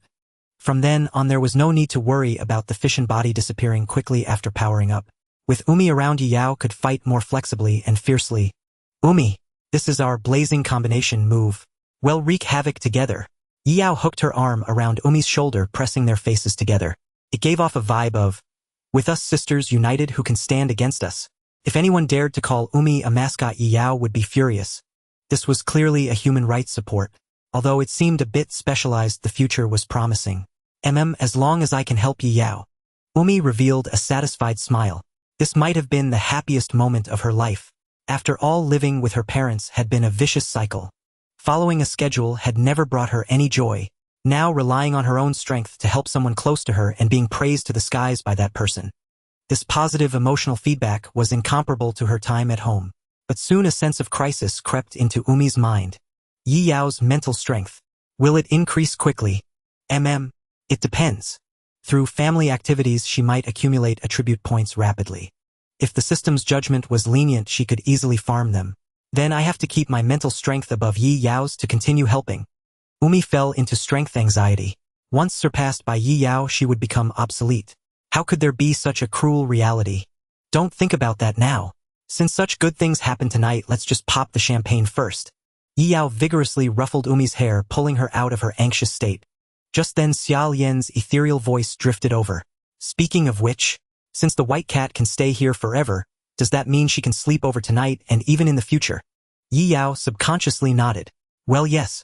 She can't sleep under a bridge. After all, this large house had plenty of space with more than enough rooms to sleep in. Pick anyone. How about sharing a room with me? My bed is quite big. Xiao Yan's voice carried a gentle tone. Get lost. The white cat hissed. Yi Yao thought, isn't this just walking right into the tiger's mouth? 2 people in one room, that would be disastrous. Yi Yao had no intention of being devoured completely. Yi Yao ultimately chose the room adjacent to Umi. She even locked the door before sleeping to prevent Xiao Yan from sneaking in. Though this was a futile gesture. It couldn't possibly stop an rank ability user. But Xiao Yan would surely not break the lock. After doing all this, Yi Yao drifted off to sleep in satisfaction.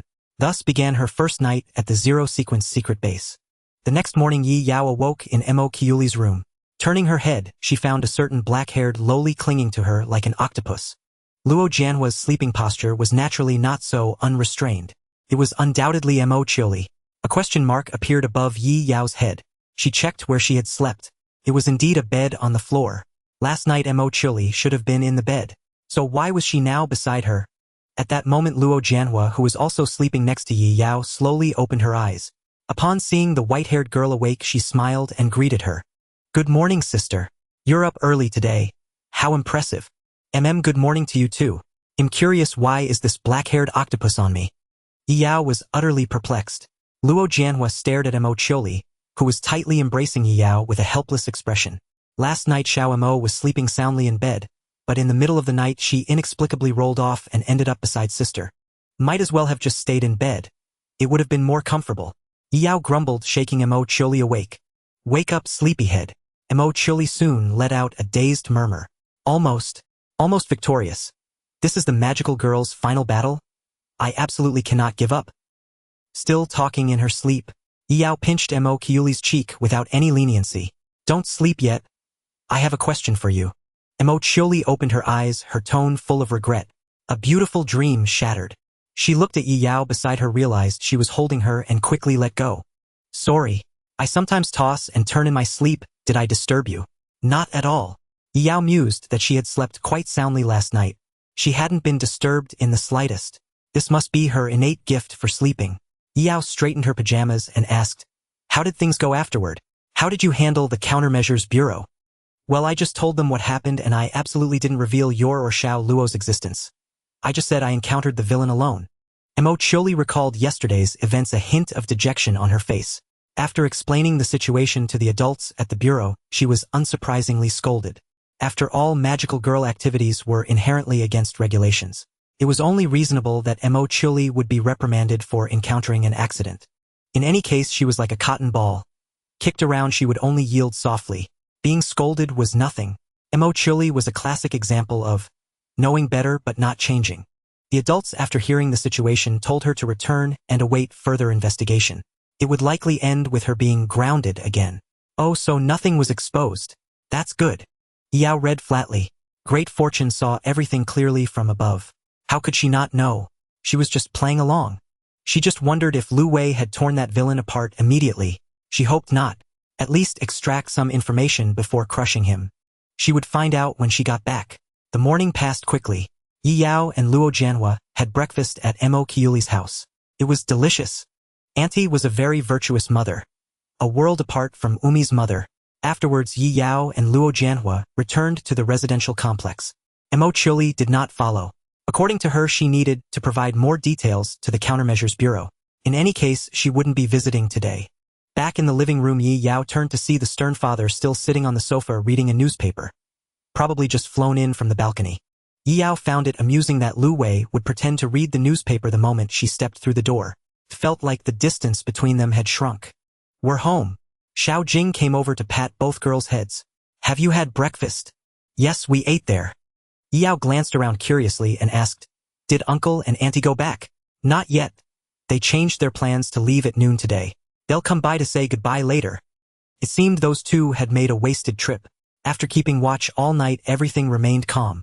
Fang Zhe and Cheng Muxue had been drinking the northwest wind all night. Lu Wei, on the other hand, had at least caught a clown. He had clearly come out ahead. "Sit down and rest. I'll pour you some water. You must be tired from the journey." Xiao Jing's gentle voice reached Yi Yao's ears, once again contrasting in her mind with Umi's mother. Why was there such a difference between people? Yi Yao then pulled Luo Jianhua to sit on the sofa, not immediately returning to her room. How could she stealthily extract information from Lu Wei? First find out what that clown was all about last night. She hoped at least some value was squeezed out before Great Fortune crushed him. Lu Wei was contemplating last night's incident. According to the Countermeasures Bureau's interrogation, the assailant was from an organization composed of sequence ability users seeking the Black Mist ability user for recruitment or elimination. However, the assailant was not a core member and didn't know the true hideout, so a raid on the base was impossible. At the same time, this gave Lu Wei some relief, as yesterday's incident was not targeted at you, but was merely a coincidental mishap. Yi Yao was speechless. No. Unrelated to her. That was true, but not entirely. That fellow had inadvertently stumbled upon something. However, Yi Yao hadn't expected that the organization was looking for her not to avenge the flame demon but to recruit her. That was quite mysterious. As for the elimination option, classic villain logic. What outdated intel was that? And they dared send an ordinary a rank ability user to hunt her down. Was it because she had only displayed mental strength below a rank? No, she had to reclaim her ground. She hoped Mu Luo would find some intel when she returned. She was determined to turn the tables. Yi Yao made up her mind. Just then footsteps sounded at the door. Yi Yao were about to leave. "We came to see you before we go." Yi Yao turned to see Cheng Muxue and Fang Zhe. Those two shrank unlucky souls. Drinking the northwest wind for several nights with nothing happening. Truly unmatched. Then Yi Yao remembered something. She hadn't yet harvested attribute points from Uncle and Auntie. Fang Zhe was tricky. He had merely come to play the role of a concerned uncle, barely exchanging words. Entirely the mindset of a career man. The system hadn't even found an attribute point task from him. As for Cheng Muxue, it was easier. How about discovering a little secret through a heart-to-heart connection? Yi Yao already had an idea in mind.